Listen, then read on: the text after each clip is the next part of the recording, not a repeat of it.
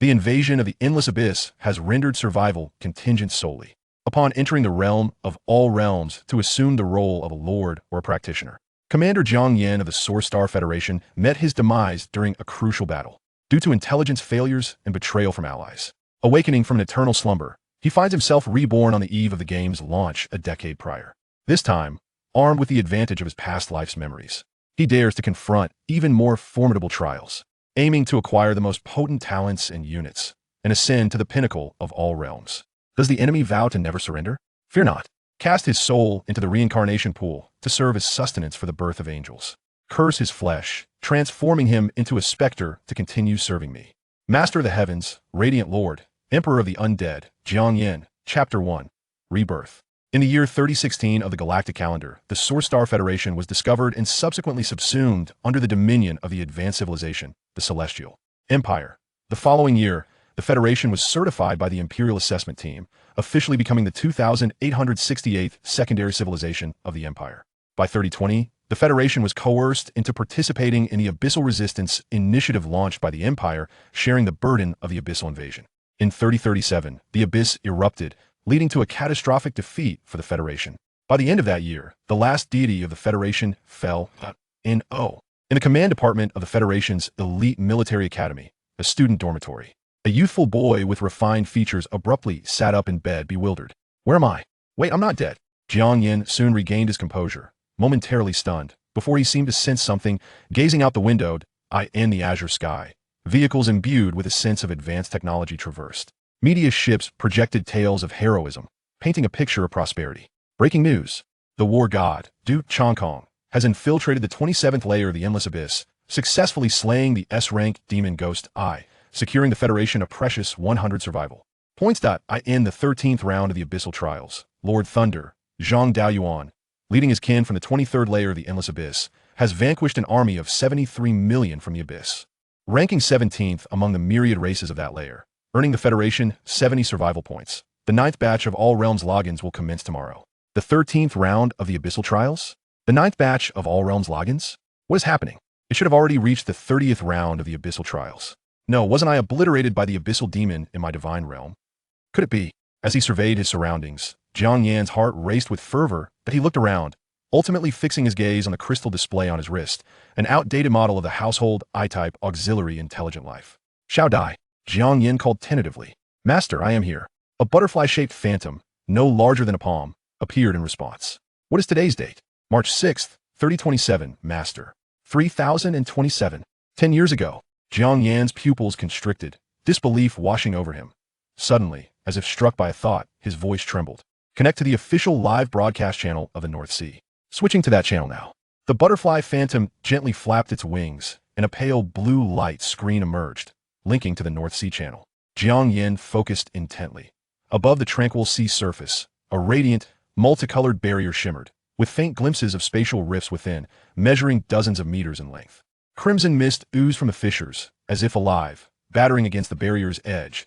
As the mist encroached, the floating number at the center of the barrier diminished from 913 to 912.5. That translates to 2.5 years remaining. This number represented the duration the barrier could sustain under normal circumstances. Should it shatter, the abyss would descend, annihilating all. Only by acquiring survival points from all realms could the barrier's time be extended. Time could be manipulated, but the degree of erosion from the abyssal fissures could not be misrepresented. Thus, I truly have been reborn? Excitement surged within Jiang Yan. In his previous life, he fortuitously acquired an A-rank talent within all realms, ultimately becoming an ordinary deity, commanding a formidable faction and holding significant influence within the Federation. Yet during the 30th round of the Abyssal Trials, the defense line he oversaw was devastated due to intelligence errors and betrayal from allies, leading to a total rout, with himself being slain by a powerful abyssal demon. The root cause lay in the delayed reinforcements from the superior civilization, the Celestial Valley, coupled with significant intelligence failures from the Empire. Everyone within the Source Star Federation believed it to be a mere ordinary trial, only for an onslaught of unknown demons to emerge, triggering an abyssal riot that caused the defense line to collapse completely, with only 1 out of 37 deities surviving. This led to a drastic increase in the erosion rate of the abyssal fissures, leaving the remaining deities unable to accrue sufficient survival points, ultimately leading to their extinction. In hindsight, this was likely a premeditated scheme, Without the acquiescence of the upper echelons of the Celestial Empire, the Celestial Valley would not have dared to act in such a manner. It seems. Ding. Master, there is a notification from the Academy. The message alert on the crystal display interrupted Jiang Yan's thoughts. A virtual notification letter bearing the Academy's seal materialized before his eyes. Elite class of the Command Department, student number 03, Jiang Yan. Please gather at the first teleportation center of the Academy at 9 a.m. tomorrow for the login to all realms. Do not be late. Gazing at the notice from the Academy, Jiang Yan collected his thoughts. Whether it be the Celestial Valley or the Celestial Empire, they loom as colossal entities over the Source Star Federation. To uncover the truth and seek vengeance, he must possess sufficient strength. Thus, this impending trial, which would determine his fate, is of utmost importance. Relevant memories flooded his mind. Ever since the Federation joined the Endless Abyss Resistance Plan under the orders of the Celestial Empire 7 years ago, all realms had descended. Some say it is a game devised by the gods to toy with mortals. Others speculate it is an act of the world's will to combat the abyssal invasion. Jiang Yan leans towards the latter. Upon entering all realms for the first time, one could choose to become either a lord or a practitioner, followed by selecting a trial dungeon for assessment. Success would grant them an enduring talent, elevating them to the extraordinary. These talents are immensely powerful, essentially determining one's future potential. At least in Jiang Yan's experience, those who ascend to divinity possess a minimum of B-rank talent. However, unlike most games, talents in all realms are not entirely random.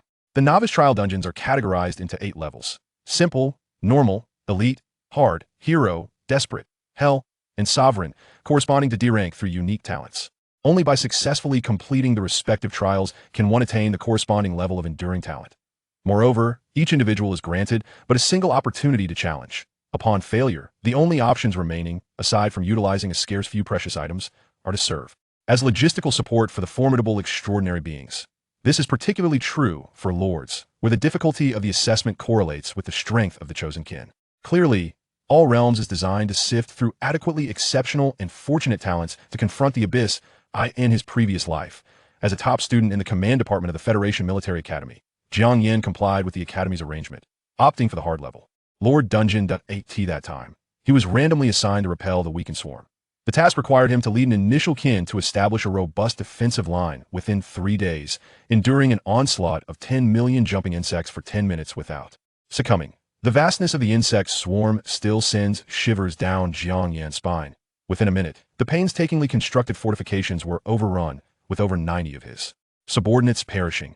Ultimately, he managed to delay destruction until the final second by skillfully directing the remaining warriors to disperse and establish a base to attract aggro. Had it not been for the preemptive bestowal of the talent Godspeed, coupled with the conspicuous absence of leadership within the swarm, he would have found it impossible to complete the challenge. Difficult level dungeons are fraught with peril. One can scarcely imagine the trials of even higher tiers. In fact, among the 1,288 elite students of that cohort, only 2, himself included, successfully navigated the trials of difficult level or above. What is even more lamentable is that he later discovered that the upper limit of an A-grade talent merely equated to that of an ordinary deity, barely qualifying him as canon. Fodder in the interdimensional conflicts a decade hence, he harbored no fear of death.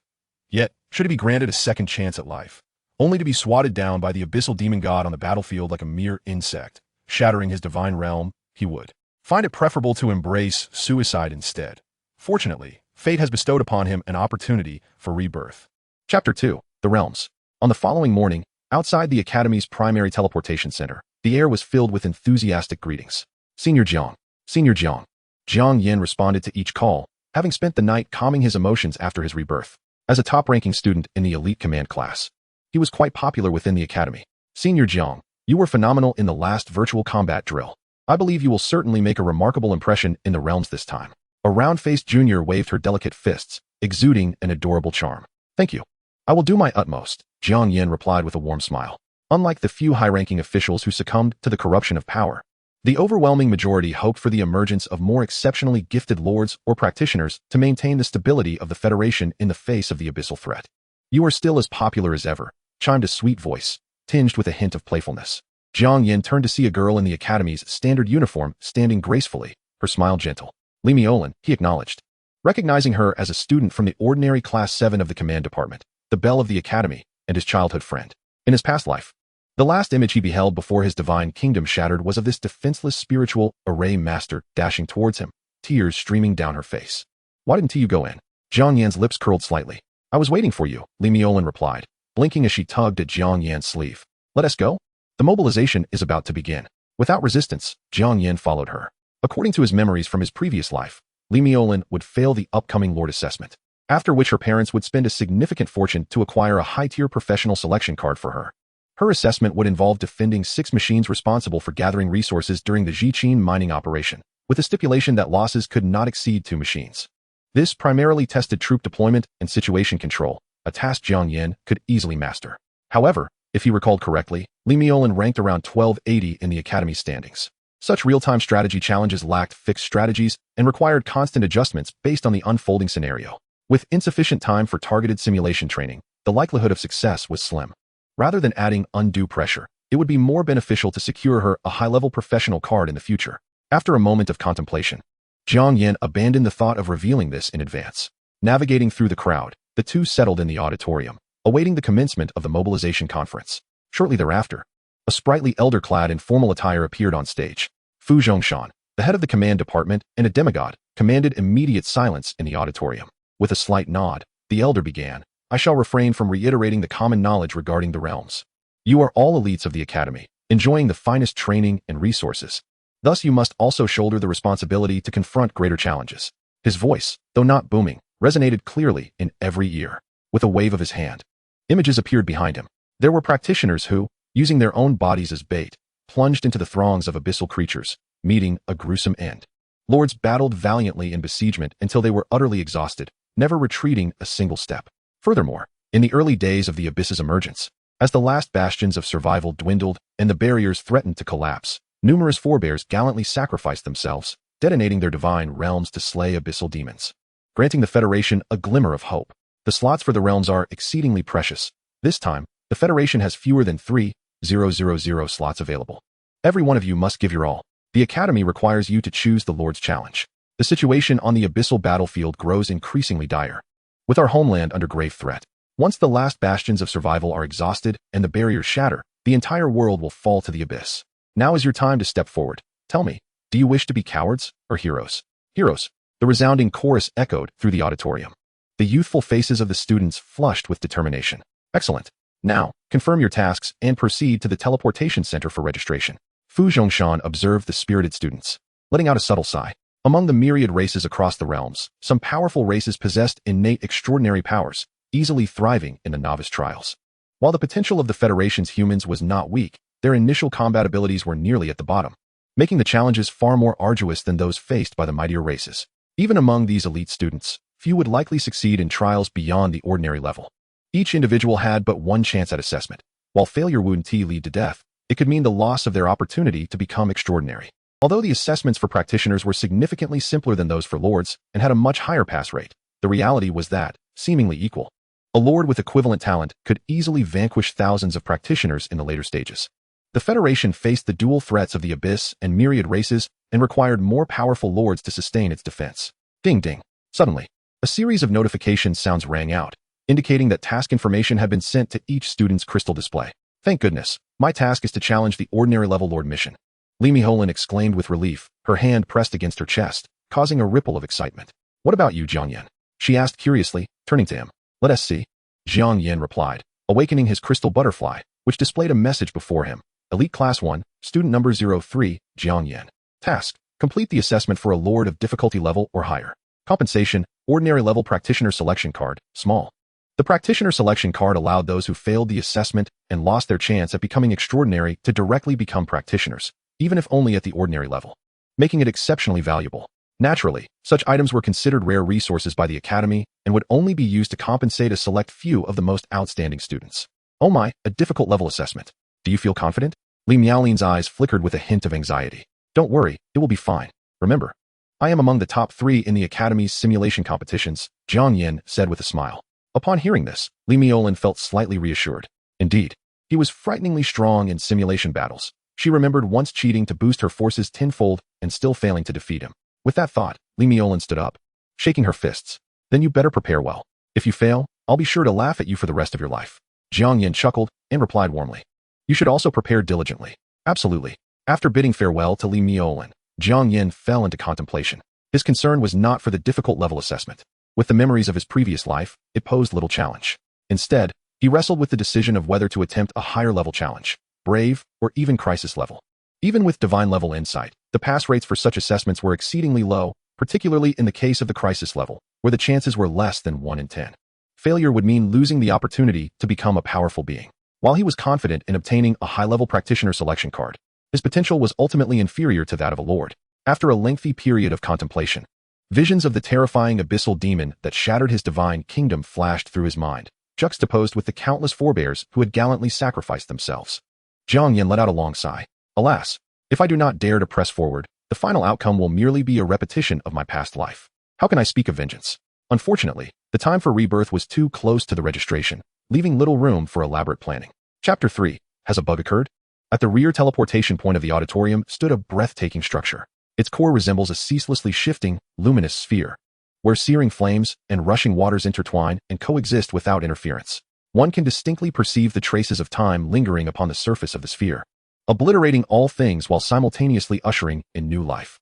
The exterior of the sphere is adorned with vibrant rays of light, encircling the center in a fleeting dance. There exist 12 such edifices within the confines of the Federation's territory, said to be bestowed by the creators of the multiverse. Following the integration into the abyssal resistance plan of the Starry Empire, they manifested alongside the multiverse. Numerous first-time students find themselves captivated, pausing in awe. Goodness, this defies science. It contradicts the laws of physics. Yet, it is so fantastical, is it not? Jiang Yan, having encountered such wonders countless times in his past life, does not linger. Instinctively placing his hand upon the nearby sensing device, a slight sting pricks his fingertips as a mechanical voice resonates in his ears. Information verification in progress. Verification successful. Randomly assigning dimensional coordinates. Please hold on. Assignment successful. Preparing for transfer to the G06581 dimensional transit space.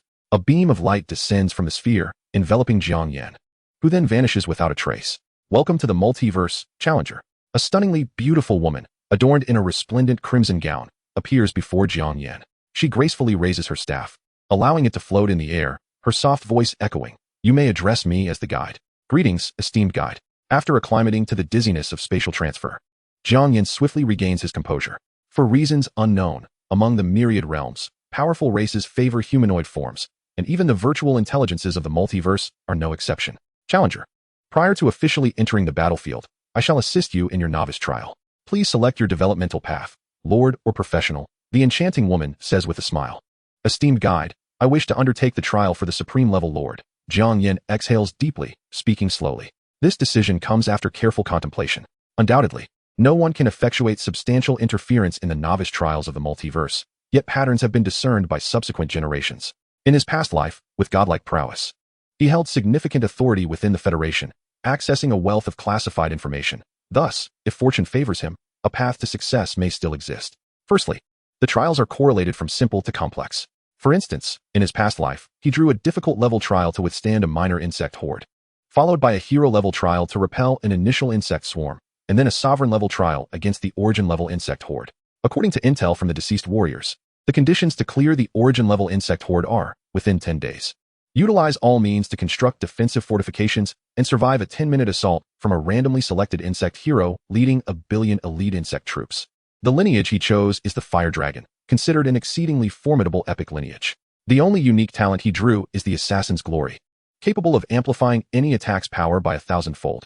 However, ultimately, the combined effort of 1,000 dragons, bolstered by this amplification, was effortlessly shattered by the enemy, collapsing within less than a minute. Furthermore, there exist series such as the Siege of the Star Mechanica, from the ordinary level breach of a temporary stronghold orchestrated by a basic AI, to the sovereign level assault on a star fortress guarded by the embryonic form of the Mechanical God King. The conditions to clear it entail identifying vulnerabilities in the Mechanical God King's deployment to successfully infiltrate the core region of the fortress. There are also formidable series like the Breakout from the Southern Heavenly Gate and the mythical Longping Battle, which rank among the most challenging at every level. Deemed unsolvable, drawing them results in certain death. Yet, conversely, some relatively simpler trials present cunning routes. For example, 3 years hence, a professional will reveal that he drew the difficult level trial, the Fury of the Bronze Dragon King, requiring survival for an hour under the pursuit of the Bronze Dragon King, aided by the fortress's defenses over a span of 10 days. At that time, he chose goblins as his lineage, exerting every effort to construct defensive structures. only to discover on the 7th day a temporary recruitment point appeared not far from the base. Within it were heroes comparable to the trial's boss, the Bronze Dragon King, available for recruitment, along with numerous powerful treasures, albeit at exorbitant prices. Due to a focus on early defensive construction, even in the final 3 days of resource extraction, he lacked sufficient funds to exchange for even the cheapest items. After failing the trial, the individual lamented that perhaps entirely abandoning fortress construction in favor of plundering wealth for treasures would have been a more expedient route to success. If this series could be cleared by wealth, Jiang Yan was aware of several talents and lineages related to resources, and if fortune smiled upon him. Challenge request received. Randomly selecting the Supreme Level Lord trial task. The selection is made, and the task title reads, The Battle of Longping Against the Gods. He gains a randomly assigned temporary SS level talent, Astromancy, which can be permanently retained upon clearance. Please select your temporary lineage for the trial. It can be changed post-clearance. With an upper limit for supreme level choices of higher tier lineages. The voice of the red-gowned woman interrupts Jiang Yan's reverie as she waves her staff, conjuring hundreds of distinct light forms in the void. Jiang Yan is taken aback, a bitter smile gracing his lips. Well then, let's not even contemplate clever shortcuts. One of the most challenging series has indeed been drawn. The Battle of Longping Against the Gods. Lead your lineage to join the Zhao Kingdom's ranks. Breach 13 layers of enchanted Qin soldiers, and slay the enchanted by Qi. This one will do. Jiang Yan resignedly selects an upper-tier lineage, the Steel-Armored Mammoth. This series of trials offers no room for cunning. Countless experts from various realms in his past life have already proven this. Not to mention slaying the enchanted by Qi. Even breaking through the first layer of Qin soldier defenses is an exceedingly rare feat, ranking among the most perilous scenarios. It seems I am doomed. Perhaps I have confidence in around 30% of the known trials, but this one is utterly impossible. Jiang Yan shakes his head, preparing to relay some critical intelligence to a trusted high-ranking official once this is over. This could aid in the emergence of more powerful beings within the Federation, while also allowing him to procure the high-level professional cards he requires. Challenger, all preparations have been completed. I wish you good fortune. The guide smiles softly, waving her staff to initiate the transfer beam. A mechanical prompt sound echoes in his ears, commencing trial transfer, synchronizing all transit space timelines. Please hold on. Synchronization failed. Time chain cannot be unified. System self-check in progress. An anomaly detected in the G06581 transit space timeline. Synchronization impossible. Generating solution. Solution generated. Temporarily rebooting the transit space system. What is happening? Jiang Yan abruptly looks up. G06581 is precisely where he is located. He had never heard of such issues arising within the multiverse. Wait a moment. A timeline anomaly. Could it be the influence of his rebirth? The entire space plunges into darkness, and the red-gowned guide vanishes from sight. Time passes, though how long he cannot tell, until a glimmer of light illuminates the void, and countless modules materialize, many of which Jiang Yan recognizes. For instance, the trial module, the talent module, and so forth. Overwhelmed with emotion, Jiang Yan instinctively reaches out to touch the modules floating in the void. Ding! External contact detected, and the intelligent AI has not been generated. Determined to be in maintenance status, the system enters manual mode. Chapter 4, Sovereign Level Trial. The system enters manual mode. Could it be? Jiang Yan's eyes sharpen as he tentatively manipulates the nearest module, the talent module. A fatal strike, genuine fortune, a tenfold return, and abundant blessings from many offspring. Fragments, each shimmering with different hues, flitted before his eyes. Perhaps due to the system's reboot, talents of various levels were chaotically intermingled, devoid of any discernible pattern. A unique first-level skill. Jiang Yan cast a glance. It was a fragment radiating with vibrant, multicolored light. Romantic Sage. Unique. All individuals of the opposite sex will involuntarily develop an affinity for you, continually drawn to your presence. Functional description. It empowers you to embrace the leg of a wealthy matron whose strength surpasses yours by countless magnitudes. A supplemental note from a provider. Love transcends all races. Goodness, what a formidable skill indeed. Without a moment's hesitation, Jiang Yan swiped it away. It was not out of prejudice. Rather, this was a unique first-level skill, corresponding to a dominion-level difficulty, and in trials of such a nature, even if the opponent were of the opposite gender, it would be exceedingly difficult to instill feelings strong enough to contravene the rules of the realms within such a brief span. He was acutely aware of his own limitations.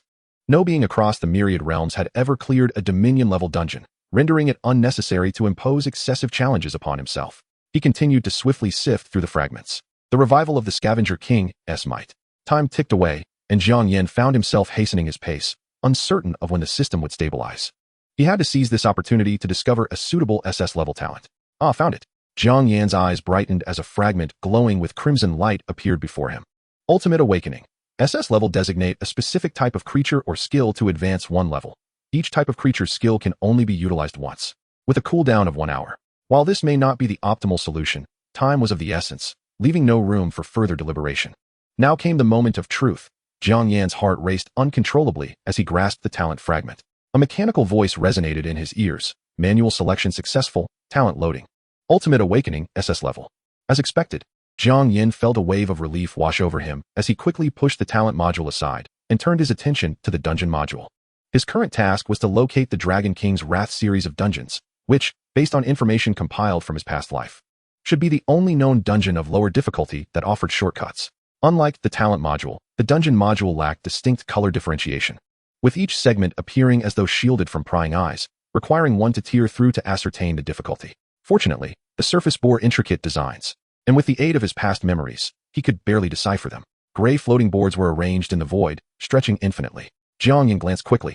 The first board depicted a human male, exuding a palpable aura of menace, seemingly standing atop a massive pit filled with countless hands struggling to ascend, yet appearing too terrified to breach the horizon.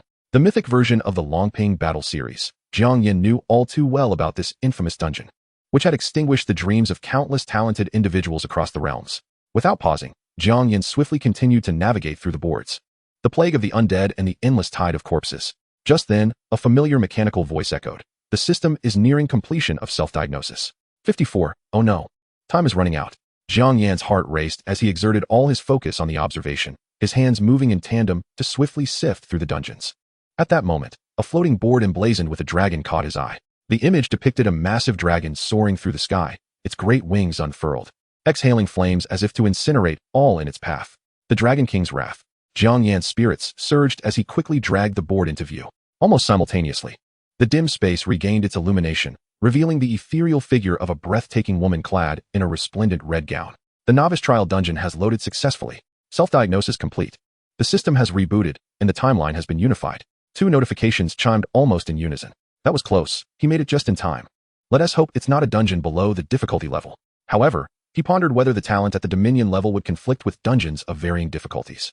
With no time to catch his breath, Jiang Yan quickly examined the revealed board. Task name: The Fallen Radiant Dragon King, Dominion level. Task description: The Radiant Dragon King, once a member of the Holy Light faction, succumbed to the allure of treasure and fell into depravity, becoming a tyrant that annihilates any being that dares enter its domain. Completion requirements: The challenger will be cast onto the exiled isle. You must utilize all resources available on the island to strengthen yourself within 10 days. After 10 days, the barrier imprisoning the Radiant Dragon King will dissipate, and you must be prepared to confront the famished and enraged Radiant Dragon King until the barrier is restored. Special note: under the Dominion level assessment, the Radiant Dragon King possesses its full strength at Diamond Tier 10. Dominion level assessment at Diamond Tier 10. Jiang Yan's breath momentarily faltered. Due to the myriad and peculiar cultivation systems among the myriad races, the realms established a unified standard based on energy intensity. For instance, humans from the Source Star Federation begin at level 1 upon entering the realms. After reaching level 50, they can advance to the Bronze Tier. Upgrading to Bronze Tier 10 enables a transition to Silver, and so forth, culminating in Gold and Diamond tiers. It is only upon reaching Diamond Tier 10 that one may begin to forge their own divine kingdom, stepping into the domain of deities. At this juncture, the guide's ethereal form solidified as she glanced at the floating board before Jiang Yan and waved her staff. Challenger, please select your temporary affiliated tribe for the trial. You may change it after completion. The selection limit for Dominion-level trials is Epic Tier tribes. Thousands of diverse lights appeared in the void, clearly offering more options than the previous Dire-level assessment. From Epic Tier fire giants, behemoths, and thunder titans to the lowest tier slimes, an abundance of choices lay before him. I choose Goblin, Jiang Yan declared without hesitation. Challenger, do you confirm your choice? Perhaps due to the nature of the Dominion-level assessment. The guide issued an unprecedented second inquiry. I must inform you, Goblins rank second to last in combat prowess among all tribes, with exceedingly low potential. I am certain. Jiang Yan nodded. At this point, he had regained his composure. The Radiant Dragon King was a legendary creature, ranking among the top in combat strength within its tier. At Diamond Tier 10, it could nearly rival a demigod among humans. Even an Epic Tier tribe would possess an initial strength not exceeding level 20. To pose any threat to the Radiant Dragon King within 10 days would require at least 10,000 Silver Tier warriors, a task that was utterly impossible. With the resources available on a solitary island, even managing to nurture 10 Silver Tier warriors would be miraculous. Thus, in a sense, choosing the Fire Giant or the Goblin was inconsequential. Both would be swiftly annihilated. Since a direct confrontation was implausible, an alternative strategy must be devised. Those who had previously participated in the wrath of the Bronze Dragon King recounted tales of temporal recruitment points appearing within the dungeon. Coincidentally, goblins possessed 2 skills related to wealth. This was the sole opportunity available to him. Jiang Yan was never one to lament fate. The chance to trigger a bug and make a second selection was already a stroke of luck. Regrettably, had he known he would draw a Dominion-level dungeon, he might have opted for a unique first-level skill instead. Now he could only go all in. With that, Challenger, I wish you luck. The guide, having said no more, waved her staff, conjuring a beam of light for transport. The familiar mechanical sound echoed in Jiang Yan's ears. The trial teleportation is about to commence. Synchronizing all transit spatial timelines, please hold on. The timelines have been unified, detecting that the Challenger's loaded talent is ultimate awakening, which does not correspond with the difficulty of the instance. A unique, singular talent of the same type has been found and successfully replaced with ultimate enlightenment. The unified teleportation is underway. The trial begins. Chapter 5, The Feeble Goblin. This is a forsaken isle, approximately 100 kilometers in diameter. At the heart of the island lies a mountain range stretching 10 kilometers, within which a colossal dragon, entirely gray and white, languishes in slumber. Surrounding the island is pure void, where even space ceases to exist. The entire island dimension seems ensnared in an eternal stillness.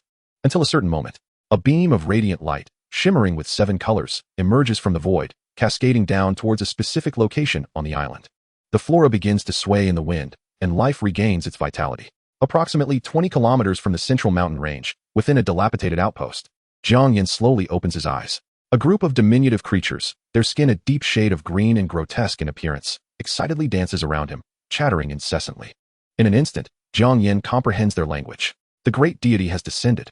The deity will lead us to seize greater wealth. Oh, treasures and women! Prosperous days are upon us. Simultaneously, a prompt from the realms resonates in his mind. The Dominion-level novice trial instance, the fallen Radiant Dragon King, has commenced. Background infusion. The seal of the exiled island is on the verge of shattering, and this goblin tribe senses impending disaster.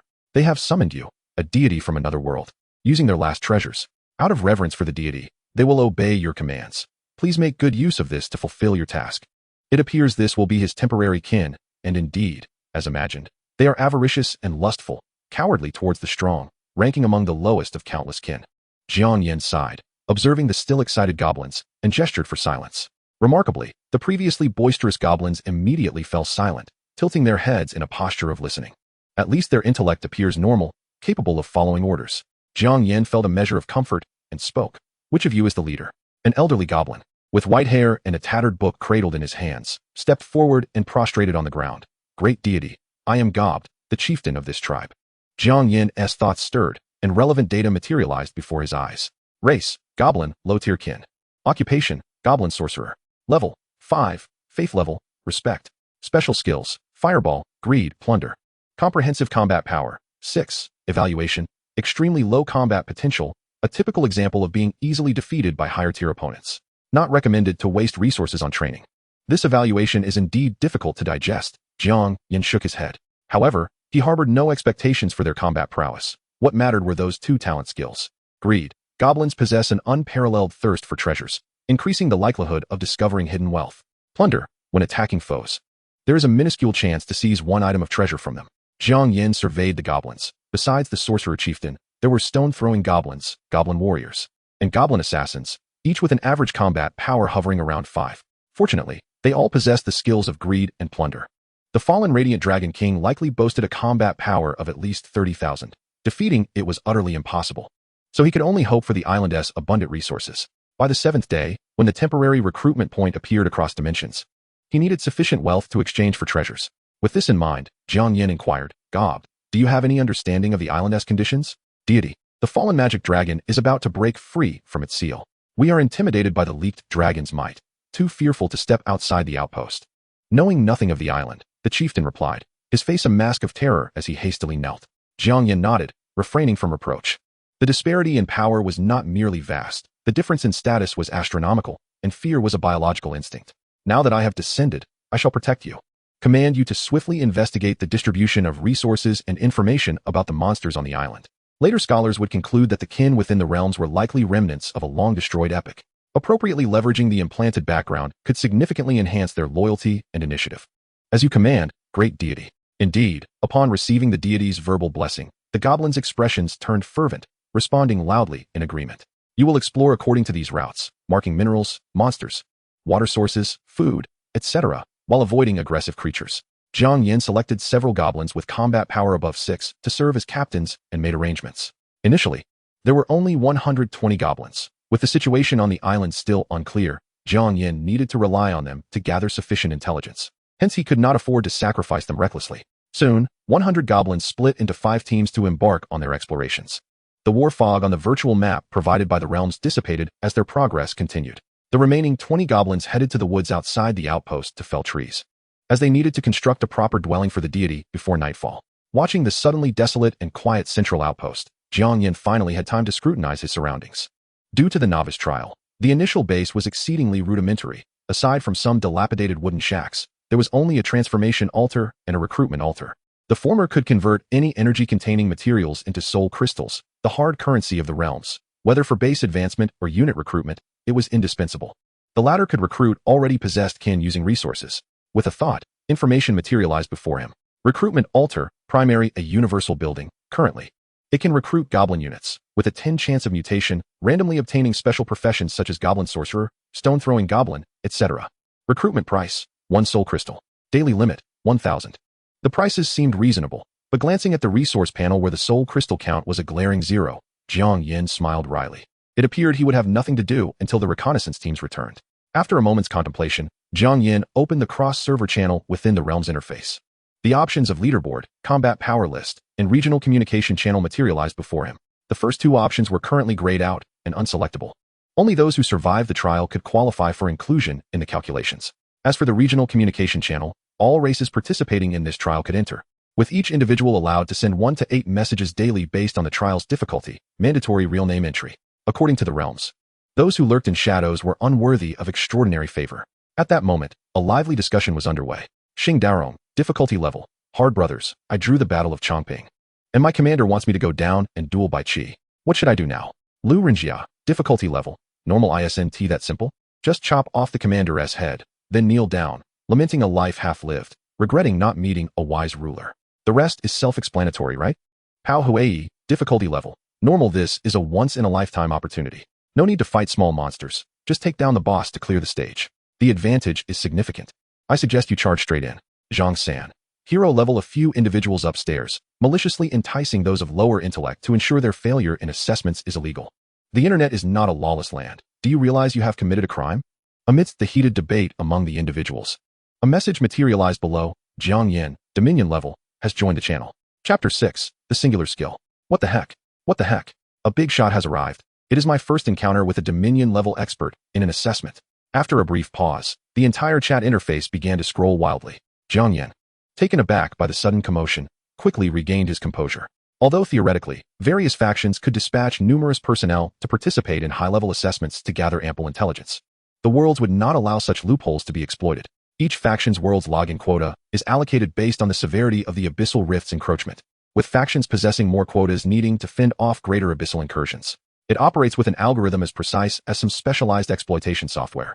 One must allocate all quotas to suitable individuals and select appropriate challenges to cultivate lords or practitioners capable of withstanding the incursions. Only when an extraordinary genius occasionally emerges can a few quotas be spared for high-difficulty attempts. Consequently, intelligence regarding novice trial dungeons is exceedingly scarce. Under normal circumstances, factions categorically prohibit participants from altering the difficulty of assessments.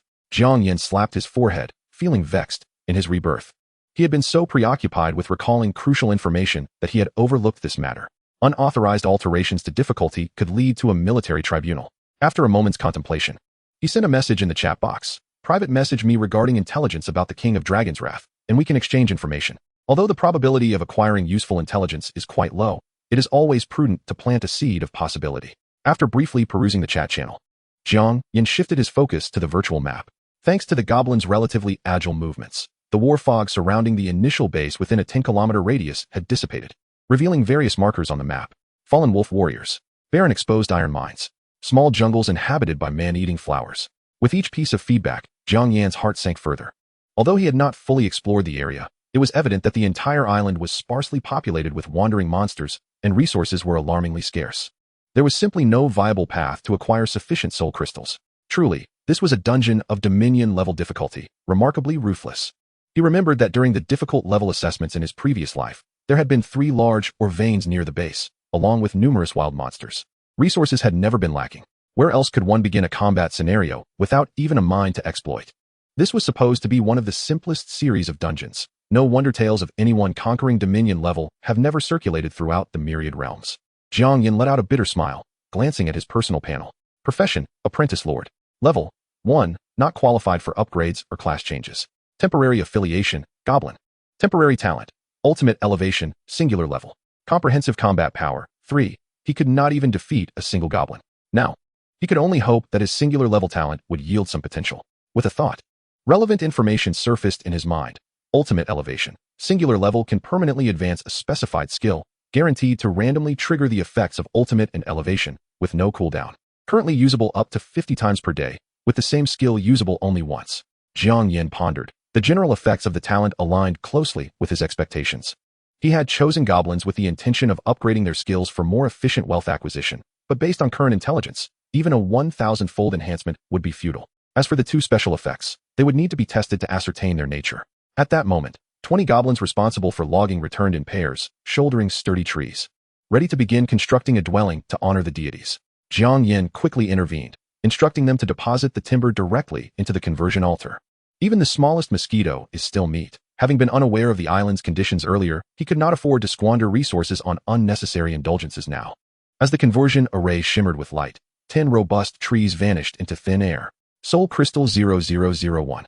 Soul Crystal 0001. It appeared that 100 large trees were required to recruit a single goblin. Even if he were to clear the entire island, he could not muster a single unit. Jiang Yan sighed inwardly, summoning the goblins who were preparing to continue logging. Selecting Greed, he activated the talent ability, and a beam of white light fell upon one of the goblins. Ding! Advancement successful, triggering the ultimate effect, elevating the Greed skill to its theoretical maximum. Greed Pro Max significantly increases the probability of discovering hidden treasures, directly elevating the skill to its maximum. Jiang Yan was taken aback. Previously, an SS-level talent could only advance 1 level, with cooldown limitations. This disparity was astonishing. However, regrettably, at Dominion-level difficulty, it was likely that the entire island would hold no treasures, rendering it essentially worthless. Testing other effects, Jiang Yan directed the talent ability to target plunder. Ding! Advancement successful. Triggering the elevation effect, the plunder skill evolved into the equivalent rule skill Fair Trade. Fair Trade. After striking an enemy, one may choose any item on them to exchange for a random item they possess. Exemptions apply for beings below demigod level. A fair exchange indeed. Jiang Yan's eyes brightened. If he understood correctly, he quickly upgraded the skills of the 20 goblins, with 8 triggering the elevation effect of plunder. Additionally, he made a point to attempt the elevation effect of Greed, evolving it into the rule skill Kill and Loot. The effect is that after killing an enemy, there is a certain probability of acquiring the location of all their treasures. The stronger the opponent, the lower the probability. A formidable skill, indeed, but unfortunately, its wielder is a goblin. In the myriad realms, few cannot defeat a goblin. Aside from slimes, what treasures could such creatures possess? A lump of slime? Nevertheless, he was already satisfied with the emergence of a useful skill. Now, it was time to test his hypothesis. Jiang Yan located the nearest site of the wolf warriors on the virtual map and addressed the goblins, who were fervently prostrating in excitement after receiving their blessings. My followers. To the west lies an evil wolf that has dared to offend my dignity. Now, seize your weapons and eliminate it. Ha! The 20 goblins erupted in excitement, immediately advancing toward the designated target, while Jiang Yan remained protected at the center. The wolf warriors were not far from the base, less than 3 kilometers away. Soon, they arrived within approximately 200 meters of their quarry. Before them lay a more than 1 meter tall, dark red upright creature lounging contentedly by the swamp, a green, venom-laden arrow poised on its wooden crossbow. Halt! Jiang Yan stopped the goblin warriors, who were intent on charging in without formation, and took a glance. Fallen Wolf Warrior, level 8, comprehensive combat power, 24. Hint, non-affiliated creature, detailed intelligence cannot be obtained. With a comprehensive combat power of 24, Jiang Yan felt a wave of relief. Thankfully, it was not too strong. After a slight adjustment to the goblin's formation, he issued the command to attack. These were precious talents that had advanced their skills. They could not perish so recklessly. The primary concern lies in the goblin's lamentably feeble combat prowess. Had the initial chosen kin been the Flame Dragon or the Thunder Titan, either would effortlessly vanquish the Wolfmen with ease. Fortunately, these trial creatures bearing the prefix of corruption possess remarkably low intelligence. Chapter 7. The Sealed Heart of the Angel. Bang, bang, bang. The feeble aura of the goblins failed to trigger the innate defenses of the wolfmen. By the time they reacted, for stones had already struck them. These were goblins who had transcended their skills. A line of small text appeared on the Multiverse War interface. Fair trade skill activated. Acquired item, 1 magical gemstone from the Wolfman's collection. Lost item, 1 stone. Fair trade skill activated. Acquired item, 1 buried pig leg bone from the Wolfman. Lost item, 1 stone. Fair trade skill activated. Acquired item, a hunting crossbow of the Wolfman. Lost item, 1 goblin's fallen nail. The Wolfman, its face a grotesque mask of blood and flesh, instantly erupted in fury, raising its left hand to prepare the crossbow for firing. Envisioning the pitiful green-skinned creatures writhing in agony under its venom. Hee. The Wolfman wore a sinister grin, ready to pull the trigger. Something feels off. It suddenly realized that the sensation in its hand was amiss. Looking down, it discovered that the crossbow had inexplicably transformed into a muddy nail. The Wolfman paused, bewildered. What is happening? Where's my crossbow? Meanwhile, the goblins were far from idle, seizing the opportunity to launch a second wave of assault. Again, for stones struck their adversary, resulting in a cascade of items being traded away. A goblin warrior, brandishing a wooden club, courageously crept up from the side and delivered a crushing blow. Under relentless assault, the disarmed Wolfman stood no chance of retaliation and soon found itself on the brink of collapse. A stone-throwing goblin scampered over, proudly presenting the looted crossbow to Jiang Yan. Poisonous Hunter's Crossbow. Grade, Superior. Rating, 17. Special effect. Automatically loads a poisoned arrow every 30 seconds. After a moment of contemplation, Jiang Yan entrusted the crossbow to the goblin that had elevated its skills in murder and plunder. Once the opponent's value had been thoroughly extracted, a vibrant green poisoned arrow struck true, piercing the enemy's throat. Related notifications immediately appeared on the Multiverse War interface. You have slain a fallen Wolfman. Acquiring 1 soul crystal. The murder and plunder skill has been activated. You have discovered the Wolfman's treasure trove. A special route appeared on the virtual map. Its endpoint located near the swamp. Jiang Yan promptly directed 2 goblins to commence excavation. Before long, a somewhat decayed wooden treasure chest was brought forth. Upon opening it, Jiang Yan found only the familiar few stones within. It appeared his suspicions were correct, he mused. As long as the items belonged to the opponent, regardless of whether they were physically carried, they fell within the realm of fair trade and plunder. Clearly, during the previous battle, all treasure buried by this Wolfman had been entirely traded away. This led Jiang Yan to suddenly consider a possibility. The background introduction stated that the fallen Light Dragon King, enticed by an excessive fondness for treasures, was lured by demons. Therefore, setting aside the issue of factions, it was undeniable that it possessed wealth. Although the Diamond-tier Dragon King could rival the combat prowess of demigods, it was ultimately not a deity, and thus could not exempt itself from the laws of fair trade. If he could plunder its treasures, his chances of success would significantly increase. With this in mind, Jiang Yan opened the virtual map. At this moment, the entire island had been largely explored, save for a 10-kilometer radius surrounding the central mountain, which remained shrouded in darkness. As anticipated, the island was severely lacking in resources, with barely a handful of monsters available for hunting. The total value amounted to less than 100 soul crystals. Moreover, the exploration team in the southeast had brought forth a crucial piece of information. A temporary interdimensional merchant icon was flickering on the map. Has it descended so soon? Jiang Yan was momentarily taken aback, recalling that the difficulty level Bronze Dragon King's wrath would typically appear only on the 7th day. Nonetheless, it was ultimately a fortuitous occurrence. After a brief contemplation, Jiang Yan ordered several goblin squads, tasked with completing exploration missions, to return and investigate the central mountain. He himself intended to pay a visit to the merchant first. The task was clear. The island's resources were depleted, and training a bronze-tier warrior would be an arduous endeavor. The only potential breakthrough lay with the interdimensional merchant and the Dragon King itself. He silently hoped that the merchant would possess some valuable items, lest they be left to await their doom. After approximately 3 hours of arduous travel, the group arrived at their destination. Along the way, they had also dealt with a mutated muscle rabbit. Though they were destitute, the exquisite meat made the endeavor not entirely futile. Within a dilapidated pavilion, over 300 meters away from the main force, sat a red-nosed old man approximately 1 meter tall, clutching a massive cloth bag in his left hand, while his right hand raised a wine jug to his lips in joyous libation. Wandering merchant of the novice realm, thief, Saint Guevara, avatar, race, goblin, level, demigod, comprehensive combat power, unknown. Halt. Jiang Yan signaled the accompanying goblin squad to remain at their posts, forcing a smile as he approached. Sensing Jiang Yan's approach, the red-nosed old man perked up, turning his head to sniff the air. Ah, the scent of inferior magical beasts. An empty pocket. A hint of disdain crossed the old man's face as he concluded, a penniless wretch. Jiang Yan's footsteps faltered, his smile freezing. Do merchants in the multiverse also scrutinize one's worth? He recalled the old adage, 30 years in the river.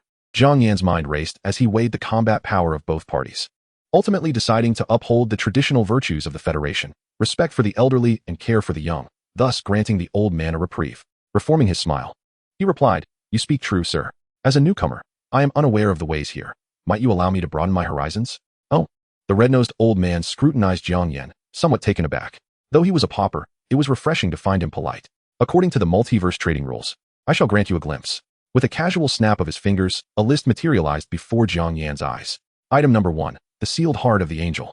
Price, 800,000 soul crystals. Description, can expend resources to unseal an unknown level angel. Special note, this item may only appear in novice trials. Item number 2, the fallen bow.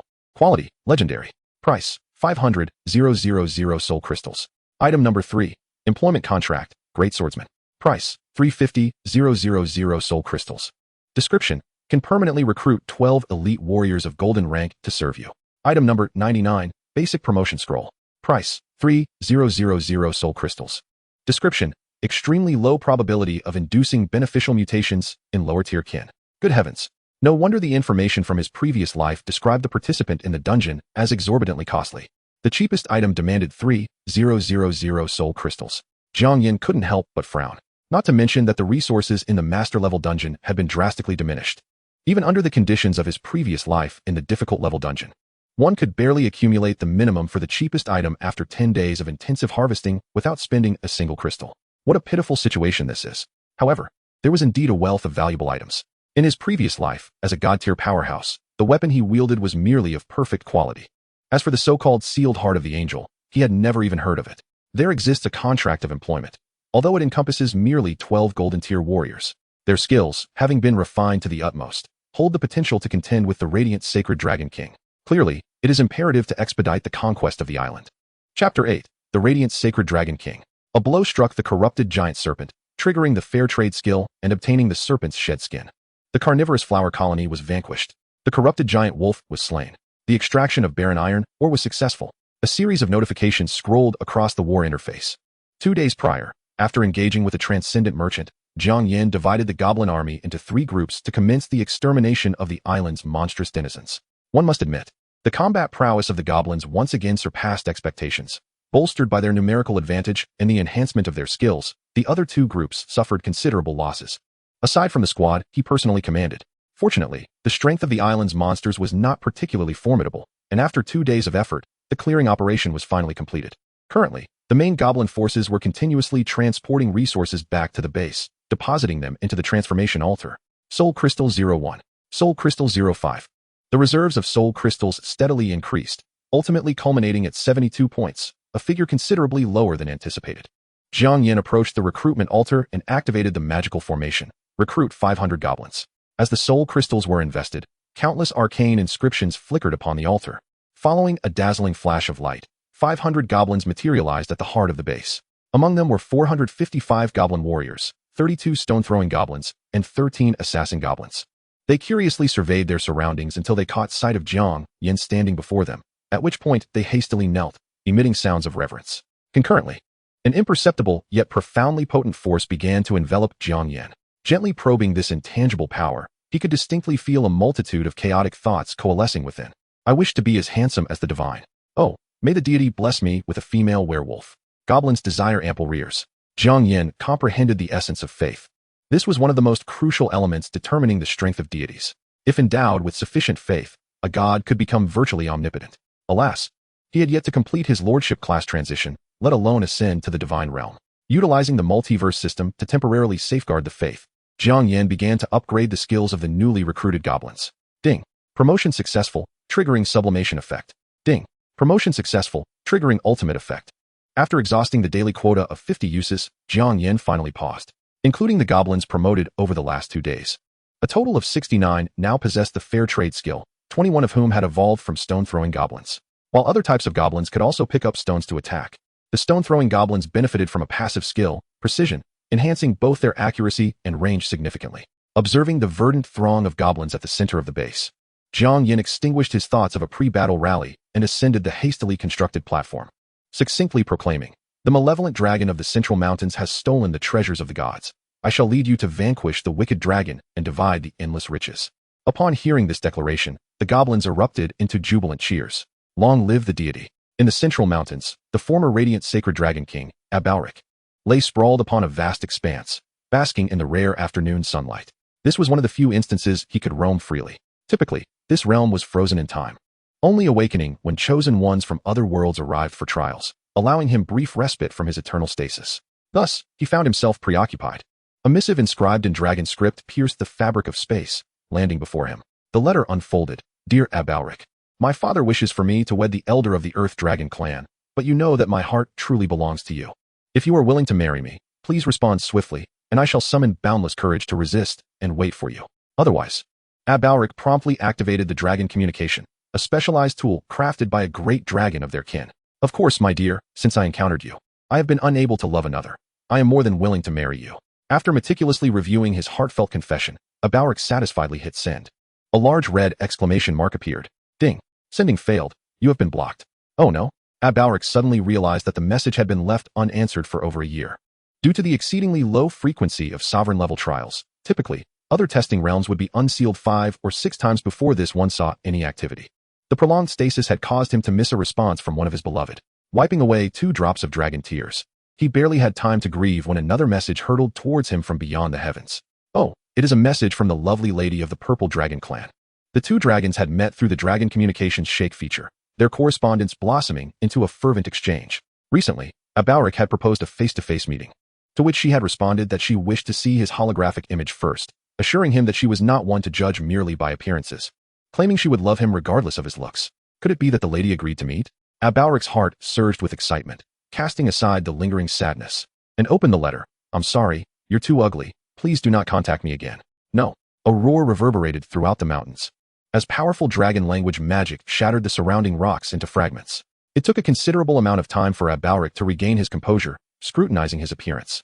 His once pristine gray-white body had succumbed to erosion, his claws now a deep black, a far cry from the dazzling, radiant dragon he once was. All those treasures had led him to this wretched state. Yet, as he gazed upon his treasure hoard, overflowing with radiant and enchanting riches, he pondered, how could a female dragon ever compare to them? Abalric greedily inhaled the aura of wealth, and after a prolonged moment, carefully returned his treasure hoard, now safeguarded by 108 layers of dragon language magic, to his internal space. He felt his spirits lift, and a torrent of affectionate words surged within him. Whom should he bestow his affection upon? Abalric once more accessed the dragon communication, perusing the notes of his online friends. Backup 3, Feather Dragon Clan, 3, 781 years old. Youthful voice, aesthetically pleasing scales. Backup 5, White Dragon Clan, 2, 672 years old, easily deceived. Goddess 11, Black Dragon Clan, 16, 581 years old, wealthy. Ah yes, he decided upon her. Ordinary female dragons may only hinder his treasure-collecting speed, but a rich dragon would provide him with even greater wealth. Without hesitation, he opened the communication and began composing. My beloved, today marks the day of my awakening. In the 15 months, 45, 625 days, and 39, 420,000 seconds of freezing, I have thought of you incessantly. Just as Abalric's thoughts flowed freely and he wrote fervently, he suddenly felt as if something had bitten him on the head. Again and again, it persisted. Damn it, what is this? Abalric angrily raised his head, only to behold several diminutive goblins, akin to ants, energetically hurling stones at him from beyond the barrier. He was momentarily stunned. Chapter 9, Give it back to me. Meanwhile, under Jiang Yan's rallying call, over 700 goblins poured forth like a tide. At the core of their formation were 69 goblins endowed with the skill of fair trade, while the remainder filled their arms with stones, serving as mobile ammunition reserves. Perhaps daunted by the illustrious reputation of the radiant Holy Dragon King, no magical creatures dared to venture within the central mountain range, rendering it remarkably safe. Soon, the group approached the site of the seal. Just then, a resounding dragon's roar echoed through the heavens, accompanied by a colossal surge of elemental energy, as a mountain towering over 1,000 meters was instantaneously leveled to the ground. Jiang Yan was taken aback. It was no wonder the background information described this dragon as frequently in a state of extreme agitation. Indeed, it appeared gravely unwell. Fortunately, it could only flaunt its might within the confines of the barrier, and no matter how ferocious it was, it posed no threat to him. Turning his gaze back to the goblins, he was astonished to see that they exhibited no fear whatsoever. Instead, they were exuberantly leaping and vociferously clamoring towards the direction of the obliterated mountain. Roar! What a powerful evil dragon!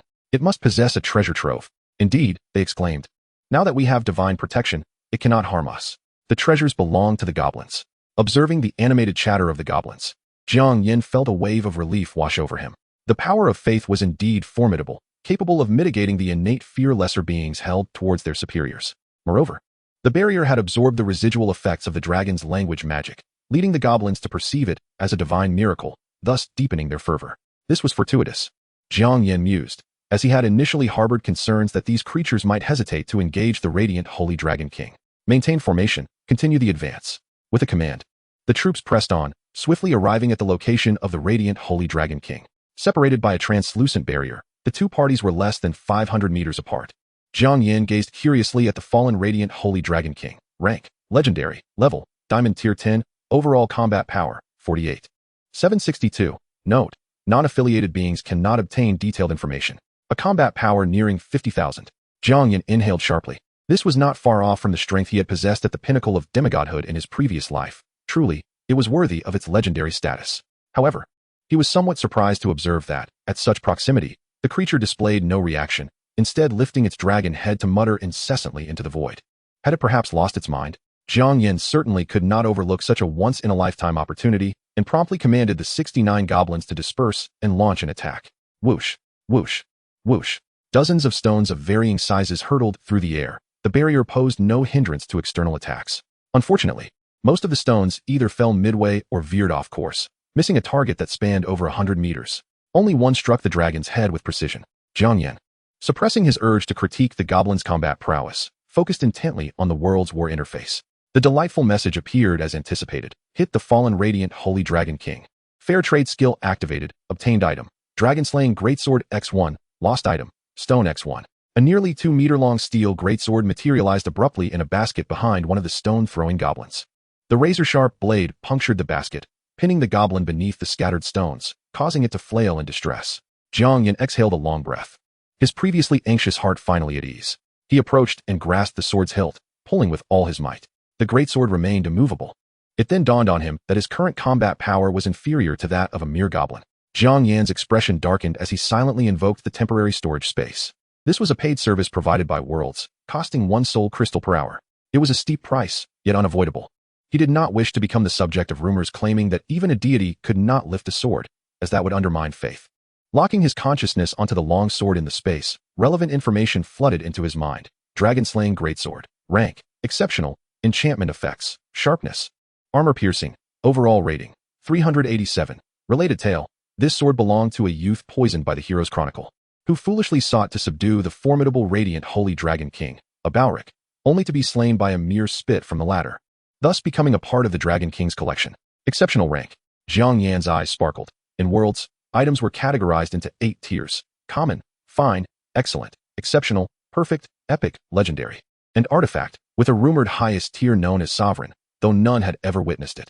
In his previous life, he had only acquired a complete set of perfect tier equipment after ascending to godhood, supported by federal funding. It could be said that exceptional items were already quite rare. If placed in the trading center of the Worlds, it would fetch no less than 2,000 soul crystals. Alas, during the novice trial period, such functionalities were unavailable, forcing him to convert it at a lower altar. One had to admit, this dragon was truly affluent. Continue the assault, do not relent. Jiang Yan gazed at the Dragon King as though beholding a vast mountain of gold. Whoosh, whoosh, whoosh. Another barrage of stones rained down. Fair trade skill activated. Obtained item, gold coin X1. Lost item, stone X1. Fair trade skill activated. Obtained item, Song of Courage. Lost item, stone X1. The war interface information scrolled madly, the majority comprising gold coins, with only occasional high-value treasures. Yet Jiang Yan felt no urgency, gathering the rare treasures while bestowing the gold coins directly upon his subordinates. This, in turn, spurred the goblins to exert themselves even more. At last, the formidable radiant Holy Dragon King of Balric sensed something amiss, snapping out of its reverie of composing syrupy verses. Damn, you pitiful ants dare to offend the great radiant Holy Dragon King of Balric. The dragon roared, unfurling its wings and soaring into the sky, radiating an overwhelming dragon's might. The goblins instinctively took half a step back, only to discover that the dragon's might had no effect on them, igniting their excitement as they seized stones and clamored wildly. Listen, you repugnant insects. Whoosh, whoosh, whoosh. Before a Balric could finish its proclamation, another storm of stones surged forth. While they inflicted no actual harm, that was not the crux of the matter. If word got out that the illustrious radiant Holy Dragon King was struck by goblins, the weakest of creatures, it would be a source of eternal disgrace. Enough. A Balric bellowed in fury, raising a claw to retrieve a pitch-black scroll from its treasury. suspending it before itself. Even through the barrier, one could feel the soul-chilling power emanating from it. Behold, this is the legendary scroll of the underworld, the Hellsbone Sea, capable of dragging your souls into the underworld to suffer for 10,000 years. You wretched scum, should you dare to provoke my majesty further, once the barrier dissipates, I shall drag you all into the depths. Whoosh! In a moment of panic, a goblin hurled its stone, striking the fallen radiant Holy Dragon King. The fair trade skill activated, yielding item, Scroll of Hellsbone CX1, losing item, Stone X1. The black scroll appeared in the goblin's hand, while the original scroll transformed into an irregular stone.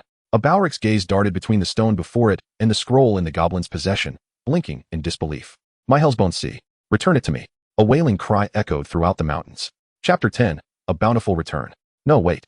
Just as the wailing Dragon King paused, it suddenly noticed that the goblins nearby seemed to be holding some familiar items. Those were the Staff of Winds and the Dawn Armor. Moreover, I possessed the complete collection of the Dragon Island Ichian photo album. How could this be?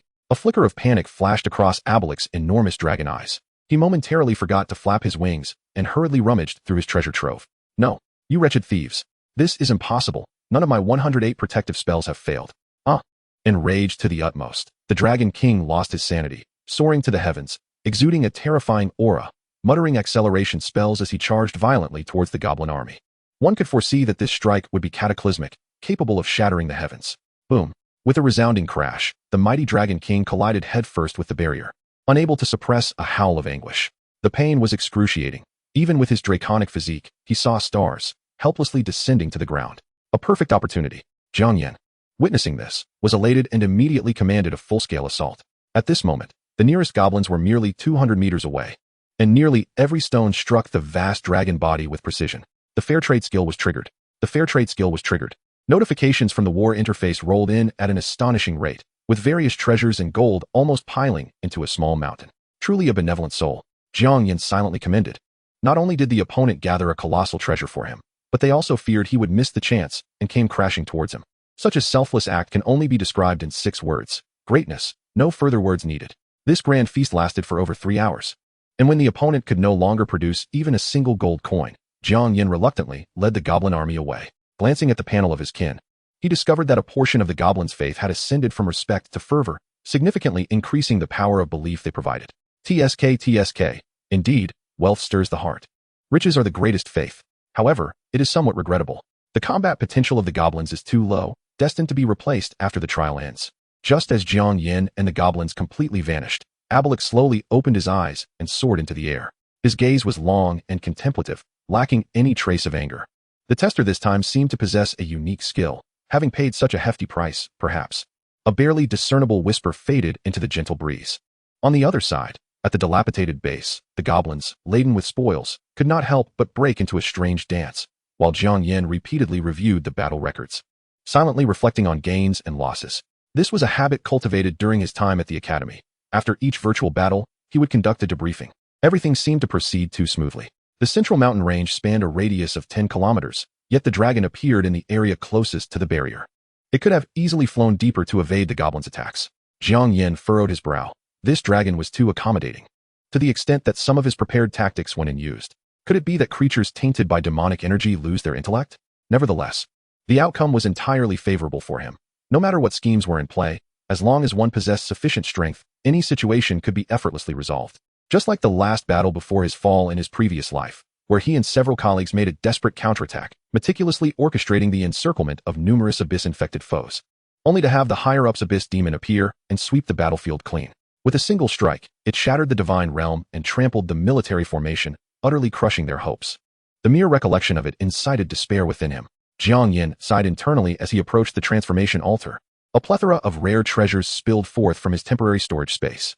Initiating the transformation, with a low command, the runes of the altar shimmered and began to operate swiftly. Transformation of the dragon-slaying greatsword successful, acquiring 1872 soul crystals. Transformation of the exquisite enchanted leather armor successful, acquiring 367 soul crystals. Transformation of the dagger, Wind Chaser's Lament, successful, acquiring 1,271 soul crystals. The resources interface displayed a continuous increase in soul crystal reserves, yet Jiang Yan's heart felt as though it were bleeding. This was too unfair. Exceedingly unfair. Jiang Yan could not help but mutter repeatedly. The least of these treasures was of excellent quality, and conservatively estimated. They could fetch 3 million soul crystals on the interdimensional trading platform. Yet, during the altar's transformation process, nearly 2/3 were siphoned off, leaving the total at a mere 1.02 million. Stay calm, remain composed. Jiang Yan took a deep breath. 1 million soul crystals was already a substantial fortune. He had never heard of anyone acquiring this quantity within a novice dungeon. No, not even 10,000 had anyone achieved. Now, he finally had the means to exchange for treasures from the time-traveling merchant. However, twilight was approaching. While the island's monsters had been largely cleared, caution was still prudent. He promptly called out, "Go Buddha. What commands does the great deity have?" The goblin chief, who had been waiting nearby, immediately stepped forward and knelt. "Select 50 brave warriors. Accompany me to the southeast corner." "As you wish." The goblin chief crawled back a short distance before rising to make arrangements. Soon, a squad of relatively robust goblin warriors assembled. Under their protection, they made their way smoothly to the time-traveling merchant's location. This time, the red-nosed old man noticed them immediately. Sniffing the air with great enthusiasm, a smile broke across his face, smoothing out his wrinkles. "Ah, I wondered why the wine tasted particularly fragrant today. It turns out a distinguished guest has arrived." Jiang Yan was momentarily taken aback. When had this old man become so warm? He remembered the last time he visited. The old man had worn a face of disdain. "Oh right, I now possess wealth." Realizing this, Jiang Yan straightened his posture and spoke in a calm tone. "I have come to purchase some items. Present me with the list." Upon hearing this, the old man smiled even more warmly, raising his hand to summon a holographic image before them. "Little brother, how could someone as esteemed as you settle for a mere list?" One by one, the images of items floated in the air, indistinguishable from the real objects. Capable of rotating 360 degrees, with even some equipment projected onto his body for fitting. In contrast to the treatment he received on his previous visits, this old man was remarkably genuine. Jiang Yan couldn't help but reflect. Scholars had long theorized that while the realms resembled a large-scale game, the characters and worlds within seemed to genuinely exist. Some speculated that it was the laws of the world manifesting the once-destroyed civilizations and beings anew. Now, it seemed plausible. Nevertheless, none of this mattered to him. What was most crucial at this moment was to select a suitable treasure. 1 million soul crystals might seem substantial, but they wouldn't purchase many items. Jiang Yan's gaze shifted back and forth between the sealed angel's heart and the contract of employment, great swordsman. He had encountered great swordsmen in his past life. They were an exceptionally powerful mid to high-tier human unit, possessing skills such as shield wall, heavy strike, and recovery. After a thorough enhancement, he was nearly certain that a dozen gold-tier great swordsmen, working together, could at least delay the radiant Saint Dragon King until the barrier restored. As for the other item, though random, its price suggested that even the weakest angel would likely surpass a great swordsman in strength. Chapter 11. Six-Winged Divine Technique Angel. I wish to purchase the sealed angel's heart. After a moment's contemplation, Jiang Yan finally made up his mind. This item was unheard of by him, and even the interdimensional forums had no discussions regarding it. This alone indicated its unique value, especially considering its price of 800,000 soul crystals. Such a figure would have been utterly unattainable in the novice trials were it not for the benevolent Dragon King. "Young brother, you possess discerning eyes. This is indeed a treasure. I managed to pilfer it during an incursion by the abyss that breached a high-level plane. If placed in the outside world, its value would multiply 1,000-fold." Witnessing a substantial influx of soul crystals, the red-nosed elder's spirit soared, and he downed 2 hearty swigs of liquor, divulging a few secrets in the process. "Oh, might the esteemed elder elaborate further?" Jiang Yan said, discreetly presenting a large handful of soul crystals to the elder. Though he had once held the esteemed title of a deity in his former life, he was, in truth, akin to the village chief of a remote mountain hamlet, somewhat knowledgeable, yet limited. Acquiring some secrets could yield boundless benefits for both himself and the Federation. The elder weighed the soul crystals in his hand, a satisfied smile gracing his lips as he remarked, "Very well, seeing that you are somewhat worthy, I shall share a bit with you. Consider this a product's accompanying description. Do not accuse me of wrongdoing." The latter part of his statement was clearly aimed at another presence. 1 breath, 2 breaths, 3 breaths. The void remained unresponsive. The red-nosed elder sighed in relief, continuing, "This heart of an angel hails from a formidable native plane, originally lifeless. It was revived by the collective power of the deities from that realm. Yet, in the final moments, they fell victim to an invasion from the abyss, with not a single one escaping, including the deities." The elder suddenly wore a rather gleeful expression. Chuckling, they sought to pry into the mightiest forces sealed since time immemorial, yet could not withstand the corresponding tribulation. Who could blame them for their refusal? Boom. At that moment, a thunderous clap resounded through the void. The red-nosed elder immediately fell silent, a hint of panic flickering across his features. What does the corresponding tribulation entail? Jiang Yan pressed. It was not that he lacked tact. It seemed the heart of an angel concealed some latent peril that required clarification. "This is a secret, one that bears no consequence for you chosen ones. The elder replied cautiously, his demeanor shifting to one of impatience. Enough of your curiosity, lad. Let us conduct our exchange, payment for goods. Jiang Yan nodded, refraining from further inquiries. After settling the 800,000 soul crystals, the elder retrieved a fist-sized crystal radiating a milky white glow from a massive pouch behind him. Do you require anything else? Not at this moment. Jiang Yan declined, taking the crystal into his possession. He gazed at it closely. The sealed heart of an angel. Category: Lost Divine Artifact. Description: consuming 20,000 faith power may yield a randomly leveled angel. The 20,000 faith power required was far beyond his expectations, and the word may raised further concerns. As he summoned the goblin guards for their return journey, he glanced at the resource interface. Current faith power reserves: 587. Faith levels above fanaticism can provide a certain amount of faith power daily, though the quantity is inconsistent. This is quite understandable. The human heart is the most unpredictable of entities. Even a devout believer may experience a decline in faith due to prolonged unanswered prayers, thereby affecting the output of faith power. Only the highest tier believers can provide a stable flow of faith power. Currently, these 700 goblins could yield about 200 points of faith daily, most of which came from a select few that achieved the fanatic level. Jiang Yan wore a look of resignation. The elder had been quite unscrupulous, withholding such critical information. Thankfully, he had been prudent enough not to exchange for other treasures. For had he gathered the full 800,000 soul crystals, he would have been unable to summon the angel. If memory served, the conversion altars ratio was 10 soul crystals for 1 faith power. The exploitation was egregious. Furthermore, the other remarks from the interdimensional merchant piqued his interest. These formidable beings within the trials, while bound by the rules of the multiverse, seemed to retain significant freedom. It remained unclear whether this was due to the peculiar nature of the Dominion-level dungeons or other reasons. Moreover, the secrets he inadvertently gleaned, such as the native planes, the ancient era, and tribulations, were entirely foreign to him from his past life. After all, the Source Star Federation had only recently joined the multiverse, and many pieces of information were obscured by higher civilizations. Reflecting on it now, the actions of the Starry Empire in his previous life were exceedingly strange.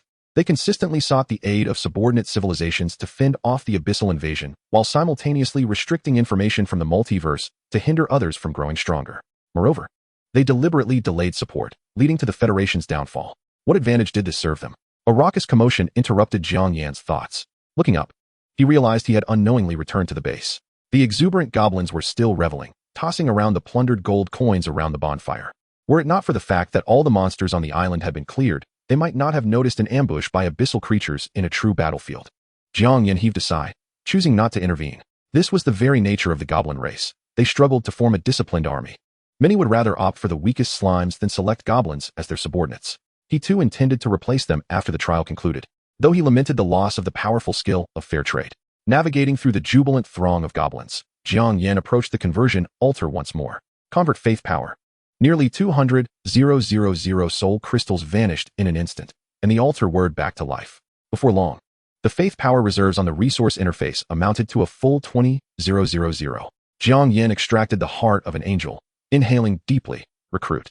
The milky white crystal soared into the void, and a brilliant radiance burst forth from within. The outer crystalline layer developed fine fissures until it shattered completely. A dazzling, resplendent door materialized, emanating boundless light, and a figure could be discerned stepping forth.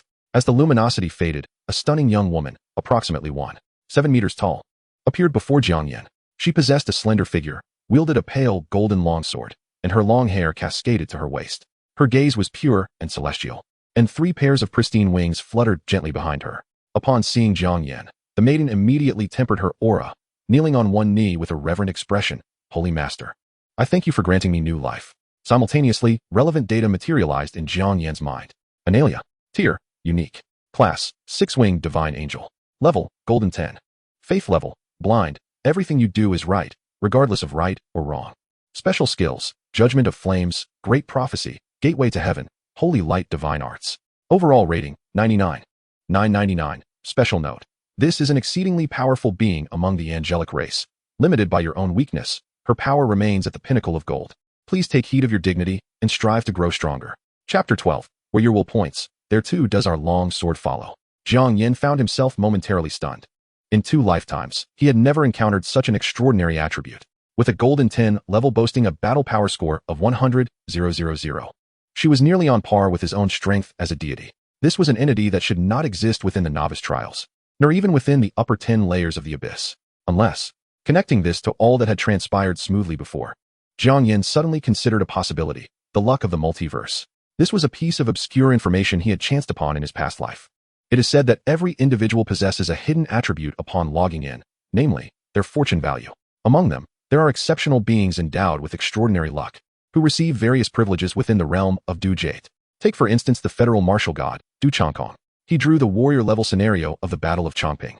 Although he ultimately faced defeat, he garnered the admiration of the dungeon's boss, Bai Qi. Not only did Bai Qi grant him an exclusive class selection card, but he also imparted to him a supreme skill. Consequently, Du Changkong ascended to the realm of deities within a mere few years, his prowess far surpassing that of his peers. It is also rumored that some formidable civilizations, on the eve of their elite offspring's arrival in Du Jade, will calculate their fortunes and cast spells to alter their destinies. To his surprise, upon being reborn, he found himself among their ranks. Not only was he fortunate, but he had also gained an extraordinary advantage. Jiang Yan suddenly recalled the abnormal manual mode that appeared upon his login. Zhu Jie could indeed have bugs. A smirk graced Jiang Yan's lips as he dismissed the thought. Many matters were beyond the realm of his current capabilities to investigate. He shifted his gaze to the six-winged angel before him. Rise, why do you address me as the Holy Lord? Before the fall of heaven, the Holy Lord proclaimed that when the realms manifest, the youth who rides the great dragon shall be the new Holy Lord. Analia replied softly. It appeared that this was the backdrop bestowed upon him by Jade. Jiang Yan mused. Could you tell me about heaven? Certainly, Holy Lord, Analia replied with reverence. Heaven was once one of the mightiest powers among the myriad realms. Under the Holy Lord, it was divided into 4 archangels, 12 seraphim, and 36 legions of angels, each legion comprising 3 million angels of various vocations. Among them, the archangel possessed supreme god-level strength, the seraphim wielded main god-level might, while the angel legions ranged from lower to upper divine levels. Jiang Yan's breath momentarily halted. The backgrounds implanted by Zhu Jie were generally infallible, implying that in the long-vanished ancient era, this so-called heaven indeed wielded such power. With your might, why have I never heard of you before? Jiang Yan inquired, intrigued. Logically, with the angel's strength, they should not have remained obscure within Du Jade. Unless, perhaps, no one had ever been favored by fate? Holy Lord, heaven governs fate and destiny. Everything is preordained. Before your emergence, no one had garnered the favor of fate, Analia replied with a gentle smile. Much like that world that sought to awaken my sealed heart, which expended nearly 300 billion units of faith, only to falter at the final moment. They attempted to grasp a power beyond their reach, and fate played with them. So, is everything preordained by fate? Jiang Yan suddenly pointed to the goblin below. Drooling, what if fate guides it to become the Holy Lord? Impossible. Analia responded without hesitation. The former Holy Lord was a connoisseur of beauty, a most compelling rationale. Jiang Yan fell silent. Holy Lord, you need not worry, Analia's voice softened. The prophecy of the former Holy Lord only holds until this moment, for now. You are the sole object of faith. From now on, destiny will heed your command. We shall stand behind you and fight for you. Jiang Yan regarded the powerful and devoted six-winged angel before him, recalling the scenes of the divine nation's shattering and the fall of the Federation in his past life. He suddenly found it hard to discern whether this was merely a backdrop implanted by Ji, or if there truly existed a powerful entity capable of transcending time to orchestrate all of this. Ultimately, their understanding of Zhu Jie was far too limited, and the few conclusions they had drawn were little more than baseless conjectures. Jiang Yan decided to let go of his doubts and tentatively asked, Since you say, I am the Holy Lord, how do I summon other angels? Analia inclined her head slightly. I was just about to report on this matter. You need to forge a contract with us, accepting our allegiance. A binding contract? Jiang Yan inquired, puzzled, just as she knelt once more, her demeanor becoming solemn. Raising her hands, a smaller angel heart appeared above, radiating brilliance. In his mind, the prompt from Tu Jie resounded. The awakened seraph, Analia, representing the angelic race, requests to forge a subordinate contract with you, becoming your kin. Do you agree? A special note indicated that upon forming this contract, the initial kin obtained after clearing the dungeon would be fixed as the angelic race, unique level, and could not be altered. I agree, Jiang Yan replied, his pupils narrowing as he confirmed without hesitation. He had never anticipated that a casual purchase from a time-traveling merchant would not only summon a formidable six-winged angel, but also bestow upon him a unique level kin.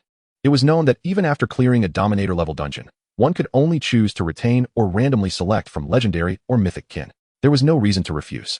The contract would take effect after he cleared the dominator-level dungeon against the fallen Radiant Dragon King. Due to his acquisition of the angelic race's loyalty, he learned the true attributes of the long-lost divine artifact, the sealed angel heart. Jiang Yan accepted the angel heart and instinctively glanced at it. The fate decree of the Radiant Lord read, rank, unique. Type, gem inlay. Effect, displays upon inlay, removable, different equipment yields different effects. Special note: the one who awakens this object shall become the new Radiant Lord. For a moment, Jiang Yan found himself in a daze. He stared at the record panel of Zhujian, blinking hard. No changes appeared. A unique level kin, a unique level inlaid gem, and the powerful six-winged angel. All of it would be his upon clearing the dungeon and becoming an official lord.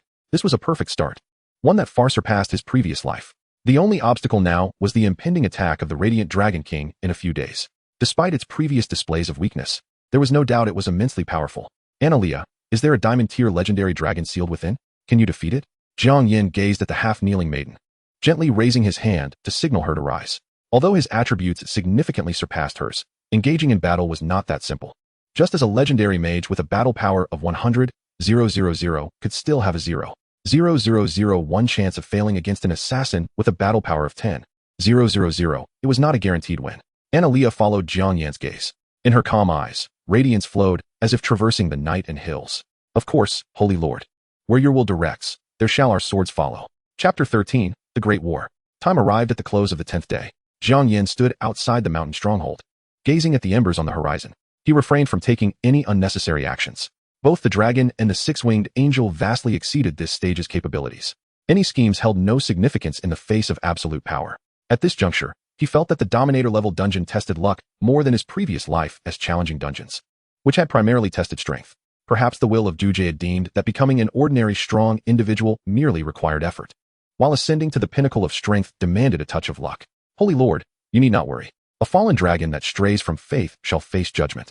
I will not allow it to disturb you, Analea assured confidently, folding her wings behind Jiang Yan. Indeed, I have complete faith in you. Jiang Yan's expression turned helpless, not out of concern for failing the trial. He glanced at the record interface of Zhujian. Activate skill, ultimate ascension. Triggering ultimate effect failed. The opponent's skill is already at maximum level. The attempt to trigger the sublimation effect failed. The angelic abilities possessed a uniqueness that rendered them irreplaceable. It was only after utilizing the skill that Jiang Yan comprehended the formidable strength of this angelic maiden. All her skills were of unparalleled mastery. A foolhardy dragon, so dim-witted it could knock itself unconscious, dared to challenge her. However, after a few days of interaction, he discovered that this individual held an excessively rigid mindset, believing that all beings in the world should devoutly worship the Great Light Sovereign. Those who did not, she deemed heretics. Over 700 goblins had been expelled from the base, as she asserted that those who misbehaved before the sovereign and lacked sufficient faith deserved to be cast into the third-star prison, subjected to 27 punishments for reformation. She then conjured the spectral images of the punishments within the prison. The goblins, terrified, fled without even bothering to collect the gold coins that had fallen to the ground. Furthermore, the mountain range before the base had been flattened. In the eyes of the sovereign, there should be no obstructions. To this, Jiang Yan found himself spending an entire day correcting her propensity for violence over mere disagreements. Times had changed. They were merely a human boy, whose combat prowess paled in comparison to that of the goblins, and an unascended six-winged angel. They could not afford to be so ostentatious. As the last vestiges of the sunset faded, a resounding dragon's roar echoed from the distant mountains, drawing closer and instilling a sense of awe. A prompt from the realms sounded just in time. The ceiling barrier had dissipated, and the fallen light sovereign dragon king had locked onto your position. Please strive to survive until the barrier is restored. The urgency and fury in the message were palpable. Jiang Yan chuckled. Analia's eyes glinted with a cold, killing intent as she stepped forward to pay her respects. Sovereign, allow me to eradicate the heretic. Go forth, and let me witness the might of the angelic race. Jiang Yan nodded in assent. In obedience to your will, the six wings unfurled, scattering specks of white light that illuminated the surrounding darkness, dispelling the oppressive aura brought by the dragon. She then soared into the sky. Simultaneously, a figure over 100 meters long materialized from the horizon. Its grayish-white body was enveloped in an indistinct black mist. The light sovereign dragon king, Abelic. It immediately spotted Jiang Yan illuminated by the holy light and snarled, "Damnable thief." Now, boom. A radiant beam of light shattered the night, interrupting its words. The immense impact sent Abelic crashing from the sky, violently striking the ground and kicking up a cloud of dust. To disrespect the sovereign is heresy and must be punished. Analia's expression remained impassive as she drew the longsword from her side. Damn it, you lack martial ethics. Launching a sneak attack, the colossal dragon head emerged from the dust, cursing, only to be silenced upon seeing the six-winged angel shimmering with golden light in the night. Such overwhelming pressure. A flicker of gravity crossed Abelic's eyes. It sensed its body trembling involuntarily, a primal instinct indicative of the opponent's superior rank.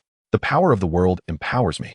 The dragon rapidly recited an incantation, its 100-meter frame shrinking down to a mere 3 meters, achieving its most potent combat form, significantly enhancing both defense and agility. Whoosh! It initiated an attack, its body shooting towards the angel in the sky like an arrow, its sharp claws glinting ominously as they slashed downwards. Clang! The longsword intercepted the dragon's claw, barely managing to withstand the ferocity of the strike. Both combatants were sent flying. Spirit of holy light, you are my dearest ally. Join me in facing the foe. Analia steadied herself and hastily recited an incantation. Golden light erupted from the magic circle beneath her, summoning a colossal Valkyrie apparition in the air. With outstretched arms, she stepped forward and merged with Analia's form, instantly amplifying her aura. The high-level divine art, spirit possession. Meanwhile, Abelic did not pause, utilizing the recoil. It executed a perfect maneuver in the night sky and launched yet another assault. Clang, clang, clang. The sound of intense metal collisions resonated as the two engaged in a whirlwind of strikes. However, Analia's strength soon surpassed that of the dragon. Each sword strike not only parrying the assaults, but also leaving deep gashes on its body. Abelic attempted to adjust its attack angles, but to no avail. Soon, its form was riddled with numerous wounds. Fortunately, the dragon's inherent robust physique allowed it to endure. What manner of creature is this? It gazed at the unscathed angel, inwardly lamenting. Coupled with the dragon's language magic and the inertia of its charges, its power had been multiplied thrice, yet the angel, unable to leverage the air, could effortlessly counter each successive attack. It was utterly absurd. Its longest reach paled in comparison to hers. How was it even possible to continue fighting? On the other side, Analia furrowed her brow. She was but a delicate divine magic angel, unaccustomed to brute strength. Now, with only golden tier powers, she found herself momentarily stymied by the dragon. This was unacceptable. The great sovereign was watching from below. If the 4 crown ones and the other 11 colleagues learned that she could not subdue a fallen dragon for an extended period, what face would she have left to serve as a seraph of the celestial kingdom? Resolved, Analia unleashed all her might in a single stroke, sending the attacking dragon flying. Her divine energy surging. A golden hexagram appeared behind her, illuminating the entire night sky. She parted her lips, speaking in a transcendent tone, word by word. Heretic, you shall repent for your transgressions. The celestial kingdom's divine art, great prophecy. Abelic, poised to launch another attack, halted midair, tears streaming from its eyes. I am guilty. I should not. What sort of skill is this? The penitent dragon king struggled to break free, covering its mouth with its paw, astonished and enraged. That was close. It almost revealed those humiliating matters. Analia, of course, offered no response to its inquiries, although limited by her strength. The effect of the great prophecy lasted a mere 3 seconds, yet it was entirely sufficient. All malevolence would be consumed in the purifying flames. As she intoned the incantation, the longsword ignited in radiant holy flames, pointing towards the dragon in the sky. A 6-pointed magic array appeared above its head. A chilling voice echoed, flames, judgment. Abelic's expression shifted dramatically. It barely had time to curl into a ball before being engulfed by the boundless holy flames. Countless golden beams cascaded from the hexagram above like a torrential downpour. Boom. Amidst the scattered scales and blood rain, the dragon crashed heavily to the ground once more. Analia swiftly followed, raising her sword of holy flames. Wait. Chapter 14. Surrender. Stop. The dragon's strained voice emerged from the dust. Analia remained deaf to its pleas, her sword, ablaze with flames, descending without hesitation. Anna, wait. Jiang Yan interjected, halting the sword just a centimeter from the dragon's head. Illuminated by the flames, the light sovereign dragon king appeared particularly wretched, covered in numerous wounds, blood flowing, its massive head drooping to the ground, on the brink of collapse. Wait. I have something to say. Observing its pitiful state, Jiang Yan suddenly recalled certain inconsistencies, blurting out, you wouldn't be thinking of surrendering, would you? How did you know? Abelic struggled to open its eyes, astonished. Jiang Yan merely smiled in silence. It was an easy deduction. Previously, the theft of treasures within the barrier could be attributed to a moment of rashness, a lapse in composure that led to foolish actions. However, in the recent battle, it was evident that the adversary had deliberately held back. 2 possibilities emerge. Either the opponent was truly foolish, in which case Jiang Yan, the leader who raided the treasure vault, would undoubtedly be their most reviled target, or they were feigning ignorance and under duress. Should have targeted the defenseless Jiang Yan to distract Analia, thus providing themselves with a slim chance. Yet, peculiarly, a mere level 1 novice stood conspicuously, while the formidable dragon chose to ignore him entirely, fixating instead on a fierce confrontation with the powerful angel. To intentionally lose to a challenger suggests a desire for capitulation, leaving Jiang Yan perplexed as to the rationale behind such behavior. Of course, this could be addressed directly. Analia, administer a healing spell. Observing the dragon appear somewhat revitalized, Jiang Yan spoke with keen interest. You may now speak. Yaberlik raised his grand dragon head, blinking twice with effort, producing 2 tears. Oh, the plight of us laborers. The outside world perceives us as merciless dark lords, our every appearance marked by carnage and despair. Yet, in truth, I wield no dragon authority whatsoever. When required, I am summoned as 007. When not, I am simply frozen in stasis. I am utterly oblivious to the passage of time, and before my eyes even close. Lo and behold, it is time to work again. No salary, no freedom. After years of toil, my fiancé has left, my online romance has fizzled, and the wealthy lady has found new affections. Enough, enough, get to the point, Jiang Yan interrupted with a frown, perplexed by the dragon's theatricality. Very well, Yaberlik murmured, still reluctant to relent. In short, I am perpetually contemplating resignation. However, the precondition is that a challenger must defeat us to be able to transfer allegiance through a contract, thereby breaking free from our confinement. Yet, under the rules of the multiverse, we guardians must adhere to the regulations publicly. We cannot afford to hold back and must exert our utmost effort. Previous challengers were simply too weak, even when I sought to provide covert assistance. It proved futile until I encountered you, young man. Analia severed a chunk of dragon flesh with her sword and coldly interjected, "Do not speak disrespectfully of the Holy Master." Ahem, until I beheld you, I recognized at once your prodigious talent. This is no exaggeration. Even deities would be unable to bypass my 108 seals to pilfer my treasure vault, which at the very least attests to your formidable innate abilities. Thus, I resolved to take a gamble. After all, as you know, those who participate in the Dominion level assessments are exceedingly few, and my opportunity to appear is even rarer. I must believe this is a once-in-a-lifetime chance. Please accept me as your companion. As he spoke, Yaberlik lifted his claw to inscribe the contract's magical array. The multiverse prompt echoed in Jiang Yan's ears. The fallen Radiant Dragon King Yaberlik requests to establish a partnership contract with you. Do you agree? Please note, this contract is reciprocal and may be unilaterally revoked. Jiang Yan narrowed his eyes, disregarding the prompt as he turned to the angelic maiden beside him. Analia, you mentioned you are merely one of the 12 seraphim, implying there are 11 others comparable to you? Indeed, Holy Master. However, I serve as a celestial mage. A clerical role, and my combat prowess is comparatively weak, placing me at the 10th rank. Moreover, there are 4 archangels above us, any one of whom could effortlessly vanquish us. Analia truthfully replied. Upon hearing this, the dragon's expression shifted dramatically as it began to mutter in the ancient dragon tongue to discern the truth of magic. Oh, could you introduce me to the 4 archangels? Jiang Yan inquired, intrigued. Analia hesitated, saying, Holy Master, the 4 sovereigns wish to personally convey their messages to you. Of course, if you wish to know, I can provide an introduction, but I hope that when they descend, you might speak favorably of me. Perhaps not, Jiang Yan chuckled, shaking his head as he turned back to the dragon perched nearby. What did you just say? Yaberlik lowered his head further, subtly retracting the previous contract and inscribing a new array. Great Holy Master, I wish for you to accept my fealty. The prompt from the multiverse resounded once more. The fallen Radiant Dragon King Yaberlik requests to establish a subordinate contract with you. Do you agree? Please note, upon signing, the party will become your subordinate and will accept orders as long as they do not violate the contract. This is one of the most commonly used contracts within the multiverse, as long as there is no intentional insult, attack, or orders leading to the other party's demise. They must comply with commands. Agreed.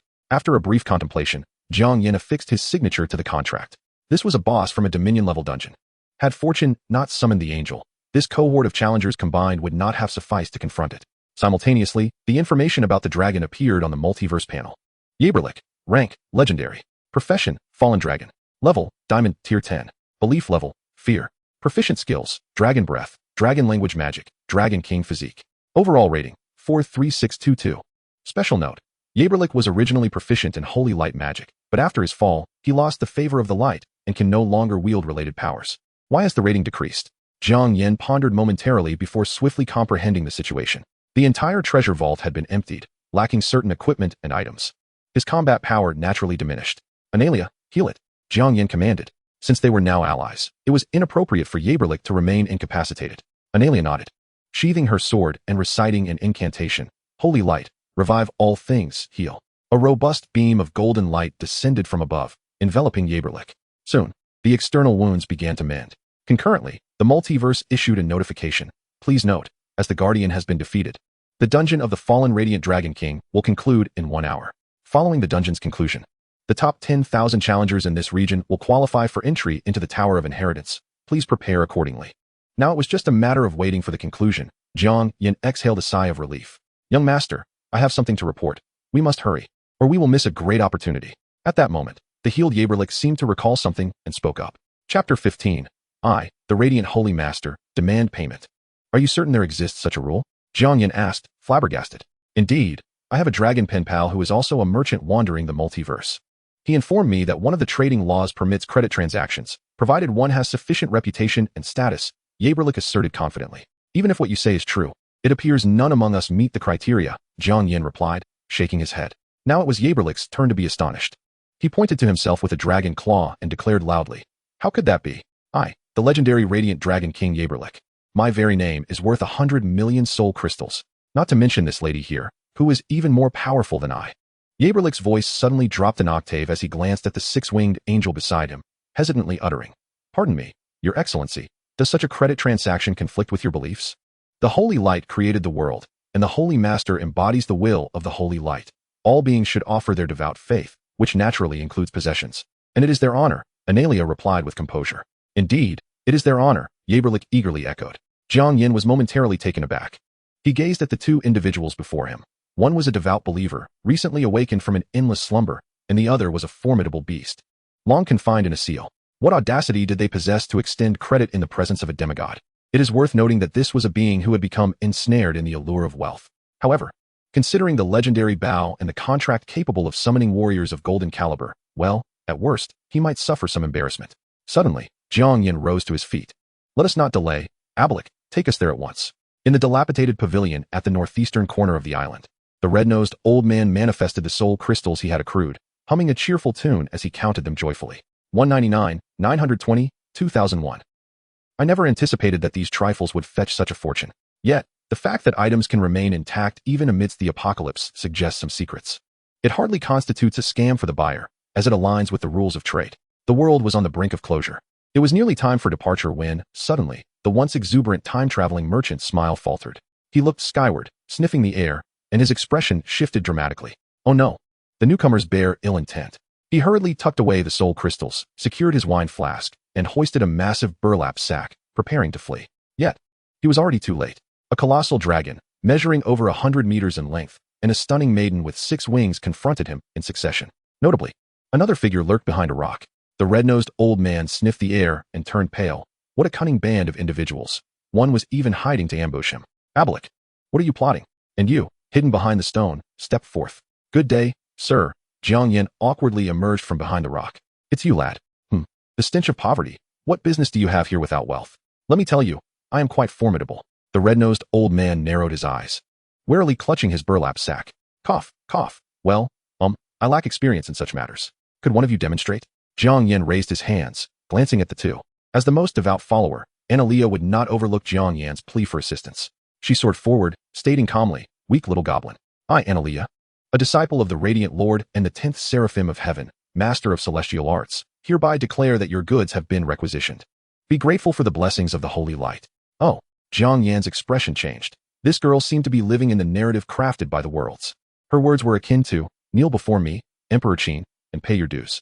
Indeed, the red-nosed old man frowned, a hint of demigod-like authority emanating from him. "Good sir, do not misunderstand.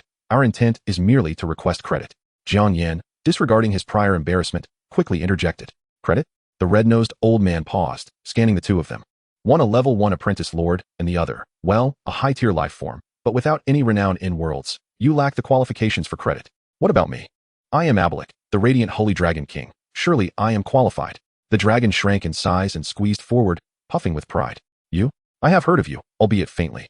The red-nosed old man sneered. "A miserly hoarder, wanted by 37 dragon maidens, a disgrace to the radiant dragon clan. Apologies, but that was your former title. Now, you are merely a cow or horse stripped of freedom." He pointed at Jiang Yan. "In fact, you are even less formidable than that goblin." The expressions of the three darkened simultaneously. "What do you mean by having no renown and being less powerful than a goblin? Lord Master, may I impart some lessons upon him?" Analia and Ablik simultaneously sought Jiang Yan's approval.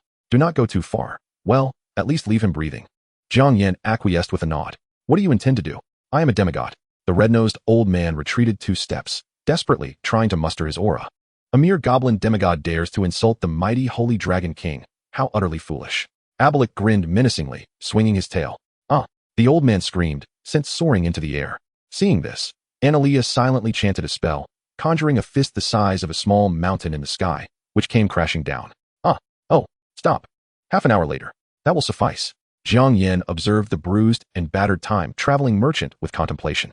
It appeared that this fellow, much like the goblin, was indeed a prime example of someone easily overwhelmed by higher-tier opponents. Yes, Lord Master. Analea dissipated her magic and returned to Jiang Yan's side. Abalik revealed his true form, ready to carry the two away. Let us depart. Jiang Yan lamented inwardly. Under these circumstances, it seemed credit was out of the question. Wait. Just as they were about to leave, the red-nosed old man struggled to rise, attempting to obstruct their path. You may select one item. Good sir. While we may have overstepped, it was your verbal assault that instigated this. You cannot extort us. Cough, cough. What did you say? Jiang Yan was taken aback. The red-nosed old man reluctantly stated, You have bested me, and according to the special trading rules of the novice area in Worlds, force constitutes a fair transaction.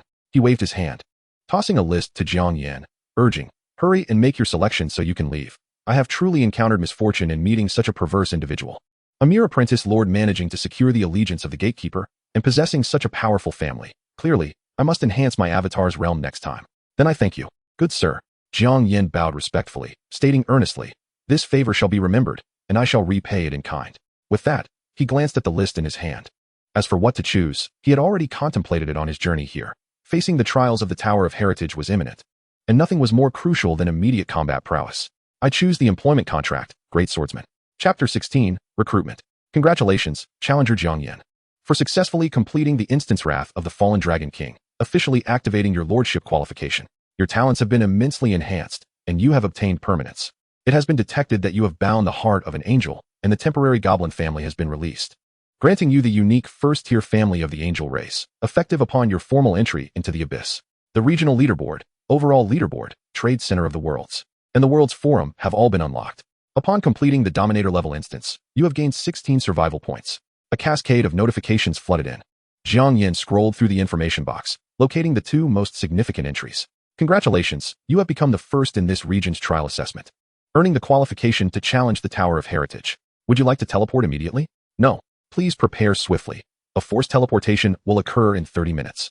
Jiang Yan then turned his attention to another notification. Congratulations on completing the Dominator level instance. You have earned an opportunity to draw a profession. As you have simultaneously acquired the qualification to challenge the Tower of Heritage, you may choose to retain this drawing opportunity for a higher-weighted profession upon completion of the challenge. This was one of the advantages of being a lord over a mere profession. Not only did he possess a multitude of familial ties, but he could also undergo a job change. I choose to retain it, Jiang Yan declared without hesitation. In his previous life, he had undergone a job change immediately after the assessment, merely to bolster his combat strength, hoping to ascend higher within the Tower of Heritage. However, it was evident that it was unnecessary now. Against the formidable six-winged angel and the Dragon King, his strength was trivial, and he could entirely pursue a higher ceiling. After making his choice, he produced a deep azure contract. Engraved upon it were 12 burly men clad in heavy armor, exuding an air of authority. This is the employment contract for the Great Swordsman, valued at 350,000 soul crystals. A flash of light ensued, and 12 fully armored warriors materialized before him. Lord. Jiang Yan lifted his gaze. Great Swordsman. Race, human. Level, golden tier 10. Faith level, respect. Skills, heavy strike, armor break, shield wall. Overall combat power, 1288. This class of humanoid subraces ranks as a mid to high tier troop, certainly not comparable to angels and dragons, yet still considerably formidable, possessing the potential to advance to Diamond Tier 10. Even under an ordinary Divine Lord, they would be regarded as elite forces. With a faint smile, Jiang Yan spoke, I shall bestow upon you greater strength. The innate skill activated. The maximum effect successfully triggered. The sublimation effect successfully triggered. A series of prompts rolled in, and Jiang Yan bypassed the advancements in heavy strike and armor break. After all, no matter how much these attack skills evolved, they could never rival the effortless strike of Analea. However, two warriors managed to elevate the shield wall skill to the law technique Shield of the Living, which brought Jiang Yan considerable delight. He examined the skill description. Shield of the Living. When wielding shield-type weapons, one can designate a guardian target. Unless the user perishes, no attack can penetrate the shield to harm this individual. Currently, devoid of any combat capability, this skill alleviated many of his concerns. Excellent. Jiang Yan cast a satisfied glance over the assembly of great swordsmen. Thanks to the skill upgrades, their overall ratings had risen to around 2,000, representing a notable force. They prepared themselves to face the impending challenge of the Tower of Inheritance. We are willing to serve the Lord. The crowd responded in unison. Meanwhile, as Jiang Yan braced himself for battle, a tempest was brewing outside. At the Federal Military Academy, several elders fixated on the ranking interface, eagerly awaiting the assessment results. They wondered how many from this cohort would surpass the difficult tier. The command class, including Yi Mo, Jiang Yan, Lu Ha, and Bai Yi, were performing well and should have a chance. the prospects for the others were less certain. The pressure on the front lines was immense, with several deities already at their limits. If the lower realms fell again, the consequences would be dire. Alas, it was unfortunate that they, the elderly, felt powerless, passing all the pressure onto these youngsters. They had chosen to undertake the brave or even desperate assessments for the sake of the Federation, but merely lacked a stroke of luck, resulting in regretful failures. With a sigh, they fell into silence. At that moment, the ranking on the virtual screen flickered. Ah, the results are out. The elders perked up, gathering closer. The number of individuals passing the Dominator level assessment, 1. Number passing the difficult level assessment, 1. Number passing the ordinary and elite level assessments, 12. Only 1 passing the difficult level. An elder's heart sank as he glanced over. Wait a moment. He cast another look, sensing his blood racing, unable to help but blink vigorously. Bang. Another elder slapped his thigh in astonishment. Could it be a machine malfunction? One ventured cautiously. That shouldn't be the case. This is directly managed by the highest intelligence. Another replied. You fools, if it's indeed Dominator level, he must be ranked first. Just check the All Realms leaderboard to confirm. Realization dawned on them, and they hastily connected to view the current regional leaderboard. First place, Source Star Federation, Jiang Yan, Dominator level. Second place, Star Huan Empire, Luo Qinyu, Desperate level. Third place, Star Huan Empire, Luo Chun, Brave level. Fourth place. Indeed, it is Dominator level. Jiang Yan from the command class? Incredible. How did he accomplish this? I remember this child. He excelled in virtual battle classes, 2 elders remarked with a touch of satisfaction. This is bad. We must report this immediately. Another elder, suddenly recalling something, swiftly dialed for communication. Yes, we must act quickly. The others understood as well. There is no anonymity in all realms. This matter cannot be concealed. No one has ever cleared the Dominator level assessment. Without a doubt, Jiang Yan would soon attract immense attention. Even the lofty Star Huan Empire might not stoop to compete for a difficult or even brave level talent, but a Dominator level individual was an opportunity that could not be overlooked. They must find a way to retain him. Simultaneously, at the Star Huan Empire's embassy to the Federation, a long-range directional portal illuminated, and a humanoid man clad in a specially designed transport suit stepped through. Your Highness. Numerous embassy officials had long awaited outside. The man nodded slightly and tossed a command tablet. By the Emperor's decree, spare no effort to recruit Jiang Yan. As you command, the officials bowed, displaying no signs of surprise. Being of the Star Huan Empire, they were privy to more secrets than those of lower civilizations. Common civilizations might think that passing the Dominator level assessment merely grants a higher starting point and greater potential. However, they were unaware that it represented a qualification of unimaginable magnitude. One ambassador stood and said, Your Highness, I dispatch personnel to gather information on Jiang Yan immediately. Here is the proposal we discussed for your review. Oh, not bad. The man perused the documents, a smile gracing his face. Chapter 17, The Tower of Inheritance. In the dim void, a towering edifice soared eternally toward the heavens. Flickering star clouds loomed vast as an abyss. The tower comprised 20 levels, each a world unto itself. At this moment, a series of spatial doors opened outside the tower, and assessors from various temporary planes arrived in droves. Back again, Jiang Yan stepped through the spatial door, gazing contemplatively at the high tower. Behind him, Analia folded her wings, standing silently. This combination immediately drew the attention of those around them. What race is that being? So beautiful. That little white-faced fellow is quite fortunate. The tier is also quite high. My lava lizard dares not approach. Hush, keep your voices down. Don't you see the leaderboard? That must be a 6-winged angel. And he is Jiang Yan. What? That's him. The one whose combat power exceeds the second highest by tenfold? The murmurs ceased abruptly. Some individuals halted in place, evidently communicating through all realms. Regional total combat power rankings. First, Jiang Yan, combat power score 174668. Second, Luo Qinyu, combat power score 16913. Regional subrace rankings. First, 6-winged angel, score 99999. Owned by Lord Jiang Yan. Second, Radiant Sacred Dragon King, score 51233. Owned by Lord Jiang Yan.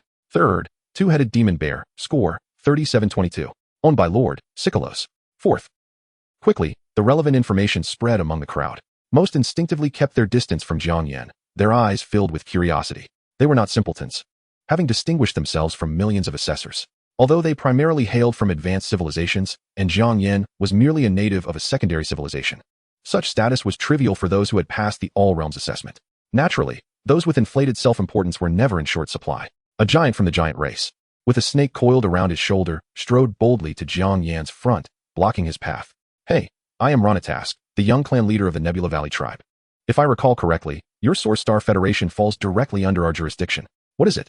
Jiang Yan regarded this behemoth, expressionless. As he stood dwarfed by the giant's imposing stature, he harbored not a shred of fondness for Nebula Valley. It was their failure to deliver the promised reinforcements in his past life that had precipitated the collapse of the federal defenses. Listen here, lad. I find it hard to believe that a fragile fellow like you could conquer a Dominator-level dungeon. Have you perhaps discovered some shortcut? Speak up, for we are all subjects of the Starry Empire, and hoarding secrets is hardly wise. The burly man flexed his muscles and grinned. The enormous python coiling around his waist flickering its tongue menacingly, its threat palpable. Some onlookers, initially inclined to distance themselves, felt a stirring within and halted in their tracks. Indeed, those extraordinary beings who successfully navigated high-difficulty challenges possessed immeasurable potential, yet at this moment, the examination had only just concluded, and typically, individuals hailing from lesser civilizations struggled to adapt swiftly to their new identities. Faced with the pressure from an heir of a higher civilization, they might well acquiesce. Who does not yearn for the secrets to overcoming the Dominator-level trials? A cold sneer curled upon Jiang Yan's lips. The burly man's seemingly reckless demeanor belied a calculated strategy. He first asserted his identity to intimidate, positioning himself in relation to the interests of the majority. Had this been his past life, he might have been genuinely intimidated. A mere step back would invite relentless pressure from the other side. However, he was no longer a pawn easily manipulated. A mechanical notification chimed. Challenger Jiang Yan has initiated a life and death battle request. Please choose within 1 minute whether to accept. The burly man and the surrounding crowd instantly paled. Was this man mad? To propose a life and death duel over a mere disagreement, and to all present, he clearly regarded them with disdain. Does he think himself invincible? A man in a floral shirt spat, hastily selecting no. Indeed, with so many of us, he wouldn't last a moment, chimed in a spherical figure, indignantly bobbing up and down. Let's show him what's what.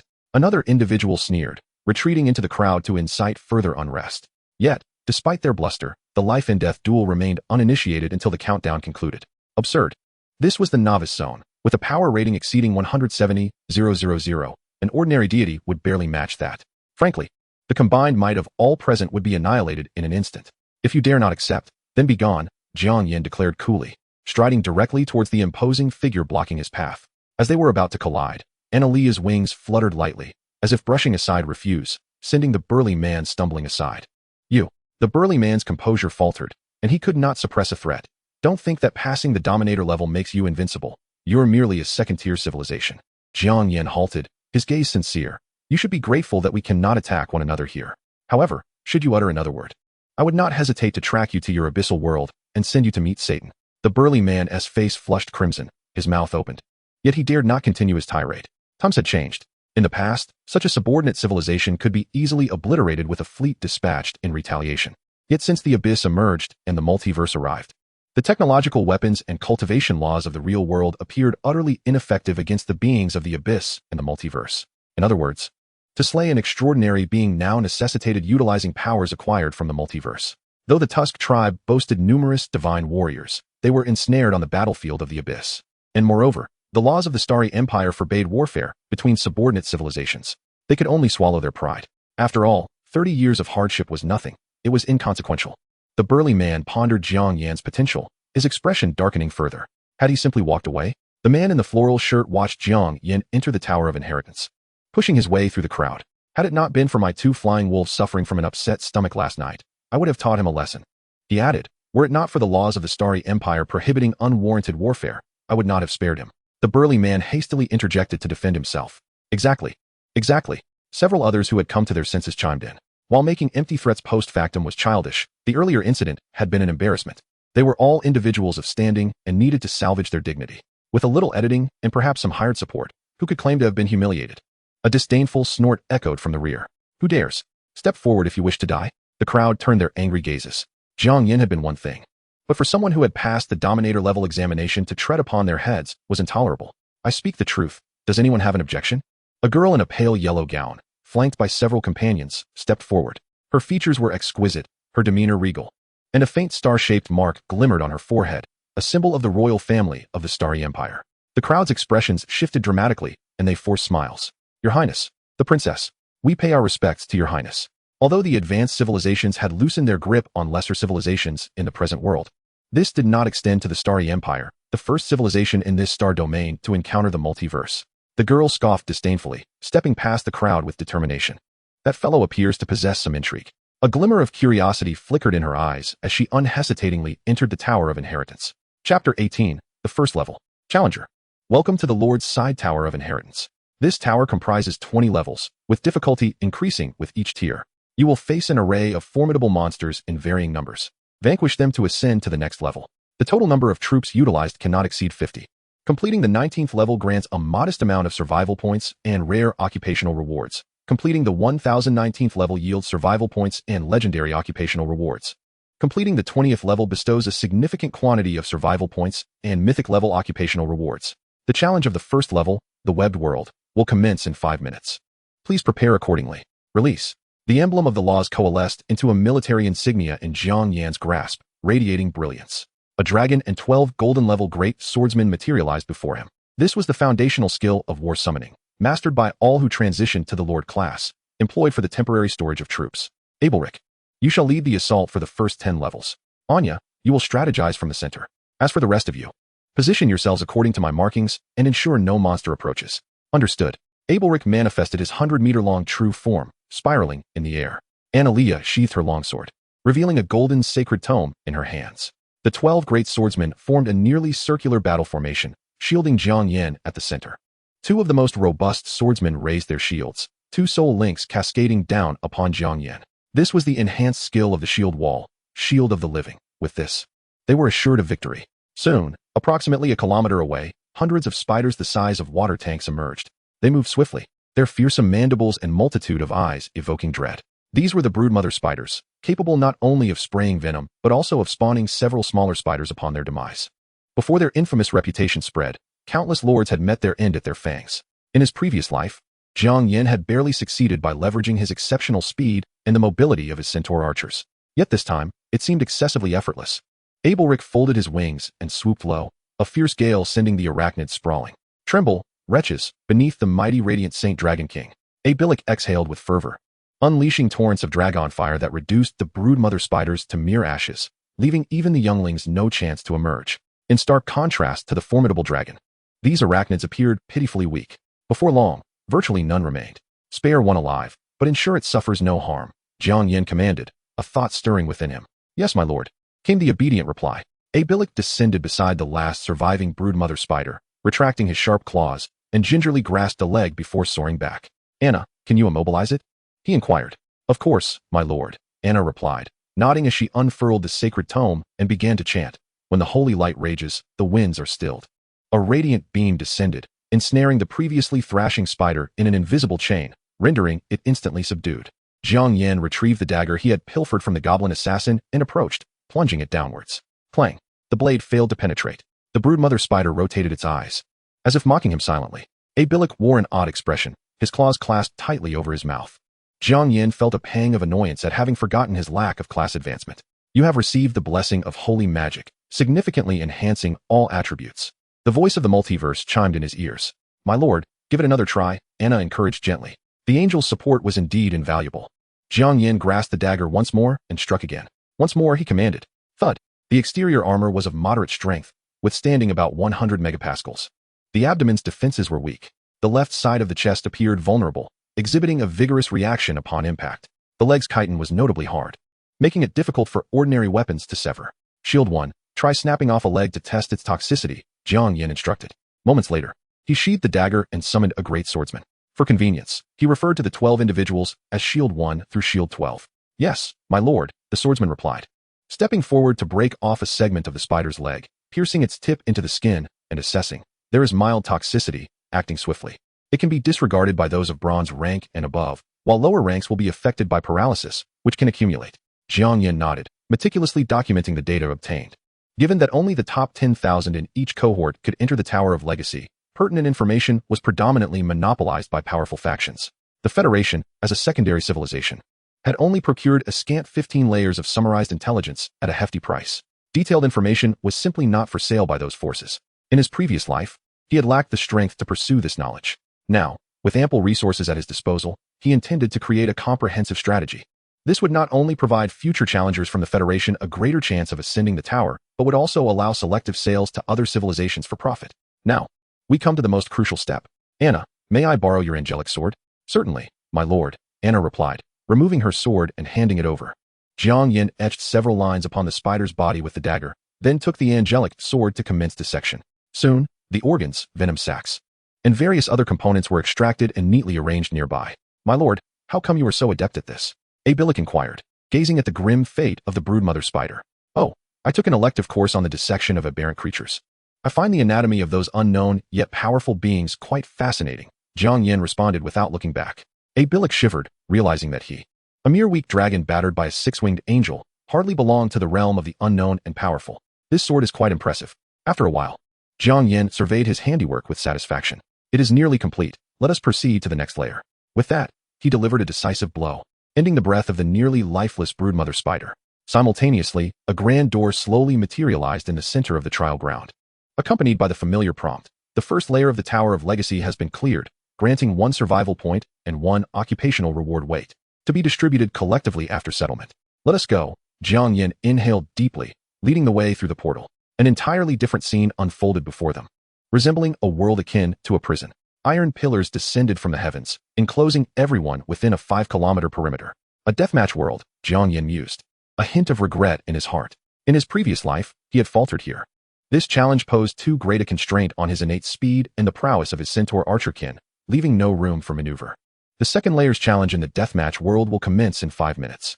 Please prepare yourselves. The announcement resounded as 3 colossal bear phantoms, each towering 5 meters, began to coalesce nearby. Chapter 19. Are you scared? Thud, thud, thud.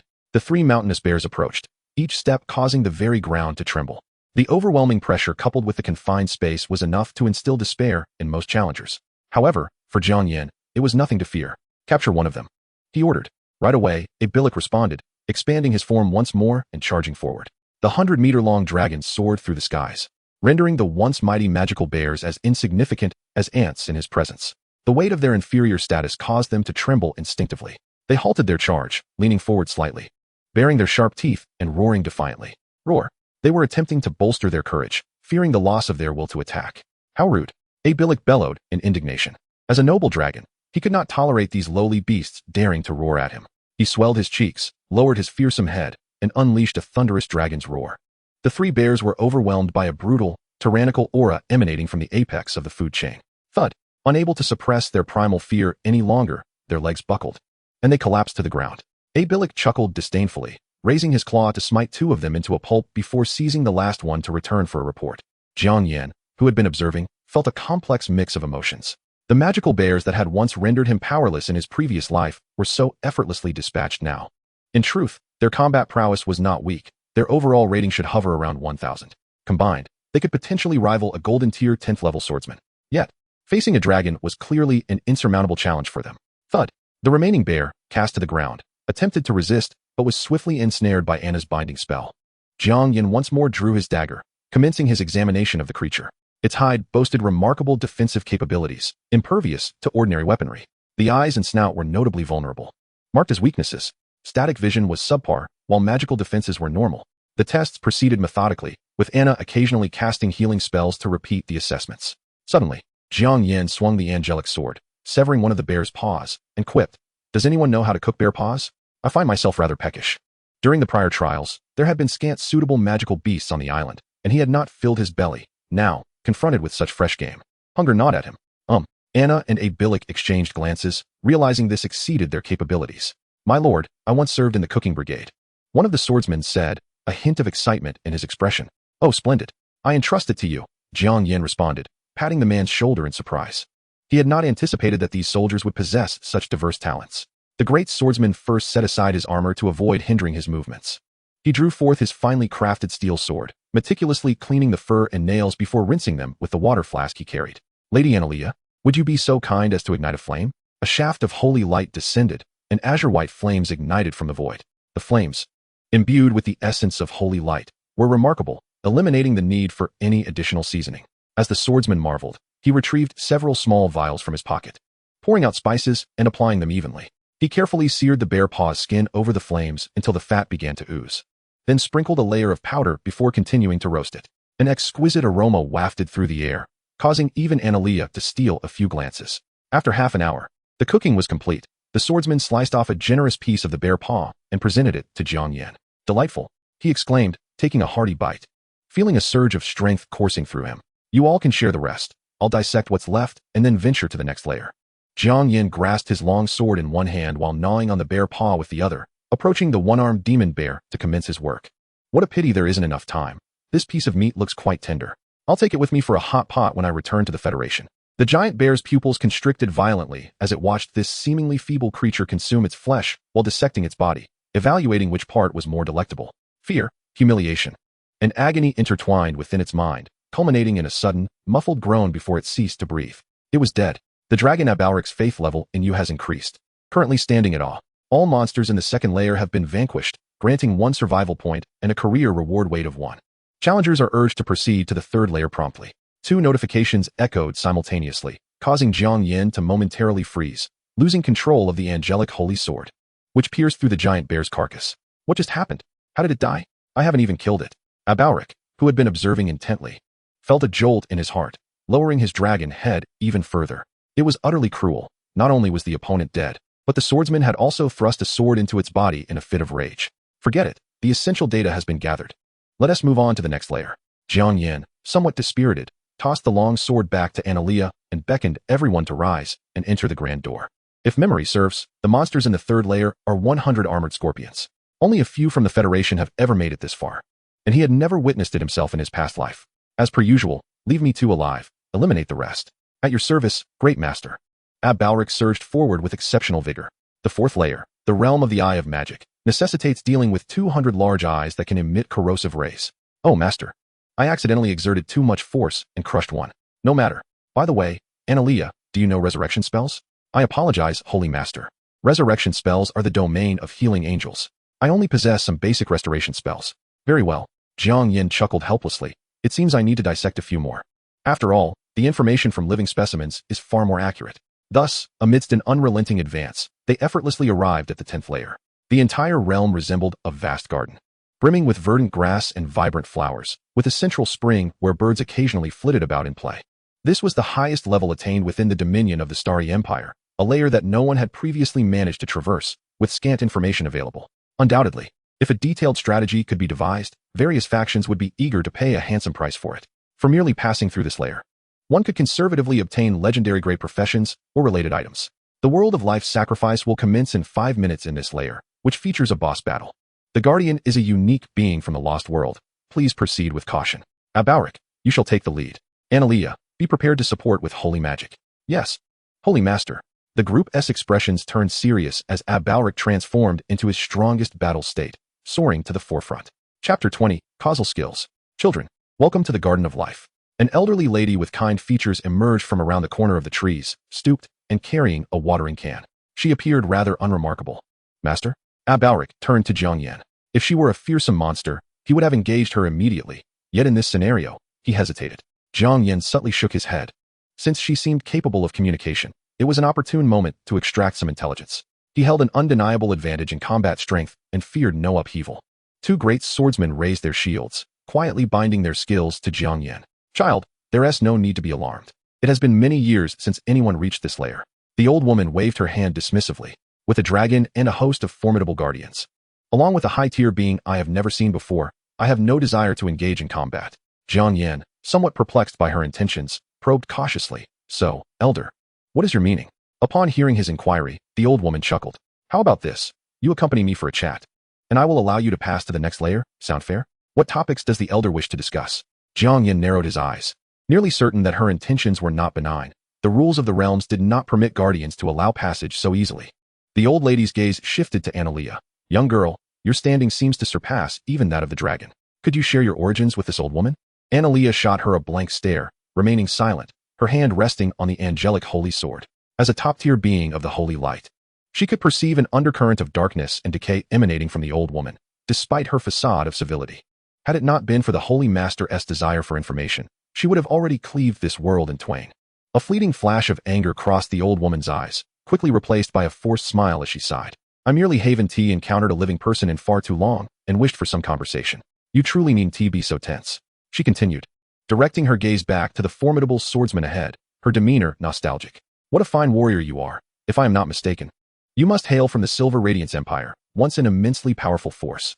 The swordsmen exchanged glances, clearly affected by the remark. Jiang Yan pondered. It appeared this was a clue to the background of the mercenaries, or they might indeed have been summoned from an obliterated era through the incomprehensible means of the realms. This was significant intelligence. If memory serves correctly, in a few years, following the 20th Abyss trial, the realms would release some sealed world fragments for the strong to challenge. Most of these fragments would be remnants preserved from previous eras, teeming with formidable abyssal creatures, yet the rewards could vary dramatically. Some relics belonging to powerful factions would yield exceptional treasures and blueprints upon completion of cleansing, while others could result in futile efforts. The Silver Radiance Empire was indeed powerful, and it would be wise to keep an eye on the relevant world fragments. As Jiang Yan contemplated, the old lady continued to ramble on. Which troop do you warriors belong to? I happen to have old ties with the commander of the Silver White Blade. Apologies. We only remember that we hail from the Empire. The rest is a blur. One of the swordsmen could not help but respond. Shield 7, silence. Another swordsman, Shield 3, shot him a glare and reprimanded him softly. As subordinates, how could they speak freely without their lord's consent? The elderly lady's laughter grew even more cheerful. Since this is a matter concerning old acquaintances, it would be unwise for me to take action. Why not take a moment to rest in the garden, enjoy a bowl of the elixir of life, and restore your strength before proceeding to the next level?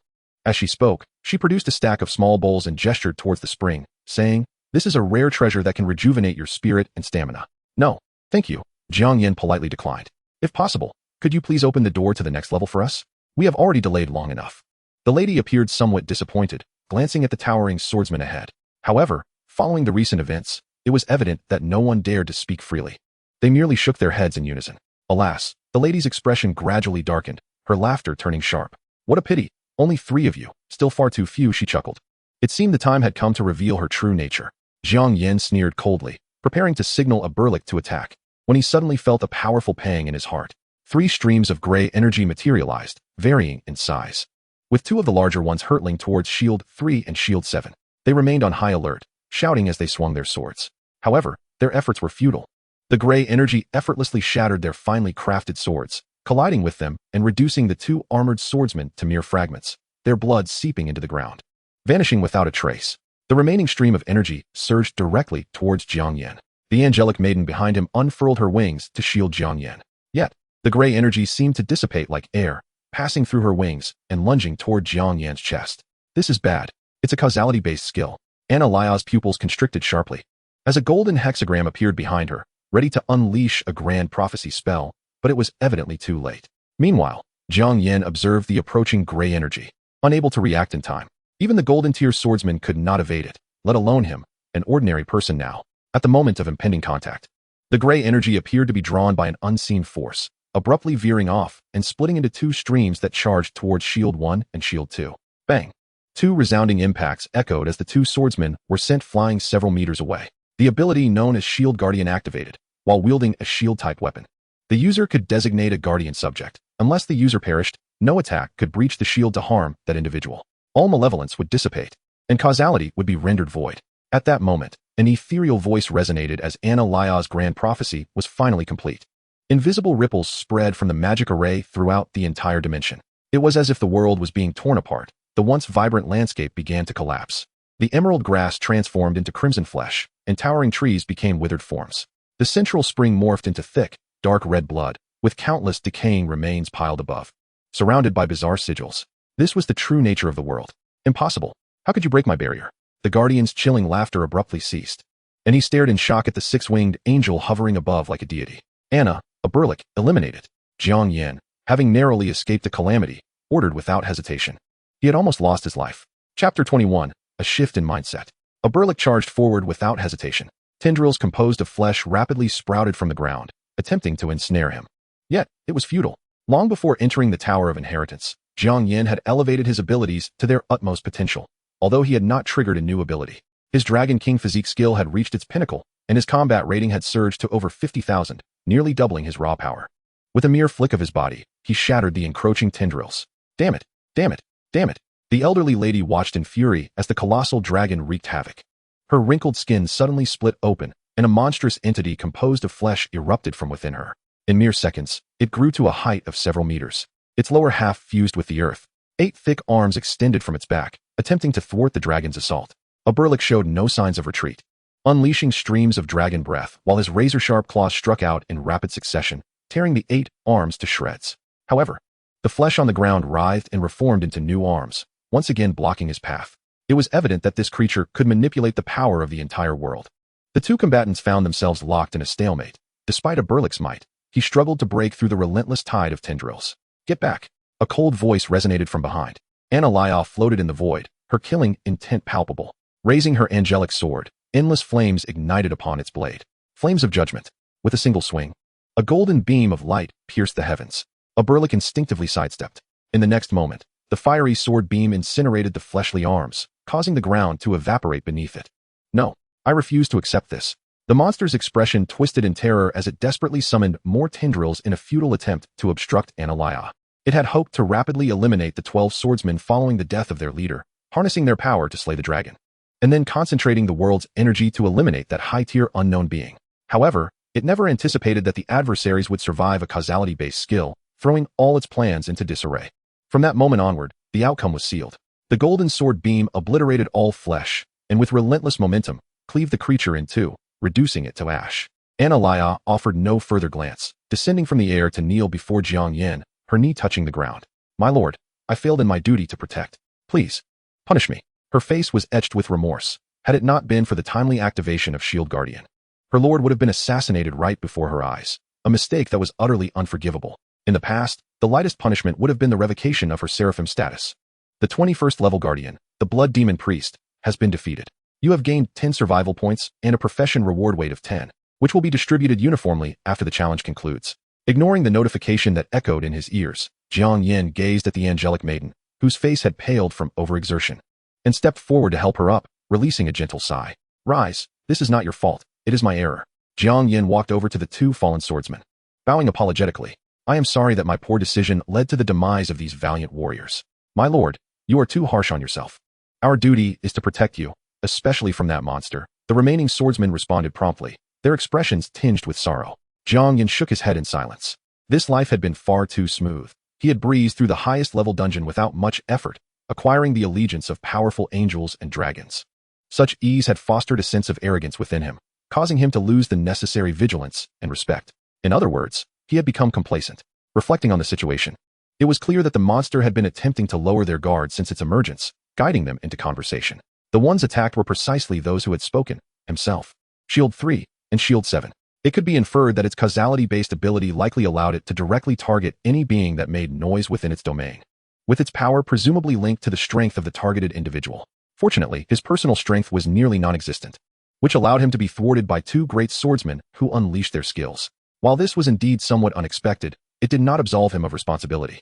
He could have immediately instructed Anna or a Balric to incapacitate the opponent, yet he arrogantly relied on his own formidable power, akin to a cat playing with a mouse, and nearly faced disaster as a result.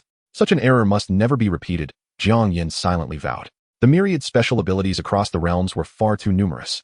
Some could even ignore levels and eliminate foes instantaneously. The best strategy was to deny the enemy any opportunity to strike. Let us proceed to the next level, Jiang Yan declared, rallying his spirits. A Balric, you shall take the lead in the next assault.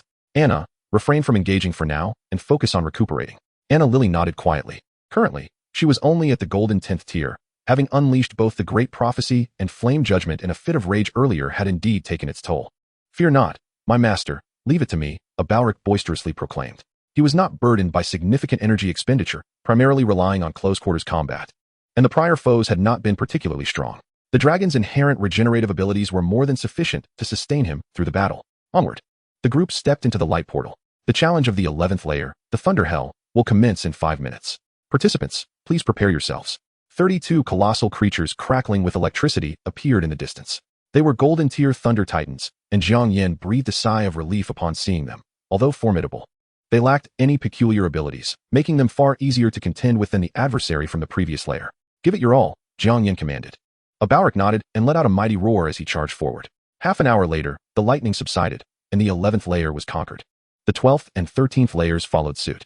Despite the escalating strength of the monsters on each level, they were ultimately vanquished under the overwhelming power of the Dragon King. Finally, after a grueling 2-hour struggle, the guardian of the 19th layer, the 9-headed giant serpent, was utterly torn apart, its massive body collapsing in defeat.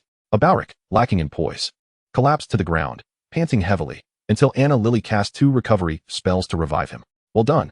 Jiang Yan offered a few words of encouragement before turning his gaze to the world's panel. Congratulations to the challenger for clearing the 19th layer of the Tower of Inheritance, earning 10 survival points and 10 class weight rewards. In light of the challenger's exceptional performance, the following notice is issued. The 20th layer contains a genuine abyssal creature. You must completely eradicate it to receive the final reward from the Tower of Inheritance. Caution: this abyssal creature possesses demigod-level power and is extremely dangerous. Please choose wisely. Once you enter the 20th layer, you cannot leave unless you eliminate the opponent. Chapter 22. The Abyssal Horror of Odd Form. A demigod-level abyssal creature. Jiang Yan's expression darkened. This was no mere corrupted creature tainted by the abyss. It was a true entity hailing from that realm, a sworn enemy of the multiverse, a harbinger of destruction. What troubles you, my lord? Anna Lily immediately noticed the change in Jiang Yan's demeanor and inquired softly. Hey, master, who has wronged you? Leave it to me to handle. A Bauric chimed in. Do you believe you can defeat a demigod-level being? Jiang Yan pondered for a moment before speaking. A demigod? Nonsense. The Radiant Holy Dragon clan is the mightiest race. With a mere swipe of my claw, I could dispatch two, a Bauric boasted, stretching his form. You may not know, but I once single-handedly faced 3 demigods of the Minotaur race for the sake of a lady from the Fairy Dragon clan, sending them scurrying for cover. However, noticing Anna Lily's non-committal expression, he quickly added with a grin, of course, Lady Anna is an exception to that. And what if it were an abyssal demigod? Jiang Yan queried. Gah? An abyssal demigod? A Bauric's voice faltered, and after a lengthy pause, he begrudgingly remarked, it's not impossible to fight, provided we are of the same realm. But I am merely a diamond-tier little dragon at present.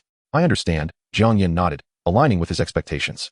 Most war machines of the abyss were mass-produced, and the strength of such demigod-level monsters was somewhat comparable to legendary-tier vassals, while god-tier monsters could nearly rival mythic-tier vassals. In his past life, at the height of his power, he could only contend with 3 abyssal demigods simultaneously. Fortunately, these creatures were not numerous and their strength remained constant. Otherwise, the worlds would have long since fallen.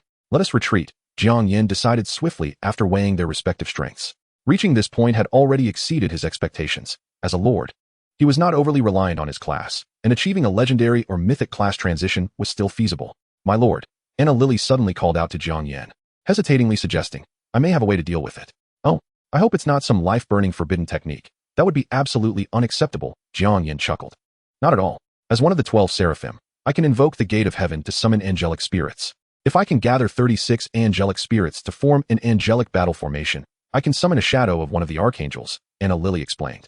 Jiang Yan recalled her attribute panel and indeed noted the skill gate of heaven, nodding in agreement. A shadow of an archangel can handle an abyssal demigod? Absolutely, my lord.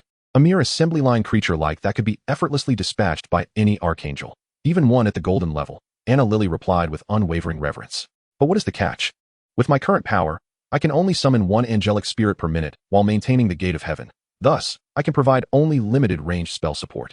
This means a Bauric must hold off the enemy for at least 36 minutes. Anna Lily expressed her concerns.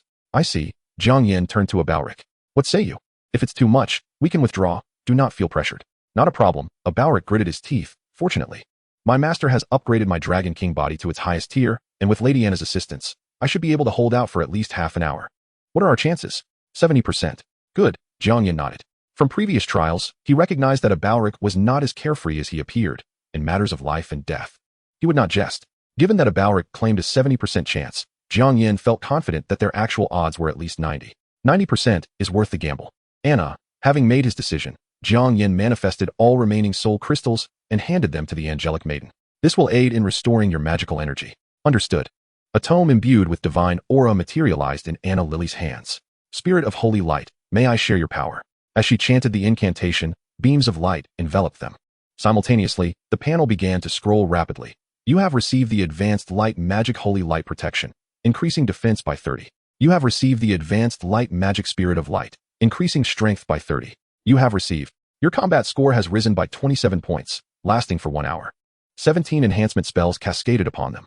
Jiang Yan felt an overwhelming surge of power coursing through him, his score soaring from 3 to 30, a 10-fold increase. He turned to the 10 great swordsmen, who were similarly bolstered. A Bauric will handle the frontline assault, but there may be some residual effects that reach us. My life is in your hands.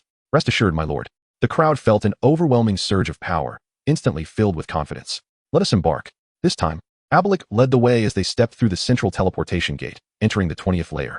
A familiar notification echoed. The true trial of the 20th layer will commence in 5 minutes. Challengers, please prepare.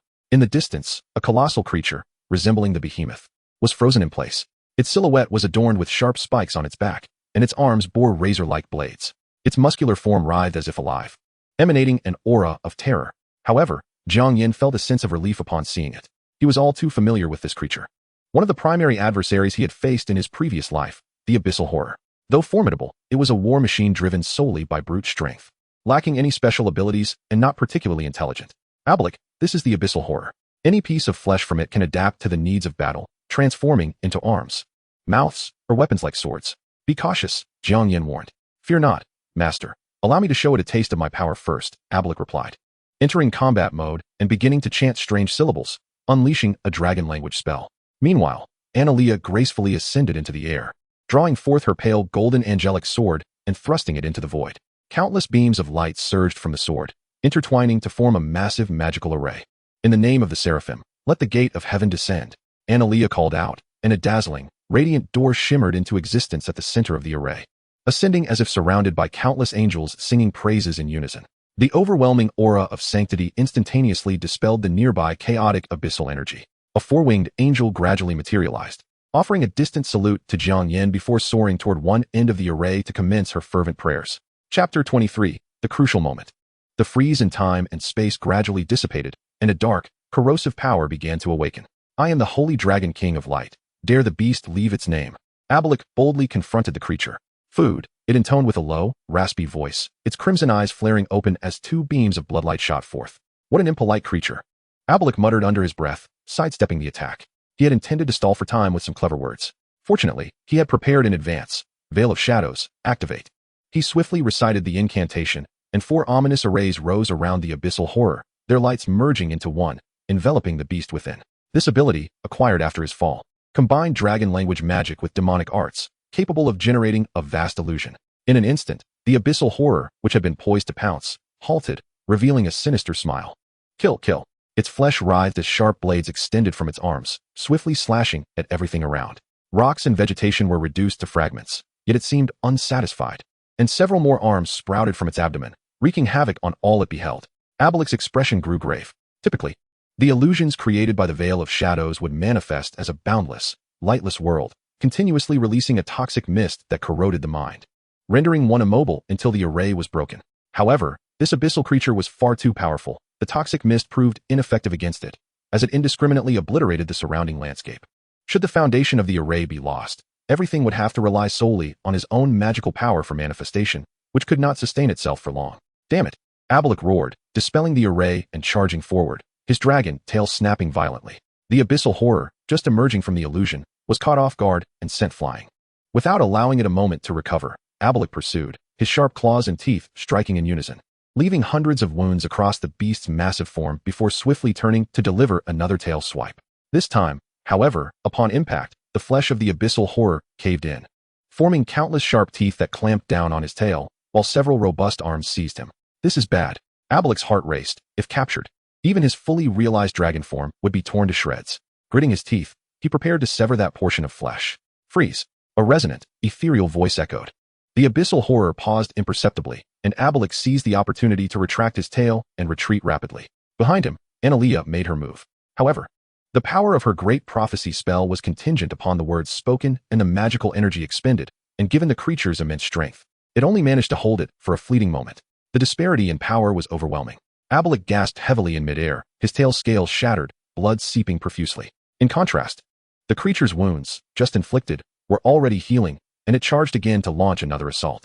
This war machine, driven solely by raw physical might, had abandoned intelligence and adaptability, retaining only its primal instinct for combat, resulting in a resilience and offensive power surpassing that of dragons of the same tier. Shadow Invasion. Enigmatic Flames. Ablik hastily recited incantations to cast spells, attempting to hinder the creature's advance. He rarely employed dark arts, even after being cast out from the Holy Dragon clan. He still considered himself the Holy Dragon King. But now, he was pushed to the brink. Kill, kill. The abyssal horror swung its arms in a relentless assault, striking like thunder, effortlessly dispersing the dark flames. Shadows attempted to infiltrate its body to delay its actions, but were consumed by its flesh. Damn it. If only we fought on even ground, I would obliterate you. Ablik seethed. The gulf between demigods and those at the diamond tier was insurmountable. If he could ascend to demigod status, he would wield a modicum of control over the laws of magic, amplifying his spells tenfold, ensuring they wouldn't be so easily dismissed. The creature's ability to break through magic was due to its physical form being infused with the laws of power, making it exceptionally troublesome. As the abyssal horror closed in once more, Ablik had no choice but to strike first. He dodged a sweeping slash, leaving a half-meter-long gash on the creature's body. Yet, In the next moment, two more arms erupted from its abdomen, joining the original two in a synchronized attack that sealed off any escape routes. Bang! Abelik barely managed to deflect the two arms with his claws, but was struck by others, sending him hurtling away. The scales along his torso were nearly shattered, blood gushing forth. Just then, several beams of holy light descended, one landing upon him and staunching his wounds. The remaining beams struck the abyssal horror, slightly slowing its momentum. Abelik turned to observe the scene. At that moment, 30 angels had gathered near the gate of angels, fervently praying, golden pillars of light converging into a magnificent spectacle, their praises and chants growing ever clearer. Amidst the chaos, Analea found a moment to cast spells to assist. Only 6 minutes remain. Abelik's spirits lifted as he seized the opportunity while the creature was still reeling from the magical barrage. This time, he had learned his lesson. He would strike solely with his claws, allowing him to shred flesh and escape should it attempt to ensnare him. Die, insect! The imminent completion of the angelic battle formation incited a primal response in the abyssal terror beast, which grew increasingly agitated, almost entirely abandoning its attempts to evade capture. It manifested numerous arms, launching a ferocious assault on Abelik. Deep, bone-exposing wounds marred the dragon's body, blood cascading like a waterfall. Were it not for Analea's timely prophecies, he would have surely been torn to shreds by now.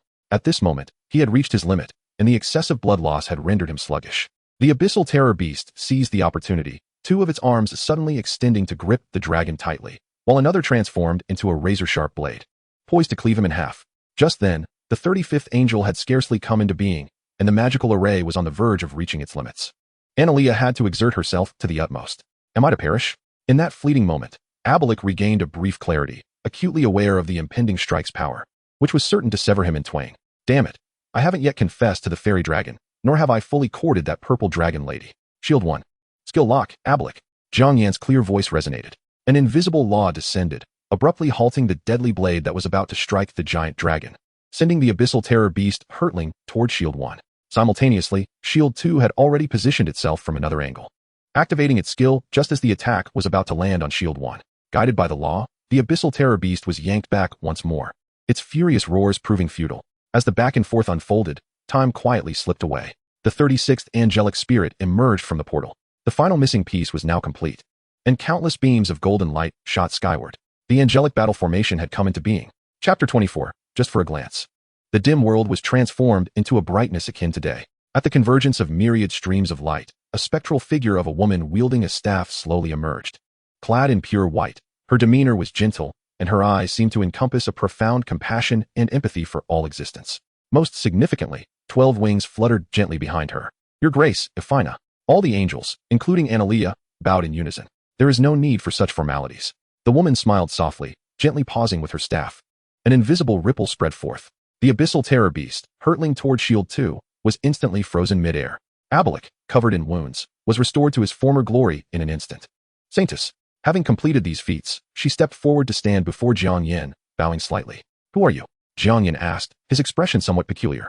Although, from the context of the multiverse, she should be considered his subordinate, her power was overwhelming. Even though she had restrained her full might, Jiang Yan could still distinctly sense that even this mere apparition far surpassed the abyssal demon god that had slain him in his previous life. Saintess, I am Ifina, bestowed with the divine duties of life and salvation by the holy light, your most loyal follower. Her demeanor was gentle and earnest, as if sensing Jiang Yan's confusion. She softly added, do not doubt. You are the prophesied second light saint, the savior of the multiverse. More importantly, the holy light has chosen you, making you our singular faith. While unable to fully grasp her explanation, Jiang Yan decided to accept it as supplementary context for the multiverse. He ceased to delve deeper and inquired, Ifina, how shall I awaken you? Saint, you need not act with intent. When the faith of the holy light illuminates the multiverse, we shall all follow in your wake, fighting for you. Jiang Yan nodded, understanding that this meant sufficient faith power was required. Just as he was about to ask further, the 12-winged angel's form flickered, and the 36 angels praying within the formation, along with Analea, grew increasingly pale. Ifina's expression shifted slightly as she quickly said, Saint, the current will of the world does not permit me to linger for long. You must remember this. This is the final epoch of the multiverse, and the sole opportunity to conquer the abyss. All powerful beings sealed since ancient times will awaken and manifest. However, the will of this era rejects the gods of past ages. Only by garnering sufficient faith can we be accepted. Therefore, those deities will stop at nothing, and you must remain vigilant. At that moment, a power, profound and pitiless, suddenly coalesced above, as a detached and indifferent eye slowly opened, its gaze traversing endless space. Jiang Yan felt an icy, suffocating pressure envelop him, even halting his thoughts. Life blossoms only at the time of decay. The incantation resounded. The staff in the 12-winged angel's hand paused gently, and the overwhelming pressure dissipated. Saint, I must depart, or the will of the epic will harm you. A shaken Jiang Yan managed a wry smile and nodded, for the earlier presence had indeed been terrifying. Analea, until our arrival, the saint's safety is entrusted to you. It is my purpose to exist, your grace, Analea replied. Ifina smiled faintly, turning to fly back toward the angel's gate. Just before she entered, she suddenly seemed to recall something, glancing back at a certain direction before stepping through the portal and vanishing. The 36 angelic spirits rose simultaneously to bow. Saint, Lady Analea, we shall also depart. Go. Jiang Yan waved his hand. Wait. The fully restored Abalik hurried over, anxiously exclaiming, that beast is not yet defeated. Take another look. Jiang Yan replied with a slight smile. What on earth? I didn't see them make a move. Abalik's eyes widened in disbelief. The once mighty abyssal terror beast had fallen utterly silent, its flesh losing all color before being reduced to a pile of mush by Shield 2, who vented its frustrations. Jiang Yan recalled Ifina's glance before her disappearance and uncertainly remarked, perhaps it was slain by merely being looked at? What? Abalik exclaimed, his face a mask of shock. It died just from being looked at? That was a demigod of the abyss, just like that? Lady Ifina is a great archangel. One of the strongest of our kin. You simply lack experience, dragon. Analea interjected, her tone laced with dissatisfaction. Well, it's good that it's dead. I certainly don't wish to engage in battle with such a war machine again, Abalik replied, reluctant to argue. Analea, do you recall what Ifina just mentioned? Jiang Yan inquired. The other archangels have prophesied that in the final epoch of the multiverse, all past deities will manifest, and the one who garners the most faith will suppress the abyss and become the sovereign of the multiverse. Analea strained to remember. Only a few archangels are privy to the rest. Well then, Jiang Yan sighed.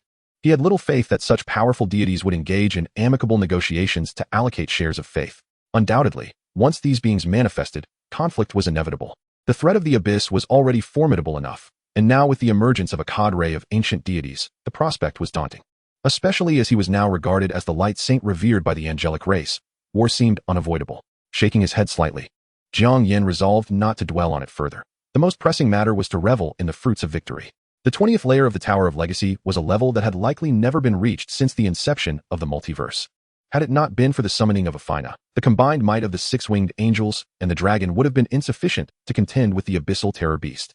Upon conquering the 20th level, one would undoubtedly attain a profession of mythical caliber or higher, igniting a spark of anticipation within Jiang Yan's heart, as it would be a power he could wield autonomously. Congratulations, Challenger, on successfully traversing the 20th level of the Tower of Inheritance. We shall now commence the reward settlement. The announcement echoed, revealing a total of 209 survival points, 209 profession weights, 1 mythical grade associated treasure chest, and 1 opportunity for the highest tier profession inheritance. As the prompt sounded, the entire world illuminated with brilliance. At the center, a mirrored object, several meters high, began to materialize, its edges engraved with intricate and densely packed runes of arcane laws.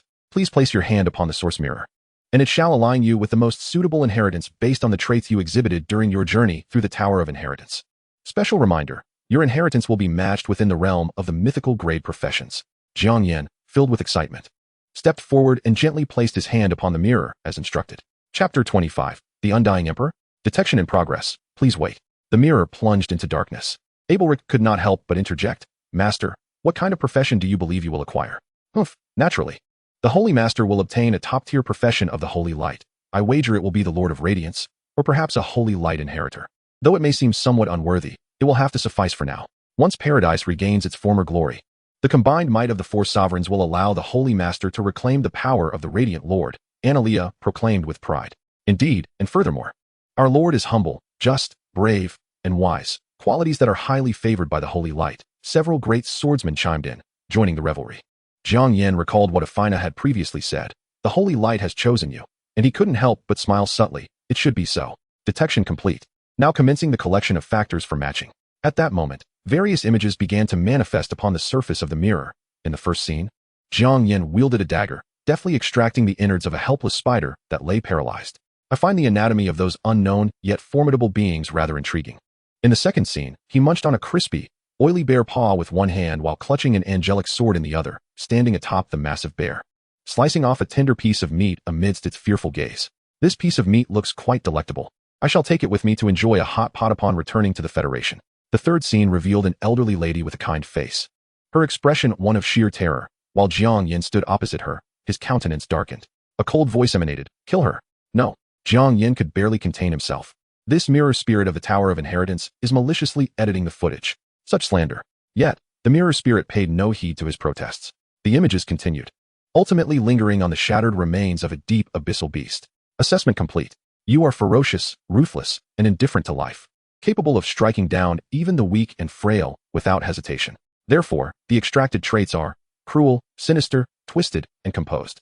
Matching a suitable profession was in progress. Matching complete. Congratulations, Challenger. You have attained the unique profession of Undying Emperor.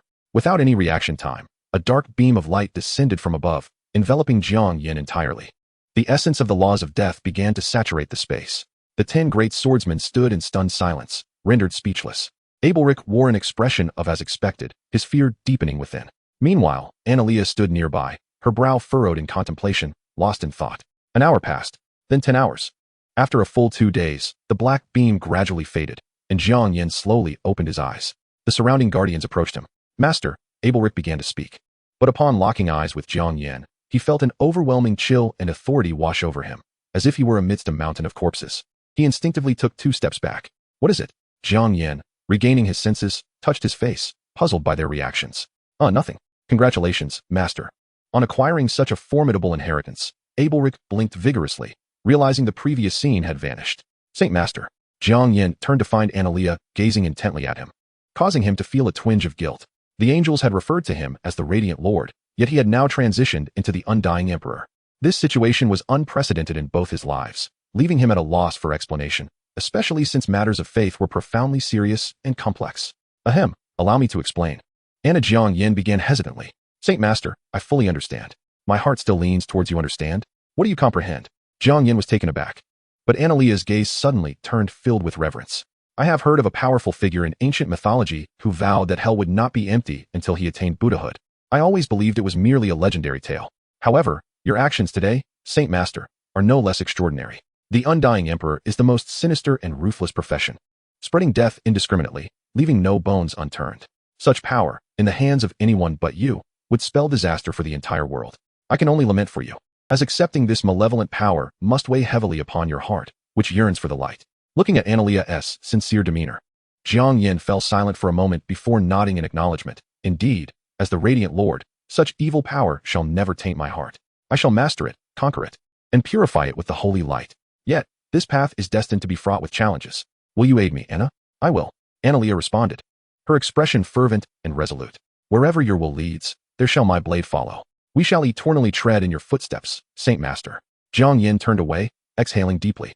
He suddenly recalled Anna's faith panel. "Faith level, blind, everything you say is correct." So, these 2 words carry such weight. After reassuring this understanding angel, Jiang Yan finally had the opportunity to experiment with his newly acquired powers.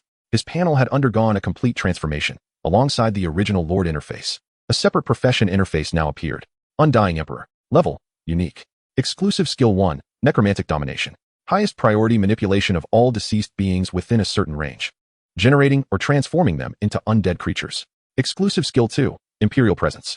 Any being summoned via necromantic spells is to a certain extent under the dominion of the Undying Emperor. Exclusive skill 3, Hall of the Dead. Can expend a certain quantity of death essence to permanently summon a spirit from the Hall of the Dead within the realm of the undead. First summon free of charge. Exclusive skill 4, Death Harvest. Each kill grants a certain amount of death essence. Innate talent, infinite. As the Undying Emperor, your summoning capacity knows no bounds. How formidable. Jiang Yan marveled, aghast. To his knowledge, a necromancer's initial profession typically offered only a single skill, such as summoning skeletons.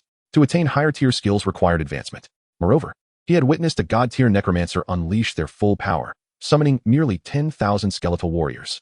It was not a matter of insufficient mana, but rather the constraints of the laws. Yet, the Undying Emperor commenced with 4 skills and possessed the innate talent for limitless summoning. The unique weakness of a lord lay in resource constraints, preventing infinite recruitment of troops. And once elite forces perished, the time invested in their cultivation would be rendered utterly futile. However, the undead are different. As long as there are sufficient corpses, they can be summoned endlessly, growing increasingly powerful with each battle. Should fortune favor one and a divine relic be discovered, one would directly attain godly combat prowess. A sudden thought flashed through Jiang Yan's mind. I'm invincible. Chapter 26. Return. Master, since your class has been successfully inherited, You should promptly open the mythological treasure chest, urged Ablik with keen curiosity. He had always cherished collecting various treasures, but had never encountered equipment of divine grade. Indeed, Jiang Yan nodded, retrieving a gem-like treasure box and silently invoking its opening. Ding! Congratulations, Challenger. You have acquired the mythic-grade equipment, Catastrophe. A staff, resembling pure black jade, materialized in his hand. Topped with a skull encased in ice, its eye sockets intermittently glowing with crimson light. Its information simultaneously flooded into Jiang Yan's mind. Catastrophe. Grade, Divine Artifact. Effect, enhances necromantic abilities by 300%. Additional ability, Instant Death, consumes essence of death to forcibly designate a living being's demise. Cooldown period, 30 days. Ineffective against deities of the master level and above. Comprehensive rating, 17322. Upon reading the description of instant death, Jiang Yan's pupils contracted sharply. The ranks of divine beings are categorized as lower gods, middle gods, upper gods, followed by master gods, and finally, supreme gods.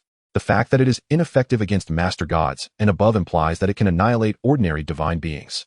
To his knowledge, by the end of the next decade, the most formidable individuals within the Star Horizon Empire would just be entering the realm of upper gods. Within the Federation, the foremost individual, the martial god Du Changkong, had merely reached the pinnacle of lower gods. This meant that, provided he possessed sufficient essence of death, he could potentially eliminate those once unattainable powerhouses with a mere thought. After a moment of contemplation, Jiang Yan turned his gaze, a mischievous glint in his eye, towards Ablik. Instant death, locked. A sensation of feedback coursed through him. To obliterate a diamond tier 10th level dragon required 100,000 essence of death. Enraptured in conversation with 10 mother dragons via the Dragon Communication Network, Ablik suddenly felt as if plunged into an icy abyss, his soul entirely ensnared and rendered immobile. Just as he was seized by panic, however, that sensation vanished without a trace, leaving him puzzled as he lifted his head. Jiang Yan, having validated his hypothesis, turned away nonchalantly. Since acquiring the title of Necromancer King, he had naturally learned how to obtain the essence of death. There are two methods. One is through personal cultivation, which would allow him, upon reaching lower god status, to accumulate a total of 100,000 essence of death. This is the choice of the vast majority of necromantic practitioners. The second method is to utilize the Necromancer King's fourth skill, Death Harvest, where each living being slain grants 1 point of essence of death, irrespective of strength. For even deities possess but one life. Undoubtedly, the second method is significantly swifter. Truly, it is an insidious profession, compelling him towards warfare. However, those matters could wait. Jiang Yan sighed, dismissing further thoughts. With the trial concluded and the Tower of Inheritance cleared, it was time to return. This is one of the rules of the multiverse. After the novice period's evaluation ends, the multiverse must complete a series of tasks including recording the challenger's information, synchronizing time, and distributing worlds, which takes approximately 3 days. Following that, each lord or practitioner who passes the evaluation will officially join the fight against the endless abyss. There will be no need to rely on teleportation devices. One can enter the multiverse or return to the real world at any time. With this in mind, Jiang Yan addressed the group. I am about to return to my original world. For now, you must temporarily enter the multiverse space. Only those of divine lineage could traverse the barriers between the multiverse and the real world, and as he had yet to be assigned a territory, he would have to make do. Ablik and the Great Sword Warriors nodded in agreement. Master, I can enter the heart of angels and will not be restricted by the laws of traversal, Analea stated. Jiang Yan was taken aback, but then understood, recalling the might of the angelic race. Very well, Analea shall accompany me back through the heart of angels, while the rest of you enter the temporary space. We shall meet again in 7 days. Jiang Yan quickly made arrangements. Understood, Lord Master. In a flash of light, the once bustling space was left with only Jiang Yan, who silently communed with the will of the multiverse, return. Meanwhile, outside, chaos erupted once more. In the Federal Emergency Conference Center, Oldly, this matter can only be entrusted to you, one said. Yes, Oldly, your daughter has been childhood friends with Jiang. He will surely show you some favor, another added. Many factions were now eyeing him, and the resources the Federation could offer were simply insufficient, thus they could only rely on emotional ties. The crowd buzzed with discussion, their expressions mixed with joy and concern. The emergence of a prodigy was a boon, potentially alleviating the Federation's pressures. However, the birth of an unparalleled genius posed a different challenge, as the competition would be fierce, and the Federation lacked the capital to retain him. The middle-aged man, referred to as Old Li, wore a complex expression. He had naturally conducted investigations into the boy who shared a close relationship with his daughter. Having lost his parents during an interstellar expedition, Jiang Yan was fortunate that they had left behind considerable assets entrusted to a guardianship center, preventing the 3-year-old from being left destitute. Logically, such a person should not have intersected with his daughter. Yet, this boy was extraordinarily diligent. securing admission to the best schools at each stage with outstanding results, and coincidentally, he was in the same class as his daughter. In an effort to quash any budding romance between them, Old Lee had not resorted to the crude tactics of a mindless antagonist, yet he had certainly asserted his authority. He did not believe he had acted wrongly. Early relationships did warrant guidance, and he had ceased interference once she entered university. Now, however, the organization was asking him to curry favor with the boy, which left him feeling quite embarrassed. It was ludicrous. What father would seek to appease a young man? Resolutely, he cleared his throat and spoke. Ahem, regarding this matter ding. An email was automatically received and opened on the central projection of the meeting room. Such an occurrence indicated an urgent report. The crowd's expressions shifted, and they turned their gazes towards the screen. The 9th session of the Multiverse Tower of Inheritance assessment has concluded, and the rankings are as follows. First place, Jiang Yan, level 20, Source Star Federation. Second place, Luo Qinyu, level 9, Star Horizon Empire. Third place, level 20. One person gasped in disbelief, their face awash with incredulity. Historically, there had been those who cleared hell-level assessments in the Star Horizon Empire, yet their Tower of Inheritance had only reached the 10th level. This is impossible, someone exclaimed. They had conducted research, and according to the scaling of combat power within the Tower of Inheritance, reaching the 20th level would necessitate combat prowess equivalent to that of a human deity. Yet this was unfeasible. Even passing the master-level assessment merely implied potential for development, not immediate combat capability. The assembly was baffled, yet it was undeniable that this signified Jiang Yan's value had soared. Besides possessing a formidable lineage, he himself would become the most powerful practitioner. Old Lee's expression shifted as he quietly retrieved a crystal communicator and dialed a number. Hello, Miao Lin. I have a question for you. What was it that Jiang Yan, that handsome young man, liked again? Chapter 27, Pursuit of Excellence. At the Federal Academy's primary teleportation center, the space surged violently as two men materialized. Jiang Yan, EMO? They spoke simultaneously. Congratulations, Brother Jiang. After a moment of silence, a man with a complex expression spoke. Prior to logging into the multiverse, he and Jiang Yan were renowned geniuses within the academy. However, the status of both had undergone a dramatic transformation. Congratulations, Brother Yi. Jiang Yan responded with a smile. It appears that the overall results are not particularly impressive. Only the two of us made it into the top 10,000. Yi Mo glanced around and remarked, but with your accomplishment of passing the Dominator level, it hardly matters. Those who qualified for the Tower of Inheritance would be uniformly transported out 2 days later than the others. At that moment, aside from the staff, no other students were present. It was merely luck, Jiang Yan replied, shaking his head, devoid of arrogance. He understood that his success was merely a stroke of fortune. In terms of capability, he was not superior to his counterpart. In their previous lives, their achievements were nearly indistinguishable, both having cleared the difficult level assessment. Yi Mo gazed at Jiang Yan's composed demeanor, momentarily taken aback, then chuckled. Unfortunately, I lack such luck. Have you made your decision regarding your next steps? Once we leave here, the forces vying to recruit you will extend into outer space. Naturally, I intend to remain within the Federation, Jiang Yan countered. What about you? What do you think? Yi Mo shrugged. There's no place like home, and besides, you provide a sturdy support. However, your situation is somewhat different. It would be best to wait 3 days before making a decision. I understand. Thank you, Jiang Yan nodded. Once the registration for the multiverse was completed in 3 days, he would be able to return to the multiverse space at any time, free from concerns about hazards from the real world. No need to mention it. I recall you aced your common knowledge class, so you must already be aware, Yi Mo smirked. All right, let us depart. We shouldn't keep those outside waiting. Indeed. The spectacle was grand. Jiang Yan sensed that there were at least 30 formidable transcendent beings in the auditorium outside the teleportation center, likely representatives from the Federation's upper echelons and various other factions. Were it not for the explicit laws of the Starry Horizon Empire forbidding non-participants and staff from entering the teleportation area, these individuals would likely have crowded the teleportation point. Let us go, Jiang Yan sighed. Having anticipated this scene, it was unavoidable. They traversed the corridor and the several hundred meters of the mission release area until they reached the entrance to the auditorium. Exchanging glances, the two pushed the door open. Instantly, over 30 powerful figures turned their attention toward them, the weakest among them being a demigod. Jiang Yan stepped forward nonchalantly, positioning himself protectively in front of Yi Mo. Although these individuals made an effort to suppress their oppressive aura, it was far beyond what a newly initiated student could withstand. Yet, he remained unaffected. Thanks to the heart of the angel within him. Thank you, came a quiet expression of gratitude from behind. No need for thanks. We are even now, Jiang Yan replied, seizing the opportunity to survey the attending representatives from various factions. The foremost figure on the left was familiar to him. It was the Academy's president, a lordly deity. The foremost figure on the right appeared to be from the Starry Horizon Empire's embassy. Each faction was distinctly arranged, contrary to expectations of a chaotic rush toward them. You must be Jiang Yan, the little brother. Indeed, a fine figure, the ambassador from the Starry Horizon Empire, initiated the conversation. Greetings, Jiang. I am the representative of the Celestial Alliance. I am the representative from Falling Cloud Mountain. Following the Starry Horizon Empire's lead, the other factions also stepped forward to express their intentions. I appreciate the kindness of all the seniors, but the prolonged assessment over the past 10 days has left me somewhat fatigued. May I request a couple of days to rest before making my decision? Jiang Yan said apologetically. That is only reasonable. We have been inconsiderate. The ambassador from the Starry Horizon Empire chuckled. Here is my contact information, Jiang. Feel free to reach out once you have rested. Little brother, here is my contact as well. And mine. The guests were unfazed, eagerly exchanging contact information.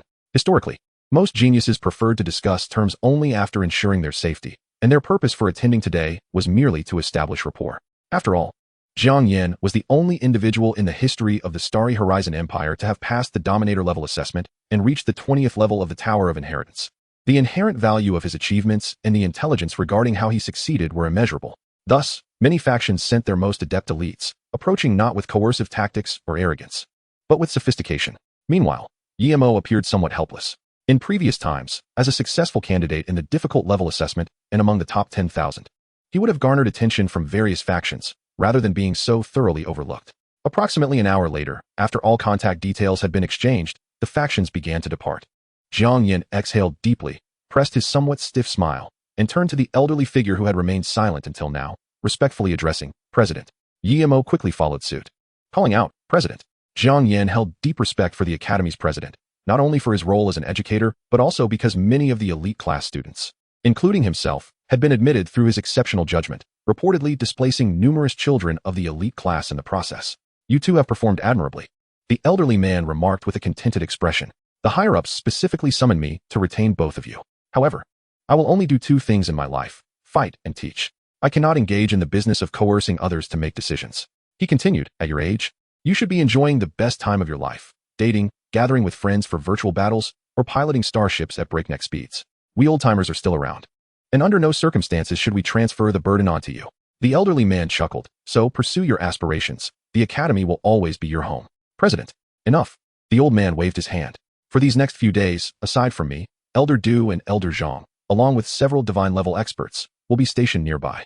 Rest assured, and do not leave the Academy grounds. We will address everything else in due course. The two nodded earnestly. President, we shall return to our dormitory now. MHM. The elderly man watched them depart, his smile gradually fading. What news? Have many rats infiltrated? For now, only one divine level has been taken out by Elder Du. A stern-looking middle-aged man appeared beside him, lightning flashing in his gaze. These unscrupulous elements, with the frequency of abyss incursions increasing, are still embroiled in internal strife. The elderly man snorted coldly. Rest assured, teacher, for the next few days, Elder Du and I will remain vigilant. Once those two youngsters complete their registration with the multiverse in 3 days, there will be nothing to worry about.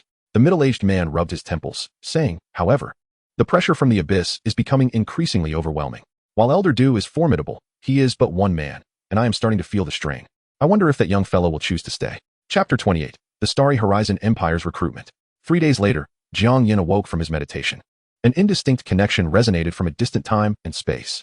He understood that his soul had been bound to the multiverse, allowing him to return at any moment. At last, he was safe. Jiang Yan stretched his limbs and began to quietly contemplate his next move. Completing the registration for the multiverse meant that he would have to confront the endless abyss. No one knew its origin, nor how many layers it contained. Even in 10 years, the strongest within the Starry Horizon Empire could only reach the 49th layer. It was unknowable, difficult to observe, and impossible to withstand. Fortunately, the multiverse had wielded supreme power to fragment the passage of the abyss into countless worlds, sealing them away until the opportune moment for unsealing. For instance, upon the conclusion of this session of the realms, a new abyssal world shall be unveiled, and all participants from this session must venture forth to withstand the onslaught of the abyss. Each lord will initially receive a base and a corresponding abyssal portal. Monsters will incessantly descend from the abyssal portal, necessitating resistance with the assistance of local forces to repel and contain them. Should they falter, the individual will lose their status as a lord and be barred from returning to the realms. For the faction to which they belong, they must expend survival points to seal that abyssal portal or transfer the burden to another lord. Otherwise, the uncontrolled portal will continue to expand, impacting allies and the material world. Furthermore, as the degree of abyssal corruption in this world escalates, the monsters emerging from the portal will grow increasingly formidable, making resistance ever more arduous. Unless someone can utterly annihilate all portals, which is an almost unattainable feat, for when one attacks an abyssal portal, a formidable abyssal demon. Bound by the limits of the plane's corruption level, will forcibly manifest, proving nearly invincible. Moreover, with at least 1 million lords participating each session, alongside the existing local portals. To entirely close the portals would require the defeat of over 1 million abyssal demons. Thus, even with the assistance of the realms, the beings of the material world continue to struggle for survival. One wonders if the formidable professions of angel and necromancer can achieve this. Jiang Yan pondered silently. It is said that if anyone were to truly obliterate all abyssal portals within a world, that world would become a sanctuary, forever shielded from abyssal threats, allowing, even in the event of the material world's destruction, its inhabitants to settle and thrive within that world. Ding. Master, there is a request for visitation. At this moment, the crystal watch on his wrist emitted a notification. Jiang Yan glanced at it, revealing the ambassador from the Starry Empire arriving for a visit. The representatives from various factions had already arranged a meeting with him a couple of days prior. As the saying goes, one should not strike a smiling face. Despite having resolved to remain with the Federation, there was no need to entirely offend the other party by refusing to meet. After tidying himself up slightly, Jiang Yan descended the stairs to greet them. He noticed, in addition to the ambassador he had previously encountered, a finely dressed gentleman with a star-shaped mark subtly visible on his forehead, evidently a member of the royal family of the Starry Empire. Following them was a human from the Federation. Brother Jiang, I apologize for the intrusion, but time is of the essence, and I trust you will be understanding. The Starry Ambassador warmly stated upon meeting. Not at all. Please, you all come in, Jiang Yan replied with a smile, fully aware of their intentions. Following the conclusion of the realm's registration, one must confirm their affiliated faction and enter the abyssal world within 10 days. For example, if he chose to enter from the Federation, everything within the abyssal world would be bound to the Federation, and if his abyssal portal were to fall, it would also affect the corruption levels of the abyssal rifts in the material world. The reverse holds true as well. Thus, these factions were eager to court each other before this 10-day deadline. Brother Jiang, allow me to introduce you. This is His Highness, Prince Luo Baiyu, the 7th Prince of our Starry Empire. The ambassador gestured. Pleasure to meet you. Prince Luo Baiyu extended his right hand. To my surprise, Your Highness is well versed in the Federation's etiquette, Jiang Yan remarked, somewhat astonished as he shook the prince's hand. What you may not know is that His Highness took the initiative to study the etiquette of the Federation, the ambassador added with a smile. Luo Baiyu smiled non-committally and projected a virtual list with a wave of his hand. Jiang Yan, I dislike beating around the bush, so I shall be direct. The Empire, including my father, holds you in high regard, and we come with sincere intentions. You may take a look. I assure you our offer far exceeds what any faction can provide, all to be fulfilled within 10 days, should you choose to join the Empire. Jiang Yan instinctively glanced at the list. 110 master-level auxiliary professionals, 2 epic-level architectural blueprints, 5 in total, and 1 legendary blueprint, 3 sets of epic-level equipment, 4 resources directly tilted in favor of the Starry Empire, a total of 37 items, covering nearly all aspects except those prohibited by the realms. The auxiliary professionals include spirit array masters, spirit food masters, etc., who can construct defensive arrays for the base and create miraculous foods to elevate levels. They can sign subordinate contracts with the Lord, joining their ranks and entering the same base. Their assistance would be akin to adding wings to a tiger. As for the various blueprints, in the realms, blueprints are categorized by level rather than specific items. Once used, they will automatically generate a structure related to the corresponding faction. In his previous life as a deity, he had only possessed a single epic-level building. The other conditions were equally rare and valuable. Such a grand gesture. Jiang Yan mused internally. Furthermore, we will provide some support to the Federation to compensate for the pressure of vacancies left by your departure. Observing Jiang Yan's silence, Luo Baiyu continued. The Empire has always been exceedingly generous towards talents. You need only sign the faction transfer contract, and we shall handle everything else, leaving you with no concerns. Indeed, a third individual, who had remained silent until now, stepped forward and spoke. I wonder if you know me. I am Chen Shan, also a graduate from the command department. Senior Chen, I have certainly heard of you. You are 3 years my senior, and your name is inscribed on the monument of distinguished graduates, Jiang Yan replied. Distinguished is too grand a term. I merely passed the difficult level. And even among my peers, I cannot claim to be the best compared to you, Jiang. Chen Shan chuckled, somewhat self-satisfied. But look at my current prowess. Demigod level? Precisely. To my knowledge, among those who passed the difficult level, the highest among them is only at Diamond 9th tier now. Yet after joining the Starry Empire, I have far surpassed them. Chen Shan suddenly turned his gaze to Jiang Yan, saying meaningfully, Brother Jiang, you are an astute individual. I believe you understand that often. Choice outweighs effort. I concur with that sentiment, Jiang Yan replied with a slight smile. So what shall your choice be? The members of the Starry Empire chuckled. Yet I might be the fool, Jiang Yan said with a hint of regret. I appreciate the goodwill of your highness and the Empire, but I have already resolved to remain with the Federation. Chapter 29, Cross-Faction Chat. In the embassy of the Starry Empire within the Federation, the shimmering light flickered, and 3 men materialized in place. Your Highness, that fellow is rather ungrateful. No matter how much potential he may possess, he is merely a junior lord at present. Qinshan flattered. I have many friends in the upper echelons of the Federation. Perhaps I could find someone to teach him a lesson. This was undoubtedly boastful. Given Jiang Yan's current status, how many divine-level experts even paid him mind? Who would dare to meddle? Yet, this was inconsequential. What the leadership wanted was simply an attitude. After all, he was the 7th prince of the empire. If they could secure such a powerful ally, resources would never be a concern in the future. Why are you still here? Luo Baiyu shot a cold glance. Ah, Your Highness. Qinshan was momentarily taken aback, not anticipating such a reaction to his flattery, leaving him somewhat at a loss. Get lost, the ambassador subtly signaled, attempting to mediate. It was my overstep. I take my leave. Qinshan forced a smile, feeling humiliated. Utterly foolish, Luo Baiyu coldly remarked, watching Qinshan retreat. Those of such mediocre potential seeking to align themselves with him only did so because of their connection to Jiang Yan, hoping to make their recruitment more persuasive. He had little regard for those who ingratiated themselves and schemed behind the scenes. After all, they hailed from a lesser place. Your Highness, please do not take offense. The ambassador chuckled. However, Jiang Yan is unwilling to join the empire. How does Your Highness propose we handle this? I must say, I admire him. If he is willing to betray his own country for a mere advantage, he will inevitably betray the empire for even greater rewards in due time. Luo Baiyu smiled indifferently. Since he refuses to ally with us, let us forge a partnership instead. Isn't my 6th sister also participating in this issue of various realms? Even if they cannot become companions. That would suffice. Your Highness is indeed wise, the ambassador sincerely replied. Meanwhile, a steady stream of visitors arrived at Jiang Yan's residence. Among them were envoys, much like those from the Starry Horizon Empire, bringing along a representative from the XX Federation. Jiang Yan found it difficult to express any opinions regarding these individuals.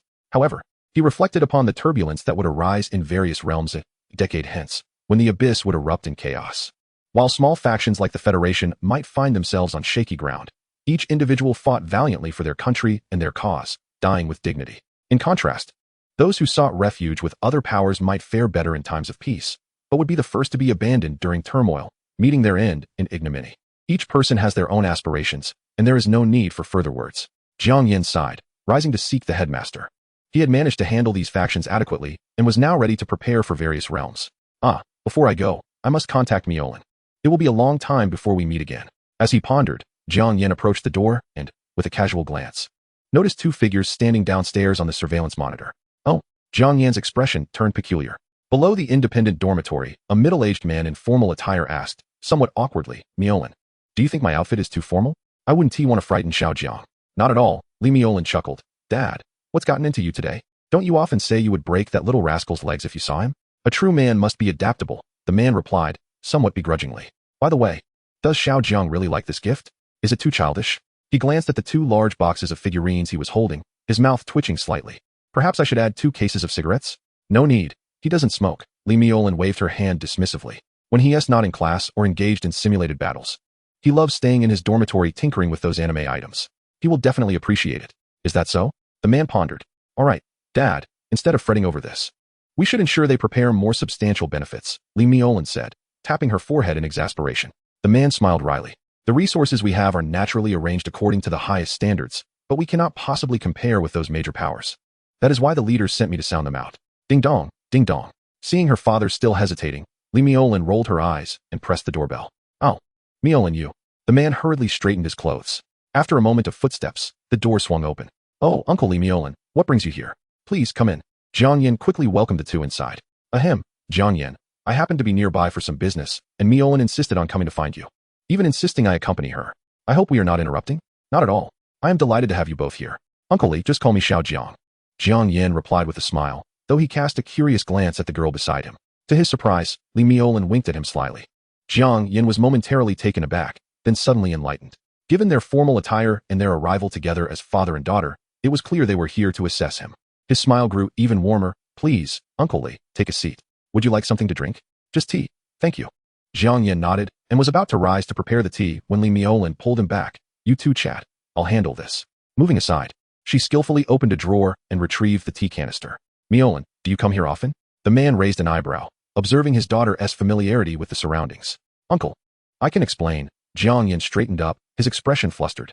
In the past, when he was busy with virtual battles, Li Miolin would occasionally come by to help tidy up, and even the tea bags were arranged by her. The man turned his head, suddenly recalling his purpose, and smiled again, pondering. Well, Xiao Jiang. Oh no. Jiang Yan recalled the man's smile, suddenly reminded of his elementary school days when he had secretly written love letters to Li Miolin, only for her father to discover them and storm into school the next day to inform the homeroom teacher. At that time, Jiang Yan had been made to apologize in front of the entire class, and this very man had worn the same smile. I must act swiftly. Uncle Li. I understand your intentions. It's not as you think, Jiang Yan quickly clarified. The man paused. You understand my purpose? You know I am here to persuade you for the Federation? It's not that I am unwilling to accept, Jiang Yan hurriedly explained. The man sighed inwardly. This was the scenario he had anticipated. His smile remained as he continued. Xiao Jiang, please don't rush. Let us discuss our terms. Jiang Yan was momentarily taken aback.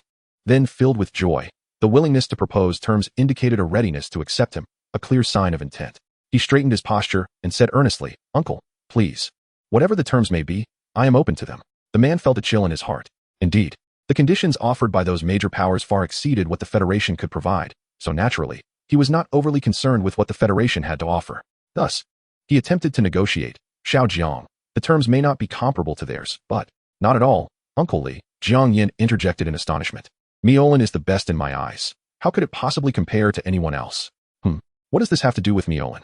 The man was taken aback. Li Miolin, who had been observing their exchange, could no longer contain her laughter, her beautiful eyes narrowing into crescent moons. What is going on? The two looked at her in confusion. Chapter 30, Entering the Abyss Battlefield. So, 2 days ago, when Xiao Jiang spoke with you on the phone, he expressed his decision to remain with the Federation. Why didn't you tell me? The man fixed a stern gaze on his daughter. Indeed, Li Miolin blinked innocently. Didn't you always teach me to be trustworthy? A few days ago, Jiang Yan was in danger. He told me that was a sign of his trust in me. How could I betray his trust?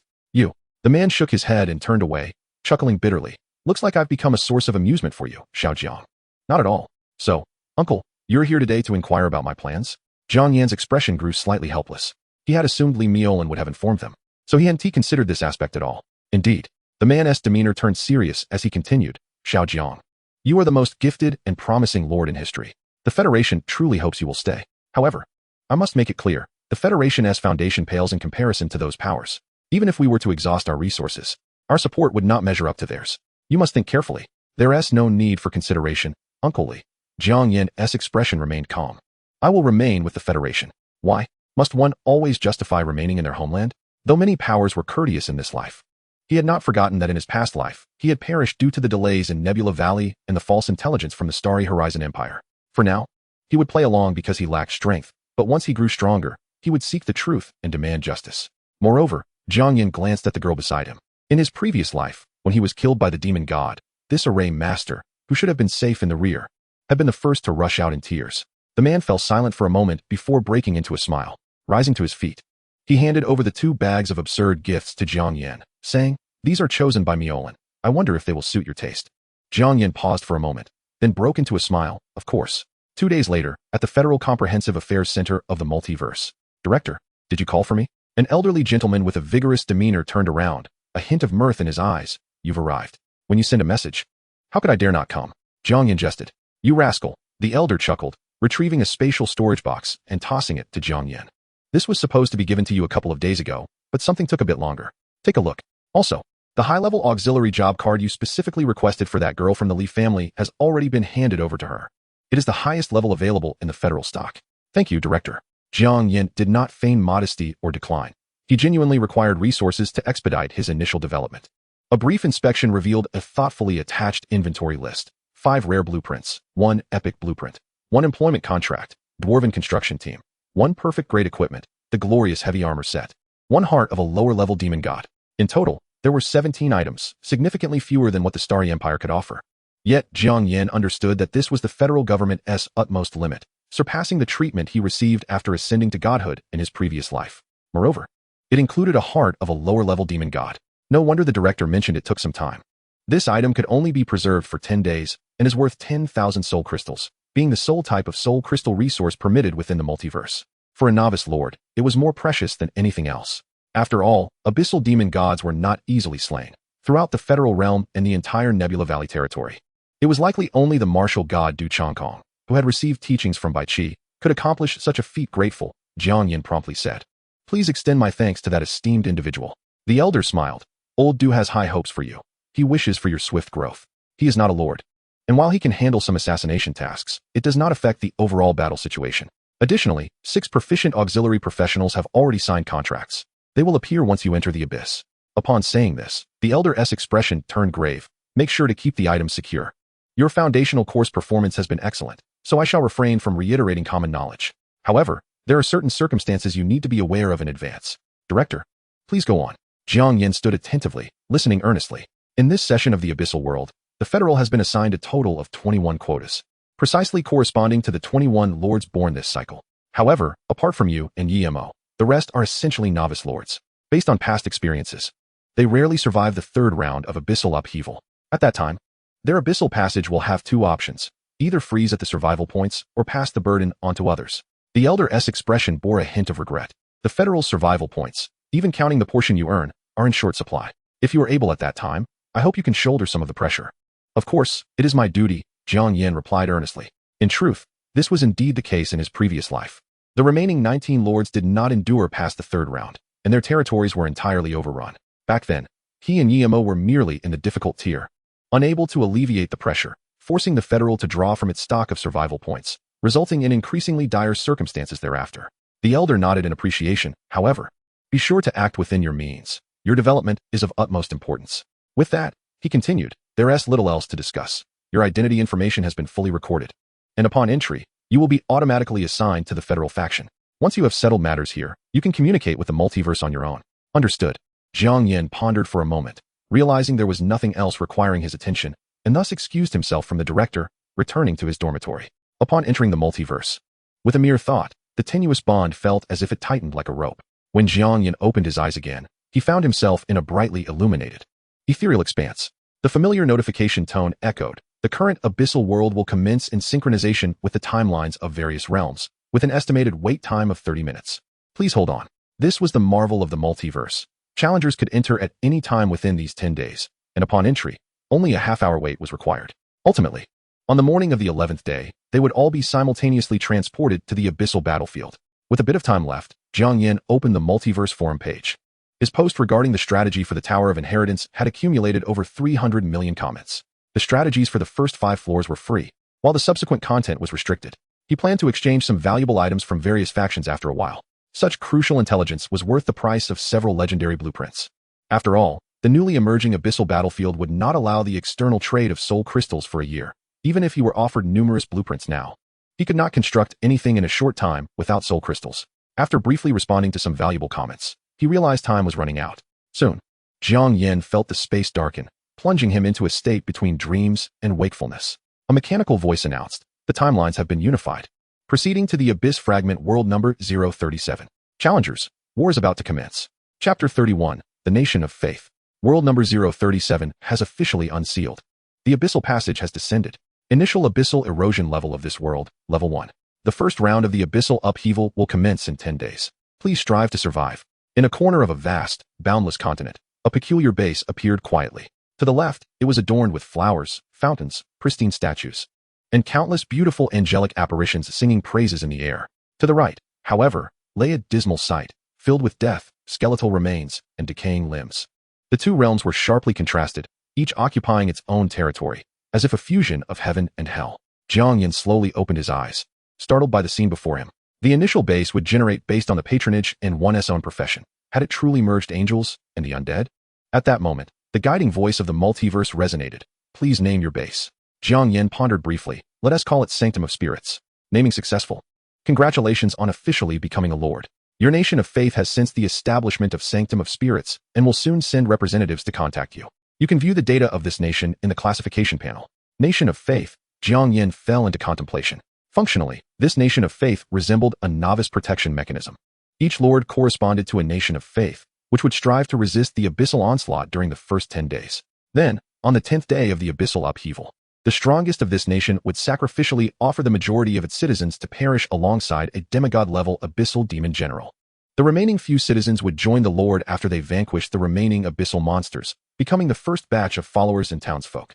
This was the understanding of nearly everyone, including himself, from his previous life. However, some speculated that if a lord possessed sufficient strength to aid them in defeating the demon general, it might be possible to preserve the nation of faith, thus starting with an entire duchy's worth of belief. The power of faith was of equal significance to soul crystals, especially for Jiang Yan, as it directly influenced the recruitment of angels.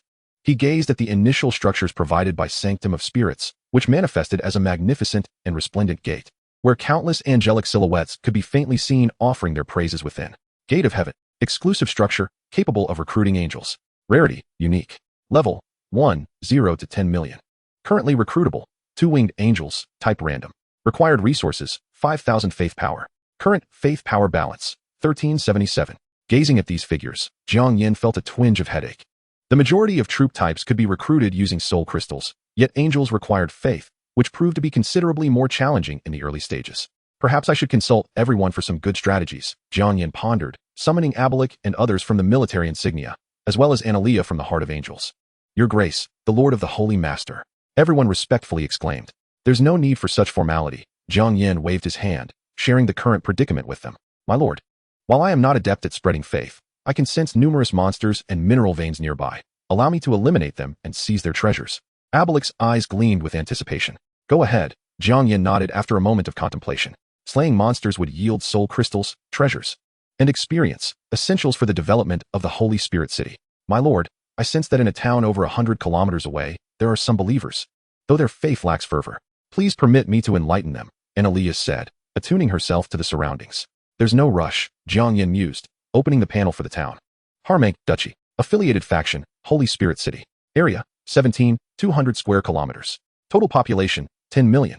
Current faith level, friendly. Faith output, 0 per day. Note, you must first earn their faith before you can acquire faith power. Analea, what do you plan to do? My lord, they are engaged in battle with the abyss. I shall assist them in confronting the enemy. The moments between life and death are the most conducive to elevating faith, Analea replied. She was not an angel dedicated to the propagation of faith and could only employ traditional methods. In that case, an envoy from there will visit us shortly. You shall attend to them and proceed as you see fit. Jiang Yan did not obstruct her. The Holy Spirit City is guarded by 10 golden-ranked great swordsmen. So there is no need to worry about safety, Jiang Yan added. There was no necessity for Analea to expend her considerable strength on mere defense. Then, the security around the Holy Spirit City will be entrusted to you, Jiang Yan addressed the great swordsman. Rest assured, my lord, not a single slime shall breach our defenses. Time is of the essence. Let us depart at once, and do exercise caution, Jiang Yan nodded with a smile. The initial 10 days represented the safest and most stable developmental period. Even after this phase, the city would continuously face disturbances from abyssal creatures, necessitating prudent utilization of this time. After bidding farewell to the departing individuals, Jiang Yan found no time to idle. He had numerous tasks awaiting his attention. The resources bestowed by the Federation required utilization. The Interrealm regional trading platform also warranted constant vigilance, for in the early stages, one could often exchange minimal resources for precious treasures. Additionally, the potential of the Undead Emperor's abilities remained to be explored. After a swift mental calculation, Jiang Yan retrieved the heart of the demon god and placed it upon the transformation altar. A flash of light surged forth, accompanied by a fleeting wave of elation. Successful sacrifice of the heart of the demon god. You have gained 10,000 soul crystals. The world takes note of you, and your fortune has imperceptibly improved. Such a splendid item, albeit exceedingly rare, Jiang Yan mused, shaking his head slightly, before extracting the 6 blueprints gifted by the Federation. Use. Ding. You have acquired the epic level building blueprint, Splendid Missionary Lodge. Ding. You have acquired the rare level building blueprint, Advanced Graveyard 3. Ding.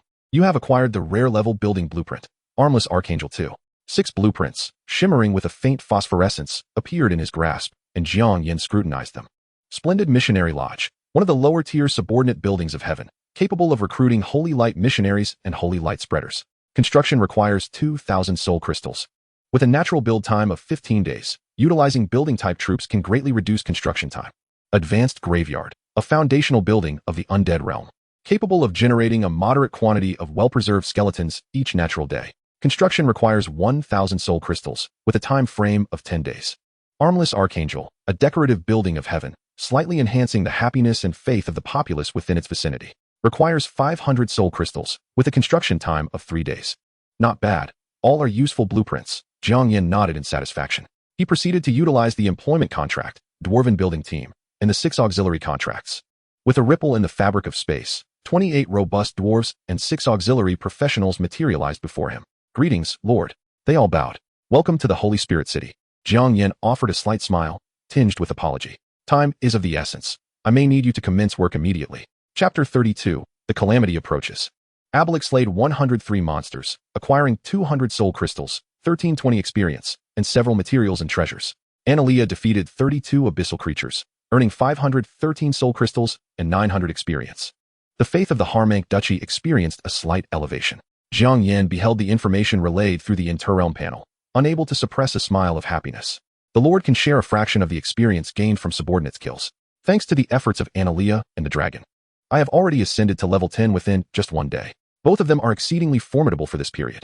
The majority of lords, including myself in my previous life, would have to lead their kin cautiously around the base, let alone assist a nation of believers in combating abyssal monsters. Jiang Yan opened the Interrealm regional chat channel, which was currently abuzz with activity. Family, who understands? My nation of believers sent a request for aid, and I, feeling soft-hearted, dispatched a team of barbarians, only for them to be wiped out by monsters midway. The system even warned me that the faith of my nation has diminished. It's utterly infuriating. Does the person above fail to grasp basic knowledge? This nation of believers is merely a plot-driven NPC. They will be annihilated during the abyssal upheaval in 10 days. There's no need to concern yourself. Help. Not far from my base, there's a bronze-level boss. And I foolishly let a troll archer shoot it with an arrow. I've been chased for 2 hours now. Why hasn't the aggro worn off? I told you to study hard while in school. The Interrealm is merely akin to a game, not an actual game. These monsters possess true existence and intelligence. Aside from certain force skill effects, there is no aggro disengagement mechanism. Good luck to you. Jiang Yan casually browsed through the messages, most of which were complaints and pleas for help. This was the norm. After all, the majority were ordinary level lords, with initial kin of lower tiers, whose strength was comparable to goblins, requiring cunning and effort to slay even a common monster. After a moment of contemplation, Jiang Yan also sent a message. Long-term acquisition of various and used blueprints. Rare level for 2,000 soul crystals, epic level for 5,000 soul crystals, and above legendary level for private discussions. Although most individuals were relatively weak, luck bore no relation to strength. Perhaps a fortunate soul might unearth a legendary item from a slime. Golden, resplendent text amplified several times appeared in the chat channel. The entire channel erupted in excitement. What the hell? Can someone tell me why his message seems so high class? Does the Interrealm also have a charm level? Newbie trial completion and high-level assessments grant such privileges, but this golden font is a first for me. The person above must be disconnected. Does Jiang Yan not know? He is the only one who has passed the monarch level assessment, and it is said he hails from a low-tier civilization. Truly impressive. Truly. It is the esteemed Jiang himself. Oh dear, I humbly request to add you as a friend and seek your patronage. I am a girl, you know. I would rate my appearance a solid 9 after makeup. Isn't this price rather exorbitant? Rare blueprints should be worth at least 20,000. An epic level 1 starting from a minimum of 100,000. Given your prowess, Jiang, shouldn't you show some consideration for us novices? Flattery and moral coercion abounded, with numerous requests to add friends, but after activating the intelligent filtering function, Jiang Yan ceased to engage further. As for the prices, they were indeed egregiously disproportionate to the actual value of the blueprints. Currently, most individuals struggled to slay a single monster, likely acquiring no more than a double-digit number of soul crystals, not to mention the insufficient resources to construct blueprints. Surviving past the 10th day seemed an unattainable dream. However, 2,000 soul crystals would enable a novice lord to recruit a substantial force of warriors, significantly enhancing both leveling efficiency and developmental pace. After some contemplation, Jiang Yan posted a long-term exchange offer in the trading channel. 130 soul crystals for pure faith power, setting a cap at 1,000 soul crystals. This required purification across the realms. Generally, one needed to offer 120 faith power to obtain 100 units of pure power. The exchange rate was similarly steep. Nonetheless, the value of soul crystals far outweighed all else for the majority at this stage. He was not in the business of charity, prioritizing his own needs while also extending some preferential treatment to his compatriots from the Federation. As for others, they could engage in straightforward transactions, each party taking what they required.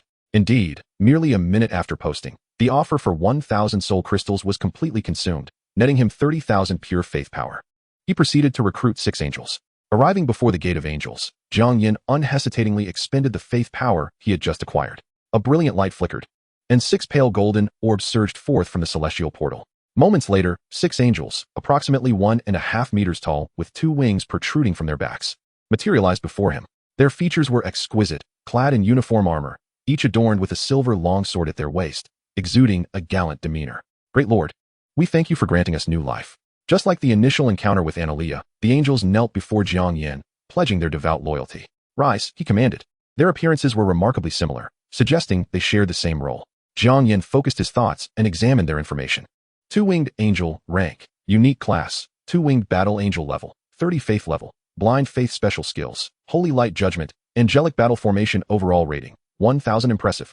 Jiang Yan's gaze sharpened. Typically, the maximum initial level for recruited troops of epic rank is 10, for legendary rank 15, and for mythical rank 20. Yet, these angels, as the uniquely ranked unit, began at level 30. Their initial combat power rating was already comparable to that of a golden tier swordsman of level 10. Alas, the angelic skills bore a uniqueness that precluded enhancement through innate evolution. Go to the south of Holy Spirit City and find a Bellic to level up. Once you advance to the bronze rank, head east to the kingdom of Hamank and seek out Analea. She will assign you tasks, Jiang Yan instructed after a moment's thought. The cost of these angels was considerable, and he was reluctant to send them directly into battle against the abyss. We are willing to fight for you, great lord. The 6 angels replied, bowing respectfully before taking flight.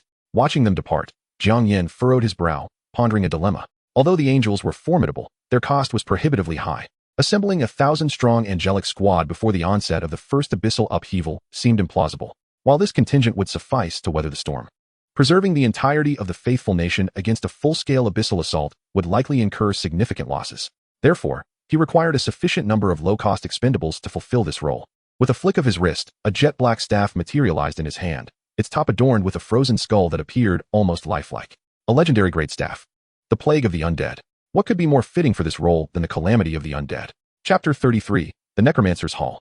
Jiang Yan scrutinized his professional skills. He had not had the opportunity to thoroughly explore them upon returning to the real world, but now was the moment for them to shine.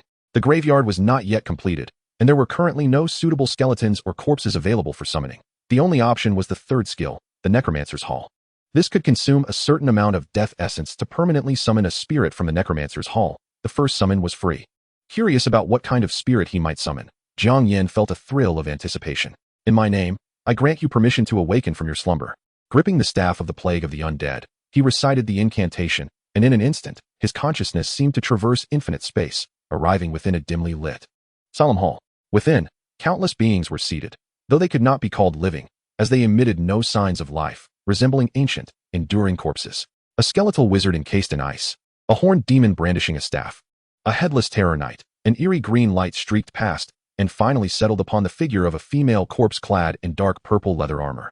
Her skin was ashen, her attire scant, and she possessed pointed ears, with a longbow slung across her back. As the eerie green light merged with her, her previously closed eyes suddenly opened, revealing crimson irises that locked onto Jiang Yan's consciousness, and a stream of information flooded into his mind.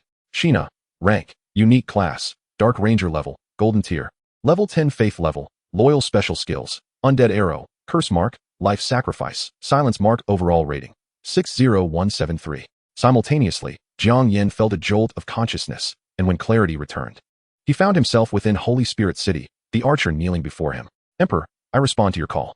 Her voice was slightly husky, and instinctively, Jiang Yan looked down, only to be met with a depthless abyss. Ahem, rise. Is your attire not a tad too scant? Jiang Yan hesitated before speaking. The dark purple leather armor was acceptable below the waist, but the upper half was rather sparse, exposing large swathes of ashen skin. Is there something wrong, Emperor? We have always dressed this way, Sheena replied, her gaze sparkling as she placed Jiang Yan's hand upon her left wrist guard. Moreover, this is a legendary piece of equipment. The legendary Dark Ranger Sheena shared with you the heritage leather armor of the Dark Ranger. Heritage leather armor of the Dark Ranger. Rank, legendary enchantments, lightweight, indestructible.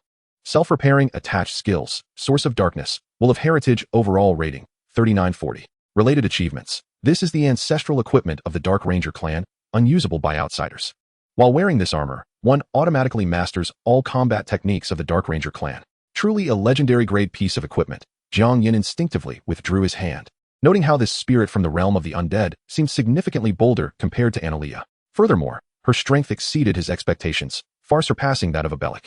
Initially, he had thought the Necromancer's Hall would only summon minor elite leaders, but it appeared this skill was far more powerful than he had imagined, unexpectedly acquiring a powerful subordinate. Jiang Yan's mood lifted considerably. He attempted to activate the skills of the Necromancer's Hall once more, only to discover that the next summoning would require a staggering 10 million units of death essence. This was not an excessive amount, as the continent was teeming with monstrous entities and abyssal creatures. With unrestrained slaughter, he could gather the necessary resources within mere months. Xena, do you wish to grow stronger? Jiang Yan inquired, taking a couple of steps back while toying with the staff of catastrophe. Of course, your majesty. Every inhabitant of the underworld yearns to become more powerful. Xena replied, raising an eyebrow in surprise. Why? Jiang Yan pressed further. Because we do not wish to die a second time, she stated. Jiang Yan paused, then feigned nonchalance as he remarked, I expected you to say that this would enable you to serve me better. That is indeed a valid rationale. Yet we must first ensure our survival, at the very least leaving behind a single bone. Xena suddenly laughed, her pale skin exuding a unique allure. As you wish. Jiang Yan smiled faintly, activating his innate skill to its utmost potential. The activation was successful, and due to Xena's skills having reached their maximum level, they automatically transformed into an exalted state. The skill Death's Arrow advanced into a similar type known as Extreme Magic Archery, while Silence Mark evolved into Domain of Shadows. Having successfully progressed 2 skills, Jiang Yan nodded in satisfaction, noting that Xena's rating had surged from just over 60,000 to approximately 80,000, now comparable to Anna's. Incredible. Xena seemed to sense something, her surprise evident as she removed the longbow from her back. Thwack, thwack, thwack. The sound of bowstrings being drawn echoed as black arrows scattered like fireworks, instantly releasing a barrage of 1,000 projectiles. They landed on the boundary of the base, the roiling death energy subtly shifting to the left. It seems this generation of the Sovereign is not only youthful, but also remarkably capable, Xena remarked with a playful smile. Yet there are some unpleasant auras within the base. Xena, refrain from unnecessary actions, Jiang Yan said, shaking his head in exasperation. As the Lord, he was acutely aware of any changes within the base. Should Anna discover the subtle shift of the boundary, conflict would likely ensue. Very well, I shall heed your command. Your Majesty, Xena replied nonchalantly as she stowed her longbow and settled down. Acknowledging one's mistakes is commendable, Jiang Yan nodded slightly and continued. I have dispatched the angel race to the western abyss battlefield, while the northern mountains are being ravaged by dragons. We have yet to address the eastern and southern fronts. Choose one direction to command. Why not attack both fronts simultaneously, Your Majesty? Upon the mention of war, Xena's excitement was palpable, her crimson eyes shimmering with an unusual brilliance. That is not feasible. The cemetery requires at least 3 more days for completion, during which I cannot provide any military support, Jiang Yan replied, shaking his head. It seems that although the Sovereign has inherited great power, your understanding of our underworld remains insufficient, Xena chuckled lightly. As the first awakened spirit, it is my duty to enlighten you. It is only the underworld that can be your most trustworthy subordinate, not that feeble band of angels. Oh, those regions are home to numerous powerful clans and monstrous beings. Can you truly manage alone? Jiang Yan inquired, unperturbed. Given Xena's unwavering loyalty, he knew she would never betray him, nor would she lie in such a crucial matter. Xena sighed softly, her tone laced with meaning. You underestimate our might, Your Majesty. Remember, every formidable entity of the underworld embodies catastrophe itself. Chapter 34, The Powerful Xena. To the south of Holy Spirit City lies a sprawling, continuous forest. Within it, miasma thickens, where monsters tainted by abyssal energy engage in perpetual conflict with local powerful clans, neither able to gain the upper hand. Today, an unexpected guest arrives. A lone elven archer clad in dark purple leather armor steps into the dense thicket. With each step she takes, the flora within a 10-meter radius seems to wither as if drained of its essence. This is her second skill, life sacrifice, allowing her to continuously siphon the life force of all surrounding beings to replenish her own, momentarily granting her the sensations of having once been alive. What a captivating sensation it is. Xena's scarlet eyes scanned the depths of the forest, swiftly spotting several wolfmen lurking behind a tree 30 meters away. Stealthily aiming their poisoned crossbow bolts, grasping her longbow, she unleashed a flurry of arrows. 3 black shafts pierced through the trees, impaling the wolfmen's bodies in an instant. Without a backward glance, Xena pressed onward. From the lifeless forms of the wolfmen, skeletal warriors began to rise, collecting the poisoned bolts and trailing behind her. Her first skill, Death's Arrow, could transform any slain being into an undead creature, after advancing to Extreme Magic Archery. It not only retained this effect, but also allowed her to shoot up to 16 guaranteed arrows simultaneously. To prove the underworld's worth to Jiang Yan, Xena showed no signs of halting, her arrows hitting each shadowy foe with pinpoint accuracy as if guided by an automatic navigation system. In just over an hour, she amassed over 300 skeletal warriors behind her, wreaking havoc in the forest as they slaughtered both creatures and monsters alike. This behavior soon caught the attention of a local ogre tribe, which set a trap along the path ahead, lying in wait for unwitting prey. How fortuitous. A guide has presented itself. A smirk of derision danced on Xena's lips as she directed her skeletal legion toward the ogre tribe's location. The forest was fraught with peril. Some skeletons were devoured by carnivorous flowers, while those behind them swiftly cleaved through both the flora and any unfortunate creatures caught within. Others sank into marshes without a struggle, allowing their comrades to tread upon their skulls as they passed. These skeletal warriors harbored no fear, akin to the bravest of soldiers. As they cleared their path to the encircled ogre tribe, they trod boldly over rudimentary traps, barely concealed by mere weeds, oblivious to the danger. Ha! A group of ogres. each exceeding 2 meters in height, brandished spiked clubs, and emerged from behind the trees, laughing heartily. A band of the lowest form of undead. One particularly tall ogre sneered. Eliminate them. Yes, chief. Hundreds of ogres bellowed as they charged forward, swinging their clubs. Bam! Crack! These skeletal warriors, formed from the bones of the weak, were no match for the hefty clubs, shattering into fragments upon impact.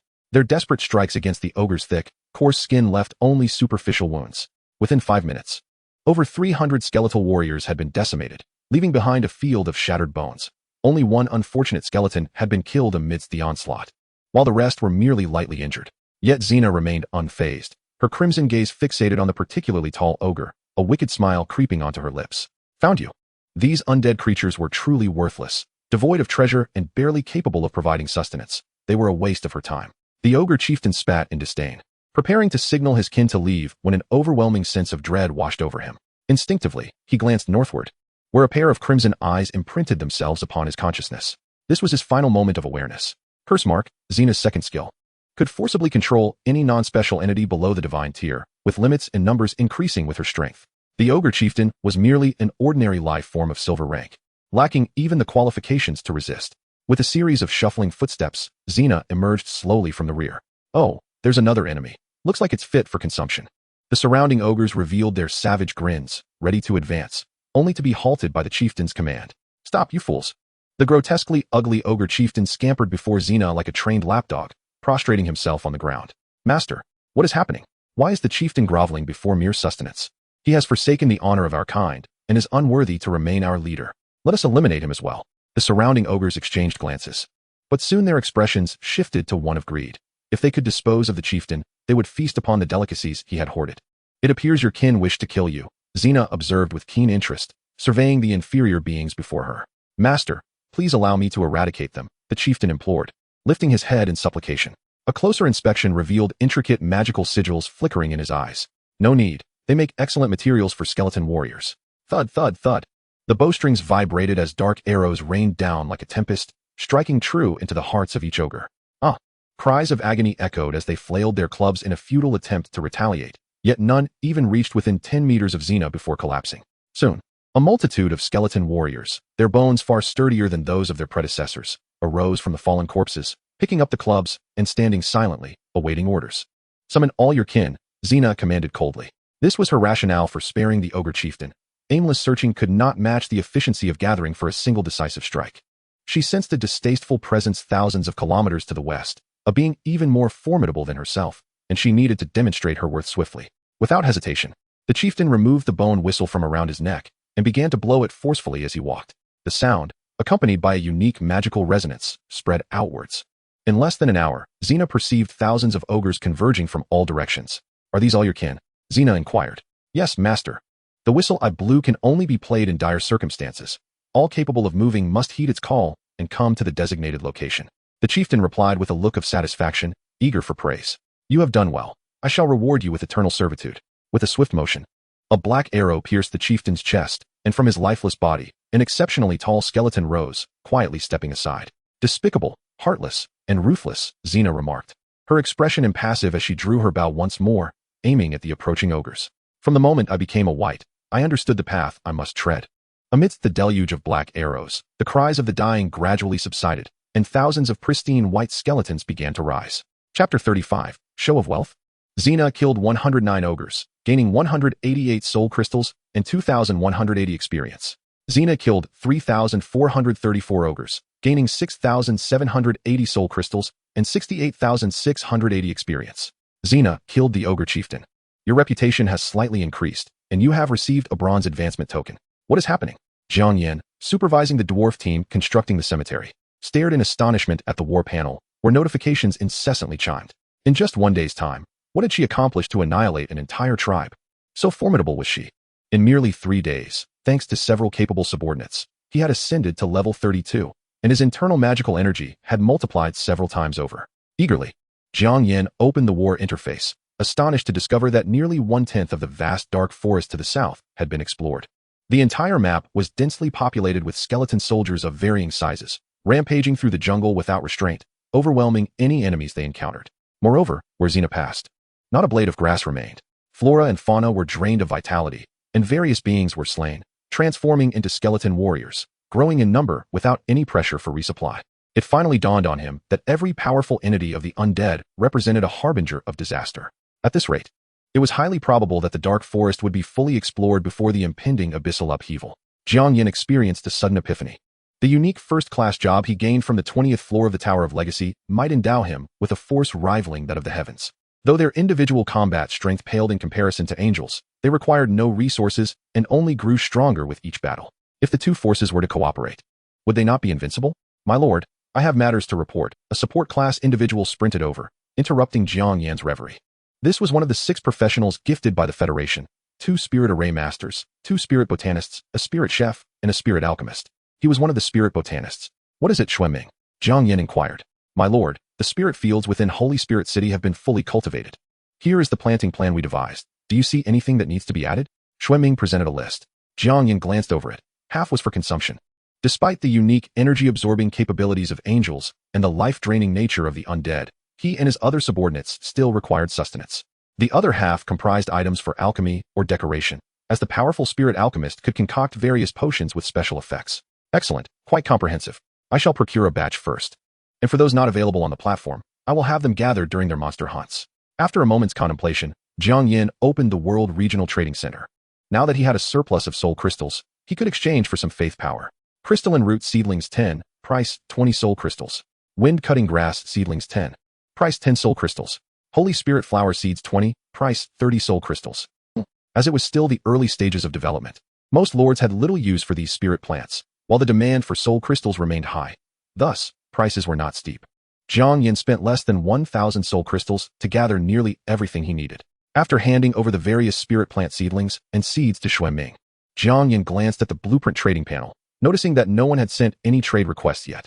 It was unclear whether no one had produced blueprints or if they were reluctant to sell them at low prices. Jiang Yan was not in a hurry. It was only the 3rd day, and as time passed, those without sufficient strength would inevitably feel pressure to exchange some resources for immediate combat power. He currently had over 9,400 soul crystals remaining, withdrawing 3,000 to convert into pure faith, while reserving the rest for unforeseen circumstances. Ding, you have a new friend request. Please address it promptly. Just as he finished setting up and was about to log out, the notification from the world rang out. Oh, Jiang Yan glanced over curiously. He had set a smart filter for friend requests, so this indicated that the other party indeed possessed something he needed. The note indicated an unused epic blueprint, sent by Luo Qianyu. Why her? Jiang Yan was taken aback. The 6th princess of the Starry Empire, a peerless genius who had passed the extreme level examination. In her previous life, among this batch of contenders, she was undeniably the preeminent paragon, even having ascended to the realm of a mid-tier deity at the time of his downfall. Jiang Yan could not help but feel a twinge of frustration. Individuals of such caliber, when they approach you, typically signify impending troubles. Moreover, until he elucidated the intentions of the Starry Huan Empire, he was reluctant to engage with them. Ah well, it was merely an epic blueprint. After a moment's hesitation, Jiang Yan opted to decline. However, he was taken aback when, less than a minute later, another reminder chimed in. This time, the note was more direct, legendary blueprint 2, and used, click to view. Oh, is this an ostentatious display of wealth? It's just a legendary blueprint. Who do you look down upon? As if I don't have. Cough, I may not have it for the moment. But do you possess an angel? Do you have a unique Dark Ranger? Do you have the radiant Holy Dragon King? Jiang Yan had never anticipated that he would harbor feelings of envy in this life. A legendary blueprint, after all, was something that could only be obtained through the vanquishing of abyssal demon gods, and he had never possessed one even after becoming a deity in his previous existence. Yet, it made sense. The contract for recruitment he received from them included a legendary blueprint, not to mention that she was an exceptionally gifted royal princess. Fine, you win. Jiang Yan once again politely declined, setting it to receive messages without notifications. It was not that he was perturbed. Rather, given her status, if she were to engage in a transaction involving a legendary blueprint, she would undoubtedly impose exceedingly troublesome conditions. After all, with her capabilities and resources, Level 1 abyssal creatures posed no threat to her at this stage. This was a critical period for the Lord's development. Becoming entangled over a mere blueprint would be a futile exertion of energy. It was wiser to block her and turn a blind eye. After exiting the world's channel for a brief respite, he found that the soul crystals he had previously used to exchange for pure faith had been entirely consumed. Observing the over 90,000 units of faith he had acquired, Jiang Yan's spirits lifted. With the accumulation from the past few days, he could recruit 19 angels. Approaching the gate of heaven, he unhesitatingly poured his faith into it. The familiar resplendent radiance flickered, and a multitude of pale golden orbs surged forth. Moments later, 19 two-winged angels materialized before him. Great Lord, we thank you for granting us new life. Jiang Yan observed that 18 of them resembled the battle angels from last time, save for the one at the center, who appeared somewhat different. She was comparatively petite among the other angels, lacking a sword at her waist, instead wielding a staff. Two-winged angel, rank, unique class, two-winged healing angel level, 30 faith level, blind special skills, resurrection, group healing comprehensive rating, 1067. Not bad. Jiang Yan gestured towards the northern direction, saying, I trust you can sense the dragon's aura over there. Proceed there and elevate your levels to bronze. For you, we shall fight, Lord, the 19 angels chorused. After bidding them farewell with a smile, Jiang Yan planned to continue overseeing the construction progress of the graveyard. At that moment, a notification sounded in his ear. The Duchy of Hamank has elevated its faith in you. It is now at respect, yielding a daily faith increase of up to 2,000. Chapter 36, The Believers. Meanwhile, 2 days prior, as numerous challengers descended, the abyssal passage was unsealed, forcing the local duchies to muster their national strength to repel the abyssal invasion. The Duchy of Hamank, adhering to ancient divine prophecies, dispatched 2 envoys to the city of Holy Spirit seeking aid. Uncle Firnu, how much longer until we arrive? A young girl clad in a white priestess robe asked, her eyes gleaming with anticipation.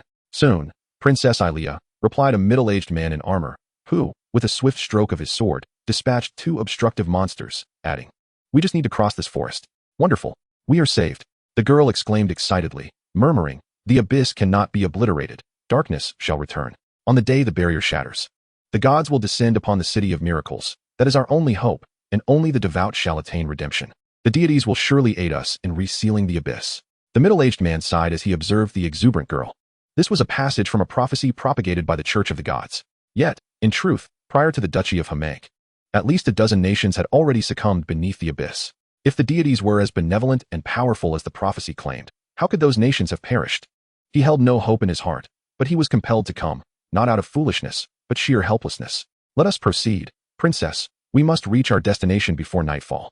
Be cautious, Princess. A formidable presence approaches. The middle-aged man's expression suddenly changed, positioning himself protectively before the girl, his sword drawn, intently gazing at the horizon.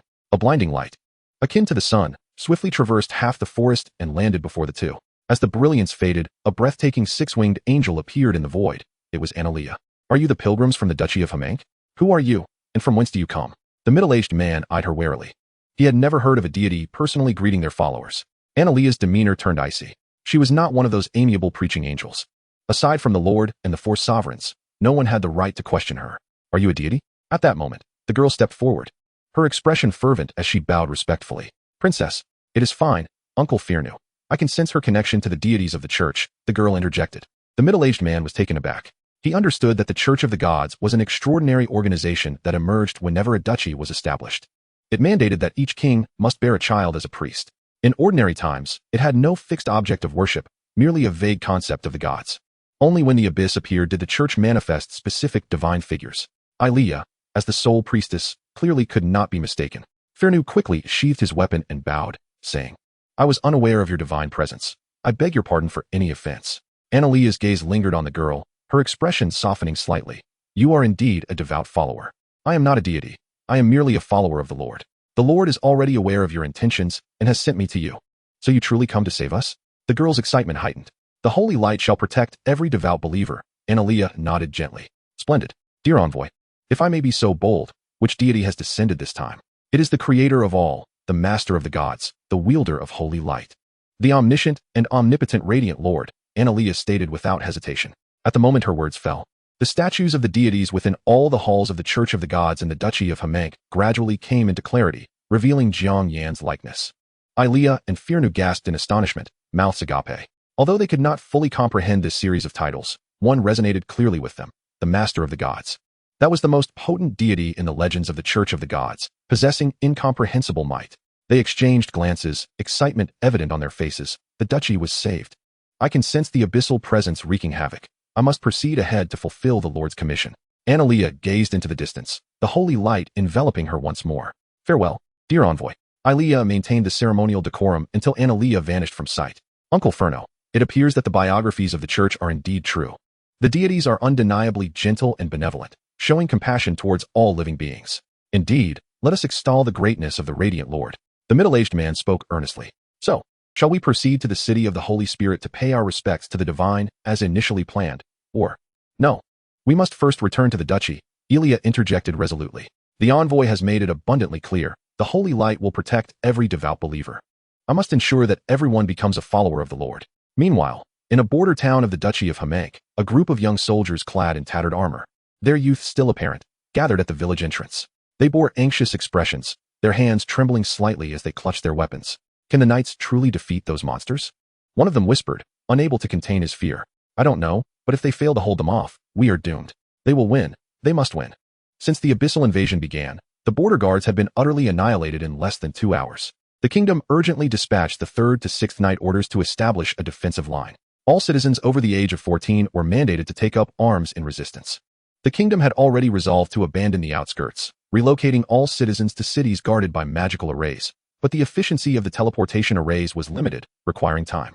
Now, more than 7 hours had passed since the night orders engaged the abyssal monsters, and this town was the furthest from the kingdom. Still needing at least 3 hours before it was their turn, the young soldiers could not help but pray fervently.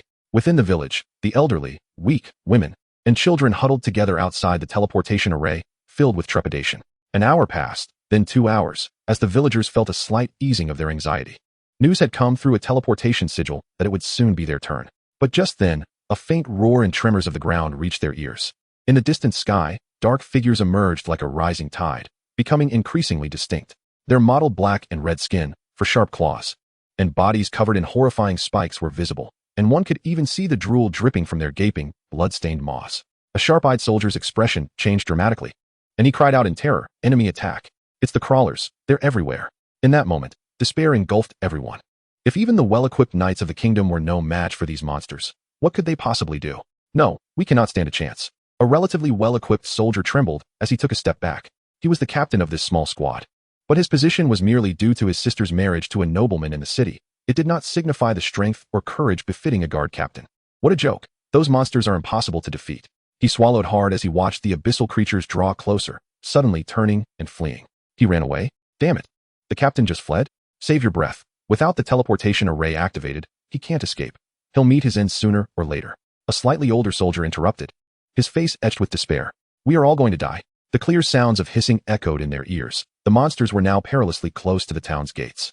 Several small trigger-based magical arrays activated as the creatures trampled over them. Fire, frost, and spikes of earth unleashed a barrage of magic upon the monsters, instantly leaving a dozen corpses in their wake. Yet, they showed no fear, trampling their fallen comrades as they advanced. Food. A glint of greed flashed in the eyes of the foremost crawler as it caught the scent of living flesh, instinctively opening its enormous jaws and lunging forward. The leading soldier yelled, thrusting his spear with all his might. But the spear was easily severed by the creature's claws. Fear gripped him as he closed his eyes, unable to bear the sight of the approaching monster. O deities of the heavens, whoever you are, save me.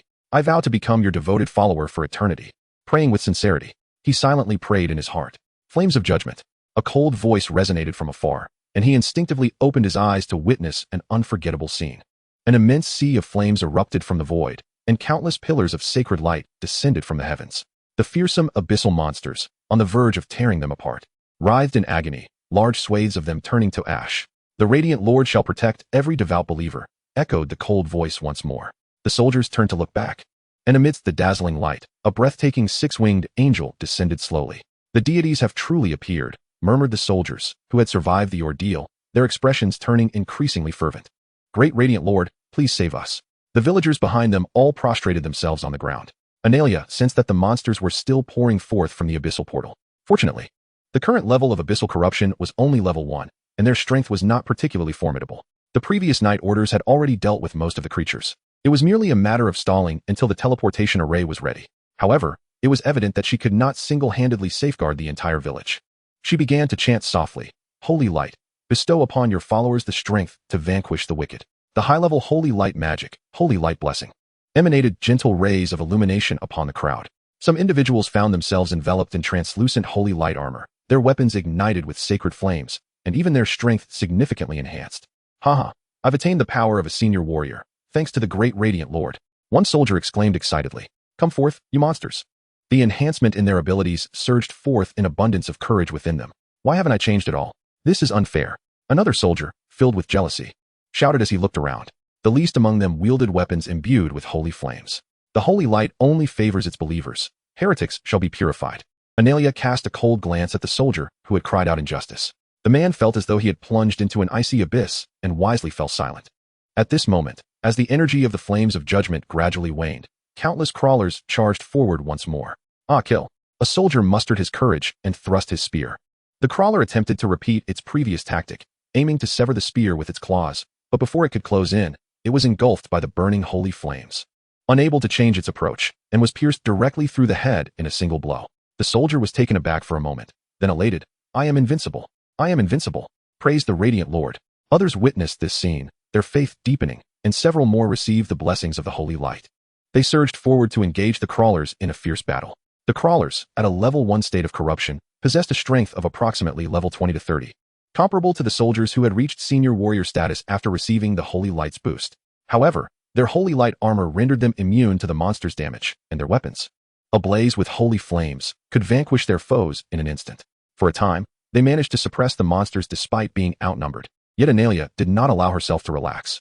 After casting several holy light spells to eliminate the crawlers attempting to flank from behind, she soared backward to begin summoning the gates of heaven. Of course, this time, the objective was not to summon the archangels, but to call upon the two winged angels currently leveling up in Yaberlik for assistance. The energy of the spells was finite, and under the relentless assault of the fearless monsters, the condensed holy light armor began to dim. At this rate, it could hold for no more than 3 more minutes before shattering. These soldiers are indeed the finest candidates for propagating our faith. Their sacrifice must not be in vain. We must summon additional reinforcements to assist. A magnificent, resplendent gate, imbued with a divine aura, gradually materializes in the air. 6 two-winged angels emerge from within. Lady Analia, they respectfully bow in unison. Analia gives a slight nod. Go forth and aid these faithful in repelling the creatures of the abyss. Strive to ensure their safety. Yes, my lady. They swiftly draw their long swords and charge into the throng of enemies without hesitation. Beneath the holy light, all malevolence shall be purified. One of the two-winged angels, her gaze icy, unleashes a 10-meter-long beam of light from her sword, cleaving the crawling demons in two as she sweeps through them. The experience required for the kin to level up is significantly lower than that of the lords. With Yablik's assistance, they have continuously advanced in combat and have attained level 50. Coupled with their high rank, these monsters, barely in their 20s, are utterly powerless before them. As the two-winged angels display their fierce prowess, the soldiers, who had been struggling, are instantly reinvigorated, re-establishing their defensive lines. At that moment, 3 purple crystals on the teleportation array begin to shimmer, signaling that access from the city has been granted. We are saved. We are saved. Quickly, enter. The crowd begins to surge, pressing toward the teleportation array. Analia turns her head, her expression indifferent as she casts a glance. Several villagers, caught in the frenzy, feel a sudden chill envelop them, instinctively halting in place, deterred from further chaos. An elderly man with a head of white hair steps forward, raising his voice. Follow the preordained order, one by one. Do not push. Under the elder's guidance and Analia's imposing presence, the crowd gradually stabilizes. A group of 50 is soon teleported, followed by thousands of villagers. The angelic squad receives orders, forming a protective barrier as the others hasten to the teleportation array for relocation. Observing this, Analia promptly states, engaging in the mass slaughter of abyssal creatures near the passage may provoke undesirable consequences. She vaguely senses that higher-tier beings from the abyss are poised to emerge not far away. Chapter 38, The Advanced Graveyard. I see now. This means that the villagers and soldiers you rescued, upon being teleported to the city, began to disseminate the faith, thus elevating the belief level throughout the Duchy of Hamek. Listening to Analia's report, Jiang Yan comes to a sudden realization. Indeed, my lord. However, the situation was dire at the time, and I refrained from further slaying abyssal monsters. I implore your mercy for possessing the faith of the fallen holy light. Rise, your decision was indeed wise. It is not the time for large-scale conflict with the abyss. Jiang Yan, observing Analia kneeling before him, feels a sense of helplessness. These angels, despite their admirable qualities, can be rather obstinate, compared to needless sacrifices. The holy light values those who can assess the situation wisely. Is that so, my lord? Analia queries, taken aback. Of course, who am I? Jiang Yan suddenly adopts a serious demeanor. You are the creator of all things, the sovereign of the gods, the master of the holy light. The omniscient and omnipotent Lord of Light, Analia recites with familiarity. That will not suffice, since I am the master of the holy light. What I favor represents the favor of the holy light. I see now. I have not erred. Analia's expression brightens with joy, and she cannot help but flutter her wings in excitement. Very well, you will need to exert more effort in the Duchy of Hamek. I shall dispatch more angels to support you shortly. Jiang Yan speaks kindly. According to his memories from his previous life, as the first abyssal upheaval approaches, their assaults will grow increasingly ferocious. Without the support of a lord, even cities protected by large magical arrays will not endure for long. He does not wish to lose such a stable source of faith. Yes, my lord, I shall depart at once. Observing Analea, who, having just returned, neglects rest and fervently flies back to continue her work, Jiang Yan cannot help but feel a sense of admiration. With such diligent and selfless subordinates, how could he possibly fail in his grand pursuits? Bidding farewell to Analea, Jiang Yan casually opens the interface of worlds, preparing to acquire more blueprints, only to find the chat channel unusually bustling, seemingly related to him. Which lord does the Duchy of Hamank serve? I am utterly astounded. Folks, who understands? I have been diligently leveling up, only to be suddenly notified that the faith level of my faith nation has declined. Upon inquiry, do you want to know why? Why? Hey, apparently our ally, the Duchy of Hamank, sent word saying their deity not only personally intervened to repel the abyss, but also assisted them in defending their city. In contrast, my own deity has been utterly ineffective. Indeed, even more shamelessly, this lord dares to proclaim himself the king of the gods, making us seem diminished by comparison. Damn it. Hurry and expose this shameless individual. The Duchy of Hamank is not my vassal state. When did I ever declare myself the king of the gods? Jiang Yan regards these discussions with a peculiar expression. He had not anticipated that these local duchies would have connections with one another. Yet it makes sense. Although there are no satellite phones, magic serves as a form of rune technology, enabling the transmission of messages across regions with relative ease. It is only the third day since the descent. Aside from himself, even the sixth princess of the Starry Empire, who started at the highest point, likely possesses forces no stronger than the bronze tier.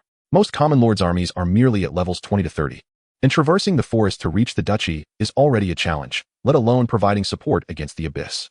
It appears he has inadvertently placed those around him in a predicament. Jiang Yan shakes his head, regrettably. Most of these faith nations are destined for destruction during the first abyssal upheaval. In such a short span, he can scarcely explore the vicinity of the Holy Spirit City, let alone seek out the locations of other duchies to rescue them. Otherwise, he could indeed add several stable sources of faith. My lord, good news. The graveyard has been completed. At this moment, a robust dwarf shouts joyfully while running. Oh, so soon. Take me to see it, Jiang Yan responds, his expression brightening with anticipation. Since acquiring the legacy of the Undead Emperor, he has yet to utilize the most basic abilities of the necromancy school due to a lack of suitable materials. Now, he finally has a place to apply them. Yes. My lord, this way please. The dwarf, witnessing Jiang Yan's elated expression, beams with an even brighter smile. The construction of the graveyard originally required 10 days. But they worked tirelessly, day and night, completing it in just 3 days. Such outstanding performance surely merits the Lord's next project, rewarding them with work in the angelic realm. As he has heard from their kin laboring there that it is a place of eternal spring, melodious songs, and sweet air, where beautiful angelic maidens occasionally appear to delight the eyes. Unlike the realm of the undead, which is plagued by ceaseless winds and the occasional creeping remnants of the deceased, leaving one to idly pick up a skull for amusement, a truly unbearable existence. Soon, the two arrive at a structure covering approximately 200 square meters. It is surrounded by a ring of eerie green flames, with two uniquely shaped statues flanking the entrance. Contrary to Jiang Yan's expectations, the advanced graveyard does not contain numerous graves or coffins. Instead, it features a series of peculiar small altars. He curiously glances at the description in worlds. Advanced graveyard. Rare-grade building of the undead, capable of providing 100 finely crafted skeletons daily based on demand. Currently available options include Skeleton Mage, Elite Skeleton Archer, and Elite Skeleton Warrior. Special note, this is a product of the third phase of the Rune Revolution in the realm of the undead, integrating automated searching, production, and selection, marking a monumental achievement in the industrial history of the undead. Upon reading this introduction, Jiang Yan was taken aback. Wasn't the realm of the undead supposed to embody mystery, death, and fear? Why did this description evoke the sensation of an assembly line factory? The prestige has plummeted. Nevertheless, he decided to assess its efficacy. Jiang Yan attuned himself to the building's core, setting the desired skeleton type to Skeleton Mage. He witnessed bizarre altars springing to life, and within mere moments, complete skeletons appeared atop the altars, each equipped with a slender, magically resonant skeletal staff. Such intelligence and efficiency, Jiang Yan, astounded, found his perception of the building significantly altered. Truly a remarkable masterpiece of monumental significance. What a splendid creation. With a flick of his right hand, a dark, jade-colored calamity materialized, and Jiang Yan summoned the source of deathly power within him. Undead control. Instantly, all the skeletons seemed to awaken, connecting seamlessly, rapidly assembling into complete humanoid forms, with their sunken eye sockets igniting with two flickering green flames. They remained silent, bowing their heads towards Jiang Yan. Chapter 39, The Arch-Villain Hina. Skeleton Mage. Rank, Elite. Level, 33. Faith level, none. Ordinary undead creatures cannot provide faith. Skills, Summon Skeleton Warrior, Basic. Rating, 72. Strictly speaking, this belongs to the category of spell summon units, thus not influenced by the initial allegiance level rules, only tethered to the summoner's own level. Their strength is somewhat lacking, even combined. 100 would hardly suffice against 2 divine light judgments from an angel. However, they require no resource costs, demanding merely a modicum of mana. And Jiang Yan noted the skills section, quietly selecting 50 skeletons to activate their innate abilities. Ding. Innate ability activation successful. The ultimate effect triggered, summoning skeleton warriors to maximum level, allowing for a simultaneous summoning of up to 16 skeletons. The sublimation effect was triggered, promoting the summoned skeleton warriors to a similar skill, summoning skeleton archers and shield bearers. Jiang Yan observed that 23 of the skills had reached their peak levels, while the remaining transformed into the capability to summon other types of skeletons, with an overall rating elevated to around 120. Proceed to the southern forest and heed Hina's commands. After the upgrades were completed, Jiang Yan issued a simple directive. While Hina possessed the ability to generate undead warriors, it required her arrows to strike, which would waste considerable resources. With these skeleton mages, a formidable horde of the undead could be forged. The assembly of skeleton mages briefly flickered with flame in their eyes, silently forming ranks as they exited the graveyard, heading towards the designated direction. Jiang Yan then turned to the dwarves, praising them. You have performed admirably. I have decided to grant you a half-day's respite.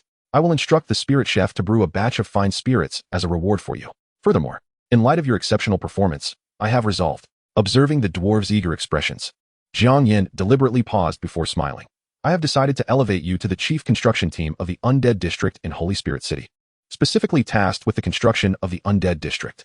Henceforth, all newly formed construction teams will report to you. The once jubilant dwarves were suddenly struck dumb. Jiang Yan noted their expressions and inwardly nodded. These beings from another world are indeed innocent. A mere promise, a nominal title, leaves them speechless with joy. He then chuckled. Do not be overly excited. This is what you rightfully deserve. Holy Spirit City shall not neglect any individual who has contributed. With that, Jiang Yan sensibly turned and departed, leaving the jubilant dwarves to relish their elation. Wait, my lord, please wait. At this moment, a few of the more astute dwarves finally snapped out of their daze and hurried after him. As time progressed steadily, the 7th day arrived. Thanks to the substantial assistance from the skeleton mages, Hina's undead army had now occupied 80 of the Twilight Forest, with the total number of skeleton warriors exceeding 30,000. They merely needed to eliminate the Forest Guardian, an ancient treant of Diamond Rank 10, to gain control of the entire southern territory. That creature belonged to a special life form, difficult to control with a spell seal. Almost all remaining forest tribes and monsters had gathered there, defending the last vestige of their homeland. Should one observe from a divine perspective, they would witness Hina, enveloped in an aura of death, effortlessly firing black arrows to slay the living, while behind her, ghastly skeleton warriors rose from the corpses to join the ranks, wreaking havoc upon all they encountered. Conversely, countless beings in the forest rallied together, their resolve unwavering, surrounding a towering ancient tree to establish a final line of defense. Should a bard happen to pass by, they might pin the tale of the great demon lord of the undead wreaking havoc upon the living. At that moment, the advancing undead army seemed to receive a command, halting simultaneously, moving in unison like a finely tuned machine. A golden-furred mouse scampered to the center of the army, glancing up at the formidable woman before it, and obsequiously inquired, Master, have we encountered any issues? How may I assist you? Hina cast a sidelong glance at the creature, controlled by a spell. It was the rodent king of this region, capable of commanding all nearby rodents and providing extensive intelligence from the forest and even the eastern wastelands. Thus, she spared its life for the time being. Wait until nightfall, Hina replied coolly. Marvelous. Most creatures' combat prowess diminishes at night, but my undead army remains unaffected. You truly are astute, my master, the golden mouse praised. What of your mission to gather intelligence in the Harkman Duchy? How did it fare? All inquiries have been thoroughly conducted, master, the golden mouse respectfully reported. In the Harkman Duchy, temples have begun construction across various locations since 2 days prior, venerating the great Lord of Light. Look, this is a recording stone stealthily obtained by a treasure-hunting mouse. These mortals possess a modicum of discernment. Recognizing that my master is the one true deity, Hina chuckled lightly, activating the recording stone.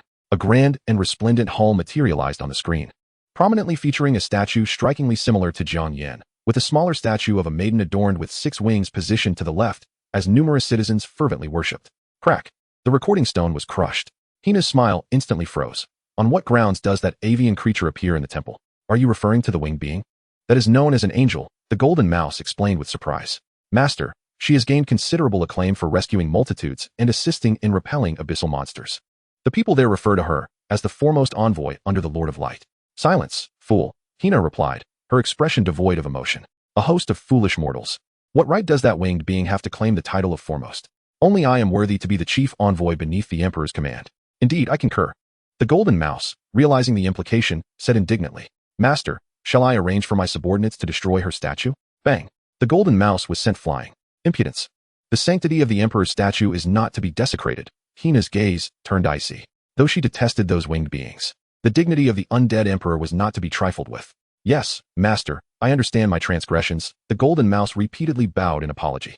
Hina fell silent, her expression inscrutable as she gazed into the depths of the forest. Eerie flames ignited in the eyes of the skeletons, restoring their motion as they advanced toward the direction of Hina's gaze.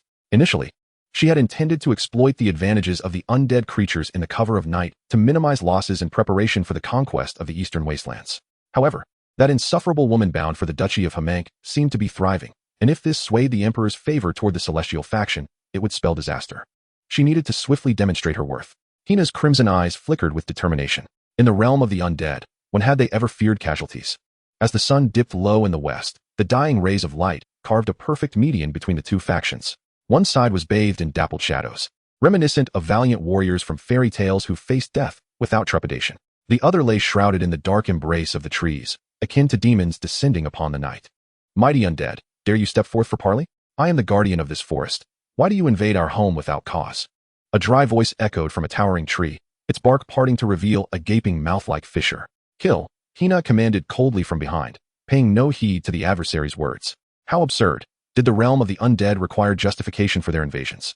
It was well known that before the emergence of the abyss, the undead calamity was one of the greatest foes across all realms. With a single command, thousands of skeleton soldiers surged forward without hesitation, preparing to engage. The ancient tree sighed inwardly and issued its orders. Though formidable, it was slow to act. It had hoped to lure the enemy closer for a strategic strike. After all, against powerful undead foes, slaying countless ordinary skeletons would bring little success. Boom. A cacophony of collapses erupted as numerous pits suddenly appeared in the path of the advancing undead army, causing many skeleton warriors to tumble into them, crushed by the ambushing subterranean serpents. Yet, these skeletons seemed oblivious, their formation unbroken as they continued to fall into the traps one after another. Ha! These undead are utterly foolish. I cannot fathom how the outer races could ever lose to them, guffawed an iron-backed bear. Indeed, it is my first time witnessing such a reckless march toward death, chimed in a two-headed wolf. But soon, their expressions froze in shock.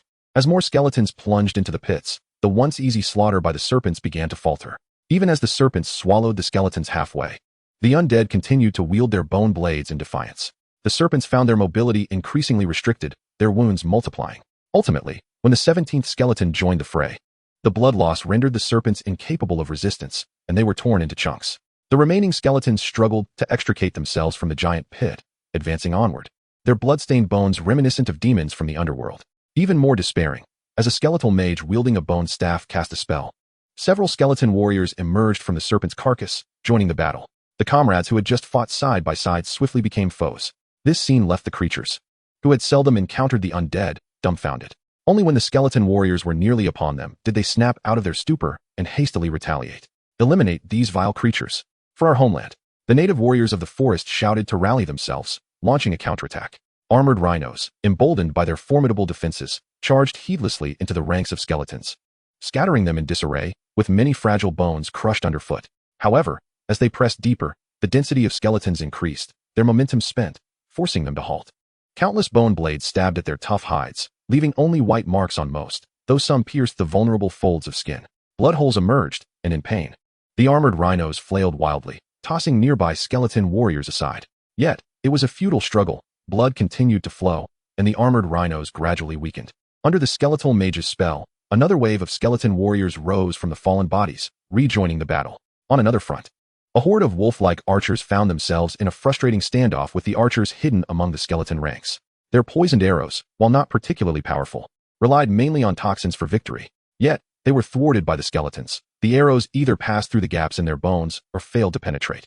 Even more vexing was that when they finally succeeded in striking an enemy, the skeletons merely needed to pluck off the poisoned, blackened bone and discard it. However, should any of the wolf-like archers fall victim to their own arrows, A skeletal mage would swiftly conjure undead warriors from their corpse, causing chaos. In this back and forth, they were gradually pushed back. The most unfortunate were the Thunder Lions, accustomed to paralyzing their foes with electric shocks before delivering a fatal blow. They were at a disadvantage in this realm where they discovered that bones are poor conductors, nearly insulated, rendering their electric attacks ineffective. This group of Thunder Lions, after unleashing their skills with enthusiasm, charged forward intending to bite their opponents' necks, only to find themselves decapitated in return. More skeleton warriors rose to their feet. This was the battle style of the undead. They required no tactics, no evasions, only the relentless slaughter of all living beings before them, transforming them into allies. There was no end to it. They multiplied exponentially. Perhaps we should retreat. We could simply move to another forest. Why must we fight to the death? Fear began to take hold of the minds of the Forest Coalition warriors, who were merely a temporary alliance with many underlying conflicts. Now, with the tide of battle turning against them, many felt the urge to withdraw, particularly the weaker factions who had less to gain. As the defensive line teetered on the brink of collapse, the Forest Guardian was compelled to dispatch elite warriors. Most possessed unique abilities and vastly surpassed ordinary skeleton soldiers in speed, strength, and defense. The reason for not deploying them initially was due to the Forest Guardian's observation that the enemy's commander possessed a special ability to control powerful beings. It had intended to wait for the enemy to reveal themselves, to restrain them before sending in the elite forces to turn the tide. Yet, the enemy, despite their formidable strength, proved overly cautious and cunning, remaining concealed in the shadows. A giant encased in crystalline ice unleashed waves of chilling air, freezing large swathes of skeletons. Meanwhile, a massive ape charged in, shattering them to smithereens. A giant eagle spewing acidic liquid soared above, indiscriminately slaughtering the undead army. The arrows of the skeletal archers barely approached before being blown away by the flapping of its wings. Concealed in the shadows, Hina smirked coldly, her crimson eyes gleaming with a sinister light. If I cannot control this ancient tree, I shall not be unable to command these mere silver and gold tier weaklings. Your subordinates are quite useful. They are now mine. With the invocation of a curse seal, waves of invisible laws descended. The powerful beings, who had been annihilating the undead army, suddenly halted, their eyes filled with bloodlust and bizarre incantations, and they turned to attack the forest army. Caught off guard, large numbers of forest defenders were slaughtered, leaving a sea of corpses. A multitude of skeletal mages advanced, casting spells that conjured hundreds, if not thousands, of skeleton warriors to appear in their midst. As the enemy numbers swelled and the higher-ups inexplicably turned traitor, the Forest Coalition lost all will to fight and began to flee in panic. Enough, you wretched undead creatures. A hoarse roar echoed through the air. Chapter 41, The Golden Advancement Token. With a crash, the ancient guardian tree of the shadowy forest could no longer contain its fury and took matters into its own branches. Several stout limbs abruptly plunged into the earth, sending forth countless roots that shattered swathes of skeletal warriors. The flourishing branches seemed to come alive, thrusting directly at several tiered beings under the control of Xena. The ice crystal giant let out a horrified breath, exhaling a wave of frigid air in an attempt to freeze the branches, while the giant ape strained to tear away the encroaching roots. Yet their efforts proved futile. Even the soaring giant eagle was ensnared, bound tightly, just as the ancient tree prepared to retract its branches and consume the controlled creatures. A volley of black arrows struck with precision, severing the limbs. The few who had narrowly escaped death hastily retreated. Cursed be these cowardly undead. I know you are hiding here. Face me in a true battle. The interrupted ancient tree roared once more in fury, its wild branches flinging away numerous skeletal warriors. Foolish creatures, Xena thought disdainfully. In the realm of the undead, valor is not prized, aside from a handful of rugged and resilient undead. Most prefer to lurk behind their ranks, launching ambushes or casting spells. As the most exceptional Dark Ranger, she excelled in this art. Another precise shot severed the branch that sought to annihilate the mass of skeletons, and Xena retreated to command the undead army in their assault against the ancient tree. Although the roots erupting from the ground were immensely powerful, capable of piercing through the skulls of skeletal warriors in an instant, the undead army knew no fear. The skeletal soldiers in the rear did not hesitate to cleave down upon their comrades' heads, severing both the roots and their allies. The controlled beings, having regained their senses, now launched a counterattack under the cover of the undead army. The silver-level frost, while insufficient to freeze the ancient tree's branches, rendered them more vulnerable. Together with the corrosive acid of the giant eagle, they posed a significant nuisance. Frustratingly, whenever the ancient tree sought to unleash a surprise attack on these creatures, it was invariably interrupted by a volley of precise arrows. Ah, cursed coward, come out. After several of its attacks were thwarted by Xena, the ancient tree succumbed to madness. Countless branches swung wildly, shedding leaves that flew like blades in a whirlwind. Boom. Instantly, a massive cloud of dust was kicked up within a 50-meter radius, reducing all nearby skeletons to dust. However, Due to the prior retreat of the forest defenders, countless corpses remained. Under the spells of over 100 skeletal mages, thousands of skeletal warriors re-entered the fray, converging with the main force, inch by inch, to hack away at the ancient tree's roots and branches. With no other option, the ancient tree once again shed vast quantities of leaves to clear the area of enemies. Thus, 2 hours later, after 5 successive outbursts, the ancient tree was left with nothing but a barren trunk, devoid of even a single green leaf. Amidst a stifled roar, numerous skeletons severed all its roots, and ultimately, Xena's 16 arrows pierced through its trunk, snuffing out its life entirely. A golden token, formed purely of energy, materialized at the site. After a moment of contemplation, Xena raised her hand to bestow a pair of dark arrows upon the ice crystal giant and the giant ape. Both howled in agony before collapsing to the ground, their forms transforming into 2 azure tokens alongside 2 exceptionally large skeletal warriors. Go, deliver these tokens to the Emperor, Xena instructed the trembling giant eagle beside her. Yes, my master. The giant eagle exhaled deeply, seized the 3 tokens, and took flight. Regrouping, they set their sights on the eastern wasteland half an hour later. Xena leaned against the remnants of the ancient tree, speaking softly. Upon hearing her, several intact skeletal warriors began to rest in place. Some injured skeletons scoured the ground for suitable bones to replace their own. Meanwhile, 100 skeletal mages searched for any overlooked corpses to summon new warriors. Simultaneously, in the city of Holy Spirit, a surge of golden light enveloped Jiang Yan. Level up. Congratulations. You have reached level 50 and can use the bronze advancement token for enhancement. It seems the war in the shadowy forest has concluded. Feeling the sudden surge in levels, Jiang Yan swiftly opened the war record panel. Xena has slain 26,733 forest creatures, earning 77,840 soul crystals and 570,000 experience points. Xena has slain the guardian ancient tree. Your reputation has slightly increased, earning 1 golden advancement token. Xena has slain the ice crystal giant and the giant ape. Your reputation has marginally increased, earning 2 bronze advancement tokens. Special notice. You have defeated one of the 3 guardians of the novice area. Upon defeating all 3 guardians and surviving the first abyssal cataclysm, you will gain formal permission to explore the continent. However, be advised that the barrier isolating Holy Spirit City will permanently dissipate, increasing the likelihood of being discovered or attacked by local forces on the continent. So easily vanquished, Jiang Yan momentarily lost himself in thought. In his previous life, it had taken over 4 months until the second abyssal cataclysm ended, and he barely managed to defeat the 3 guardians. Despite the Undead Legion's overwhelming force, they suffered minimal losses in their conquest.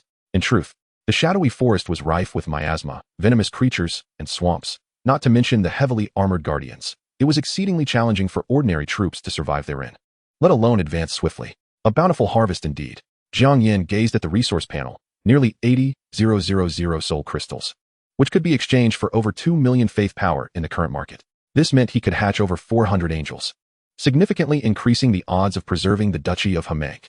For others, the pressure of the first abyssal cataclysm was not overwhelming. Each Lord's faith nation would spare no effort to resist and ultimately perish alongside the abyssal demigods through sacrificial means, leaving them to contend with only a small remnant of low-level abyssal monsters. However, to safeguard the duchy, one must confront demigod-level abyssal creatures and numerous powerful abyssal troops. A daunting task, as even the 6th princess of the Starry Empire, Luo Qianyu, failed to accomplish this in his previous life. Naturally, the rewards of survival were substantial. When the faith level ascends to fervent, it could reliably provide 5,000 points of faith power daily. If elevated to devout or higher, it would yield over 20,000 points daily, not to mention the subsequent requirements for ascension to godhood concerning the number of followers. Furthermore, once all guardians are defeated and he formally enters the continent, possessing a duchy under his control would greatly facilitate interactions with other forces and the development of faith. Currently, his strength remained uncertain, and it seemed imperative to secure most of the wasteland within the next 2 days. Jiang Yan silently calculated, retrieving the previously acquired bronze advancement token. Just right. Each time a lord advances, they awaken a global war skill. This time, he intended to join forces with Xena. Chapter 42, Advancing to Bronze. A turquoise token gradually faded from Jiang Yan's grasp, and a vast, pure energy surged into his body. What once resembled a droplet of water shattered quietly, transforming into a pond. Jiang Yan sensed that his total magical power increased by around 3-fold, yet his upper limit soared 100-fold. With a thought, his personal panel materialized before him. Jiang Yan. Identity, Lord of the Undead Empire. Level, Bronze Tier 1. Faction, Angelic Clan. Equipment, Cataclysm, Artifact Level. Lord Skill, War Frenzy Level 1, War Summon. Professional Skills, Death's Finger, Others Omitted. Overall rating, 10274. Jiang Yan felt a surge of excitement. Thanks to the artifact staff and the singular primary class enhancement, he had finally emerged as a minor powerhouse. In his previous life, he had only attained this level of strength at Diamond Tier 10. War Frenzy and Death's Finger were the skills acquired from this advancement. The former temporarily boosts the power and speed of allies, while the latter allows him to expend mana to unleash a formidable necromantic single-target spell. This certainly mitigated his current lack of offensive capabilities. Meanwhile, a notification chimed in his ear. A lord has reached Bronze Tier. The tier leaderboard is officially activated. This leaderboard is updated monthly and rewards corresponding prestige points and titles. Jiang Yan opened the All Realms interface, and to his surprise, a tier leaderboard had appeared, displaying a solitary name. First place, Jiang Yan, Bronze Tier 1, maintains a prestige gain of 100. He received a temporary title reward, Chosen Lord. Description: as the foremost among the chosen ones, your performance has garnered the favor of all realms, temporarily granting you a status recognized by all factions in this world. Effect lasts only while equipped. What? Jiang Yan was taken aback. He had never encountered this title before, especially since in his previous life, he ranked over 8,000 and could not even make the list. Suddenly, a memory struck him. In his past life, during a joint operation, he had ventured to the capital of the formidable Fire Empire, Fire City, alongside several powerful lords. He recalled the guard's greeting as he entered the city gate. Esteemed chosen envoy, welcome to Fire City, please proceed. In stark contrast, when it was his turn, the guards were rather dismissive. First, pay a fee of 100 soul crystals to enter, then queue up. At that time, Jiang Yan had thought it was due to an old connection with the Fire Empire, but now he realized it was perhaps the influence of titles and prestige. This was entirely different from Analia's boastful claims of being the master of the gods, which only held sway within his own faction. The title of Chosen Lord, however, was acknowledged by all factions. So, does this mean that I now possess a certain standing? If I were to return to the novice dungeon, would I be eligible for credit now? Jiang Yan couldn't help but chuckle, dismissing these odd musings. He opened the trading panel and listed 70,000 soul crystals for exchange at a rate of 130 for pure faith energy. Such a lucrative business would soon become unfeasible after the next abyssal uprising, for by then, weaker lords would have been eliminated, and the strong would have stable income sources. Thus, he needed to seize this opportunity to profit handsomely. Lost 20 soul crystals. Gained 600 pure faith energy. Lost 10 soul crystals. Gained 300 pure faith energy. Watching the frequent transaction notifications, Jiang Yan estimated that within half an hour, the 70,000 soul crystals would be fully traded, allowing him to summon over 400 angels. The only disappointment was that he hadn't received any blueprints. It seemed no one was foolish. At that moment, a giant eagle soared over the city walls, calling out to him from a distance before landing gracefully before him. Are you a subordinate of Xena? Feeling the familiar power emanating from the eagle, Jiang Yan inquired. Indeed, your majesty. Lady Xena has sent me to deliver these tokens to you, the eagle replied, bowing its head as it presented 3 tokens. You've worked hard. Jiang Yan accepted the tokens, pondering for a moment before retrieving a porcelain vial from his storage space. Take this to Xena. It's a delicacy developed by the spiritual chef that can temporarily enhance agility slightly. The key is that it's sweet and tastes delightful. Yes, your majesty. I shall report back now. Go ahead. Jiang Yan watched the giant eagle depart, casually stowing the tokens away as he made his way toward the high graveyard. He planned to summon skeletons today before leading his forces to the wasteland to join Xena in launching an assault, though he lamented the lack of higher-level building blueprints. Suddenly, he halted, 2 bronze tokens appearing in his hands. Of course, these were rare items that could only be obtained by defeating monsters of silver tier or above. Other lords did not have the luxury of starting with several subordinates comparable to demigods. Dealing with bronze tier foes was already challenging, let alone silver tier ones. With this in mind, Jiang Yan reopened the All Realms trading platform, intending to list the 2 surplus bronze advancement tokens, only to find numerous messages in the chat channel discussing him. Wow, it's only the 7th day and Jiang Dalao has already advanced to bronze. I'm still kiting level 30 elites, and he has already taken down a silver tier boss? Dalao, I'd like to purchase a bronze advancement token. The price is negotiable, Jiang Yan. Same here. Dalao, my castle S slime can do the splits. Wanna come see? Jiang Yan, did you block me? Requests for purchases mingled with banter, alongside some troublesome comments. Jiang Yan pondered for a moment before listing the tokens on the purchase platform for the price of 1 epic level blueprint, sharing the link in the chat channel, which immediately caused an uproar. Wow, Jiang Dalao remains as shrewd as ever. As expected of his familiar style, everyone can see the black market on the exchange platform. 130 for faith energy, that's him. Indeed, I suggest everyone collectively boycott such individuals. Wait, weren't we supposed to collectively boycott? Why is the exchange limit for soul crystals nearly gone? Jiang Yan glanced through the messages, but chose not to delve further.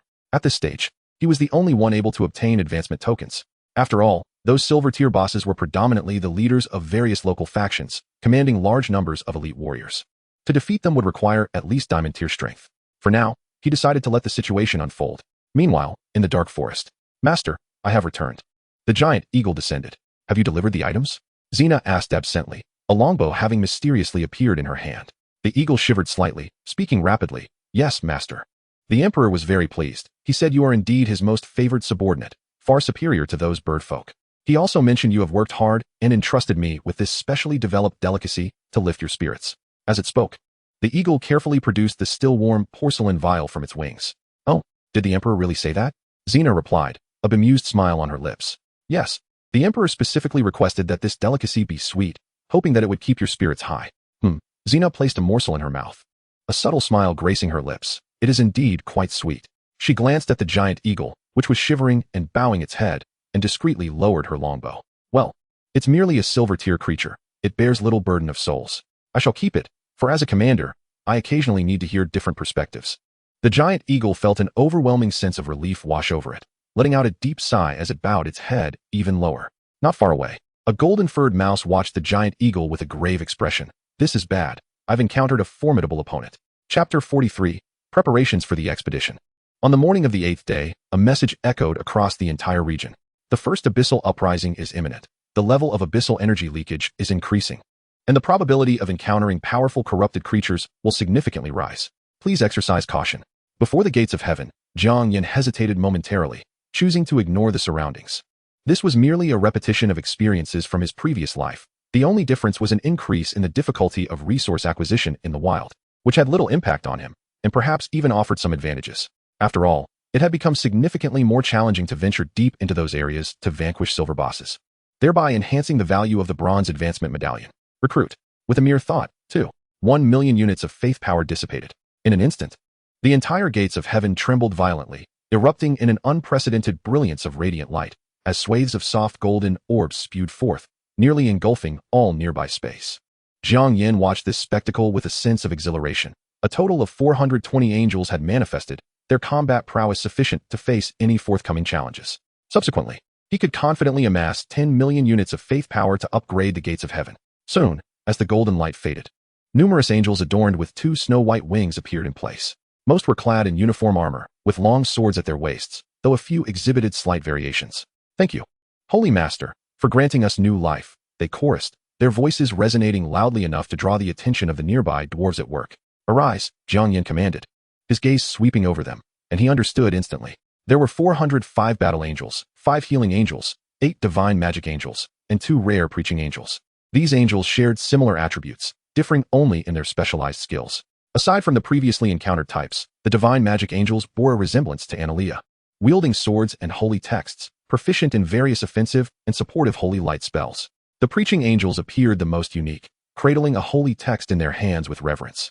They excelled in the art of sacred speech. This skill's lower-tier version, known as seduction, was often referred to as multi-level marketing across realms, subtly fostering goodwill in others, leading them to unconsciously agree with and enact the words of the speaker. Leave behind 2 healing angels, 2 divine magic angels, and 20 battle angels.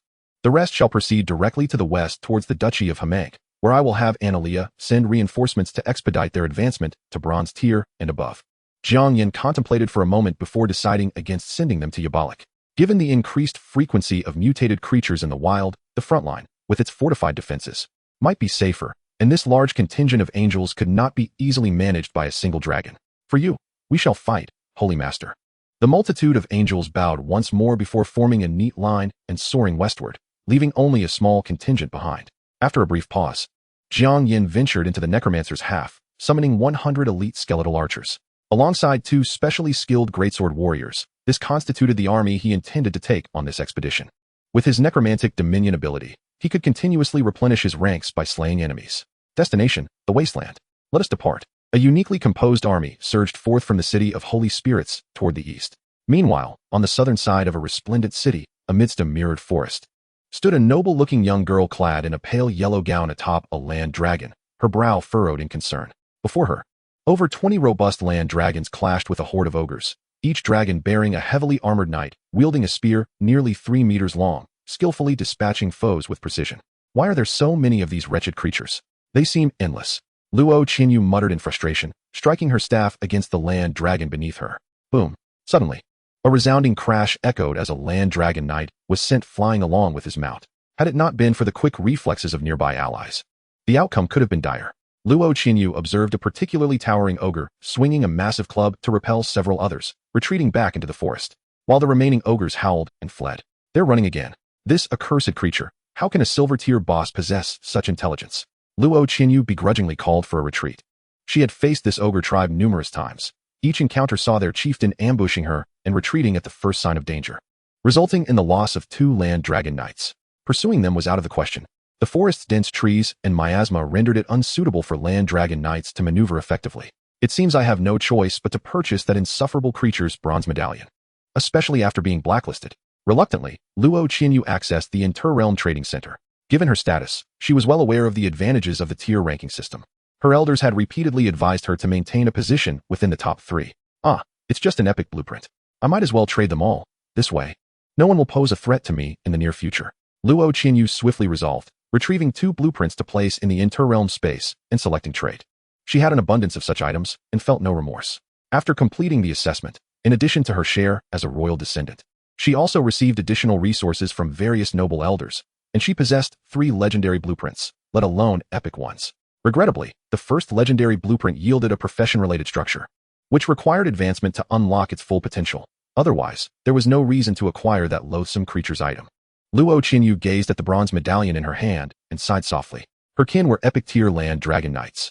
The relevant legendary structures could recruit advanced units such as dragon knights and wyvern knights, far superior to land dragons. However, given the resources of the Starry Empire, they could only provide her with 2 demon hearts, sufficient for 20,000 soul crystals. A single legendary building required no less than 10,000 soul crystals. And with recruitment costs factored in, she had yet to gather enough resources for a second blueprint. Just wait, the first will eventually be mine. Luo Qinyu looked at the tier rankings, undeterred. She was aware of far more secrets regarding the Interrealm than Jiang Yan, who hailed from a small place.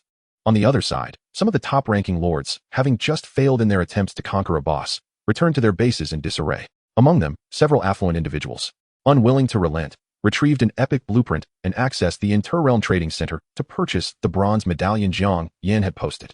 This is outrageous.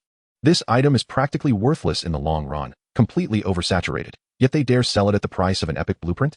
This is excessive. Nonetheless, such a high price should deter competition.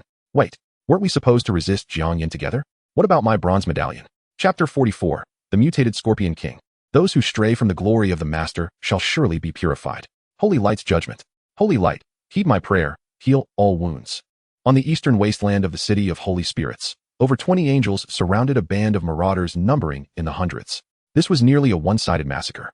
As waves of Holy Light spells rained down, these marauders, all at level 30, stood no chance and fell one after another, while the angels ascended to level 31. Simultaneously, a force visible only to Jiang Yan began to coalesce from the corpses.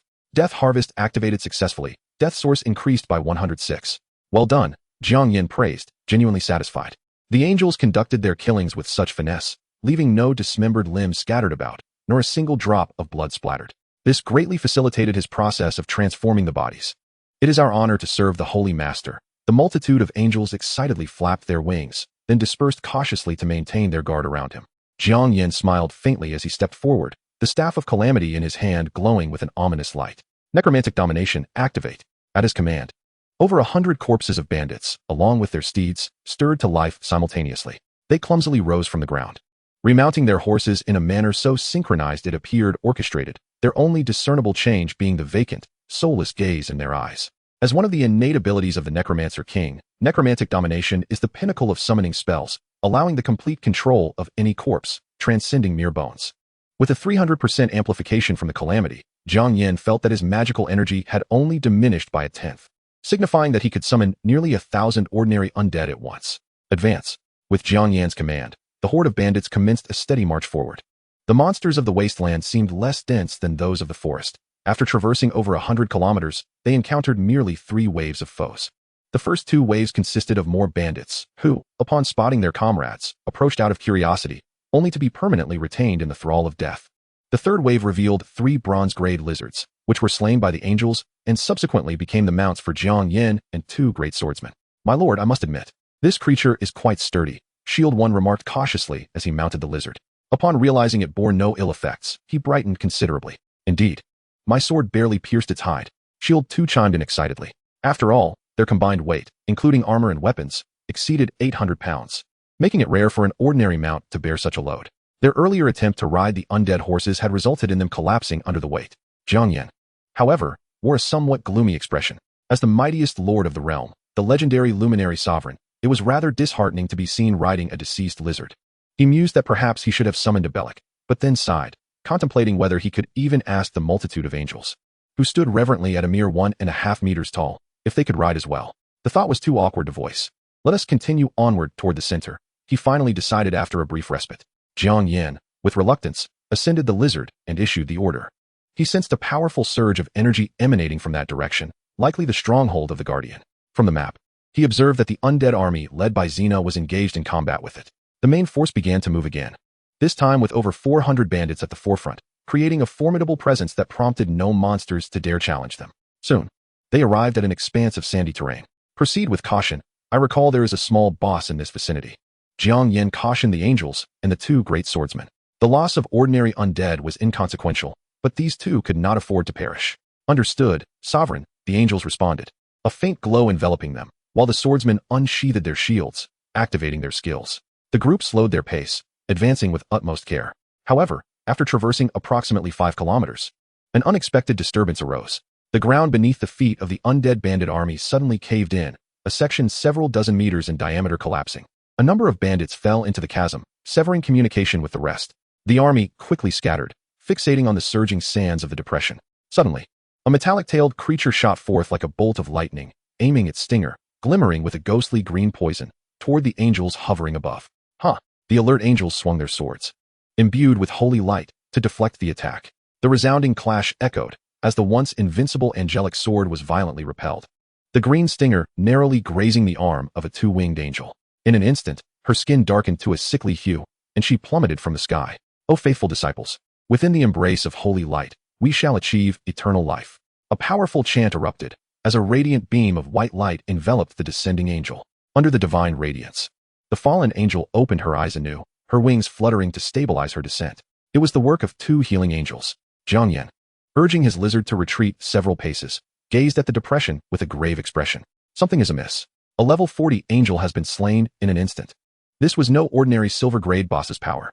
Unless, with a crash, clouds of sand erupted as a monstrous creature, the size of an average house, emerged from the ground. Its body was encased in a metallic black carapace, and its massive pincers effortlessly severed several bandits in twain. Most alarming was the elevated stinger at its rear, pulsating with an eerie green glow, which even the two-winged angels could not withstand. The Scorpion King of Deathly Jade. No, it is more appropriate to call it the demonized Scorpion King now. Jiang Yan observed the faintly visible black and red malevolent patterns on its body and the frenzied glint in its eyes, realizing it had been tainted by the essence of the abyss. No wonder it was so powerful. It was no longer a mere silver-grade boss, but rather a being rivaling the gold-tier monstrosities. Prepare for battle. Jiang Yan felt a surge of excitement. He was in dire need of a silver advancement token. Moreover, as a demon, it could still be controlled through necromancy upon its demise. His magic surged, and a potent wave of necrotic energy, magnified threefold by the calamity, surged forth like a bolt of black lightning. Finger of death. Boom. The demon scorpion, sensing the impending danger, raised its pincers to shield itself, but was driven back several meters by the immense force. A clear puncture appeared on its black claw, green ichor seeping forth. However, for its massive frame, it was hardly significant. Jiang Yan, undeterred, recognized that despite their comparable overall ratings, his own was artificially inflated by the artifact of calamity. To inflict damage upon a gold-grade demonized boss with merely bronze-tier strength was already commendable. After all, the Necromancer King's true power lay in his mastery of necromancy and the essence of death. Given time to gather warriors and resources, he could even vanquish this foe in an instant. Charge. After delivering his attack, Jiang Yan wasted no time retreating to the rear, commanding the undead bandit army and the angels to launch their assault. Chapter 45. The Fateful Decision of the Luminary Sovereign. Clang, clang, clang. The undead bandits, having shed their fear, surged forth fearlessly against the colossal demon scorpion, brandishing their steel blades against its armored shell. Although most strikes left no mark, the demonized scorpion, now bereft of reason, instinctively retaliated, sweeping its massive pincers and sending a dozen bandits flying. Simultaneously, the angels in the sky seized the opportunity to form a battle formation, with two celestial mages beginning to chant enhancement spells. Holy light, heed my call. Grant us the courage to resist the darkness. O spirit of holy light, I pray, stand with us in battle. Spells such as the Song of Courage and the Blessing of the Holy Spirit cascaded upon the angels, momentarily amplifying their power. Particularly, the leading angel in the formation, bolstered by the collective strength of her comrades, was now nearly on par with the demon scorpion. Sensing an unsettling aura, the demon scorpion instinctively lashed its tail toward the angels. Yet at that moment, the angels' incantations reached fruition. Holy light judgment. The cold voice resonated as a holy sword of light, extending over 10 meters, descended from the heavens, its sacred aura dispelling the abyssal energy that cloaked the creature, cleaving the demon scorpion's tail in half. The residual force of the strike continued, crashing against the demon's thick carapace, leaving behind a deep gash. Yet, not a single drop of blood emerged. At the moment of impact, it was entirely evaporated by the power of holy light. The surrounding marauders were also caught in the collateral damage, as the residual divine energy acted upon these undead creatures like sulfuric acid, causing extensive corrosion to their forms. Bang! The severely wounded scorpion demon finally reacted, discarding the marauder that had been scratching its back, and furiously charged toward the angels. Whoosh! However, at that moment, Jiang Yan had already commanded 100 elite skeletal archers to prepare their shots. Their expertise in dual shot had evolved under Jiang Yan's innate abilities into triple shot and precision. Within a kilometer, their aim was unerring. Arrows, akin to precisely guided missiles, successively struck the gaping wounds carved by the holy light's judgment. The scorpion demon, in agony, contracted its body sharply, thrashing against the ground. Despite its formidable exoskeleton, its insides proved equally fragile. It suddenly burrowed into the sand, disappearing from sight. Target the skeleton area, unleash full force. Jiang Yan commanded the angels without hesitation. He understood that such lowly demonic creatures possessed little intelligence, driven solely by instinctive destructive urges. It would not flee, but rather attack the skeletal archers that had just harmed it. This behavioral trait resembled a term popularized in a once-trending game within the Federation, known as aggro. Sure enough, mere seconds later, the sand beneath the skeletal archers began to churn, and the massive scorpion erupted from the ground, sweeping its tail to shatter a significant portion of the skeletons. Almost simultaneously, the angels, having been prepared, unleashed a powerful, charged strike. The robust divine energy shot forth like a swift arrow, striking the scorpion demon that was unable to evade, obliterating its head into smithereens. Its immense body twitched a few times before falling still. Meanwhile, the skeletal archers, serving as bait, were annihilated by the residual waves of divine power. The angels hovering in midair flickered with light, all ascending to level 50. A silver-hued insignia slowly emerged from the scorpion's corpse. The Silver Advancement Insignia. Approaching his promotion to Bronze Tier 5, Jiang Yan retrieved the insignia, ensuring that he would not face a bottleneck until reaching the Diamond Tier, as long as he accumulated sufficient experience. After stowing the insignia, he gazed upon the scorpion's carcass with a hint of regret. The power of holy light could directly annihilate the souls of ordinary beings, preserving their corporeal forms. However, when confronting creatures of a more sinister nature, it acted like the most potent explosives, inflicting widespread damage. Undead domination. The plague staff gently tapped the ground, invoking the unique laws of the realm of the undead into the massive corpse. Without a sound, the deceased scorpion clawed its way up from the sand, quietly standing nearby. Despite having lost its head and its most formidable tail, it still exuded an overwhelming oppressive aura. Jiang Yan's eyes sparkled. He leaped onto the back of the scorpion, channeling a strand of death's essence into the wound inflicted by the holy light's judgment, restoring it to its former state in mere moments. For any undead creature, such a pure embodiment of death's law was nearly the ultimate treasure. Now, this is a worthy steed, Jiang Yan nodded in satisfaction, surveying the battlefield. In this encounter, all 100 elite skeletal archers were lost, and of the over 400 undead marauders, only around 70 remained. Yet, they had gained a golden tier demon scorpion, significantly amplifying their overall strength. However, as Jiang Yan's gaze swept over the undead creatures ravaged by the holy light, he noted that many warriors had not perished at the hands of the scorpion, but rather succumbed to the angels' attacks. This issue had become apparent to him in the previous skirmishes. However, at that time, the enemies were too weak. The angels did not need to exert their full strength, keeping their attacks within a controlled range, resulting in minimal impact. Yet, against formidable adversaries, the conflict between these opposing forces was unmistakable. If this issue remained unresolved, both sides would forever be compelled to fight independently. Jiang Yan furrowed his brow. This did not align with his expectations. True dominion over the abyss, in both quantity and quality, could not be achieved by mere singular units. After a lengthy contemplation, Jiang Yan slowly retrieved a softly glowing white gem from his storage space. Fate's Judgment of the Radiant Sovereign. Grade, unique. Category: Gem Inlay. Effect: when inlaid, displays, removable. Effects vary with different equipment. Special note: the one who awakens this item shall become the new Radiant Sovereign. This was a treasure he learned of when Analia pledged her loyalty, which he had not utilized, as the only equipment worthy of inlaying was the artifact of the undead, the plague. The two were clearly at odds in terms of attributes, and he had long feared undesirable consequences. However, it seemed he had no choice but to give it a try. This was the only chance he had. The obsidian staff appeared in his hand as he silently communicated with the will of the realms. Typically, inlays could be conducted by a blacksmith or could be performed by paying 1,000 soul crystals for the will of the realms to assist. The latter option was significantly safer. Inlay. In an instant, the two approaching entities erupted simultaneously with unfathomable power. One embodied pure darkness and death, while the other radiated dazzling gold and light. As if two incomprehensible deities were clashing. The intensity far exceeded Jiang Yan's imagination. It was no longer merely the power of the objects themselves, but had escalated to a conflict of laws. Were it not for his status as the master of both items, along with the protection of the will of the realms, he might have been obliterated from existence at the outset. Yet, Jiang Yan remained unfazed. He had invested his resources. No matter how formidable, neither could defy the power of the realms. Under that vast, immeasurable external force, the brilliance of both diminished gradually, reluctantly drawing closer. Ultimately, the skull atop the plague staff seemed to come alive, opening its mouth and swallowing the gem whole. Chapter 46, The Sovereign Class Artifact. It seemed that nothing had changed significantly. Jiang Yan gazed curiously at the now fused staff. The obsidian shaft was coated with a gentle white glow, and the once crimson eye sockets of the skull at the tip had transformed into a pale gold. Although it was a relic of the undead realm, it now exuded an aura of purity. Jiang Yan grasped the staff, and a unique wave surged into his mind. Redemption of all beings and the plague. Grade: Sovereign Class. Effect: increases abilities related to the undead and the holy light by 500%. Inlaid Gem: Fate's Judgment of the Radiant Sovereign. Attached ability 1.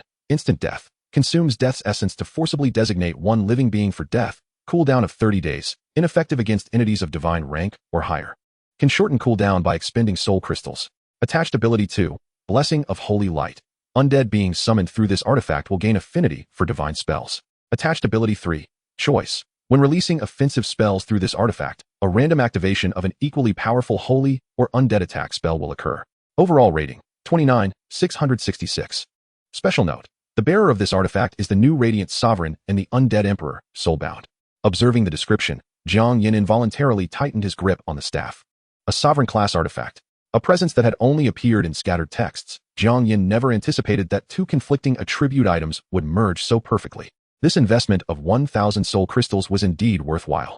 Not only had the enhancement increased by 200, but he also gained 2 additional attached abilities.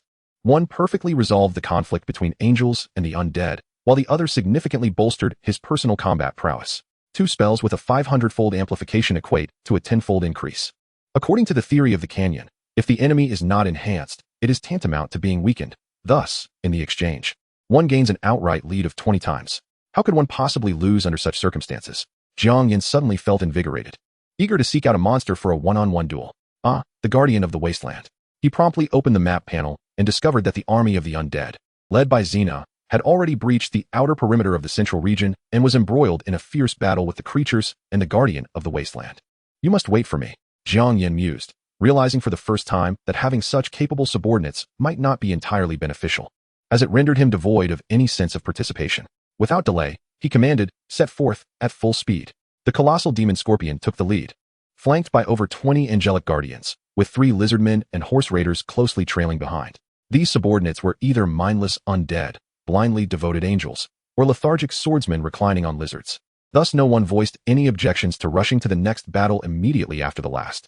Jiang Yan intentionally urged the demon scorpion to maximize its golden tier aura, ensuring that no creatures dared to approach them along the way. Soon, they neared the central region.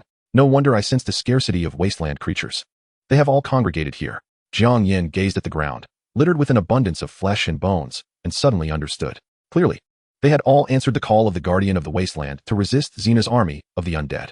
At that moment, a series of explosions erupted from the central region, accompanied by a deep, resounding voice. Cowardly undead, hiding behind and shooting arrows in the dark. Though you may have achieved victory, you shall never become a true stronghold. Jiang Yan raised his gaze and saw a massive figure composed of gravel standing in the distance. Its lower body, where it connected to the earth, had been severely hacked away, and numerous holes dotted its chest, indicating its weakened state. A throng of skeleton warriors and several silver-tier creatures surrounded it, including a well-equipped horse raider, presumably the cursed horse raider king under a spell. Xena, wait. Jiang Yan called out urgently. Your Majesty?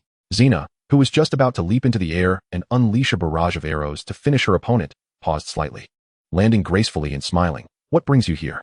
Xena, come quickly, Jiang Yan exclaimed, twirling the staff of catastrophe in his hand and presenting it before her. He shook it again for emphasis. Isn't this your divine artifact, the staff of catastrophe? What? Why does it emit a sacred aura? Has it turned traitor? Xena glanced over nonchalantly, her eyes flickering with surprise. That cannot be divulged, Jiang Yan replied mysteriously, shaking his head. I can only tell you that this artifact is now at the Dominion level. Is that so? Xena's expression settled back into calmness. Aren't you curious how this was achieved? Curious, indeed, but you are the greatest inheritor of the realm of the undead. Nothing extraordinary can be surprising in your hands, she remarked matter-of-factly. True enough. Jiang Yan scratched his head, a hint of gloom crossing his features. Oh, I see. Xena observed Jiang Yan's fading smile, then, after a moment of contemplation, tilted her head back at a 45-degree angle, arms clasped before her chest, forming an impressive arc, and exclaimed in a slightly stifled voice. Wow, Your Majesty is truly remarkable. Absolutely incredible. Is that so? Jiang Yan chuckled, unable to suppress his amusement, as Xena herself erupted into laughter. Nearby, the cursed horse raider king, under control, widened his eyes and muttered, Lady Xena has this side too? Why have you two run so far ahead? He exclaimed, gazing in astonishment at his two comrades who had unexpectedly surged to the front line. A golden mouse and a giant eagle were energetically directing the skeleton army to besiege the beleaguered giant sandman. All right, Xena, leave this monster to me and witness the power of a Dominion-level artifact. As the laughter subsided, Jiang Yan firmly grasped his staff and confidently stepped forward. Very well. Xena's smile faded, her longbow quietly slipping into her grasp. Bang! The bowstring thrummed as a black arrow silently pierced through the body of the horse raider king, who was merely spectating. Let us await the outcome, Jiang Yan declared. On the other side, he raised his staff, and two celestial angels began to chant incantations in unison, bestowing several enhancement spells upon him. Feeling an unprecedented surge of power, Jiang Yan enthusiastically activated his sole offensive skill. A pure stream of death magic flowed from the source of power within him into the artifact staff. The skull atop the staff of catastrophe suddenly ignited with a fierce glow, and two beams of light shot forth, one imbued with the essence of death, the other enhanced with divine power. The two energies, distinctly separate, hurtled toward the massive Sandman. Under the quintuple amplification, their might rivaled that of golden tier spells, and the Sandman, clinging to life by a thread, could not possibly withstand it. Clearly sensing its imminent demise, it sighed deeply and ceased its resistance. Boom! Following a violent explosion, debris of sand and gravel scattered into the air, leaving behind only a golden insignia shimmering brightly in the aftermath. Chapter 47. A man of 3 feet fears no difficulty. You have slain the guardian of the wasteland, earning a golden advancement token. Your level has risen. You are now at bronze level 10. Please promptly use the silver token for advancement. You have acquired a total of 63,700 soul crystals. On the night of the 9th day, upon returning to the Holy Spirit City, Jiang Yan calculated the spoils of this expedition. In addition to the rewards from the guardian, he had amassed a considerable quantity of soul crystals and skeleton soldiers, thanks to Xena's valor. She had directly commanded the Horse Raider King, replicating her earlier strategy against the ogres, thereby summoning waves of horse raiders to rest and recuperate, resulting in a significant influx of skeleton soldiers, which propelled their advance across the wasteland. One cannot deny the overwhelming strength of the realm of the undead, Jiang Yan reflected, lamenting only that the abyssal creatures were impervious to the primal influence of the undead realm, rendering them beyond control. Otherwise, who could truly be deemed the calamity? With over 400 angels, more than 60,000 skeleton warriors, and 3 subordinates rivaling demigod strength, he should have sufficient power to confront the impending abyssal uprising. For others, the first abyssal uprising might resemble an animated sequence. However, for Jiang Yan, who aimed to safeguard the entire duchy, it was a direct confrontation with demigod-level abyssal monsters. If memory served correctly, first-tier crawling demons and scythe demons would emerge, alongside second-tier blood demons, curse priests, and a few third-tier fusion demons.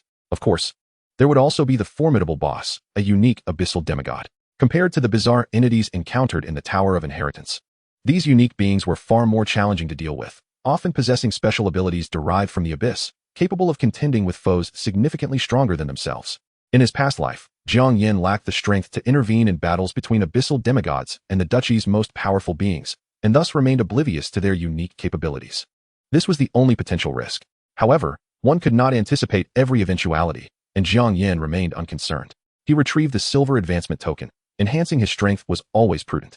In time, as he grew stronger, Claiming more territory and acquiring ample faith, he would no longer fear the will of the plains, summoning the archangel to descend and sweep away all before him. With that thought, he focused on utilizing the token, which promptly transformed into pure energy, merging into his being.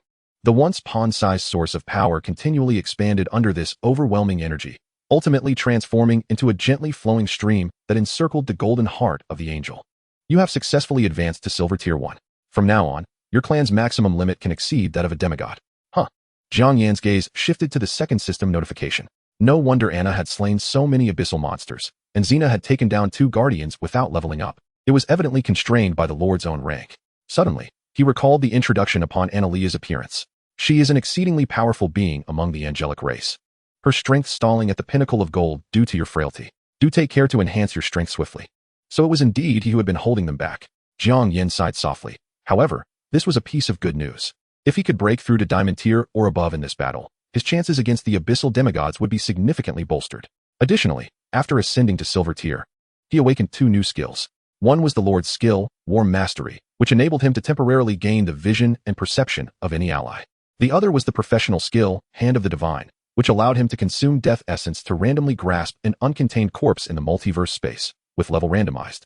Limited to once per day? Wasn't this essentially a lottery? The random level meant he could potentially grasp the remains of a powerful deity? That would be a direct leap. Jiang Yan felt invigorated. He had always possessed a strong confidence in his luck. Moreover, it only required 100 death essence, which was not exorbitant. After cleansing his hands in the angelic spring, he silently closed his eyes and activated the skill. In an instant, it felt as though his hands traversed endless layers of space, various sensations flooding in. Jiang Yan exerted a vigorous grasp. The bones slipped through his fingers, and he grasped at empty air. The illusion dissipated, and he looked at his empty hands and the panel reflecting a deduction of 100 death essence. Narrowing his eyes in discontent, he promptly spent 1,000 soul crystals to summon the will of the multiverse. What transpired? Why didn't I obtain a corpse when using the Hand of the Divine skill? Ding. Upon detection, Lord Jiang Yan touched the powerful leg bone of a corpse, which retained a certain instinctive awareness and took the opportunity to pull its leg away and escape. Yet the skill description never mentioned any probability of acquisition. This is a scam. I request a refund for my expenditure. After a moment of silence, the will of the multiverse finally responded. The feedback from Lord Jiang Yan has been verified as accurate. The skill description has now been amended, and the Lord is rewarded with a quantity of soul crystals. This incident has been resolved, automatically rated 5 stars. Farewell. Notification, you have received 100 soul crystals. Wait a moment. Only a compensation of 100? That's rather stingy. What is this situation? I've lost 100 death essence and been swindled out of 900 soul crystals. What a maximal loss. Even the description of the Hand of the Divine skill has changed too. Consuming death essence has a probability of randomly grasping an uncontained corpse in the multiverse space. Level randomized, limited to once per day. Jiang Yan sighed helplessly. Very well, if the problem cannot be solved, then let us resolve the skill that caused the issue. My lord, my lord. At that moment, a shout broke through, belonging to a member of the Dwarven construction team. Apologies, my lord. I heard from my team members that they saw you by the fountain pool, and thinking you might not have slept yet, I took the liberty to disturb you. No problem. You all haven't rested yet at this hour? Jiang Yan smiled. Rest? Not necessary. The dwarf patted his chest and boasted. I saw the angelic beings return and have not slept since, praying and praising by your statue. How can we, stout men, be outdone by these maidens? Jiang Yan's expression turned somewhat peculiar. Angels were not the same. They only needed to maintain their prayers to receive the cleansing light, erasing all fatigue. But enough of that, my lord. After our relentless efforts, we have finally completed the construction of the Radiant Propagation Temple. Would you like to take a look? Of course. Jiang Yan's eyes sparkled. This was indeed splendid news. Tomorrow marked the day of the first abyssal upheaval. And if they could recruit some propagators during this critical time for faith dissemination, the effects would undoubtedly be exceptional. Let us go have a look. The two hurried along, soon arriving at the exterior of a brand new monastery. It spanned approximately 2 kilometers, divided into eastern and western courtyards, adorned with countless angelic reliefs, exuding an air of sanctity and solemnity. At the very center of the main hall stood Jiang Yan's statue, surrounded by innumerable white-robed propagators kneeling and praying devoutly. Radiant Propagation Temple, an epic building of the Holy Light system, capable of recruiting Holy Light propagators and disseminators. Special note, as you are the highest-ranking deity of the Holy Light system, the recruitment price is reduced by 80%. Chapter 48, The Upheaval begins. Early on the 10th day, a notice echoed throughout the region, rousing all from slumber. The abyssal passage is experiencing severe fluctuations, with the erosion level temporarily rising to 5. Within 3 days, the strength of the abyssal monsters will greatly enhance, and high-level monsters will sporadically appear. Warning, numerous wicked abyssal demigods are attempting to descend. If not obstructed, they will obliterate all duchies within the novice area. Please exert your utmost to assist your faith's kingdom through this crisis. Rewards will be issued based on contributions after the upheaval concludes. Upon the announcement, the multiverse chat channel erupted with excitement. The large DLC cutscene is about to commence. Brothers, get ready for the show. Woo, the princess of my duchy has such beautiful fur. It's a pity I really can't compete. Brothers, calm down. Isn't watching the show enough? That's an abyssal demigod. Even Zhang Daolao probably can't withstand a single hand of it. Alas, remaining calm is no longer an option. I kindly invited the princess to my base, only to be rejected and lost faith. Was that kindness? I don't want to expose you. Wait, fur? What race are you? Hey, I was originally from the Earth dog race, but I found it unappealing. So I changed it to the Celestial dog race. Doesn't that sound powerful? Licking dog race. The first abyssal upheaval posed minimal threat as long as one refrained from engaging on the front lines, so most lords had the leisure to chat idly. It wasn't that they were particularly heartless. Rather, they simply lacked the strength. Even some lords who prided themselves on their strength would merely stockpile troops along the duchy's retreat path, hoping to save as many civilians as possible amidst the abyssal monster's pursuit, thus securing a bit of participation rewards. For Jiang Yan, however, this was a battle of paramount importance. Upon awakening in the morning, he boarded the previously summoned Abalric and headed toward the front lines. Xena had already led over 60,000 skeleton warriors to the outer villages to gather troops the previous night. After all, the Hamank duchy was under the auspices of the Holy Light Faith, making the undead army unsuitable for the front lines. Jiang Yan's order to her was merely to distract a portion of the abyssal creatures. As for the angels, as the main force in this battle, they had long since taken their positions. At this moment, the city of Colton, closest to the abyssal passage, was fully prepared for war. This city, renowned for its experts in imperial magical array research, served as the primary gateway for the entire Hamank duchy. It was equipped with the most advanced Colton-level magical defense system outside of the capital. Should it fall, the cities behind it would be even less capable of withstanding the abyssal assault. Therefore, both the duchy and Jiang Yan were exerting their utmost efforts in the defense of this city. The radiant Seraphim Anael, a being of the Golden 10th Order, stood alongside more than 400 bronze-tiered cherubs. Guarding the perimeter were the vigilant Hyena and the approaching Jabril. The king of the duchy had dispatched his most elite forces, the first and second night orders, as well as the sole squad of mages, together with the original garrison. An overwhelming majority of the strength from both the city of the Holy Spirit and the duchy of Hamank had gathered here. At this moment, the walls were teeming with soldiers clad in light armor, gripping enchanted crossbows, their gazes fixed intently towards the abyssal passage. One moment passed, then another, and soon half an hour had elapsed. Time dragged on, each second laden with anticipation. Suddenly, a herald hastened up the battlements. General, the reconnaissance spells at the front have been triggered, indicating that the abyssal army has crossed the Chinchi River and is advancing towards Colton City. Expected to arrive in 5 minutes. A robust figure in heavy armor rose abruptly, a glint of murderous intent shining in his copper-hued eyes. Relay the order, prepare for battle. Yes, General. To his left and right, the two aides sprang into action. One extracted a horn and blew a mighty blast, while the other activated a small communication magic circle. Moments later, 3 beams of magical light, red, yellow, and blue, ascended from the heart of the city, enveloping the entire stronghold. A towering spire emerged slowly, where dozens of mages clad in arcane robes stood in solemn silence. 2 well-equipped knightly orders assembled behind the gates, poised to charge forth at a moment's notice. Boom, boom, boom. The ground trembled with a cacophony of thunderous sounds as an unending tide of darkness surged from the horizon, an abyssal wave without end. If the previous invasion of the village could be likened to a mere lake, then now it resembled an ocean in its vastness. A general of the Diamond Third Order could not suppress a swallow, forcing down the tide of fear within him, and bellowed, "All hands, draw your bows."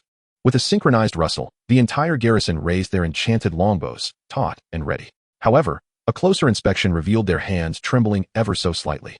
Even the most elite of forces could not wholly banish the dread that gnawed at their hearts in the face of the abyssal monstrosities. Under the radiance of the holy light, we shall be brave, unyielding, and invincible. The holy light will dispel all fear. 6 celestial angels soared forth from behind, their voices raised in a powerful chant. Waves of potent holy light cascaded down upon each soldier atop the battlements. The tension etched upon their faces gradually eased, their gazes sharpening with renewed clarity and confidence, and the hands gripping their longbows steadied. "Thank you, Celestials, for your assistance," the general expressed with a gesture of reverence. "The Holy Lord shall protect all devout believers. The abyss shall surely retreat." The 6 angels smiled gently, their bright visages reminiscent of a soft spring breeze that dissipated the soldiers' anxiety. "Praise the almighty light," the general nodded in agreement. As a warrior, he had once been skeptical of divine power, Yet after being effortlessly bested by the goddess with 6 wings, and witnessing the selfless valor of the 2-winged angels battling against the abyssal horrors, he had become a fervent believer. For who, if not the divine, could possess such kindness and might? Just as the morale of the troops stabilized under the influence of faith and divine magic, the abyssal army approached within 3 kilometers of the city. Here, a plethora of triggering magic circles lay, forming the first line of defense for Colton City. Boom, boom. As the creatures of the abyss relentlessly surged forward, a conflagration of flames erupted, formidable spikes of earth and swift blades of wind activated in response. However, the crawling demons, imbued with a 5th-level abyssal corruption, possessed nearly level 50 strength, rendering the once effective magical assaults less impactful than anticipated. Many emerged from the flames, their bodies ablaze, while the fierce wind blades left mere scratches upon them, failing to deliver fatal blows. Only the earthen spikes inflicted some casualties, yet for such a vast horde, it was but a drop in the ocean. Before long, these terrifying abyssal entities surpassed the magical barrier, surging towards the city below. Most were crawling demons, adorned with sharp, venomous spines, while a smaller faction resembled humanoid figures wielding 4 razor-sharp scythes. The general, fixated on the battlefield, allowed himself a moment of relief. According to the divine, this would be a high-intensity battle lasting at least 3 days. Had second-tier abyssal creatures appeared from the outset, the pressure would have been insurmountable. Loose arrows. Chapter 49. In the light, we shall everlastingly live. Attack.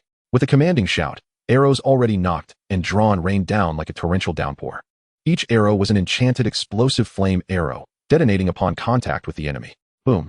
Brilliant flames illuminated the battlefield as hundreds of the frontline crawling demons were obliterated. Yet, the might of the abyssal beasts lay in their complete lack of fear, much like the undead. The relentless tide of reinforcements surged forth without hesitation, shrieking as they drew ever closer. Stand firm, let loose, the general ordered, prompting a change in the rhythm of the aide's horn. After firing an arrow, the soldiers sidestepped and withdrew a pace, allowing those behind to step forward, drawing their bows anew. Swoosh, swoosh, swoosh. A fresh wave of arrows cascaded down, requiring no aim, each shot claiming multiple monsters. The elite archers alternated tirelessly for a full 20 minutes, managing to suppress the initial onslaught of the enemy.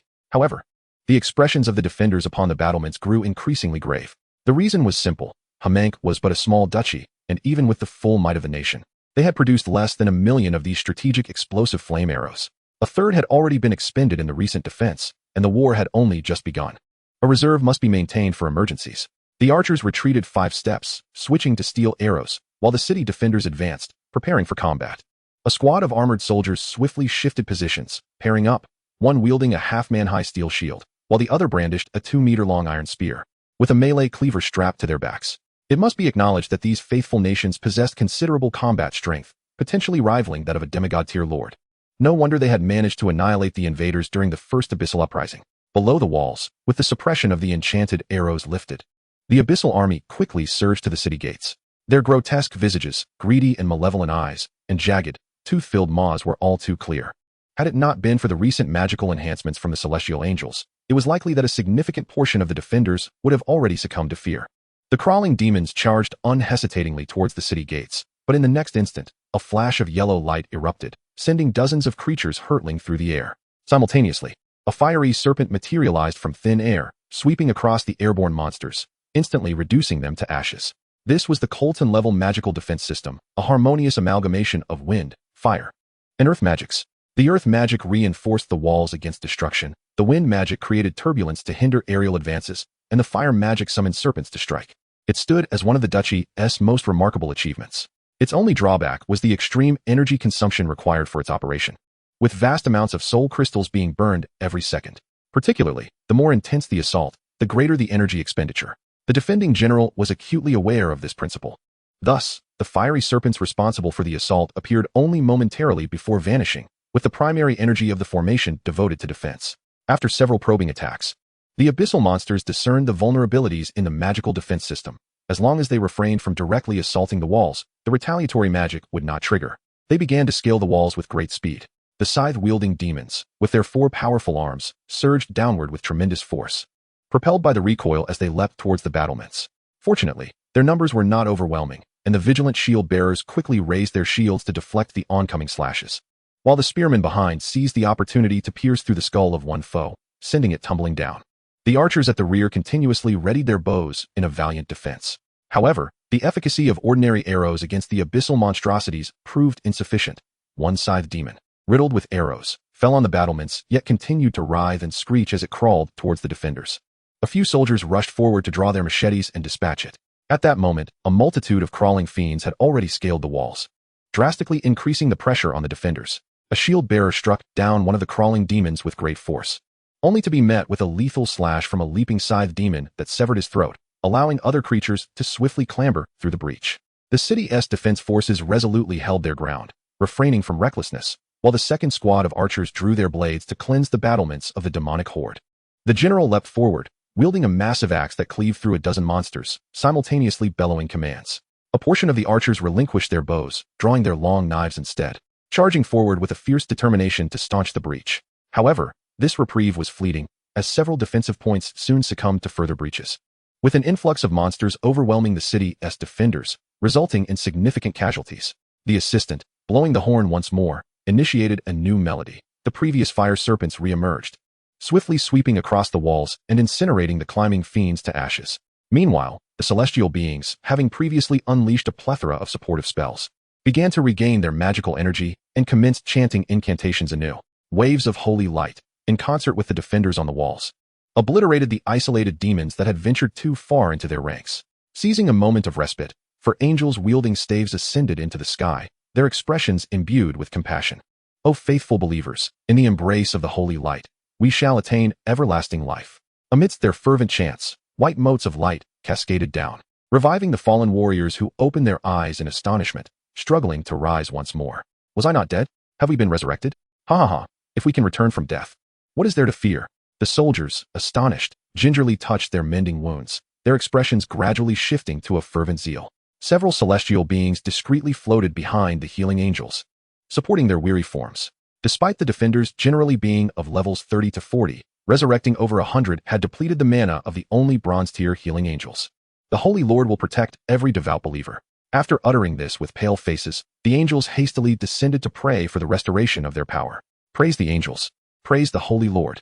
A harmonious chorus arose from the walls, and the morale that had plummeted due to casualties soared back to its zenith, fear vanishing from their eyes. The soldiers who had witnessed their comrades rise from death transformed into fervent believers of their faith. At the behest of the general, an aide recorded this miraculous event using a memory stone, dispatching it through a small teleportation array to the rear, where it would be replicated into thousands of copies and disseminated across every city to bolster the people's confidence. Each held their line, prepared for battle, while the second defensive unit stood ready to replace them, ensuring no gaps appeared in their defense, with the archers of the 3rd and 6th squads resting in place. Once the clamor subsided, the general issued another command. The duchy's forces were finite, and while he had initially planned to divide the defenders into 2 alternating teams, it now seemed that a single team could not withstand the relentless assault. Soon, the well-trained soldiers took their positions as the encircling fire serpents dissipated. Below, the throngs of abyssal creatures once again began to ascend the walls. Chapter 50. The holy light shall guide your path. Kill. Amidst a chorus of hoarse roars, the warriors thrust their spears with great effort, repelling the onslaught once more. The battle had persisted for a full 3 hours, and bolstered by faith. Though each individual remained resolute, the fatigue of their bodies was undeniable, their hands trembling as they clutched their spears. Finally, one soldier, drained of strength, failed to pierce the leaping scythe demon with his final strike, and as it lunged towards him, a shield bearer surged forward, unhesitatingly embracing the demon as they both plummeted from the battlements, instantly torn to shreds by the myriad of crawling fiends below. This act seemed to signal a shift, as the defenders atop the walls began to falter. Let the knightly order charge forth. At an unknown moment, a breathtaking angel with 6 wings appeared silently atop the battlements, effortlessly dispatching hundreds of crawling fiends with a single swing of her sword. Lady Anelia, are you prepared? The general inquired, his countenance brightening. He had long wished to deploy 2 elite knightly orders to alleviate the pressure on the defenders, but now, as the abyssal creatures swarmed outside, charging forth could lead to certain death, especially with the risk of being overrun at the gates. Anelia nodded slightly. Under wartime conditions, the angels participating in the defense were automatically aligned with the defenders, sharing their kill experience.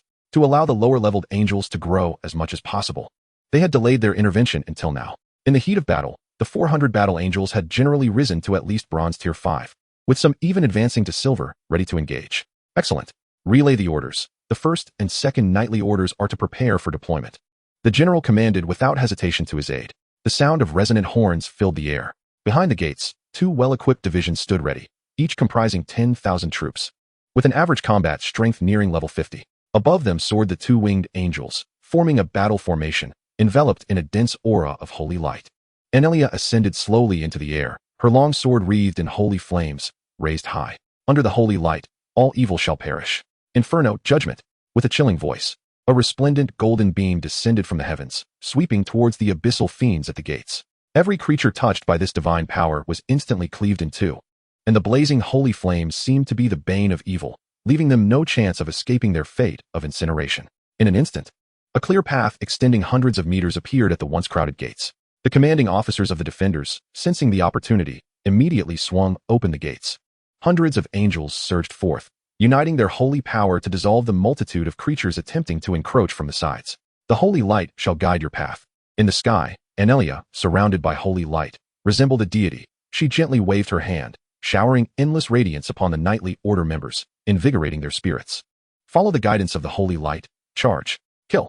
The two knightly orders surged forth like arrows released from a bow, advancing relentlessly along the path cleared by the angels.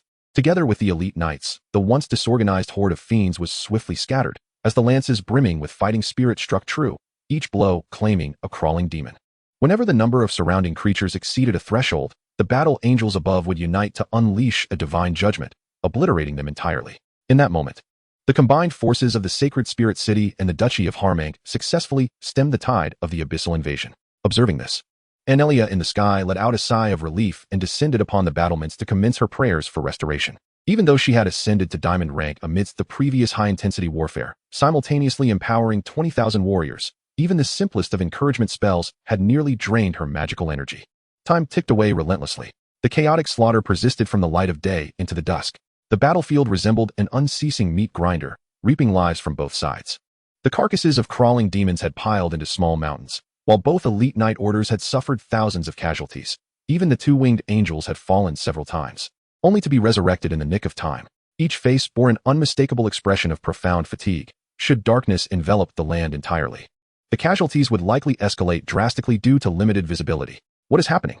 The anxious general atop the city wall suddenly froze in disbelief, gazing into the distance where the once unbroken enemy line had inexplicably fractured.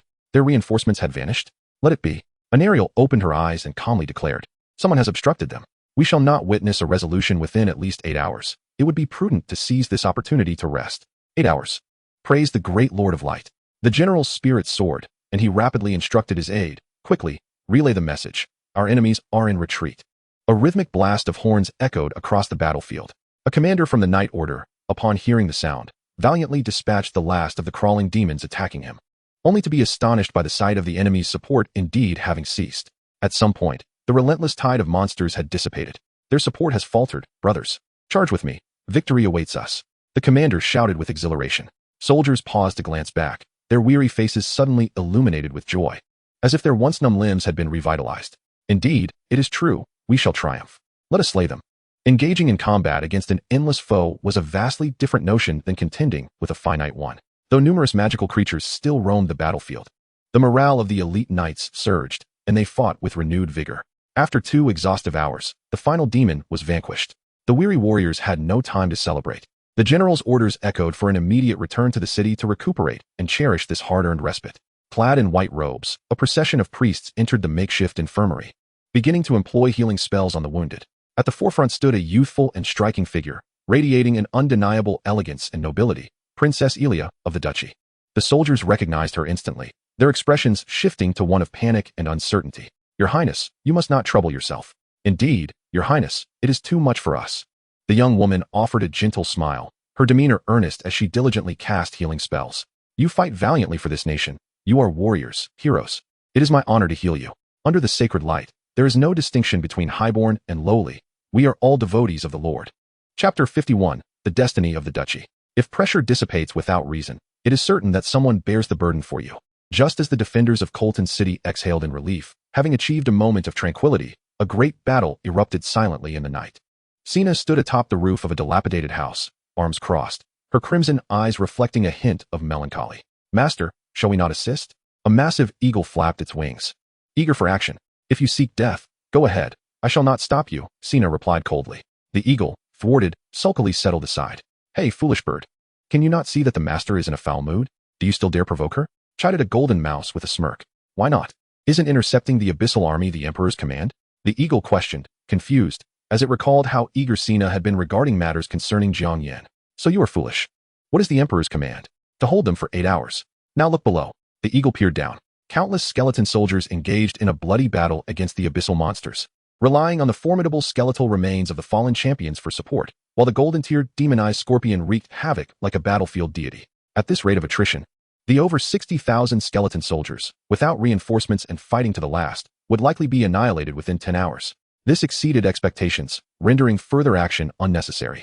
But I still do not understand why the master is displeased. Is it not a good thing to complete the task without needing to lift a finger? The eagle pondered. Foolish bird, do you not consider what faction this duchy belongs to? The golden mouse scoffed. Failing will incur blame. Succeeding merely dresses the political rivals. Do you think the master can be happy? Ah, I see now. It seems Brother Mouse has keen insight. The eagle exclaimed, chagrined. I am foolish, I truly am.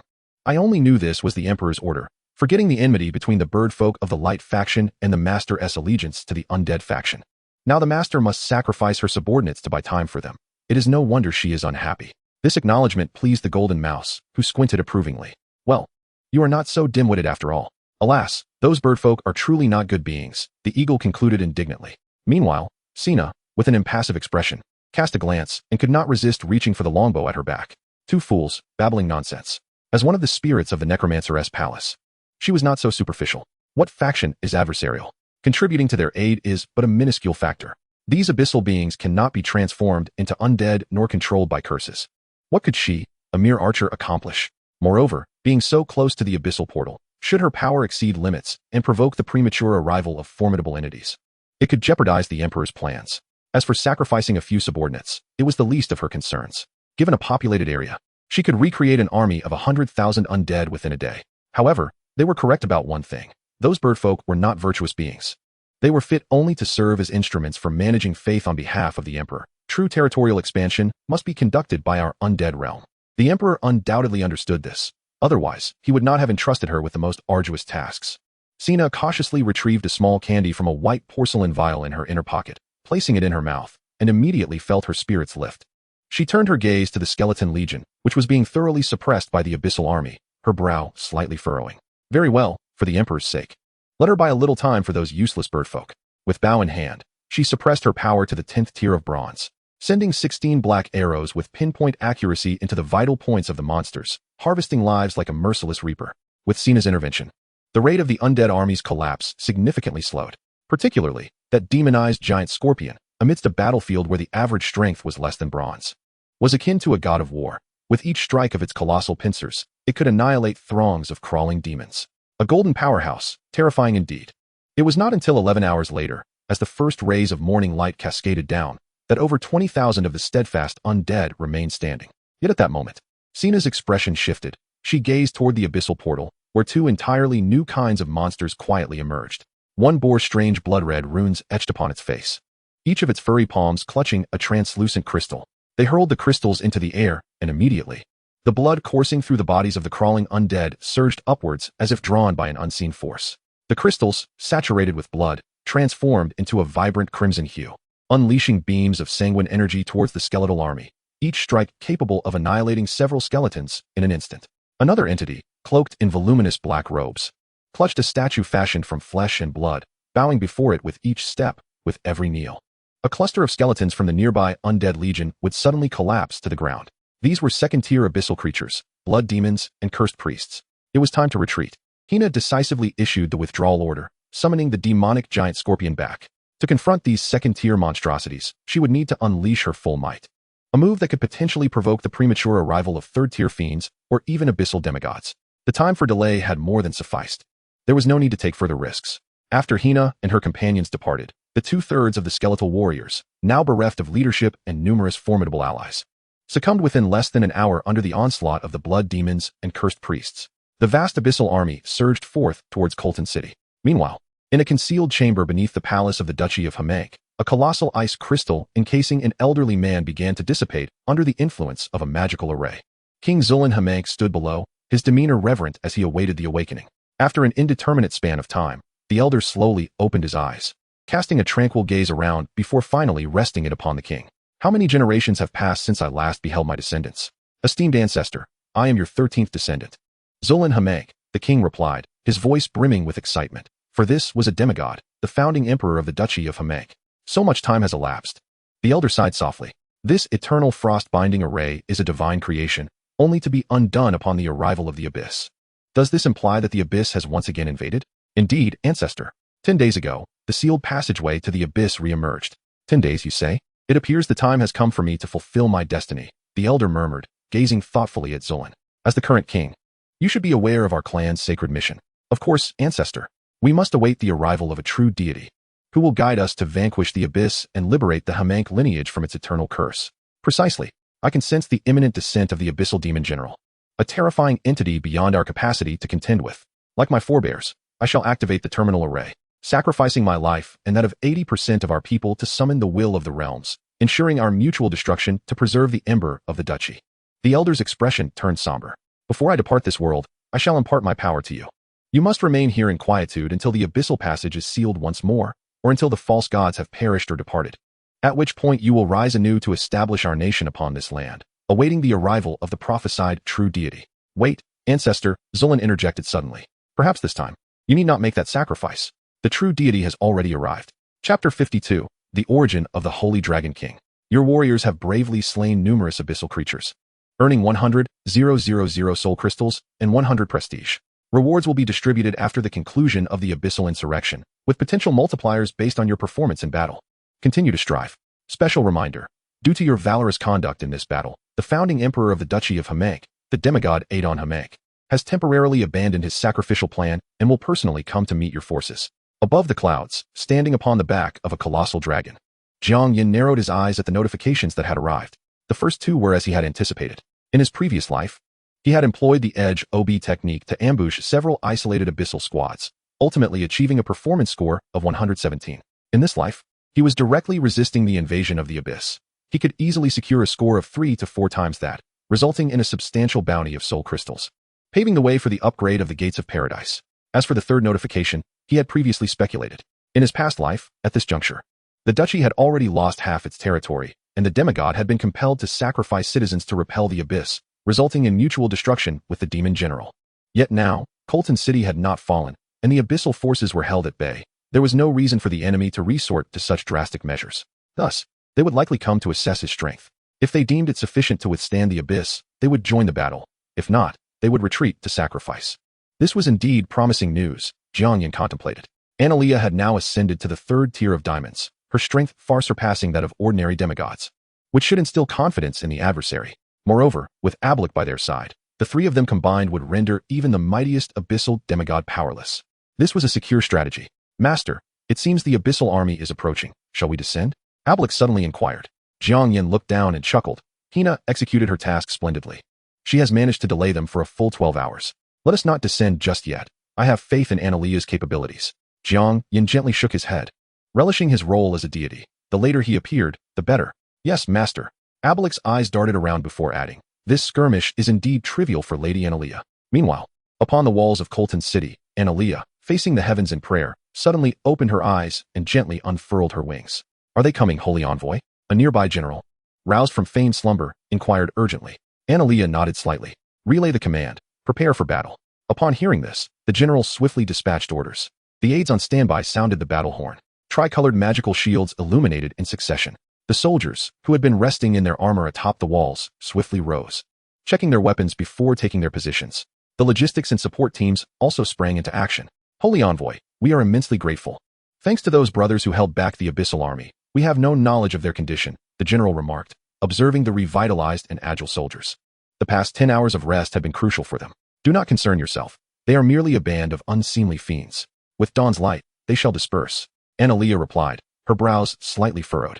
Ah, I understand, the general said wisely, closing his mouth upon seeing her expression. Though a warrior, he had navigated the realm of politics and recognized that her demeanor mirrored that of the king's generals, who often vied for favor. It seemed even deities experienced competition for affection. A silence enveloped the walls, broken only by the sounds of footsteps and the movement of armaments. Approximately a quarter of an hour later, a deep, tremorous sound reverberated through the ground. They have arrived. I sense the presence of 2nd-tier abyssal creatures. Do not let them approach. Understood, the general responded, his expression stern as he immediately ordered, deploy all stored enchanted arrows. Archers in teams 1 and 2 shall alternate their fire, maintaining the barrage. City defense troops, ensure cover. In an instant, bows were drawn and blades unsheathed. The divine angel squadron soared ahead, unleashing various enhancing spells. Soon, a torrent of abyssal forces surged towards the city, pressing down upon them. Fire. Enchanted explosive arrows rained down, erupting in brilliant bursts upon the earth. The foremost group of crawling fiends was instantly obliterated. The defenders exhaled in relief, based on previous encounters. They could suppress these monsters before the enchanted arrows ran out. Yet, in the next moment, dozens of warriors stationed atop the city walls, who were drawing their bows to unleash arrows, suddenly became weak and collapsed one after another. A grave realization dawned upon them. It was the power of a curse. Under the radiant light of the divine, all malevolent hexes would be purified. The celestial angels swiftly began to chant incantations. As beams of light cascaded down, wisps of dark mist rose from the fallen soldiers' heads and dissipated, restoring their ability to move.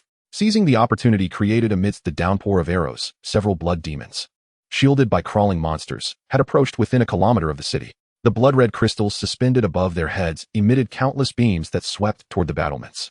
Some unfortunate warriors were instantly cleaved in two, their blood drained. Only a few quick-witted souls managed to take refuge behind the shields of the heavy infantry, thus escaping the onslaught. In an instant, the defenders, who had the advantage of the walls, found themselves suppressed. As a multitude of abyssal creatures surged toward the base of the city, a massive fire serpent materialized just in time, incinerating the monsters that attempted to scale the walls, providing a brief reprieve from the crisis. However, this tactic required a substantial expenditure of energy and was not a sustainable solution. The general quickly assessed the situation. The enemy's crimson beams fired at a rate far surpassing that of the archers atop the walls, even exhibiting homing capabilities. Unless these blood demons were eliminated, they would remain on the defensive. Your Excellency, I must ask the angelic squadron to join forces with the knights and strike back. We must eradicate them. Anelia nodded slightly. The angelic squadron is prepared to engage, yet I cannot initiate combat at this moment. Today marks the second day of the uprising, and the abyssal demigods may descend at any moment. I must maintain my optimum condition. That is sufficient, Your Excellency. The Duchy of Hamank is not to be trifled with. A glimmer of gratitude flashed in the general's eyes as he turned to his deputy and commanded fiercely, relay my orders to the mages in the tower. Let them witness the might of those monsters. The deputy promptly activated a small communication array. Upon receiving the command, the floating mage tower within the city began to ascend slowly. 37 mages, clad in robes of various colors, ascended to the top of the tower. Under the command of a diamond-tier mage, they began to chant in unison. From the void descends the fire of the heavens. All decayed existence shall be consumed in the fiery blaze. The specially crafted mage tower began to radiate with light, and as its energy reached its zenith, the incantation was completed. A dense concentration of fire elements gathered in the air, forming a colossal crimson cloud. The wrath of the fire god. Go! The archmage bellowed, directing the magic toward the city's exterior. A blazing spectral hand emerged from the crimson cloud, parting it as if a deity were unleashing their fury, descending directly toward the ground teeming with monsters. Boom! The searing light and explosion rendered nearly everyone momentarily blind. When the dust settled, all creatures within a radius of several hundred meters outside the city gates had been obliterated, leaving behind an immense void. Kill! The knights and angels within the city seized the moment to charge forth, engaging the monsters in fierce combat. Abelric, do you know the origin of this magic? Does the fire god still exist? Above the clouds, Jiang Yan gazed at the formidable combined magic and suddenly recalled the words of the archangel, who had mentioned that all gods would return in this epoch. Master, please refrain from posing such profound questions. I am merely an ordinary little dragon and cannot fathom such secrets. Weren't you once the radiant holy dragon king? How is it that you know nothing? Jiang Yan inquired in astonishment. Abelric replied awkwardly. Master, you must understand, the identities we assume when we venture out are self-bestowed. Our lineage often adopts titles such as Holy Dragon Emperor or Holy Dragon God. Oh, Jiang Yan exclaimed in realization. So you, the radiant Holy Dragon King, are actually the least capable among us. Chapter 53, Catastrophe Against Catastrophe. The battle raged from dawn until noon. 2 elite knight orders, alongside reinforcements dispatched by the duchy, suffered near total casualties. The corpses of various monsters piled high, staining the earth in hues of red and green. Amidst the fierce confrontation, 400 angels had now ascended to silver rank or higher.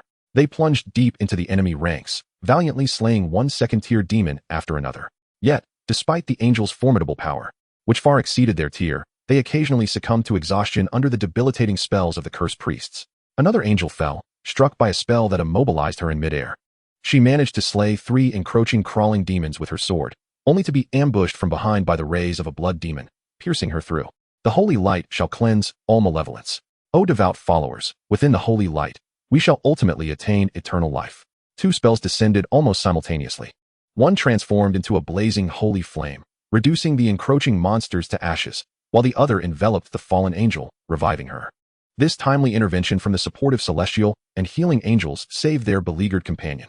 However, the relentless tide of the abyssal army continued to surge forth, and the intervals between angelic casualties grew ever shorter. If this continued, the healing angel's magical energy would inevitably be depleted, leading to significant losses within the angelic squadron. We can no longer wait. Abelric, descend. Jiang Yan's brow furrowed. He had not anticipated the ferocity of the abyssal assault, having never participated in a frontline battle in his previous life. With a flash of light, the onyx staff of calamity gripped firmly in his hand. He had initially refrained from utilizing necromantic spells. After all, his identity in the Duchy of Hamank was that of the radiant Holy Master. And employing necromancy to control the bodies of fallen soldiers would severely undermine their faith.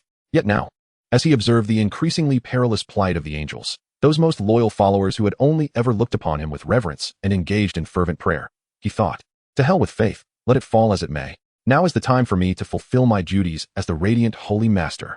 Roar. A resounding dragon's roar pierced the heavens as a man wielding a staff descended upon a dragon. What is that? The soldiers on the walls instinctively looked up. The Holy Master has arrived. All angels, including Anelia, looked up joyfully and reverently. The majesty of the holy light was not to be trifled with. With a calm voice, Jiang Yan stood atop the dragon's head, his staff glowing brilliantly as he infused it with magical energy, casting a powerful aura of law over the battlefield. Suddenly, the thousands of soldiers who had previously perished opened their eyes, their expressions frenzied as they grasped their nearby weapons and rose once more. Intriguingly, they were enveloped in a faint aura of holy light. Necromantic dominion, the innate ability of the undead sovereign, infinite, along with the lordly skill of war frenzy. After expending a total of 20,000 soul crystals to replenish his magical energy, Jiang Yan resurrected all the corpses on the battlefield in one fell swoop. The precarious situation of the battle was instantly reversed. Countless abyssal creatures, caught off guard, were struck down by the suddenly revived warriors beneath their feet. As undead beings, they too lost their fear, continuing to fight even with pierced hearts. Calamity against calamity, it was only fair now. The angels, who had just been besieged, finally caught their breath. And with a horde of undead warriors to contend with, they could unleash their spells without hesitation, no longer constrained to rely solely on their exquisite swordsmanship. Holy light judgment. Holy light praise. Waves of area spells rained down upon the battlefield, and with the amplification of holy energy, their power surpassed that of enchanted arrows, each strike capable of annihilating dozens of crawling demons. Surprisingly, the holy light spells had no effect on the summoned undead. In fact, even enhancement-type magic proved effective against them. A faint smile graced Jiang Yan's lips. This was his first use of necromantic control since merging with the Holy Lord of Light, and the results were unexpectedly favorable. On the city walls, the general gazed at the battlefield with a mixture of astonishment and uncertainty. The reanimated corpses had transformed into mindless killing machines, reminiscent of the cruel and malevolent techniques associated with necromancy, yet they bore no whiff of decay or malevolence. Rather, they appeared somewhat sacred. Moreover, this was the work of the Holy Lord, a figure entirely opposed to the undead. How could there be any connection between the two factions? Saint Envoy. He hesitated to inquire of a nearby figure. This is a divine art of the holy light, the resurrection of heroes. The Holy Lord admires the indomitable spirit of these warriors and, thus, fulfilled their dying wishes, forcibly reclaiming their souls from the realm of the dead so they could continue to battle against the abyss. Analia explained calmly, her expression unchanged. She was well aware of the circumstances, yet it was the duty of a devout follower to uphold the image of the Holy Lord and justify his actions. After all, power knows no distinction between good and evil. In the hands of the Holy Lord, even the malevolent power of the undead becomes righteous. Ah, I see. The general nodded thoughtfully, observing Analia's composed demeanor. The Saint Envoy radiated pure and luminous power, embodying the pinnacle of sanctity. If she attested to its truth, then it must indeed be so. He felt a renewed sense of devotion to his faith. Meanwhile, the conflict below had reached a fever pitch. Those valiant undead warriors surged toward the crawling demons, their bodies pierced by countless spikes, yet they seized the opportunity to strike down their foes. Even in the face of the blood demon's relentless barrage, akin to an infinite energy laser, they pressed forward, sacrificing dozens of their comrades vaporized in the process, ultimately reaching the enemy to deliver the killing blow. With the powerful magical support from the angels behind them, the once unstoppable forces of the abyss were momentarily held at bay, showing signs of being pushed back. At that moment, all the powerful beings present seemed to sense something and turned their gaze toward the distance. There, a creature resembling a small mountain was rapidly slithering toward Colton City. It resembled a conglomerate of countless monsters, extending numerous tentacles as it devoured every living being in its vicinity, including its fellow denizens of the abyss, such as the crawling demons and scythe demons. As it approached the city, its size grew exponentially, towering over 1,000 meters, rendering even Abelic a mere child in comparison. What in the world is that? The guards atop the walls murmured, their spirits crushed. Even the general felt a sense of powerlessness, doubting that Colton's magical defense system could withstand even a gentle step from the creature. This is Dire, a third-tier abyssal monster, a fusion demon. Its inherent strength may not be formidable, yet it possesses the ability to continuously assimilate other beings, growing stronger with each fusion. The battlefield is littered with the corpses of demons. An elder appeared on the city ramparts, his expression grave as he addressed Analia. Esteemed one, this fusion demon has absorbed too many beings. Its power approaches that of a demigod. If we combine our efforts to restrain it, it will likely collapse under its own genetic instability within half an hour.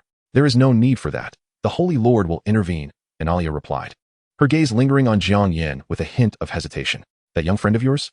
He does indeed possess the seed of a true god and may one day become an immensely powerful deity, but he is still far from it. Faith can often blind one. We must protect him. The elder gently shook his head, motioning to restrain the eager general and guards who wished to pay their respects. Analia cast a disdainful glance at the elder, too weary to respond. His strength was adequate, yet he hailed from a lesser place, and at his age, he remained short-sighted. Lacking any political acumen, she recalled the Holy Lord's words. The Holy Light favors those who know when to advance and retreat. Since the Holy Lord stood before that monstrous entity and did not choose to retreat strategically, it could only imply that everything was under control. As a mature follower, it was her duty to provide the Holy Lord with a stage to demonstrate his power. After all, the angels who had accompanied the Holy Lord to the wasteland had reported that he was elated after personally slaying the guardian of the wasteland and had praised Xena for her timely restraint. What that annoying undead creature could achieve, she, as a radiant angel, could certainly accomplish as well. In the words of ancient texts, it could be summarized as employing the techniques of the enemy against them. As she pondered, a smile crept upon Analia's lips, and her wings fluttered with newfound vigor. Meanwhile, Jiang Yan, perched atop his dragon, remained blissfully unaware of the peculiar thoughts swirling in the minds of his little angels. However, he had anticipated this moment. The infamous fusion demon had been a boss-level entity even during the Second Abyssal Uprising, resulting in countless lords meeting their demise at its hands. Thus, he had taken to the battlefield on the first day of the conflict, riding his dragon. This battle had raged for nearly 40 hours, with both sides suffering immense casualties. He had absorbed over 100,000 death essences from the fallen. As he beheld the fusion demon barreling toward him like a mountain, Jiang Yan merely smiled faintly, raising his staff of calamity and pointing it toward the approaching behemoth. The skull atop his staff, which had previously been subdued by the embedded gem, now glimmered with a vibrant red light, seemingly imbued with life as it fixed its gaze upon the monstrous entity. Ability of calamity, instant death, activate. At that moment, time appeared to freeze. Only Jiang Yan could perceive the countless strands of law weaving their way into the fusion demon's form. As all its vitality and soul were uncontrollably drawn into the skull, a faint crunch echoed as the creature's tentacles, mere meters away from Jiang Yan, lost all vitality and fell limp. Its entire form disintegrated, leaving only a central mass of colorless, rotting flesh, the true essence of the fusion demon. One cannot gaze upon the divine without facing death, Jiang Yan proclaimed, retracting his staff and standing resolutely atop the dragon's head. His deep voice, amplified by magical resonance, resonated in the ears of all present. This spectacle left the inhabitants of the city in utter shock. In their eyes, it unfolded as follows. A colossal and seemingly invincible monster charged at Jiang Yan. The creature wore a grotesque smile of triumph. Its advantage was overwhelming as its tentacles reached forth. The monster locked eyes with Jiang Yan. The monster was slain. Is this a new divine oracle? Unlike the stunned guards, the angels, including Analia, wore increasingly fervent expressions. One cannot gaze upon the divine without facing death.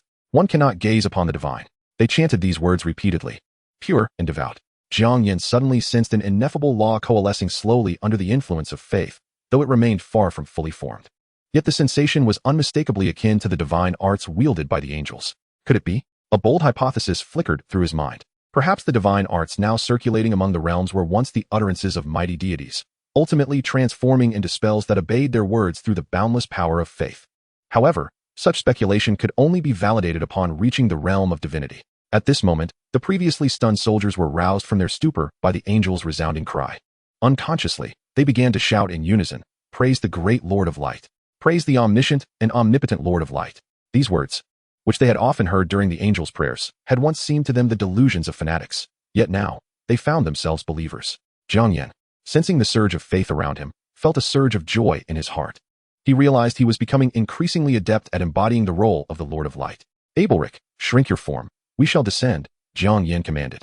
The war was far from over, and the previous strike had cost him 20,000 of his death essence. Enduring another blow would be unbearable. Moreover, such displays of divine providence were best kept to a minimum, as frequent manifestations could yield counterproductive results. Before long, a man and a dragon landed on the city wall amidst the warm welcome of the crowd. Is that you, Adon Hamank? Jiang Yan remarked with a subtle smile, gazing at the elder who possessed semi-divine power. It was his first time witnessing the legendary figure up close. In his past life, he had only heard tales of Hamank's citizens fleeing from danger. Upon hearing Jiang Yan call his name, the elder's expression shifted dramatically, like a devout worshipper. He lowered his head and declared, "It is I, the creator of all, the master of the gods, the sovereign of holy light, the omniscient and omnipotent Lord of light. I cannot believe you know my humble name." The general beside him wore a peculiar expression, recalling how just moments before, the ancestor had admonished others that faith often leads to blindness, yet here he was, secretly reciting an elaborate title. Instantly, the grand and formidable image of the duchy's history shattered before him. No need for such formalities, Jiang Yan expressed, feeling a modicum of goodwill towards him. Despite the narrative's demands, the fact remained that he had perished alongside the abyssal demigod in his previous life. O Lord, as the founding monarch of the Hamank Duchy, I humbly offer to lead my entire nation as your vassal state of faith, pleading only for your mercy to halt the invasion from the abyss. The elder said sincerely without raising his eyes. The swift dispatch of a powerful fusion demon, coupled with the immediate recognition of its origins and the aura of the true God, had led him to confirm that the individual before him was indeed the prophesied true God. The founding monarch of the Hamank Duchy, Adon Hamank, requests to become your vassal state of faith, conditioned upon your guarantee that they will not be annihilated during this abyssal upheaval. Do you accept? The voice of the realms echoed suddenly. Jiang Yan's gaze lingered on the bowed Adon, a hint of surprise crossing his features. He had initially pondered how to persuade this semi-divine powerhouse to join his ranks, yet he had not anticipated such proactivity. However, since this was a contract recognized by the realms, it should pose no issues. With this thought, Jiang Yan smiled gently and chose to accept. Certainly, the holy light shall protect every devout believer. Chapter 55, The Abyssal Demigod. The war raged on. The previously sparse hordes of monsters, having been substantially consumed by the fusion demons, began to swell once more. Not far away, 3 more fusion demons descended from the passage, their consuming aura rapidly intensifying. Divine One, allow me to take on these demons, Adon volunteered, stepping forward. Go ahead, I shall have Anna support you from the rear, Jiang Yan nodded, eager to observe the prowess of these duchy demigods. With permission granted, Adon advanced a few steps and let out a mighty roar, his form swelling several times in size. His garments tore apart, revealing a physique of sharp contours, glistening with a bronze hue under the sunlight. With a light stomp of his feet, he propelled himself toward the abyssal army like a cannonball, the sound of sonic booms accompanying his formidable presence. The 3 fusion demons immediately took notice of this formidable foe. Strong and robust, he was worth more than 1,000 crawling demons. A glimmer of greed flashed in their eyes, drool dripping from their massive jaws as countless tentacles retracted from the monsters to reach for the newcomer. Adon chuckled disdainfully. The fusion degree of these 3 creatures was far inferior to that of the last, likely only at the strength of a 10th-tier golden entity, posing no real threat. He resolved to secure a swift and decisive victory to showcase his worth before the Divine One. With a deft flick of his toes, he accelerated, evading several tentacles that sought to ensnare him, and swiftly seized one, yanking it free with great force. Dark green blood sprayed through the air as the fusion demon roared in fury, summoning more tentacles to entangle him. Hundreds of tentacles swarmed toward him, completely sealing off any escape routes.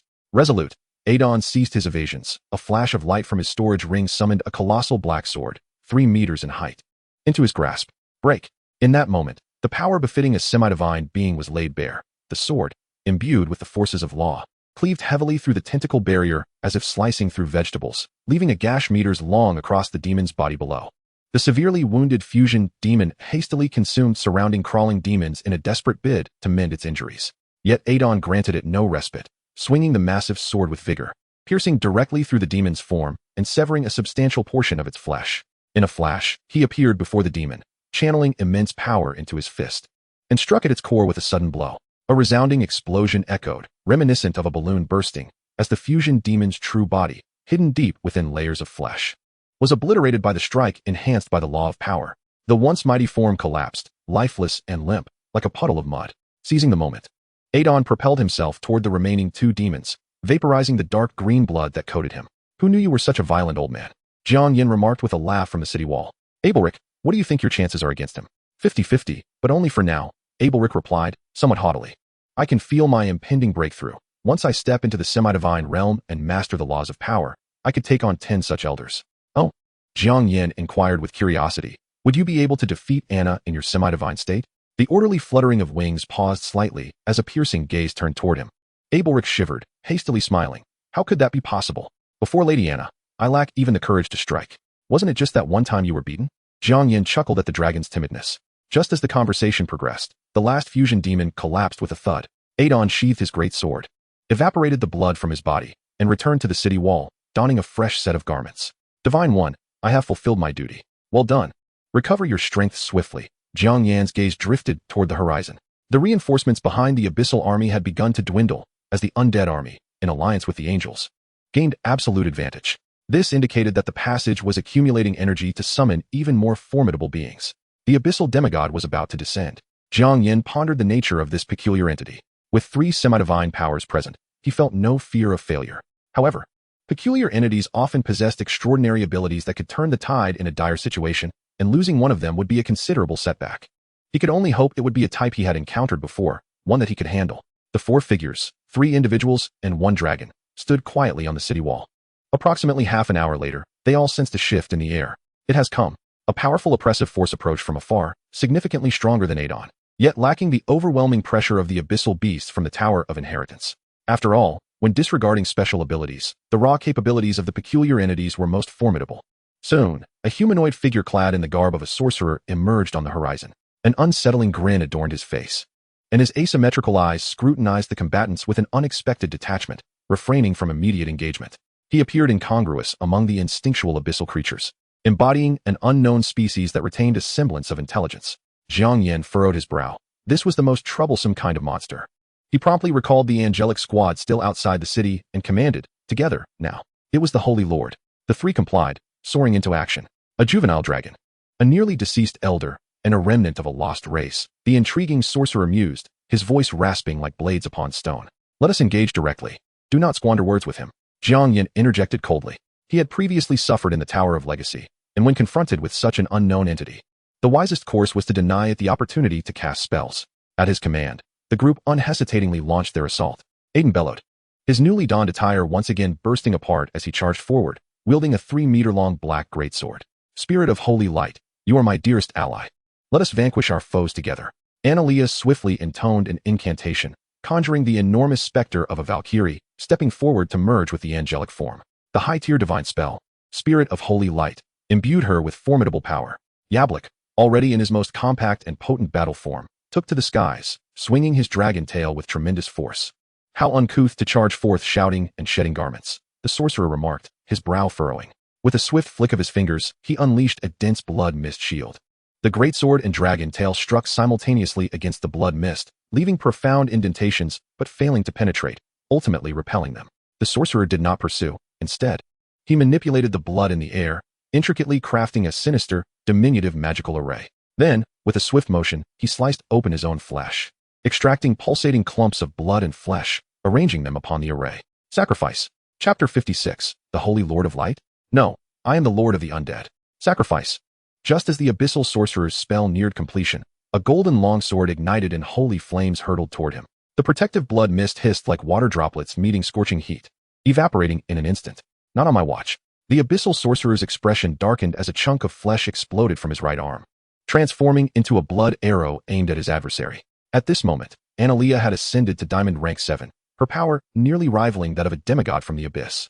Augmented by the spirit's presence, she did not flinch. The long sword, enveloped in holy flames, blazed with brilliance, cleaving the blood arrow in two and continuing its trajectory to obliterate the magical array and the flesh offerings.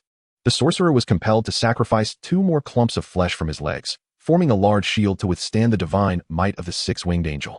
Yet this battle was not merely a duel. Meanwhile, the previously repelled Aiden and Yablik regained their composure and surged forward once more. Die. Aiden, feeling humiliated, summoned all his demigod-level strength, wielding his 3-meter-long black greatsword with immense force. Yablik circled behind, unleashing a torrent of dragon breath. The abyssal sorcerer reluctantly abandoned 2 more clumps of flesh from his back, transforming them into blood arrows to counter the dual assault. However, after a few exchanges, the abyssal demigod, who had previously forced Aiden to sacrifice his own subjects in a stalemate, found himself at an undeniable disadvantage. Beneath the voluminous sorcerer's robe, large swathes of bone were starkly visible. Observing from a distance, Jiang Yan was not surprised. The frontal combat capabilities of the abyssal aberrations were inherently inferior to those of other species, had it been a deep abyssal terror. It could have easily disregarded the attacks of the other two and focused solely on its assault. The abyssal sorcerer, however, appeared frail. One blow might cost him half his life. Yet, the nature of his special abilities remained a mystery. A sense of unease gnawed at Jiang Yan. The adversary had consistently retaliated using its innate powers despite being on the defensive, suggesting it was concealing some extraordinary capability. Such a scenario could imply either a cunning plan on the part of the sorcerer or that the conditions required to activate its abilities were stringent and not yet met. Neither possibility boded well. Just then, the tide of battle shifted once more. Having made little headway, Analea flapped her wings and retreated 10 meters. A tome radiating a soft white light materialized in her hand, and a golden hexagram appeared behind her. Heretic, you ought to kneel and repent for your sins. Great prophecy. The ethereal voice resonated, causing the abyssal sorcerer, who had been desperately resisting, to momentarily falter, his legs bending involuntarily. All evil shall be consumed in the flames. The tome transformed into a long sword, blazing with holy fire as it pointed toward the abyssal demigod. A hexagram simultaneously manifested above its head. Flames, judgment. The long sword descended from the air, countless golden beams cascading like torrential rain from the array above. Taste the might of your dragon lord. Yablik, nearby, immediately followed up with a torrent of dragon breath, exclaiming with excitement. He was all too familiar with this skill, having nearly lost his life to it in the past. At this moment, the abyssal sorcerer finally broke free from the effects of the great prophecy, but the onslaught of attacks had already arrived. An endless cascade of golden light rained down like divine retribution, and the cacophony of explosions persisted for a full 2 minutes before gradually subsiding. As the radiance dimmed, a pitiful humanoid figure emerged in the aftermath. The sorcerer's grand robe lay in tatters, with almost all flesh gone save for the head, and many of the bones lay fractured. Had it not been for some unknown substance within its body still struggling for life, it would have resembled an ordinary skeletal warrior. Seeing the inevitable defeat, the sorcerer suddenly erupted into a bizarre laughter, his asymmetrical eyes gazing past the 3 approaching angels toward the city wall, where a tilted scale of light manifested upon his visage. Jiang Yan's heart sank, yet he did not retreat.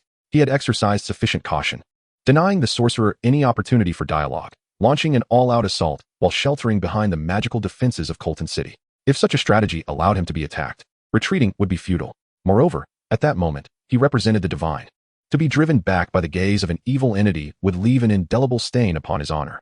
As the dual laws of protection descended upon him, Jiang Yan lifted his gaze, meeting the sorcerer's eyes with a calm intensity. The tilted scales of light upon the sorcerer's face revealed ghostly apparitions of 2 figures. In the next instant, a flash of light erupted, and both figures vanished from sight. You have entered the special law space of absolute fairness. Upon hearing the notification, Jiang Yan glanced at the abyssal sorcerer, now reduced to a head with the rest of its body disintegrated. This must be the sorcerer's special ability, capable of disregarding distance and the laws governing presence to pull him into this realm. Swiftly, he donned a complete set of exquisite armor gifted by the Federation, his internal magic quietly coalescing. From afar, I can already detect the repugnant aura of your unripe divine seed, the abyssal sorcerer remarked, not obstructing Jiang Yan's actions. To encounter a dragon and a being from a lost myth during a simple annihilation task is quite extraordinary. Had you encountered another abyssal demon, perhaps one of those mindless aberrations, you might have emerged victorious. Alas, you have met me. Jiang Yan frowned slightly. In his previous life, he had encountered numerous abyssal demigods and demons, most of whom were ferocious and brutal, incapable of any form of communication. It was the first time he had met one so loquacious. Furthermore, he even discerned a human-like smugness on the other's visage. Noticing Jiang Yan's silence, the sorcerer remained unfazed, self-assuredly demonstrating, "This is my most formidable ability, the absolute fairness space, which can only be activated when my vitality drops below 20%. It disregards space and distance. Unless one's strength surpasses mine by 5-fold, any life form locked within will inevitably be drawn into this space. Here, no one can rival me." I particularly relish the expressions of despair from those who mistakenly believe they are assured of victory once they are pulled into this realm. The taste of their fear and resentment is utterly captivating. Jiang Yan let out a cold chuckle. If he were truly as powerful as claimed, how could he have been sacrificed by Adon in his past life? He was not convinced. It seems you have yet to grasp the situation. The sorcerer, observing Jiang Yan's expression, leisurely elucidated. In this space, everything is equitable. The powers of both participants will be synchronized to the same tier. However, as the initiator of this magic, I possess a unique privilege to impose an additional reasonable rule. For instance, when facing a physically strong opponent, I can establish a physical prohibition. Against an adversary skilled in swordsmanship, I can impose a swordsmanship ban. As for you, the so-called Lord of Light, who possesses the seed of a true deity of the Holy Light, I shall now prohibit your Holy Light abilities. Can you still maintain your composure? With that, the sorcerer silently chuckled. What do you think? Quite fair, isn't it? Addition successful. Holy Light abilities have been prohibited. The rules of the absolute fairness space have been established and cannot be altered until one party perishes. As Jiang Yan listened to the notifications echoing from across the realms, he was momentarily stunned, his expression turning peculiar. Prohibiting Holy Light abilities? Synchronizing strength to the same realm? A smile crept across Jiang Yan's face. What an intriguing ability. He leisurely removed his splendid armor, revealing a staff as dark as jade in his hand. But who told you I am the Lord of Light? Chapter 57, Divine Art, Progress 13. This is impossible. The sorcerer, fixated on the staff in Jiang Yan's hand, suddenly shrieked, his voice no longer hoarse. You clearly possess the seed of a true deity of Holy Light. How could you wield a top-tier artifact of the undead? What is so strange about it? Jiang Yan replied with a faint smile, infusing his magic into the catastrophe. As the newly appointed emperor of the undead, possessing an artifact of the undead is quite reasonable. Wouldn't you agree? No, this is unfair. If it were another lord, perhaps one who merely flaunts wealth, you might have stood a chance, but alas, you have encountered me. Jiang Yan retorted, pointing his staff towards the sorcerer. Hearing words reminiscent of his own, the sorcerer's complexion shifted dramatically as he struggled to conjure a blood mist shield. Wait. Two thick beams of black lightning erupted from the apex of the catastrophe, instantly shattering the blood mist and striking the abyssal sorcerer with tremendous force. The fivefold enhanced death finger. Synchronized to a silver-tier sorcerer, the sorcerer had no opportunity to even struggle. His entire skeletal form, along with his head, was instantaneously reduced to dust by the overwhelming death force. He is dead. A translucent crystal tablet and a cerulean scroll appeared in the aftermath. Diamond Advancement Tablet and Evolution Scroll, legendary. Jiang Yan recognized these two invaluable treasures at a glance. The Diamond Advancement Tablet was not like the common trinkets of the previous levels. It had a probability of dropping only from slaying beings of demigod caliber or higher. Not only lords but a greater multitude of professionals sought this to ascend to diamond rank, rendering it in high demand in the market. Many powerful factions utilized the Diamond Advancement Tablet to recruit and attract prodigies. As for the latter, it was capable of elevating an epic blueprint to legendary status. A treasure he urgently required.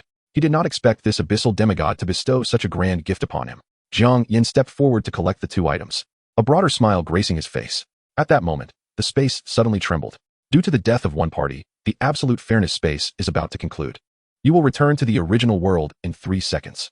As the notification reached his ears, the space before him shattered like a broken mirror, the surrounding scenes gradually blurring until they synchronized back to their original state. Jiang Yan reappeared atop the city walls, not far above him. The sorcerer's body met the wind and dissipated like sand in the air. Everyone was left in shock. The absolute fairness space was not synchronized with the outside world. To them, it appeared as though the two merely exchanged glances, and the powerful abyssal demigod had perished, leaving no trace behind. The impact of this revelation far surpassed the effect of the trio's earlier assault. They were suddenly reminded of the fate of the formidable fusing demon they had encountered not long ago, which had also met its end after merely exchanging a glance. Evil cannot be gazed upon directly by a deity. The only possible outcome is death. The crowd murmured, re-evaluating the meaning of this phrase. On the battlefield, the sound gradually crescendoed, eventually harmonizing into a chant as all grew increasingly devout. Unaware of what had transpired, Jiang Yan instinctively maintained a faint smile. Standing upon the city walls, amidst the adulation of thousands, akin to a true deity descended from the heavens. The herald of the powerful civilization lost in myth. The seraphim Lady Analia, the fallen dragon Abelek, the demigod powerhouse Adon Hamank, and numerous mortal soldiers witnessed you slay the evil abyssal demigod with a mere glance. Your divine art has completed one of its foundational elements, propagation. Upon fulfilling the remaining 2 elements of faith and divinity, you shall acquire the exclusive divine art, the deity unseen. 3 successive notifications appeared on the realm record panel, stirring tumultuous waves within Jiang Yan's heart. A casual remark he had made had, through a series of coincidences, truly evolved into a divine art? Unbelievable. He suddenly recalled the majestic archangel's phantom he had summoned earlier. That 12-winged angel had annihilated a powerful abyssal beast with just a glance. If he were to successfully complete the divine art of the unseen deity in the future, would he not be invincible? When others look at you, they perish. When you gaze upon others, they still perish. Lord, are you all right? At some point, Analia had flown back to the city walls, her eyes filled with concern as she gazed at Jiang Yan. With her bond to the holy light, she could still keenly sense that he seemed to have momentarily vanished. Of course, How could a mere abyssal fiend shake the majesty of the holy light? Jiang Yan regained his composure and smiled. He had no intention of disclosing the details. Otherwise, this earnest little angel would begin to feel guilty and sorrowful again. Naturally, such fiends are always so overconfident. Analea nodded in agreement. Lord Adon also returned, appearing exceptionally elated, his aged face blossoming with a smile. In the ancient prophecies of this land, only a true deity could lead them to victory over the abyss. His numerous ancestors had perished time and again in similar cycles against the monsters of the abyss. Now, he had finally awaited the arrival of the prophesied true deity, breaking the cycle of death, feeling an overwhelming sense of relief. A nearby general stepped forward and inquired, Divine One, Venerable Ancestor, what shall we do next? Should we hold until the abyssal upheaval concludes? Hold. No. Jiang Yan gazed beyond the city walls, where a new wave of monsters surged swiftly from the distance. However, most were first-tier creatures, and their numbers were far fewer than at the beginning, seemingly due to the recent arrival of the demigod, which had consumed much of their energy. These were all souls and experience points lining up to be delivered to him. Now, it is time for our counteroffensive. Jiang Yan's gaze turned icy. Anna, lead the Angel Legion, leave none unscathed. As commanded by the divine decree, my lord. Hundreds of angels unfalteringly spread their wings, soaring towards the remnants of the Abyssal Legion. Where faith resides, the holy light shines eternal. 8 celestial sorcerers began to chant in unison, a gentle beam of ethereal light gradually ascending, bathing every corner of the battlefield in a soft radiance, devoid of any shadow. In this moment, the night transformed into day. The remaining hundreds of angels formed a battle array, a massive beam of holy light sweeping across the field, causing headless monstrosities to fall in droves. Shall we, deities, join the fray? The general inquired, brimming with eagerness. Indeed, the abyss is a foe to all life. Jiang Yan nodded in assent, for experience on the battlefield is shared. The frenzied slaughter persisted for a day and a night, culminating in the participation of both Adon and Yabalik. With the corpses of various monsters strewn across the land beyond the city for miles, the very earth stained a deep green with blood. Golden lights indicating level-ups flickered around Jiang Yan, who gazed at the rapidly scrolling messages on the world's record panel, unable to suppress a smile. You have acquired 170,000 soul crystals. You have gained 1,000,000 experience points. You have been promoted to silver rank 9. Chapter 58, A Review of Gains. On the 13th day at dawn, upon returning to the city of Holy Spirits, Jiang Yan received a full region announcement from Worlds. The first abyssal uprising has concluded. Remaining lords, 1, 172, 165. Number of surviving nations of faith, 1. Total lords eliminated, 1, 387. Rewards will be calculated within 10 minutes. Please check your personal space promptly. Special note, due to the large number of duchies being destroyed, the abyssal corruption level has risen to 3, with a low probability of second-tier monsters emerging. Listening to the consecutive announcements, Jiang Yan sighed lightly. Ultimately, Worlds is not merely a game, but a slender thread of hope for all beings in the myriad realms amidst despair. Few can grow from the repeated confrontations with the abyss and ultimately ascend to divinity. The difficulty of the first abyssal uprising was the lowest, requiring only the handling of small, stray monsters. Yet, over 1,000 lords succumbed, their bases destroyed and eliminated. While they would not perish immediately, they would permanently lose the favor of the extraordinary and could never again enter Worlds. According to the trajectory projected for a decade hence, invasions in the real world would become increasingly frequent, and those devoid of Worlds protection would find themselves in dire straits. A sense of urgency surged within Jiang Yan. He must grow stronger swiftly. Collecting his thoughts, he opened the Worlds panel to review his rewards. Ding! Lord Jiang Yan, you have gained a total of 250,000 soul crystals, 312 reputation points. The following calculations for bonus multipliers will commence. Colton City was not breached, score increased by 0.5.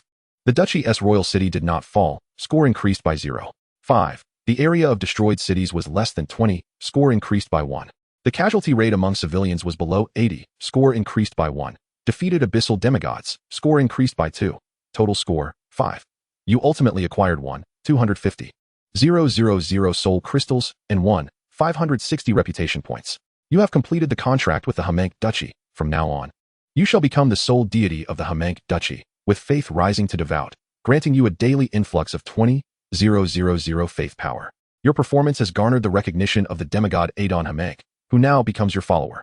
Your reputation has surpassed 2,000. Henceforth, you have a chance to attract the allegiance of nearby minor factions. Jiang Yan silently laughed, hardly able to contain his excitement over the substantial reward of 1,250,000 soul crystals. Simple yet immensely practical, this reward could potentially be exchanged for over 30 million faith power. After deducting the costs for upgrading the Gate of Heaven, the remainder would suffice to recruit thousands of two-winged angels, thereby establishing a genuine angel legion.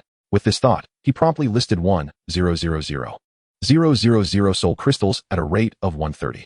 Now was the perfect time for many lords to replenish their forces after enduring the abyssal onslaught. Few would trade soul crystals, alleviating concerns of inflation. Having completed these tasks, Jiang Yan retrieved 2 epic blueprints, previously acquired from the affluent Princess Luo, using 2 bronze tokens. Selecting one at random, he tore open the Azure Evolution Scroll. Sparkling points of light cascaded down, gradually enveloping the original epic blueprint in a faint golden glow. Evolution successful. You have obtained a legendary building blueprint. Use, Jiang Yan exclaimed with excitement. In 2 lifetimes, this was his first acquisition of a legendary blueprint. He wondered what it would yield. Ding. You have obtained the legendary building blueprint, Dragon's Grave. Ding. You have acquired the epic building blueprint, Stitching Denver. A flash of brilliance revealed the 2 open blueprints in his hands, and Jiang Yan immediately began to examine them. Dragon's Grave, a high-level building of the undead type, capable of generating 1 random quality dragon skeleton every 10 natural days. Construction requires 20,000 soul crystals, with a time frame of 30 days. Stitching Den, a mid-level building of the undead type, capable of generating unknown strength stitched monsters based on the quantity and quality of the corpses invested.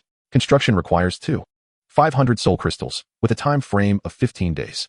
Jiang Yan was somewhat taken aback to find that both were buildings of the undead type. As he understood, the unlocking of blueprints is related to the kinship and class levels. For instance, if a person's kinship is goblin, and the most powerful unit among goblins is the rare Emperor Goblin produced by a building, then using a legendary building to unlock a blueprint would only yield a generic building blueprint, not one related to their kinship, as such a building would not exist. It now appeared that the types of units in the undead realm were not only abundant, but also possessed a high ceiling. Dragon's Grave and Stitching Den. Jiang Yan's face betrayed a mixture of joy and concern. His dwarven construction team was far from sufficient. It seemed they would have to work overtime. As Jiang Yan was reviewing his rewards, a private chat channel within Worlds was buzzing with activity. Judging by the names of the group members, they were all top-tier lords who had at least passed the difficult level assessments. Did everyone see? Jiang Yan somehow managed to save the doomed nation of faith, which means he possesses the capability to confront abyssal demigods. How absurd. At this rate, where's our chance? We might as well surrender. Exactly. If we survive the abyss, we may end up being eliminated by Jiang Yan instead. He undoubtedly harbors ambitions to unify the continent. Even if we surrender, our faith would still fall under his dominion. I cannot accept this. Why should a lucky native civilization rise above us? What do you propose? Did you see the amount of soul crystals he has listed for trade? A staggering 1,000,000, more than all of us combined. That is why we must unite, form an alliance, resist his influence, and perhaps find ways to hinder his growth, ensuring that in the later stages, he cannot overpower us all single-handedly. An alliance? A good idea. Who will lead? Is that even a question?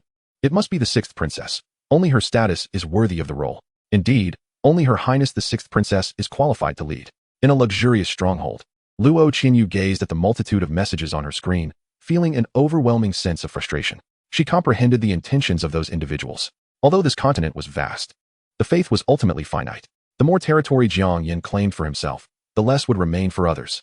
The strength of deities was closely linked to the faith they garnered. Should Jiang Yan truly manage to unify the continent, he would wield absolute power over it, leaving others with the choice to either submit or lose their source of faith and subsequently fall from grace. Naturally, she did not desire Jiang Yan's monopoly of power, yet she was even less inclined to confront him at this moment. Once the title of leader was assumed, there would be no turning back. Ah, how vexing. Unable to contain herself, Luo Qinyu tugged at her hair. Chapter 59. Trouble, my lord, they are fighting. Jiang. The alliance of lords led by Sicarlo's plans to jointly resist you. They intend to. Understood. Thank you for the notification. How intriguing. Jiang Yan slightly shook his head at the sudden private message he received. These individuals, despite the looming threat of the abyss, were already contemplating internal conflict. Resistance? A flicker of disdain crossed Jiang Yan's eyes. He had no need to barter with others. His angels came equipped, and he faced no supply pressures. As for the undead, they were a direct zero-cost acquisition. Concerning soul crystals, they were an essential resource for all lords and could not be effectively resisted. After all, those seeking to oppose Jiang Yan were mostly high-ranking lords with confidence in withstanding multiple abyssal assaults, representing less than 1%. The majority were ordinary and elite lords who hoped for swift unification of the continent, believing that even living under another's rule was preferable to being eliminated. His business of exchanging soul crystals on the trading channel remained largely unaffected. Nearly 300,000 soul crystals had been exchanged over the night. In just a couple more hours, he would gather enough faith for the upgrade to the Gate of Heaven. While Jiang Yan patiently awaited the outcome, Shield 2 hurried in, exclaiming, "My lord, trouble. Lady Analea and Lady Xena are about to fight." What? Half an hour earlier, after clearing the battlefield, Analea led a squad of angels back to Holy Spirit City to report. Meanwhile, Xena had returned from the northern mountains, having captured a gatekeeper and replenished her ranks of undead. The two groups fortuitously encountered each other outside the city. "Heretics! Birdfolk! How dare you! I command you to step aside in the name of the 10th Seraph of Heaven," Analea proclaimed, her expression devoid of emotion. "Oh, you dare to invoke Heaven's authority over my realm of the undead? What audacity!" Xena retorted sarcastically. "I will say this once more, step aside." Analea pressed her right hand lightly against her golden sword. "Step aside." Over 400 two-winged angels shouted in unison, their overwhelming holy light forcing many undead warriors to retreat. "Huh, this is Holy Spirit City, where the Emperor resides. Do you wish to cause a commotion here?" Xena suddenly laughed, a longbow discreetly appearing in her hand. "Ladies, please cease your quarrel. We all serve the Lord. Peace should be our priority." The knight responsible for guarding the city stepped forward, his expression tense as he signaled his companions to hasten and inform Jiang Yan. "Oh, then tell us, who should be allowed to enter the city first?" Xena inquired with keen interest. Though Analea remained silent, she regarded Xena with equal curiosity. They had no intention of truly clashing. Their objective was merely to intimidate the other, ensuring that the opponent could not enter the city first, as that would represent a loss of face for their respective factions. "I'm just a gatekeeper, and I'm being scrutinized by two formidable figures," Shield 2 thought, feeling a shiver run down his spine, his speech faltering. "Speak quickly," Xena threatened with a half-smile. "Think carefully. Those birdfolk pride themselves on justice and righteousness, and I doubt they will harm the innocent. But we, the despicable and wicked undead forsaking the faith of holy light is heresy," Analea coldly interrupted. This in that moment, the Golden Tier Knight felt as lost as a child without direction. Psychologically, he leaned towards the angels with whom he had fought side by side. Yet the woman from the realm of the undead was rumored to delight in transforming individuals into skeletons, sparing not even those who surrendered. To incur her wrath would be to find no peace, even in slumber. "Analea, Xena, cease at once." A voice, laden with authority yet tinged with exasperation, rang out. Shield 2 felt the oppressive forces bearing down on him dissipate instantly. Nearly moved to tears, he turned pitifully and called, "My lord." Shield 2's faith level has increased. Currently esteemed Holy One, Emperor. Analea and Xena discreetly sheathed their weapons, bowing respectfully. "Now, speak your minds. What transpired?" Jiang Yan inquired, weariness evident in his gaze as he regarded his two loyal subordinates. "Holy Emperor, I labored to capture the gatekeeper from the northern mountains. Yet this madwoman obstructed my entrance to the city and frightened my newly replenished forces." Xena interrupted swiftly, blinking her eyes and striving to appear aggrieved. "Look," she pointed. The onlookers instinctively turned their gaze. There sat a small skeleton, contorted and slumped on the ground, fervently attempting to straighten its misaligned bones. Suddenly, sensing the collective gaze upon it, it looked up and locked eyes with Analea, promptly trembling in fear, its head tilting and falling to the ground. "See, my lord. She scared my subordinate to death," Xena exclaimed, her crimson eyes gleaming with excitement. "You." Analea ground her teeth in frustration, even the rhythm of her wings faltering. "Such a shameless undead creature." "Enough, enough." Jiang Yan rubbed his temples. "I will instruct the dwarven team to work overtime to open an additional city gate. Henceforth, you shall each enter individually. As for this incident, you two confronted each other at the city gate, intimidating the gatekeeper and disrupting the unity of Holy Spirit City. Do you realize your transgressions? Forgive us, my lord. It was Analea's fault. I acknowledge my misdeeds and plead for the Emperor's punishment." Seeing Jiang Yan's resolve, the two dared not argue further and obediently nodded. "Very well, considering it an initial offense in your attitudes being somewhat sincere. You shall apologize to one another and speak kindly. This time, I shall let it slide. Should there be a next time, I shall not be so lenient." Jiang Yan nodded in satisfaction. The two would undoubtedly need to collaborate in the future. Perhaps this was an opportunity to attempt to ease their relationship. "By your divine decree." The two adversaries reluctantly complied, moving to stand together. Xena forced a smile onto her face, while Analea manipulated the power of holy light to adjust her facial muscles. "I'm sorry." Xena gritted her teeth and spoke first. "It's fine. I won't hold a grudge against the dead," Analea replied, seemingly pointedly. "Undead creatures. Were they not simply the deceased?" Taking a deep breath, it was now her turn to apologize. "I'm sorry. It's fine. I won't stoop to the level of a child," Xena retorted, her crimson gaze lingering in a particular direction, her posture straightening as she deliberately emphasized the word little. Then, seemingly recalling the need for compliments, she added with a light laugh, "Little ones are quite adorable too." "You." Analea could not suppress the urge to clench her fists. That accursed undead creature. Forcing down her anger, she scrutinized her counterpart, attempting to discern a flaw.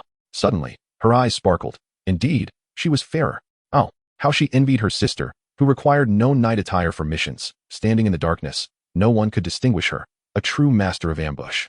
Hina's smile froze on her face. Damn it. I am already one of the fairest beings in the realm of the dead, second only to skeletons. And what does it mean for that ancient being, who has lived through countless epochs, to address me as sister? Chapter 60, The Apostle of Holy Light. In the heart of the city of spirits, a grand hall intertwined with holy light and deathly aura stood. At the entrance, a statue of a 12-winged angel loomed on one side, while a scythe-wielding reaper graced the other. This was the residence that Jiang Yan had commissioned the dwarven team to renovate in their spare time. Attending to the emotions of one's subordinates is a crucial consideration for any esteemed leader. At that moment, outside the hall, a colossal stone being was bound to a cross, utterly devoid of hope. Is this the guardian of Beishan? Jiang Yan curiously reached out to touch it. Bang! Suddenly, a hefty stone leg came crashing down, producing an enormous sound. Am I that formidable? Jiang Yan was taken aback, instinctively glancing at his palm. When did the guardians of this novice area become so fragile? Yes, your majesty, as per your command, we spared its life. What shall we do now? Hina deftly shifted the topic. Previously, to transport this massive creature, she had ordered it to be disassembled into over a dozen pieces, which were then reassembled in the city of spirits using the slime's adhesive, now appearing rather precarious. We cannot kill it just yet. Let us wait a few more days, Jiang Yan pondered. This was the last of the guardians. Once slain, the barrier of the city of spirits would dissipate, likely drawing the attention of the local factions on the continent. These are not like the minor principalities of Hamank, where some formidable forces, including demigods and even divine-level beings, reside. They possess vast and elite armies, with research on various magical formations and enchanted artifacts far surpassing that of Hamank. In his previous life, these powers largely exhibited their might, without specifically targeting lordly factions, only prohibiting the casual spread of faith. Yet Jiang Yan did not dare to be complacent.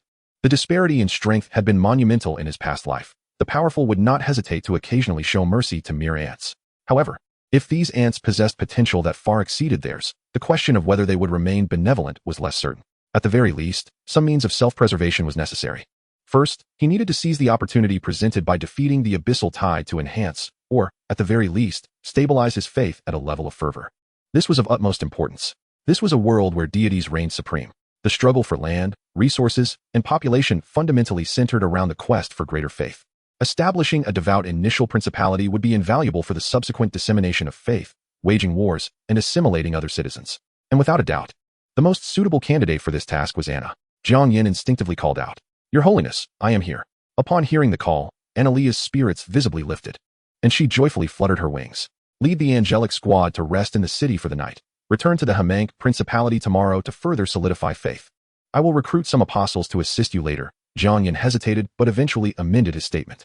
It seemed too excessive to send someone back immediately after their return, and recruiting personnel from the Radiant Apostolate would require time. Do not worry, Your Holiness, Annalia replied with a nod. Jiang Yan encouragedly patted her shoulder before turning to Hina. Hina, your command, Your Majesty. You too shall rest for the night. Tomorrow, begin hunting the newly spawned monsters. Bring back the bones to supplement our soldiers. But remember to return with the flesh and blood, Jiang Yan instructed. The newly opened construction, the stitching pit, required a copious amount of blood and flesh, which could be prepared in advance. Understood, Your Majesty. Now, you may withdraw. Get some well-deserved rest. You have both been working exceptionally hard lately, Jiang Yan gently reassured them. It is no trouble. It is my honor, the two replied in unison. They then exchanged frowns, turning away in mutual disdain. Jiang Yan could not help but rub his temples in frustration, although both were utterly loyal to him. The conflict between their respective factions rendered them unable to see eye to eye. He could only think of ways to gradually change this in the future. With a slight shake of his head, he dismissed the matter from his mind and proceeded directly to the location of the Radiant Apostolate to review the recruitable troop types. Holy Light Apostle. Rank, Elite. Profession, Instructor of Holy Light Faith. Faith level, Blind. Recruitment cost, 5 soul crystals. Evaluation, they are as dear to me as family. Holy Light Disseminator. Rank, Epic. Profession, Zealot of Holy Light. Faith level, Blind. Recruitment cost, 20 soul crystals. Evaluation, if you cannot comprehend the eloquence of the scriptures. I am also adept in martial arts. It appeared that the panel for these units differed somewhat from conventional troops, lacking even skills. After a moment's contemplation, Jiang Yan decided to recruit 100 apostles and 110 holy light disseminators. With a total of 11 cities in the Hamank Principality, this arrangement was just right. Thanks to the 80 discount from his identity as the Lord of Light, he spent a mere 540 soul crystals, which was practically a gift. Soon, A throng of individuals clad in white robes emerged from the apostolate. They prostrated themselves on the ground, their expressions frenzied with fervor. "O great Lord of Light, we are willing to dedicate everything for the legacy of the Holy Light. Rise. How do you enhance your strength?" Jiang Yan inquired, intrigued, as these individuals did not even possess levels. "Your Holiness, we do not require strength enhancement. We fulfill our mission to propagate the Holy Light, and it shall protect us," one apostle respectfully replied. Jiang Yan nodded. "Understood. These are merely weaklings who can only speak eloquently. And you?" Jiang Yan turned his gaze toward the more robust Holy Light disseminators. "Your Holiness, we pray to the powerful beings of the Holy Light. Typically, our responses come from the two-winged angels, though occasionally, higher beings may respond. So they are merely seeking assistance," Jiang Yan realized. He then commanded, "For now, follow Analia's arrangements and proceed to the Hamank Principality tomorrow to spread the faith." "By your divine decree," they responded, excitement illuminating their faces. As the lower echelon of the Holy Light faction, their immediate superiors were usually ordinary two-winged angels. Now, they would directly follow a powerful seraph. This was a glory they could boast about for a lifetime. After making these arrangements, Jiang Yan opened the Interworld Trading Center, where he had successfully traded over 400,000 soul crystals, equivalent to more than 12 million units of faith power. At last, he had gathered enough for the upgrade. Extracting the faith, Jiang Yan swiftly made his way to the gate of heaven, issuing his command without hesitation. Upgrade. The brilliant and resplendent gate of heaven erupted in radiant light, and an endless chorus of praise and adulation rose from the surroundings. Countless ethereal angelic figures appeared, engaged in fervent prayer. Amidst this, Jiang Yan seemed to hear the sound of dozens of chains clanking from the depths of the void behind the great gate.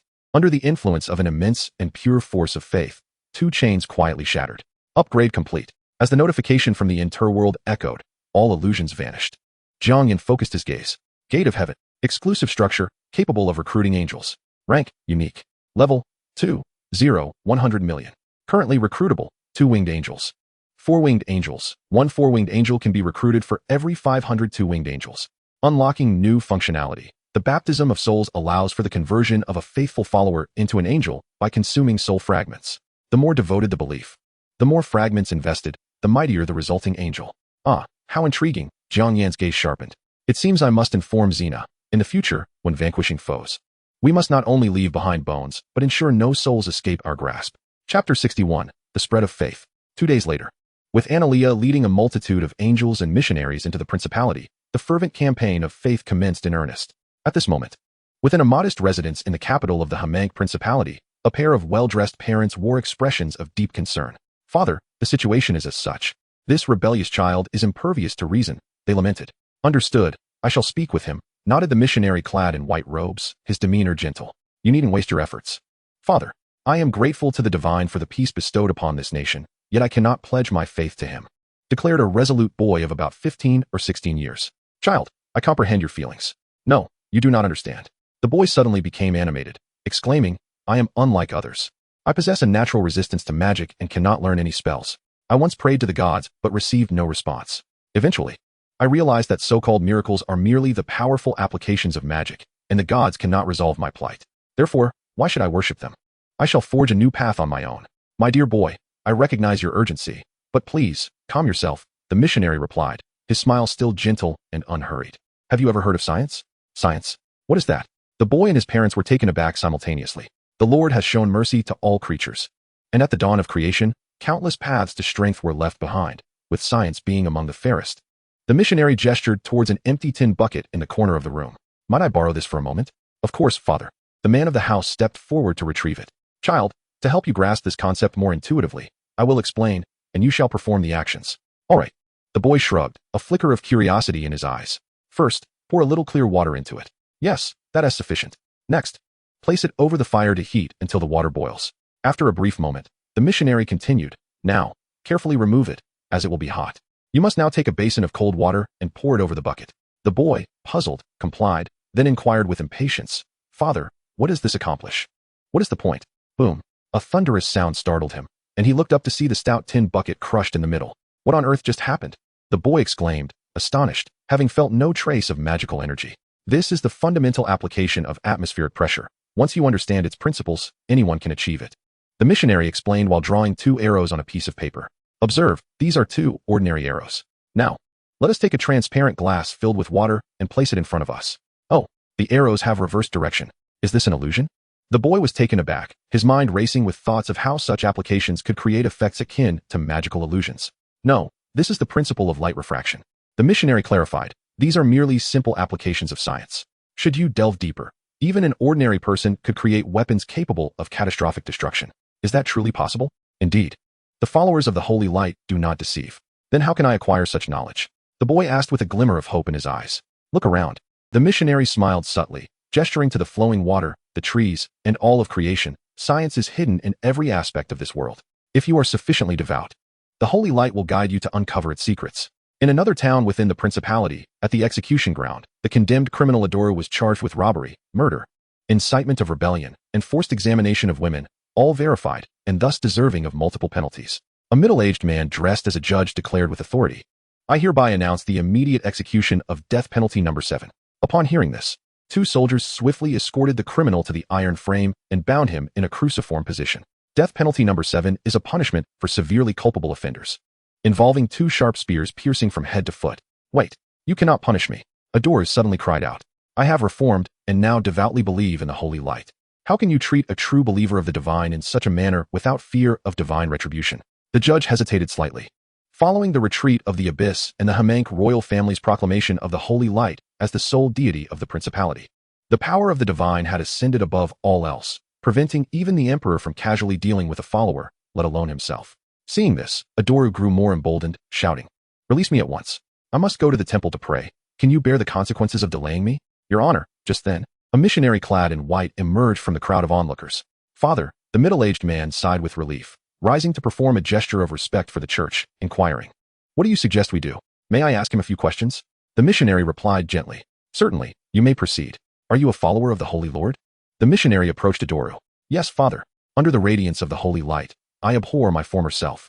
I have truly reformed and now only wish to serve the Holy Lord devoutly and atone for my sins, Adoru hastily stated, even shedding a few tears. The missionary nodded. The holy light will protect every sincere believer. Upon hearing this, the judge and the surrounding soldiers and citizens fell silent, pondering, could even such a heinous individual receive forgiveness?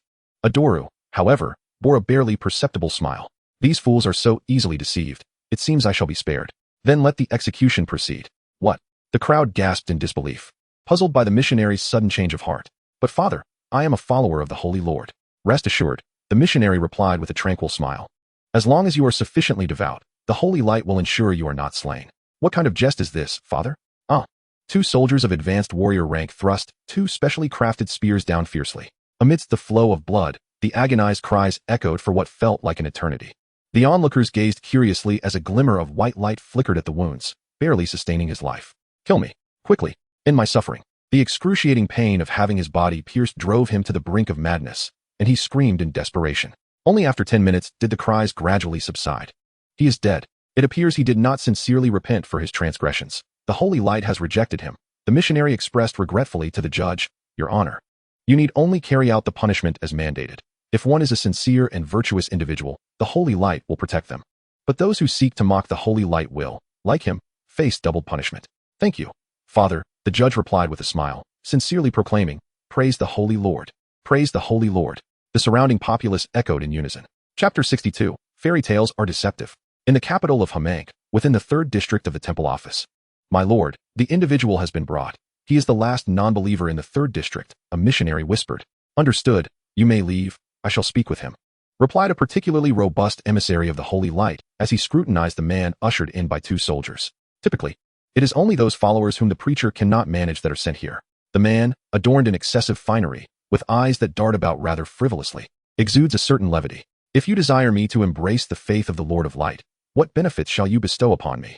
Before any inquiries could be made, the frivolous man unceremoniously plopped himself into a chair and boldly proclaimed, Is it not a benefit that the Lord has vanquished the abyss and saved your lives? The harbinger of the holy light, unfazed, leisurely approached the door and replied, Is that truly a benefit? Is it not the duty of the deity? The man retorted indifferently, Offer something tangible, or I cannot guarantee I won't speak recklessly upon my return. He had discerned that the Lord of Light was evidently a deity of justice, kindness, and gentleness, and surely would not stoop to the level of a mere insignificant being like himself. With a decisive click, the door was locked. Allow me to introduce myself. I am Zaram, the overseer of faith dissemination in this region. Once the door was secured, the smile on the face of the harbinger of holy light vanished. his tone becoming flat. Since my appointment, the faith performance assessment in District 3 has consistently ranked first. Every individual who departs from here ultimately becomes a believer. I understand. So what are your plans to entice me, my lord?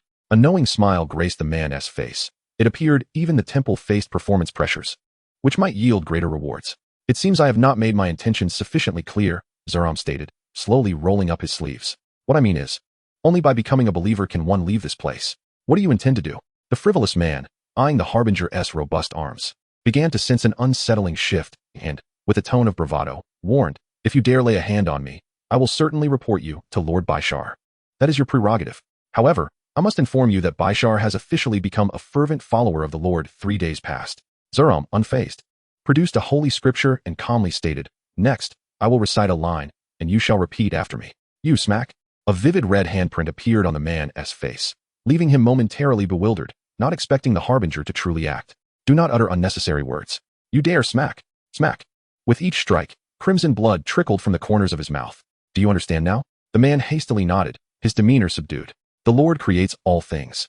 Zeram opened the scripture, his expression gradually becoming fervent. The Lord creates, smack. Once more, the man felt his face swell from the impact. When you utter the name of the Lord, your tone must be reverent, filled with admiration and sincerity. Again, the Lord smack. Your voice must not tremble. Again, the Lord smack. Think of the Lord and smile sincerely. Why the grim expression? Again. Thus, it continued until the 12th repetition. The Lord creates all things. The man instinctively closed his eyes, only to find that this time, the anticipated slap did not come. Ah, splendid, the next line. This sound resonated like celestial music, and the man exhaled deeply, tears brimming. It had proven exceedingly arduous. Praise the Lord of Light. Why must I praise the Lord of Light? The man startled at his own sudden thought, but before he could ponder further, the Harbinger's voice rang out once more. The Lord is omnipotent. The Lord, suddenly. A knock resounded at the door. Lord Zeram, the inspecting angel has arrived to assess the progress of faith dissemination, came the respectful voice of the preacher. The frivolous man's eyes gleamed with hope. Salvation was at hand. Zeram's expression shifted slightly, yet he promptly approached to unlock the door. He feared no punishment. However, should he be dismissed for violently enforcing faith, he would be unable to serve the Lord and reform these heretics. A stunning figure entered, her features exquisite, wings as pure as snow, a long sword at her waist, and a holy scripture in her hands. It was an angel of divine magic. Zeram's worry transformed into elation. She was none other than the direct angel of the legendary Seraphina Anaria, known for her extreme devotion and comparable zeal to that of the fanatics of the Holy Judicature. Angel, please save me. I report that this man has coerced me with violence. The man cried out, as if he had seen a beacon of hope. Lifting his face marred with handprints high. Zeram, is this true? The angel inquired, casting a glance at the man's injuries, flipping through her pages, and casting a healing spell. Indeed, my lord. He was unwilling to embrace the great Lord of Light, and I acted out of desperation. You are unwilling to become a follower of the Lord. The angel turned her gaze to the man, her tone calm, yet piercing. I merely wish to inquire what benefits accompany becoming a believer before deciding. The man gathered his courage to respond. The radiance of the healing spell flickered momentarily, then swiftly reversed, causing the man's face to swell once more. The angel's expression turned frigid. So you are a heretic. Zeram, why does this heretic stand here unscathed? I must question the steadfastness of your faith. What? The frivolous man was utterly stunned.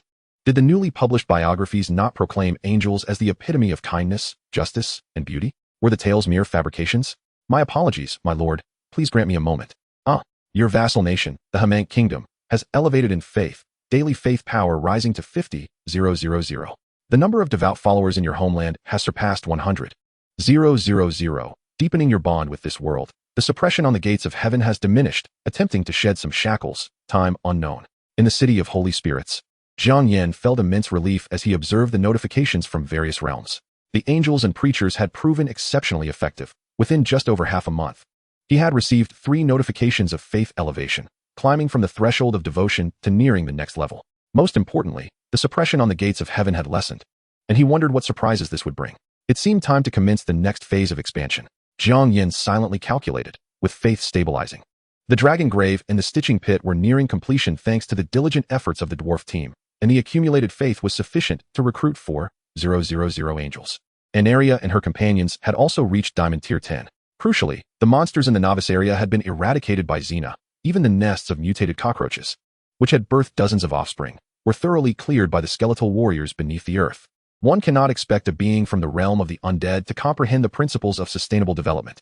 It was time to execute the next plan and bring some turbulence to this continent. Chapter 63, The Stitching Pit. On the 18th day after repelling the abyss, His Majesty the King, accompanied by Priestess Elia of the Church, journeyed to the city of Holy Spirits on a pilgrimage. After arduous battles against the evil and formidable beasts, culminating in the binding of the stone man upon the cross, they received divine revelation, transformed the Hamank Duchy into the Holy Kingdom of Light, renamed the Church of the Gods to the Holy Light Church, consecrate Elia as the first high priestess of the church. Thus, the Hamank Duchy turned a new page in its history, now known as the Year of Holy Light. Excerpt from the internal edition of the first volume of the Holy Light Church's Great Chronicles. All 3 guardians have perished. The barrier of the novice area has been lifted. From now on, you may explore the entire continent without restriction. However, be wary while you pry into others. They may also be watching you. First phase tier leaderboard rewards have been settled. Congratulations on ranking first, earning 100 reputation points and the title of Chosen Lord, which takes effect upon equipping. Meanwhile, after bidding farewell to 2 devoted pilgrims who had journeyed a great distance, Jiang Yan finally found the time to peruse the notifications from various realms. Upon examining the map, he noticed that the westernmost mists of Hamank, or rather, the Holy Land of Light, had dissipated, revealing a new area known as the Misty Valley. If memory served him right, this was the sole passage connecting to the outside world. Stretching over 1,200 kilometers, it was inhabited by numerous formidable races and creatures tainted by the abyssal aura, brimming with abundant resources. In his previous life, it had taken him a full 6 months, with countless warriors perishing, to successfully carve a path through. However, with the presence of a powerful undead army now, concerns about casualties were no longer warranted. He had dispatched Xena early on to lead the troops stationed at the valley's entrance, and it was likely that exploration had already commenced. This advantage, secured during the first abyssal uprising, was further bolstered by the presence of the demigod Adon, making the abyssal passage a negligible threat during ordinary times, allowing for unrestrained expeditions. In contrast, other lords were compelled to maintain a substantial military presence to guard against abyssal incursions. He wondered how smoothly the progress was unfolding. After a brief contemplation, Jiang Yan recalled the lordly skill war control he had acquired upon advancing to silver rank, which allowed him to temporarily gain the vision and perception of any ally in his faction. Activating the skill, his sight blurred momentarily, and an intense battle materialized before him. A horde of creatures resembling upright crocodiles was under siege by numerous skeletal warriors. Their bodies were covered in metallic, armor-like scales, measuring over 3 meters in length, and their robust, clawed appendages could easily shatter the bones of several skeletal warriors with each strike. Known as the blood crocodiles of the wasteland, their strength was approximately equivalent to that of a 3rd-tier bronze creature, classified as rare. Jiang Yan instantly recognized this creature, which had caused him considerable trouble in his past life. The once vulnerable underbelly of these crocodilian creatures had evolved to possess scales, making their defense and offense quite exceptional among their tier. Even ordinary skeletal soldiers struggled to breach their defenses. Only elite skeletal warriors, recruited from advanced graveyards or those formed from the bones of more powerful beings, could hold their ground for a few exchanges. Fortunately, their intellect had not evolved alongside their physical form. The blood crocodiles, with their low intelligence and strong territorial instincts, chose to engage in a chaotic melee rather than retreating when they gained the upper hand. Soon, a dense ring of skeletal warriors surrounded them, and before long, each blood crocodile found itself isolated by a multitude of skeletal foes. Clang! Every second, a dozen bone blades struck against the hard scales, and the agitated blood crocodiles retaliated wildly, thrashing their tails to send nearby enemies flying. However, the skeletal warriors promptly followed up with their own attacks. A particularly large elite skeleton, taking advantage of its allies' cover, delivered a powerful slash to the leg of one blood crocodile, leaving a distinct gash. The blood crocodile stumbled, and before it could regain its footing, it was struck multiple times in the same area. The breached scales could no longer provide protection, and with consecutive strikes, the blood crocodile's left leg was severed, causing it to howl in agony as it fell to the ground, engulfed by an unending sea of skeletons. This seemed to signal a cascade of cries, as one by one, the blood crocodile succumbed. Xena's crimson eyes flickered as she leaped into the air, her longbow vibrating rhythmically as hundreds of black arrows rained down, precisely piercing the mouths of the incapacitated blood crocodiles. From the corpses rose particularly robust and gleaming skeletal warriors. Though they were not as formidable as the original blood crocodiles, their power levels now approached that of level 50. Without hesitation, they joined the fray, attacking their former brethren. After stowing her longbow, Xena seemed to recall something and instructed, "Bring me a live one, intact." "Yes, my master." A giant eagle soared away, its sharp eyes scanning the battlefield, selecting a prime blood crocodile and snatching it up to return it to Xena. Coming to its senses, the blood crocodile, which had been about to roar in defiance, suddenly found intricate magical seals swirling in its eyes, causing it to sit obediently like a pug, displaying a submissive demeanor. "Lead the way to your lair," Xena commanded, observing the cessation of hostilities. Amidst the scattered bones and remnants of flesh, thousands of skeletal soldiers followed silently, their eyes flickering with an eerie fire, forming a serpentine line of ghostly green that extended into the dimming night. Far away in the Holy Spirit City, Jiang Yan deactivated the skill. The situation unfolded as he had anticipated. The creatures of the Misty Valley were evidently stronger than those of the Novice Zone. While sheer numbers could still secure victories for the skeletal soldiers, the losses were significantly higher. It was time to replenish Xena's ranks with fresh recruits. With this thought, Jiang Yan made his way to the Undead territory. Half an hour earlier, the dragon's grave in the Stitching Pit had been officially completed. A massive structure shrouded in green mist appeared before him, within which countless compartments were processing clusters of flesh and bone, resembling a vast slaughterhouse. Several dwarven builders lay sprawled outside, fast asleep, clearly exhausted. "Well then, I suppose I'll grant them half a day off," Jiang Yan mused, silently commending his own kindness as he entered the building to inspect the relevant panels. Stitching Pit, an epic-level undead building, capable of transforming provided flesh and corpses into corresponding combat weapons. Current templates available: Faceless Beasts, Necro Beasts, Carrion Beasts, among 317 others. Users can select elements to generate relevant combat weapons. Current save templates: 0. Special note: this is an excellent recycling station. Unusable scraps, bones with osteoporotic issues, and even flesh of zombies frozen for a millennium can be transformed into treasures. The undead realm never wastes. Goodness. With one facility serving as an assembly line for graves, another emerged as a recycling station. The design philosophy of the undead realm was truly avant-garde. Jiang Yan couldn't help but chuckle. He even had a premonition that the dragon's grave was hardly a conventional establishment. Yet, despite the oddities, as an epic-level structure, its functionality was immensely powerful. He gathered that these so-called templates were crafted according to functional needs. For instance, the carrion beast was designed by a meticulous undead overlord for cleanliness.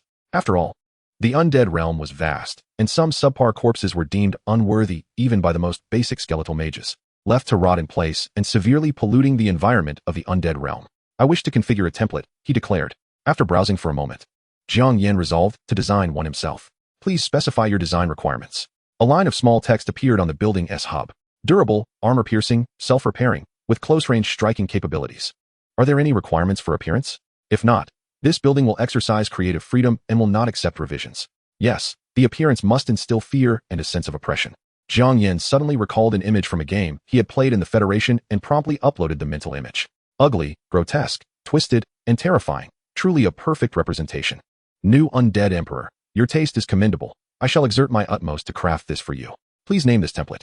"Let us call it Abomination," Jiang Yan replied nostalgically. Chapter 64. Grab the doll. The template has been established and is ready for production at any time. Please provide sufficient raw materials. With a mere thought, a dozen high-quality corpses fell from his storage space, remnants he had accumulated daily through his profession, the hand of the god. 9 were bronze tier, and 4 were silver tier. 1 breath. 2 breaths. Why has the synthesis not yet commenced? Observing the unresponsive suturing pit, Jiang Yan furrowed his brow slightly. "Are you jesting? With such a meager supply, it is insufficient even to stitch a single leg. I am a creation of dignity, and I shall never produce shoddy goods." A line of small text materialized on the hub, vibrating twice, exuding an unusual excitement. "Ah, so that is the case. I had thought you were malfunctioning."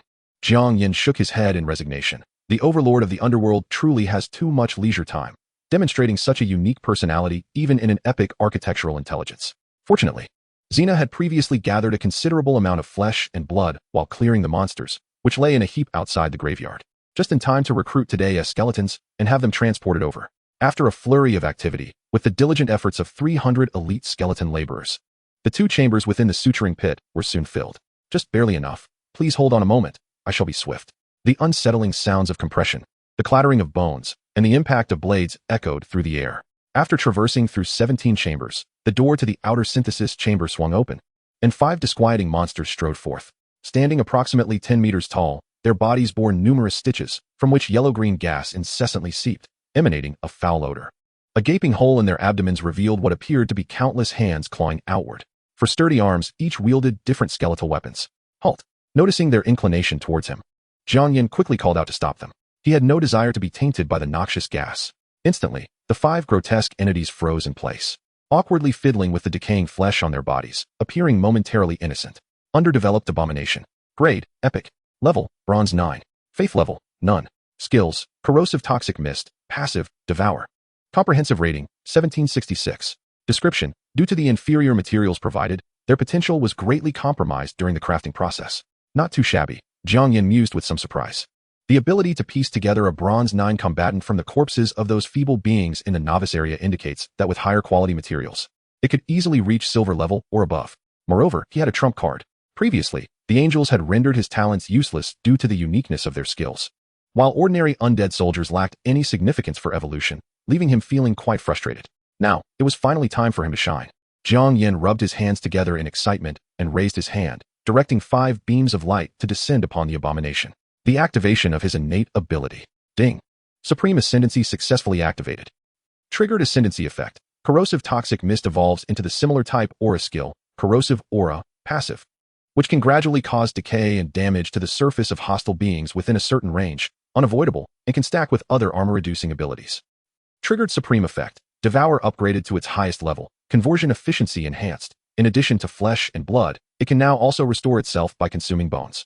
At the moment of evolution, the yellow-green gas enveloping the abominations vanished instantaneously. Jiang Yan nodded in satisfaction. It appeared much more pleasing to the eye now. Furthermore, the effect stacked with other skills. If it manifested alongside the corrosive toxic mist, wouldn't the enemies be subjected to a dual affliction? Stay here. With a simple command, Jiang Yan made his way towards the dragon's grave, intending to take them to Xena at the right moment. Utilizing the short-distance teleportation array set by the Spirit Array Master, he soon arrived at the northeastern corner of the Undead Zone, where an oddly shaped structure came into view. It spanned approximately several square kilometers, surrounded on all sides by towering mountains, with a central abyss filled with a palpable aura of death. Strangely, a peculiar black cloud floated above, from which a slender chain dangled, swaying within the chasm. Jiang Yan narrowed his eyes at its design, feeling an instinctual sense that it was not a benign creation.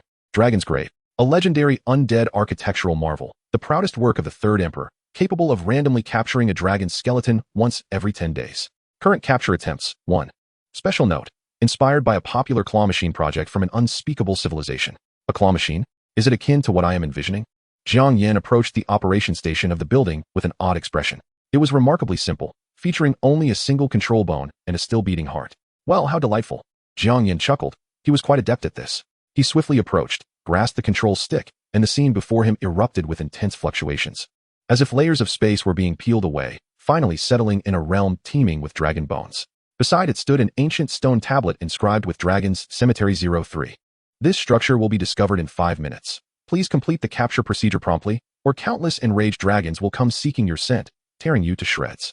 Listening to the alert resonating in his ears, Jiang Yan quickly shook the bone a few times, aiming at a relatively intact skeleton and striking down decisively. The slender chain swayed and pierced through countless layers of space, wrapping tightly around the spine as it ascended. Layer by layer, the space closed up again, revealing a complete dragon skeleton deep within the dragon's grave. Necromantic control.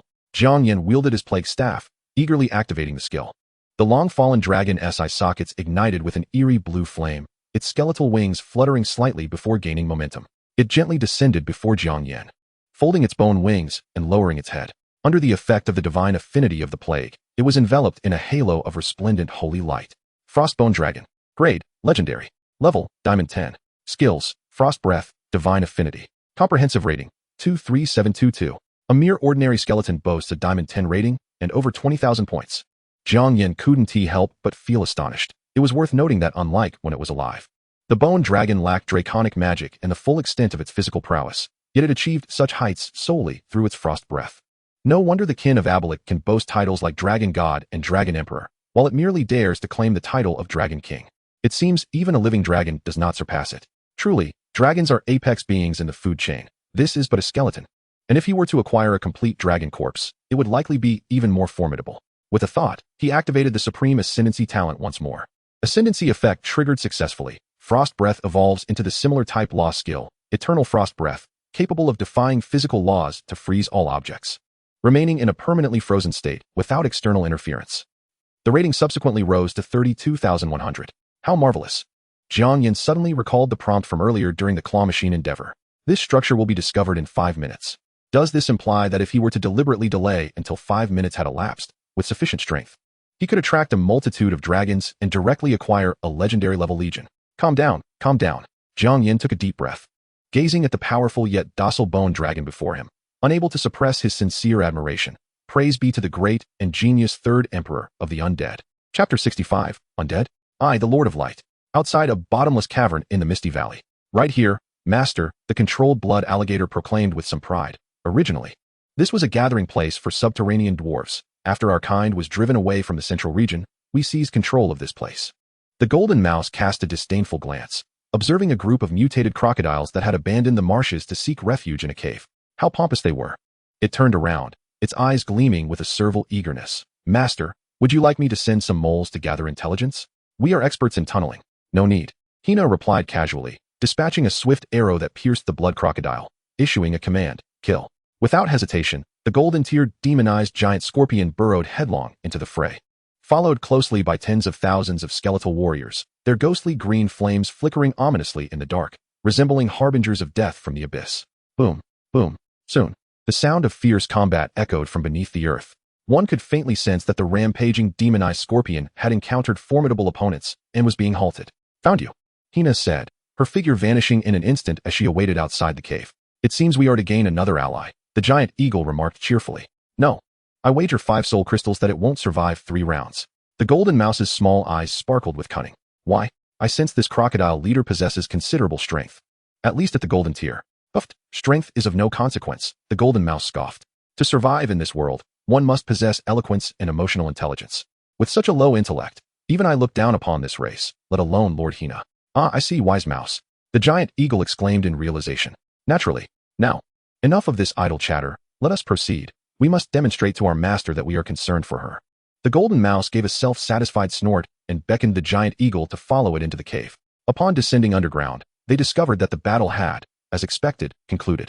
A particularly grand blood crocodile stood submissively beside Hina, gathering its kin and compelling them to abandon their resistance. All present, Hina inquired nonchalantly, her bow already in hand. Yes, master.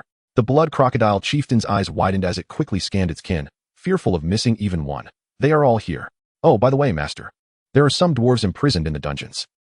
At this, Hina's preparation to draw her bow faltered momentarily. This was an unexpected delight. She recalled Jiang Yan mentioning several times that the dwarves in Holy Spirit City were in short supply. Dwarves? How many? Originally, there were over 1,000. But now only about 30 remain, as we have consumed the rest. Heh. The chieftain chuckled foolishly, saliva trickling from the corner of its mouth as it recalled some delectable memory. Bang, bang. A series of bowstrings twanged, and 32 black arrows instantaneously pierced the blood crocodile chieftain's skull, rendering it a pincushion. Damn fool, why didn't you eat yourself? Hina's expression darkened suddenly. With over 1,000 dwarfs, she could only imagine how delighted the emperor would be to receive such a gift. Moreover, should she rescue this large batch of dwarves, it would not be difficult to slightly tilt the construction of Holy Spirit City toward the realm of the undead. Damn it, the opportunity to overwhelm the angels is lost. Hina, increasingly frustrated, couldn't help but release another volley of arrows. Observing the blood crocodile's corpse riddled with arrows, the giant eagle shuddered involuntarily, casting a furtive glance of admiration at the golden mouse. Truly, it possessed foresight. After a lengthy moment of venting her anger, Hina subdued the last remaining blood crocodile and, with an impassive countenance, instructed, lead the way. As they traversed the narrow, shadowy tunnel, a stone cell containing dozens of dwarves came into view. Hearing the commotion, several of them struggled to rise, their hoarse voices calling out, "Damn beasts, if you have the guts, come eat me. If Grandpa frowns, you'll be my grandson." Casually slaying the guiding blood crocodile, Hina halted, her brow furrowing slightly. She typically transformed her foes into skeletons or controlled them with curses. Persuading them to surrender was not her forte, especially since they appeared rather brutish. She feared that she might lose her temper and slay them all. After contemplating for a moment, she kicked the blood crocodile's corpse to the entrance of the stone cell and stated coolly, "I have avenged you against these beasts. In return, I require your allegiance to the undead emperor." Well done, the undead. The over 30 dwarves within the cell gasped in unison, instinctively huddling together. Though the abyss was currently the common enemy of all realms, the undead, which had once brought devastation to many worlds, were not to be taken lightly. A relatively stout dwarf stepped forward, his demeanor shifting multiple times, and said through gritted teeth, "Mighty undead being, we are grateful for your assistance. But our ancestors forged artifacts for the deities of the Holy Light faction. This is an unparalleled honor. We cannot serve the undead and bring shame to our forefathers." "Is that so? How unfortunate." Hina removed her longbow. "Then you shall serve me in another capacity." The methods of the undead typically involve transforming individuals into their kind before anything else. For Hina, merely attempting to recruit them verbally was already a considerable concession. "Wait, master. How about I try to persuade them?" The golden mouse, keenly observing Hina's expression, suddenly volunteered. You? Hina contemplated briefly, then stepped back 2 paces, her meaning clear. The mouse's heart leapt with joy. If it succeeded, it would not only gain the favor of its master but also earn the approval of its master's master, solidifying its status and alleviating any fears of becoming a skeleton. Ahem. It cleared its throat, facing the dwarves in the cell with utmost sincerity. Dear kin. How laughable. A cowardly mouse that has allied with the undead dares to persuade us to pledge loyalty. Several dwarves mocked. Amidst the clash of beliefs, it was one thing to concede slightly to someone as powerful and beneficent as Hina, but it was another matter entirely to show any respect to a mere mouse. The golden mouse's face flushed crimson. What of being a mouse? I am indeed a mouse. Turning back, it said, Master, perhaps we should just kill them. Hina was preparing to strike when she suddenly lowered her bow, gazing upward towards the surface, a hint of a smile gracing her lips. The Emperor has arrived. Let us go back. What about these dwarves? We shall take them along and leave them to the Emperor to handle. Soon, the group emerged from the underground, and Hina greeted the Emperor with a cheerful demeanor, her steps noticeably lighter. What brings you here, Emperor? I have brought you a gift. Jiang Yan smiled faintly, gesturing towards the sky. A frost dragon over 100 meters long spiraled gracefully above, with 5 abominations clinging tightly to its upper body, fearful of falling. Do you like it? Of course. With them, we can expedite the excavation of the valley passage for you. Hina replied with delight. By the way, Emperor, I have a gift for you as well. Do you think those dwarves could assist with the construction of Holy Spirit City? Jiang Yan's eyes brightened. He was planning to renovate all the city walls in Holy Spirit City, re-engraving the array patterns. With over 30 additional hands, he wouldn't have to worry about a labor shortage. However, they seem unwilling to surrender. Hina softly recounted the earlier events. Indeed, we shall never forsake the glory of our ancestors by serving the undead. If you wish to kill us, then do so. Several dwarves, held captive by skeletal soldiers, declared loudly upon sensing their gaze. Undead. Jiang Yan sheathed his disaster, channeling the heart of angels within him. A pure, sacred aura enveloped him, and 12 ethereal wings manifested behind him, resembling a deity. Who told you I am of the undead? I am the creator of all things, the master of the gods, the arbiter of the holy light, the omniscient and omnipotent Lord of Radiance. Chapter 66, Ascending to Golden. Have you heard of an ancient myth? The power of the undead is the most sinister, the most malevolent force. As the Lord of Light, I remain untainted by this malevolent force. However, this path is destined to be fraught with challenges and hardships. Are you willing to assist me? Jiang Yan fervently summoned the divine aura, his gaze sincere as it fell upon the dwarves. This was a line he had previously used to persuade Anna, and he hoped it would readily appease the diminutive beings. To bolster his credibility, he even conjured a holy skeleton through a natural calamity. I believe this should suffice to validate my words. We are willing. Serving the light is the utmost glory for our dwarven kin.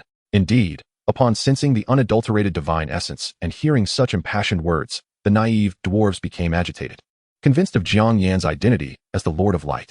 After all, they already owed him a debt of life, and with the conflict of faith resolved, there was no reason to refuse. In light of your esteemed reputation, you have earned the loyalty of 37 dwarven survivors. Listening to this notification, Jiang Yan's smile became all the more genuine. I should have taken you back to the City of Light to experience our home, filled with holy radiance. But there is a pressing matter that only you can handle. The Lord commands. The dwarves eagerly responded. I require the construction of a teleportation array, but this area is teeming with monstrous creatures. Can you establish some watchtowers nearby? Certainly, my lord. Several dwarves pounded their chests, declaring, this is our forte. We shall commence immediately. Observing the dwarves spring into action, Jiang Yan wore a satisfied expression. He greatly appreciated these industrious beings whose execution rivaled that of angels, while their treatment echoed that of the undead. He even contemplated the notion that should these diligent fellows work themselves to exhaustion, he might reward them with the baptismal function through the angelic gate, transforming them into angels. This would allow them to remain eternally at their posts, praying for faith when fatigued, and then returning to their labors, even eliminating the need for beds. Truly perfect. Right here. Then, how long will it take? After a meticulous examination, Jiang Yan selected a site and gestured for the 2 accompanying spirit array masters to begin constructing the teleportation magic circle. After all, the distance from the City of Light to the Misty Valley is considerable. My lord, your request for a teleportation array capable of transporting at least 100 individuals qualifies as a medium-sized array, with just the 2 of us. It will take a minimum of a week, one of the spirit array masters calculated after a moment's thought. I will leave a portion of warriors to protect you. Once the construction is complete, you may proceed to the next location. Jiang Yan sighed gently, unable to shake thoughts of Li Miholan, who was still in the Federation. He wondered how she was faring with her professional skills. After all, she possessed the Federation's highest-level support career card. If she were here, their efficiency would undoubtedly double. Alas, the newly unsealed abyssal plane, once logged in, cannot be accessed for a year. Your Majesty, what occupies your thoughts? A voice laced with allure interrupted him, and Jiang Yan looked up to find Xena approaching with a cheerful smile. Nothing much. By the way, how close are you to advancing to demigod status? Just a tad more, Xena replied, appearing somewhat vexed. I have already mastered the laws. In the past, I could have ascended directly to the rank of a true god.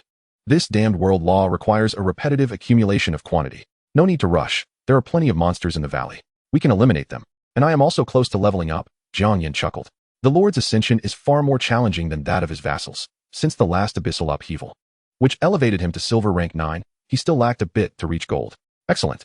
Speaking of battle, Xena's crimson eyes sparkled with excitement. Shall we sweep through without leaving a trace?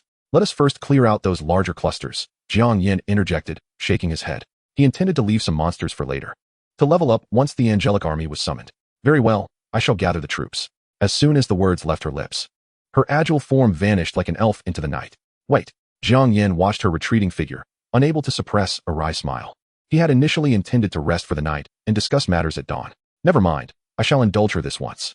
Jiang Yan began to diligently recall information about the Misty Valley.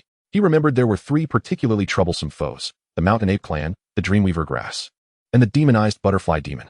Among them, the Dreamweaver grass was a plant-like life form that released vast clouds of mist, eroding the nervous systems and creating illusions, a bane to the mindless undead army. However, the experience gained from defeating it was minimal and did not meet the requirements. The demonized butterfly demon, possessing flight capabilities, would not be advantageous against the predominantly skeletal soldiers of the undead army. It would be more suitable for later training of the angelic warriors. Thus, the mountain apes remained as the only option. They are creatures with grayish-white skin, balanced in both offense and defense, appearing in large numbers, often ambushing others for their possessions, and harboring a strong sense of vengeance. In his previous life, Jiang Yan had been forced to reference a deity's strategy of setting the forest ablaze to achieve a breakthrough. These shall suffice. The experience is fitting, and they will provide Xena with a substantial boost in numbers. Most importantly, these creatures are known for their retaliatory tendencies. They will come to us willingly. Half an hour later, 2 endless lines of eerie flames emerged in the pitch-black night. 5 10-meter-tall abominations led the way, each step leaving massive footprints upon the ground. 100-meter-long bone dragons circled above, with Jiang Yan and Xena standing one behind the other atop the ethereal blue dragon's head. Throughout their journey, Xena exhibited remarkable energy. Each time a foolish beast or monster approached, she would skillfully eliminate them, transforming them into members of the skeletal army.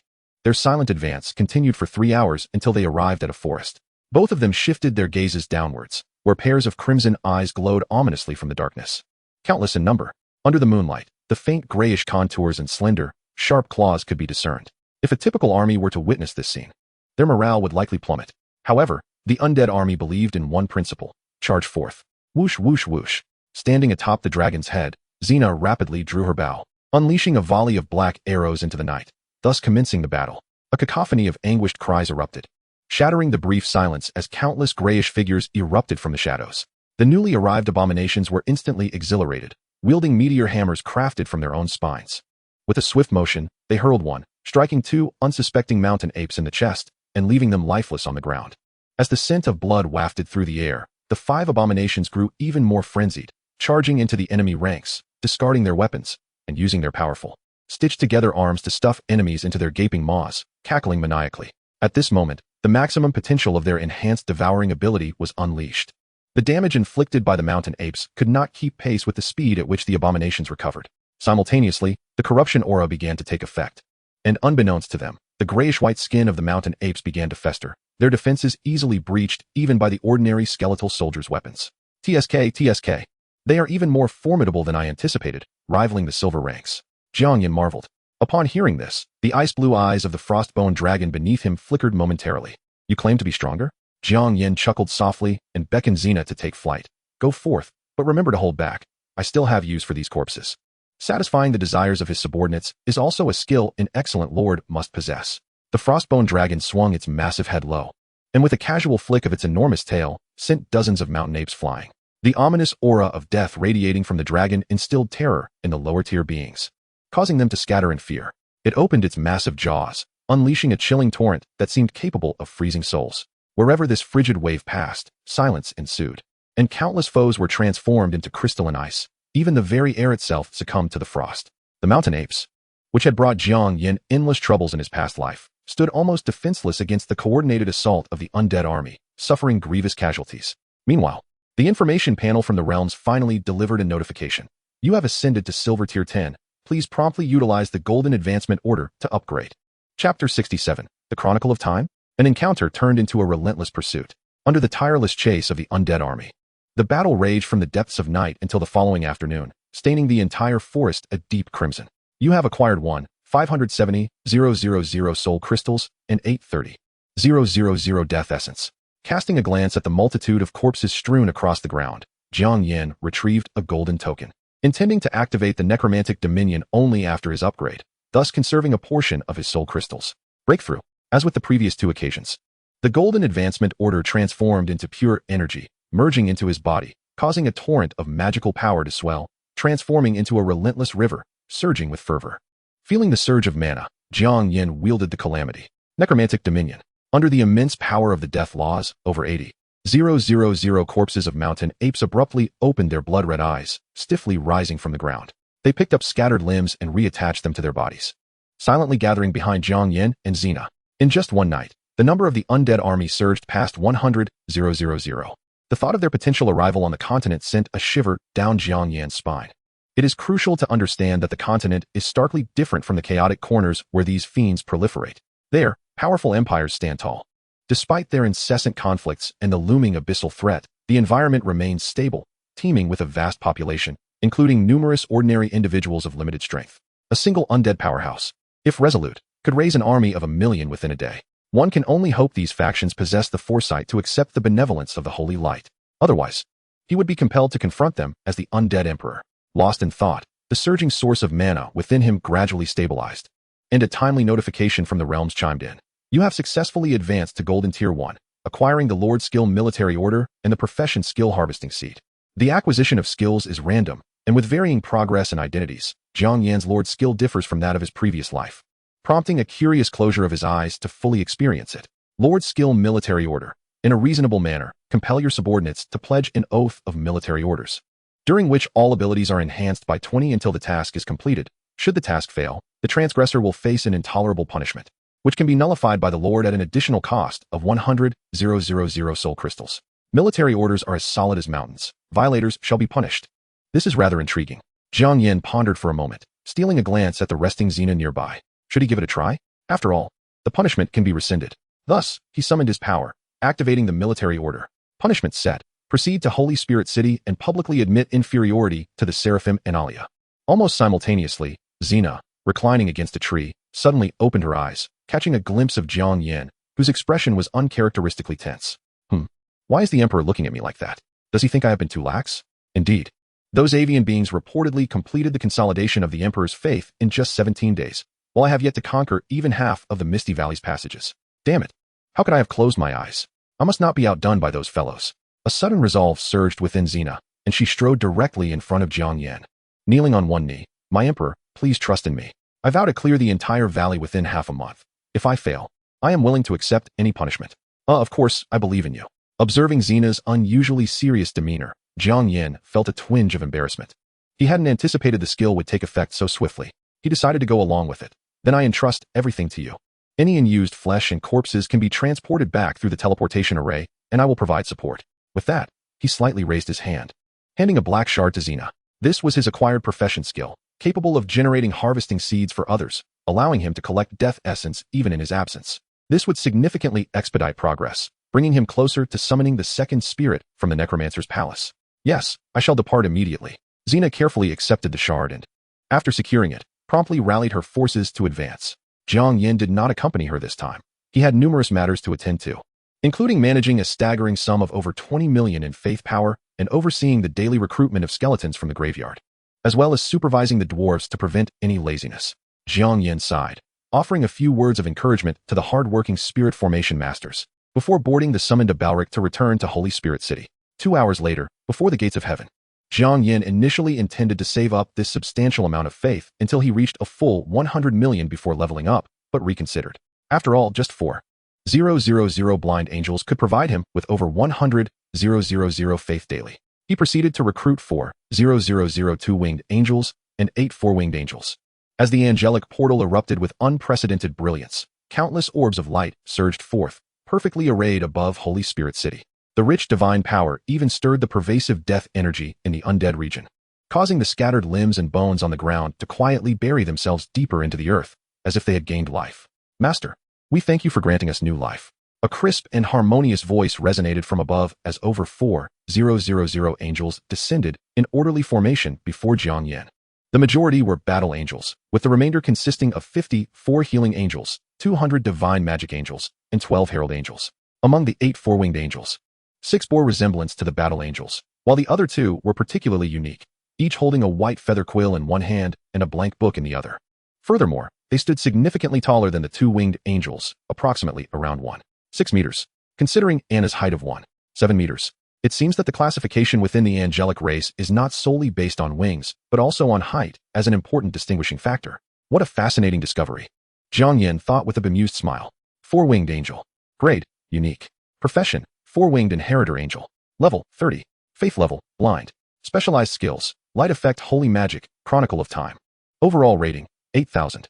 Description, they are chroniclers and beautifiers of the Master's deeds. What kind of breed is this?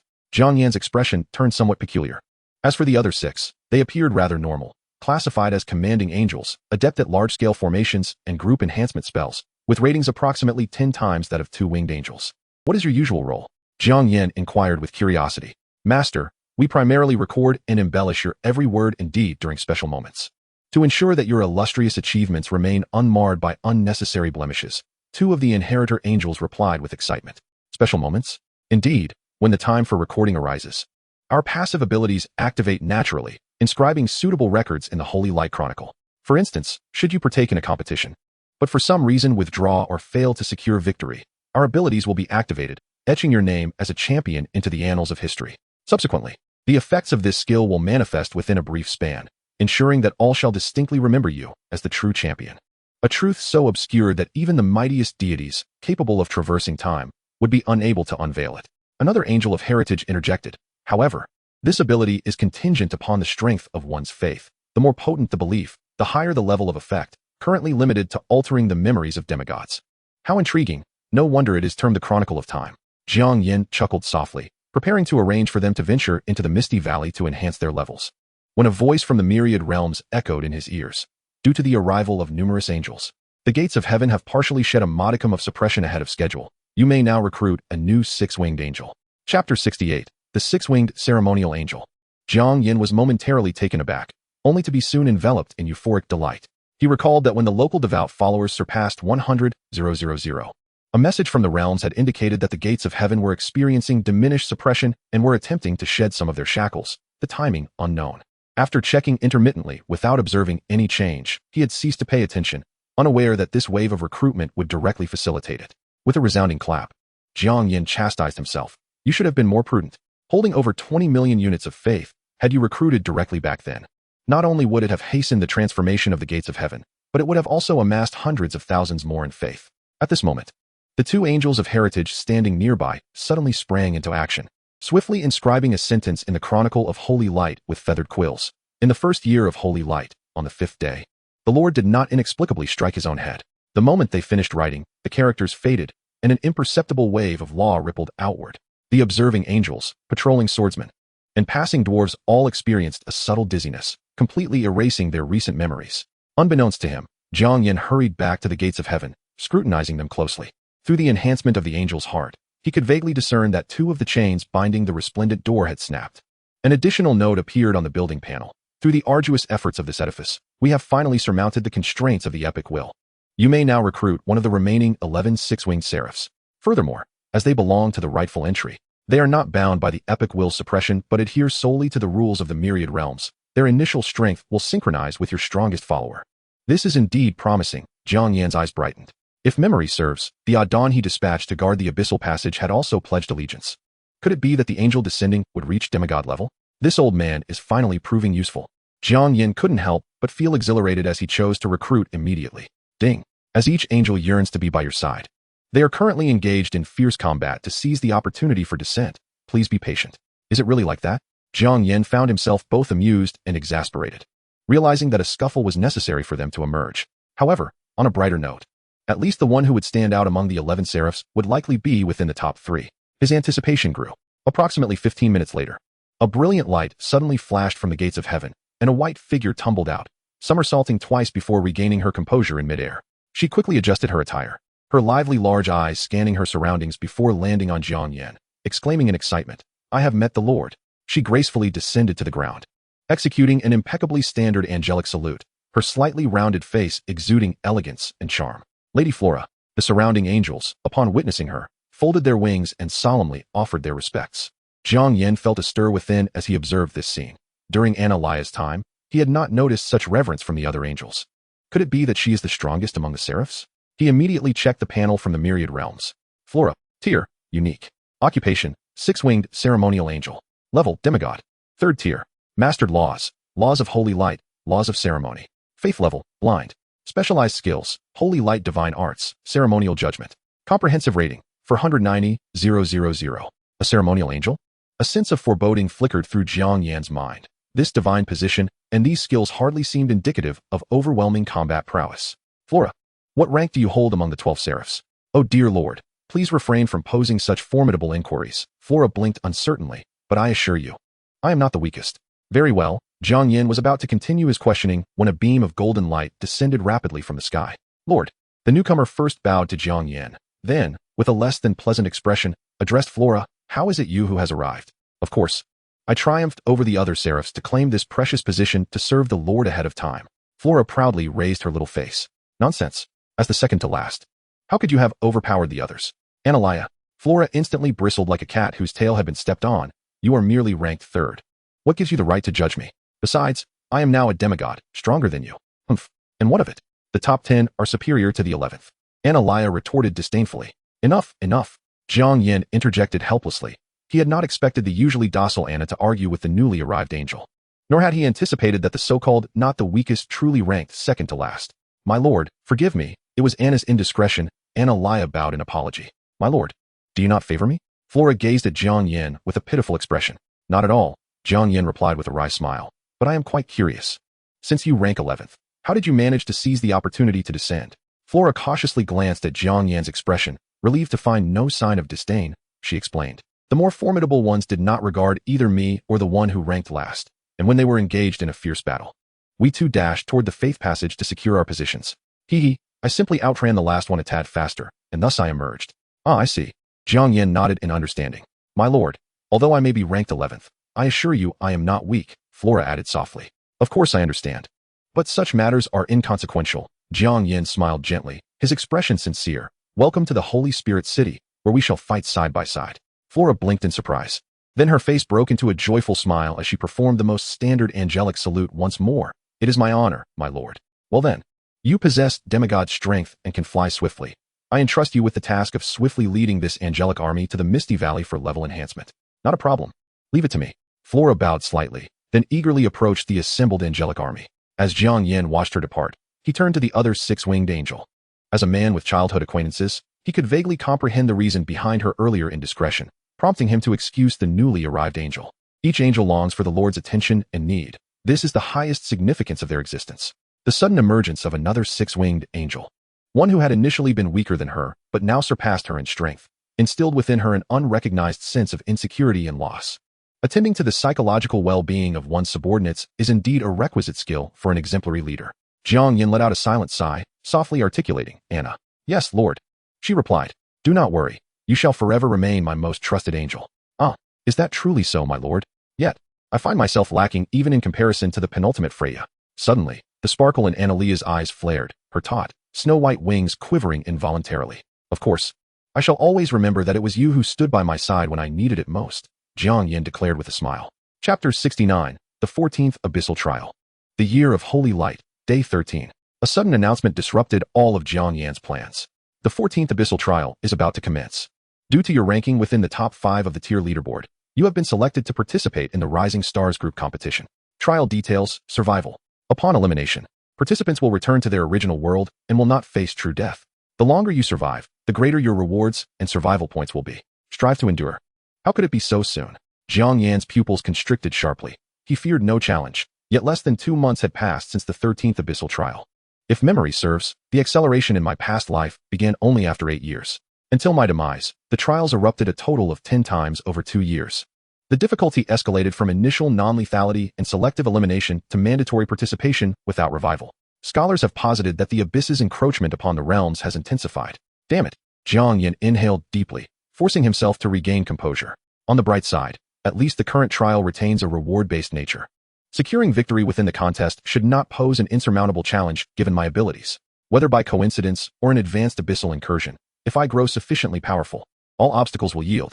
Calming his mind, Jiang Yan began to scrutinize the trial details. 14th Trial, Survival, Rising Stars Group. Participation Scope, Star Domain Number 071099. Mission Description, within a confined space, withstand the relentless assault of the Abyssal Army. The last person standing shall be declared the victor. Mission Restrictions, the maximum number of units carried is limited to 100. Mutual attacks are permitted, including among allies. Intriguing, Jiang Yan narrowed his eyes. Combined with the preceding announcement, this appears to be a competition among different star domains. Ostensibly, he is to ally with the other 4 ranked individuals to survive until the end. Yet, the mission restrictions explicitly permit mutual attacks, even among allies. Moreover, the task's reward stipulates survival until the end, rather than the duration of survival. This almost openly encourages participants to attack one another. If one cannot defeat the abyss, then eliminate the competitors. Even if one survives merely 10 minutes, as long as all opponents are vanquished, victory is assured. Truly, this is the abyss's hallmark. Thankfully, the protective measures across the realms remain robust. Upon death, participants will resurrect and return to their original world. Otherwise, a single trial could lead to the annihilation of top leaders across numerous star domains. As for the limit of 100 units, Jiang Yan contemplated for a moment, deciding to bring Anna, Freya, and Abelic along with 2 formidable swordsmen and 95 additional angels. Initially, Hina seemed a viable option, but considering her ongoing endeavors in the Misty Valley, it was best to refrain. After all, with a demigod-level 6-winged angel, that should suffice. Instructing Anna to gather the troops, Jiang Yan awaited the commencement of the trial in silence. At that moment, another notification arrived. Ding. Due to only 4 individuals being listed on the tier leaderboard. As the chosen lord of this realm, you have the authority to decide whether to proceed with 4 participants or select 1 additional person to join the trial. Please make your decision within half an hour. Jiang Yan was momentarily taken aback, realizing that only 4 names graced the leaderboard. First place, Jiang Yan, Gold Tier 1. Second place, Luo Qinyu, Silver Tier 1. Third place, Zikalos, Bronze Tier 10. Fourth place, Luo Chun, Bronze Tier 10. Jiang Yan recollected. Nearly forgetting that only a little over a month had passed, most individuals remained engaged in a battle of wits against ogres. After a brief contemplation, he opened the inter-realm chat channel and sent a voice message. Jiang Yan, it's rare for you to seek me out, a surprised male voice responded. Brother Yi, I have good news for you. Will you join? Of course. Aren't you going to ask what it is? Are you afraid I might lead you astray? I'll synchronize the task details to you. Just confirm after reviewing. Jiang Yan communicated through the inter-realm channel, transmitting the task overview and qualifications. Approximately 5 minutes later, a reply arrived. My strength is insufficient. I would only hinder you. No worries. I can handle 200. After a brief pause, another message came through. Then I can only express my gratitude to my adoptive father. Jiang Yan couldn't help but chuckle at that. Since this trial does not entail real death, participation guarantees rewards. Given that he has the authority, he will certainly prioritize his own people. Lacking knowledge of the other star domains, he plans to assess their capabilities first. If they prove inadequate, he will eliminate them, ensuring his own people secure second place. Of course, if unexpectedly formidable opponents arise, self-preservation will take precedence. 3 hours later, having gathered his forces, Jiang Yan finally received the notification for the task's initiation. The 14th Abyssal Trial has officially commenced. Please select your units. You will be transported to a temporary preparation space in 5 minutes.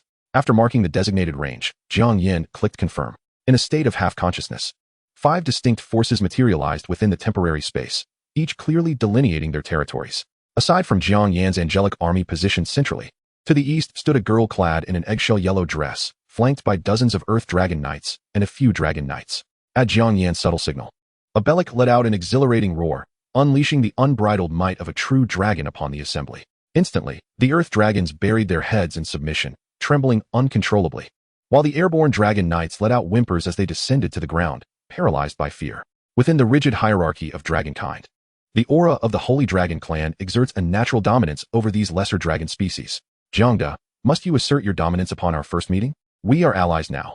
After all, Luo Qinyu remarked, observing her subordinate's unwitting display of cowardice. She had intended to confront him about a previous matter, but this incident abruptly clarified her perspective. Ha ha ha, sister, your subordinates are far too timid. A boy with a buzz cut couldn't contain his laughter. His kin being a group of stone imps, a relatively strong breed among the higher-tier kin. Regrettably, however, this somewhat malevolent breed drew the attention of two six-winged angels, who casually cast a glance their way. Thud!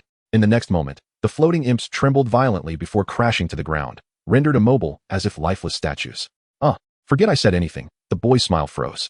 Abelic, return, Jiang Yan called, offering a slight apology. My dragon has not been out in a while and momentarily lost control.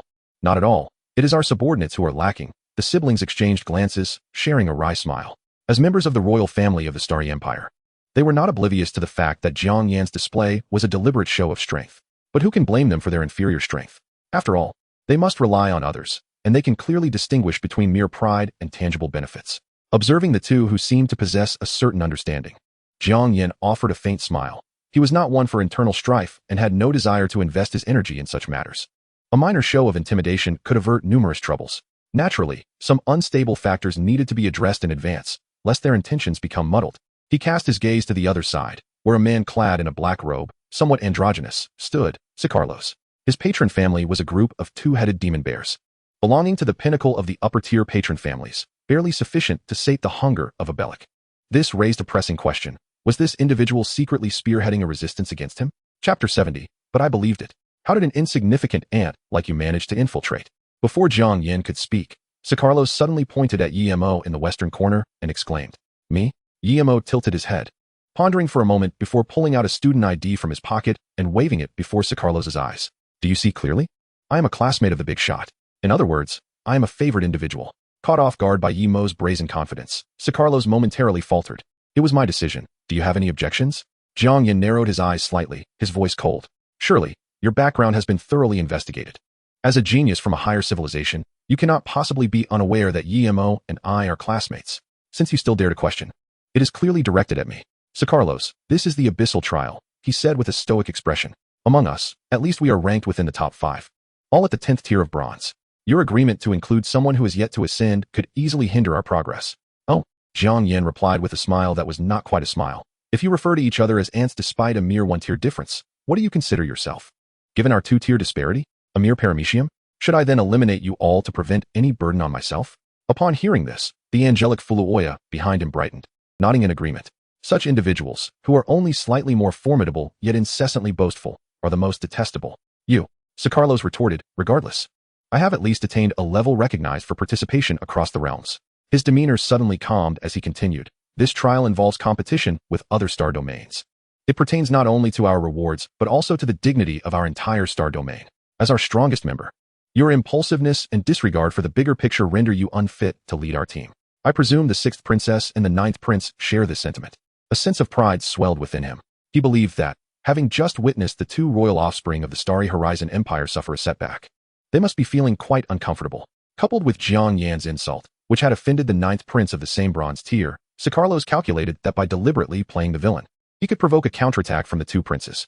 Forming an alliance with them would compel Jiang Yan, regardless of his formidable strength, to contemplate the repercussions of reality. At the very least, he could annoy Jiang Yan and capture this scene to share in their group chat, solidifying his position as the leader of the anti-Jiang alliance. A breath, 2 breaths. Time passed slowly, yet the anticipated chorus of support remained silent. Unable to contain himself, he turned to observe. The 6th princess was meticulously polishing the gem atop her staff with a handkerchief, as if it were perpetually sullied. The 9th prince, resembling his patron family, had turned to stone, utterly motionless, not even blinking. The entire temporary space was enveloped in an eerie silence. This bizarre atmosphere caused Sicarlos' heart to sink as he gradually grasped the reality. Recently, he had rallied support and admiration within the chat group, even overshadowing the 6th princess, leading him to become somewhat arrogant and forget that a certain level of strength allows one to disregard rules. Damn it, my foolish chat friends have led me astray. With a newfound clarity in his gaze, Sicarlos forced a smile. Big brother Jiang, I was merely joking. Oh, just a joke? Jiang Yan nodded, his tone softening. Then, is leading the lords in a resistance against me also a joke? As his words fell, Analia silently placed her hand on her golden longsword. Misunderstanding. Sicarlos' pupils contracted sharply as he hurriedly defended himself. This was all a deliberate setup. But I believed it, Jiang Yan replied coolly. Clang. Dozens of golden longswords unsheathed in unison, the angels casting cold glances towards Sicarlos, awaiting Jiang Yan's command.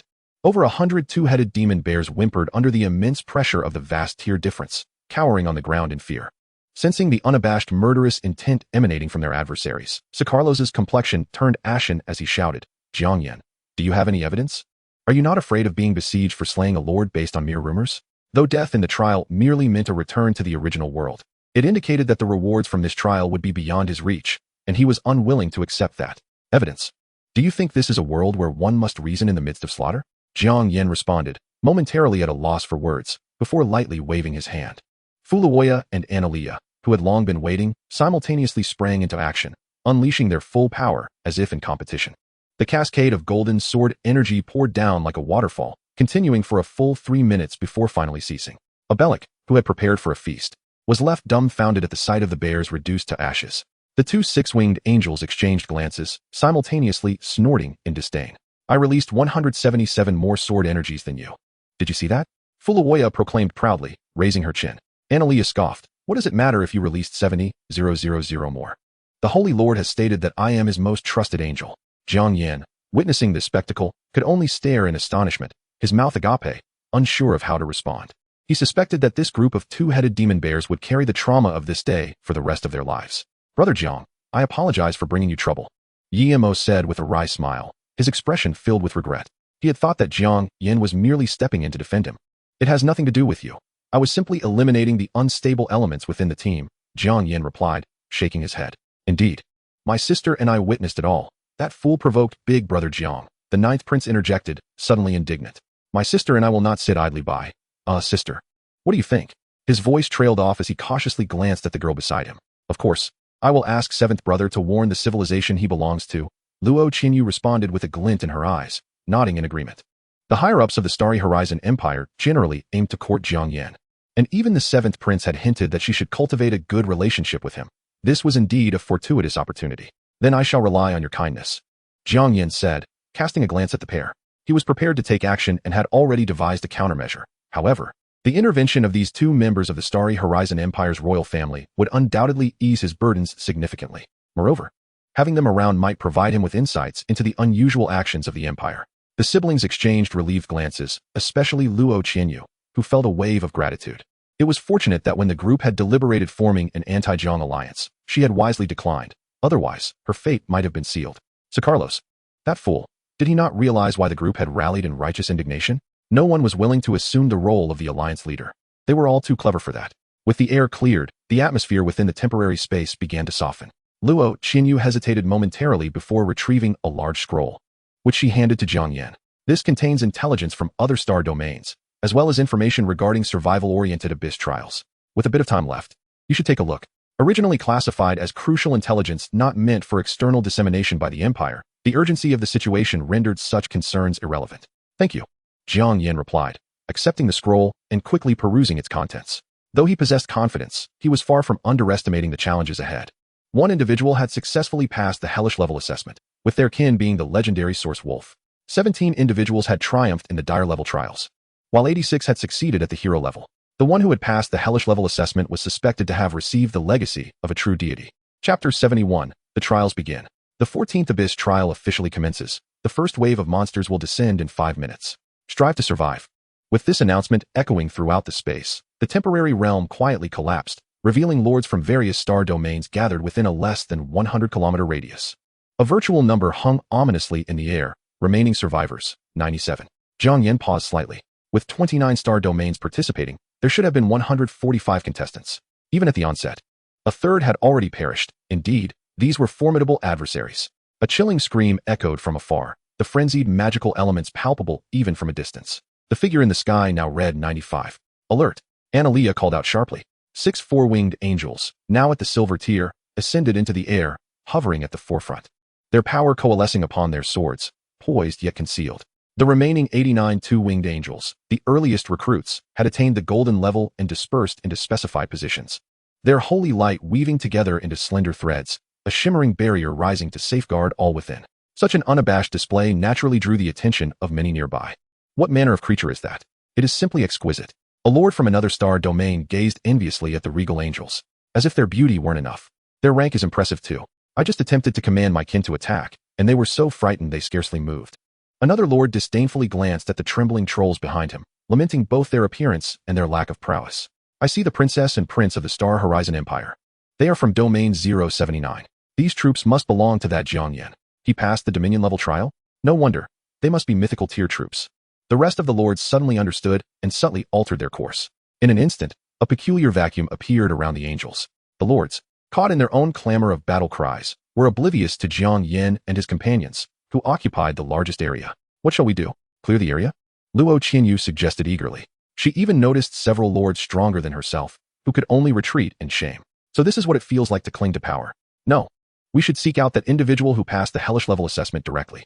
Jiang Yan regarded her with curiosity. Her impulsive nature reminded him of Xena. The other lords, whether they killed early or late, were indifferent.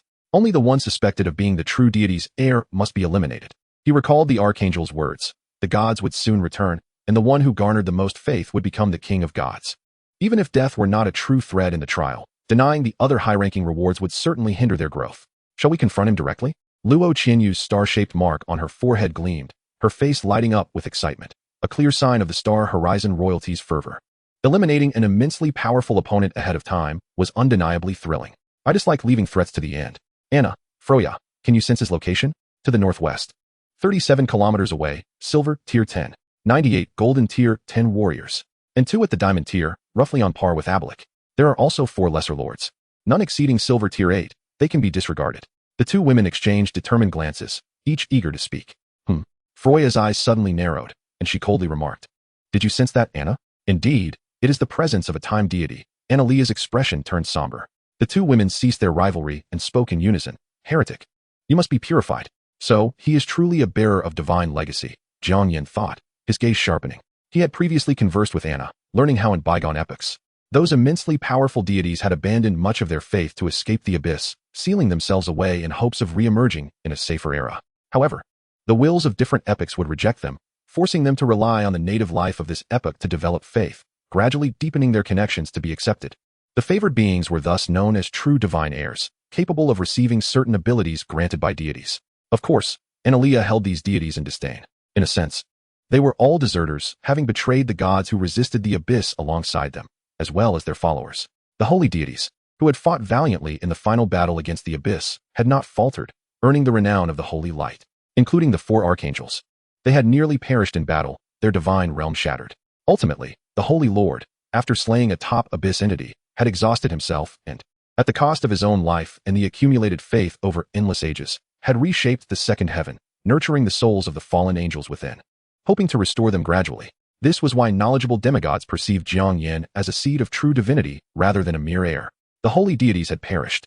He had gained the recognition of the holy light, which signified that he was indeed the true deity, requiring only to reach the requisite realm to automatically attain divinity.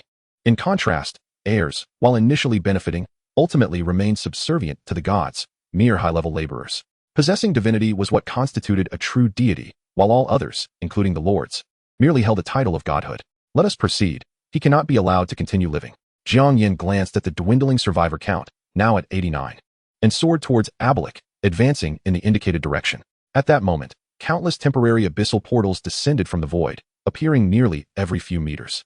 The abyssal creatures cascaded like an uncountable downpour of raindrops, flooding the battlefield. The lords engaged in combat were forced to consolidate their defenses for self-preservation. Nevertheless, the first wave consisted primarily of crawling demons, low-tier abyssal creatures, posing no threat to Jiang Yan. The monsters colliding against the angelic light barrier were vaporized upon contact, as if they had touched a divine liquid. The 6 four-winged angels, tasked with clearing the path, wielded their golden sword auras to sweep back and forth, forging a wide thoroughfare. The entire team maintained their speed, undeterred. This is exhilarating. An anxious lord caught sight of this spectacle, his eyes turning red with jealousy. He even noticed a participant who was not even bronze tier. Why was it that the prominent figures from the star domain were so benevolent, while those from his own domain only sought to suppress the opposition? If it weren't for his ties to his homeland, he would have considered defecting outright. Meanwhile, over 30 kilometers away, a youthful figure with a doll-like face lounged leisurely atop a massive silver-furred wolf. He continuously rolled 2 dice in his hand, occasionally glancing at the passing lord. In the next instant, the latter would vanish from existence, eliminated from the competition. He suddenly lifted his head, as if sensing something. A lord who has passed the Dominion level assessment. If I can slay you, it will undoubtedly prove that the true inheritor of the divine is the one who holds the title of first. The youth's eyes glimmered with anticipation. Chapter 72. King against King. Second-tier abyssal monsters will commence deployment in 5 minutes. Strive to survive. Only 10 minutes had elapsed when an announcement echoed across the realms once more. The urgency increased. Observing the dwindling number of 73 on the horizon, Jiang Yan furrowed his brow slightly. He hadn't anticipated the survival trial would pose such difficulty. Merely 15 minutes had passed before the deployment of second-tier monsters commenced. At this rate, wouldn't fifth-tier beasts emerge within an hour? Even he might not endure for long. The two six-winged angels exchanged glances, and Analea took a step back, saying, "You go." For angels, the matters concerning the Holy Master always took precedence, given the dire circumstances. It was prudent for a demigod to take action. "Thank you, Sister Anya." Floria turned and flashed a sweet smile, then gracefully lifted her long skirt, striding forward with an extraordinary poise. Beneath her delicate, fair feet, a golden path imbued with the essence of law extended infinitely into the distance, following her steps. She seemed transformed, her demeanor now composed and elegant. In the name of decorum, all limbs in motion were deemed improper. In an instant, as if by divine decree, all the crawling monsters upon the golden path went limp, losing the ability to walk. They frantically attempted to rise on their stout legs, but could not move an inch. Also sprawled on the ground were a group of earth dragons belonging to Luo Qinyu. What a disgraceful bunch. She couldn't help but slap her forehead. Hastily using her lord skill, war summon, to store her troops within the command token. Casting a brief glance at the retracted earth dragons, Floria spoke again. In the eyes of the public, those who commit rudeness must be expelled. As her voice fell, the writhing crawling monsters were immediately flung away by the golden path. Hee. Holy Master, we may proceed. Having completed her task, Floria seemingly returned to her original self, bouncing back to Jiang Yan, her face uplifted in a plea for praise. You performed admirably. Jiang Yan observed the vacant golden path, alongside the crawling monsters that continuously attempted to rush forward only to be repelled, and could not help but express his surprise. So this is the power of the laws of decorum?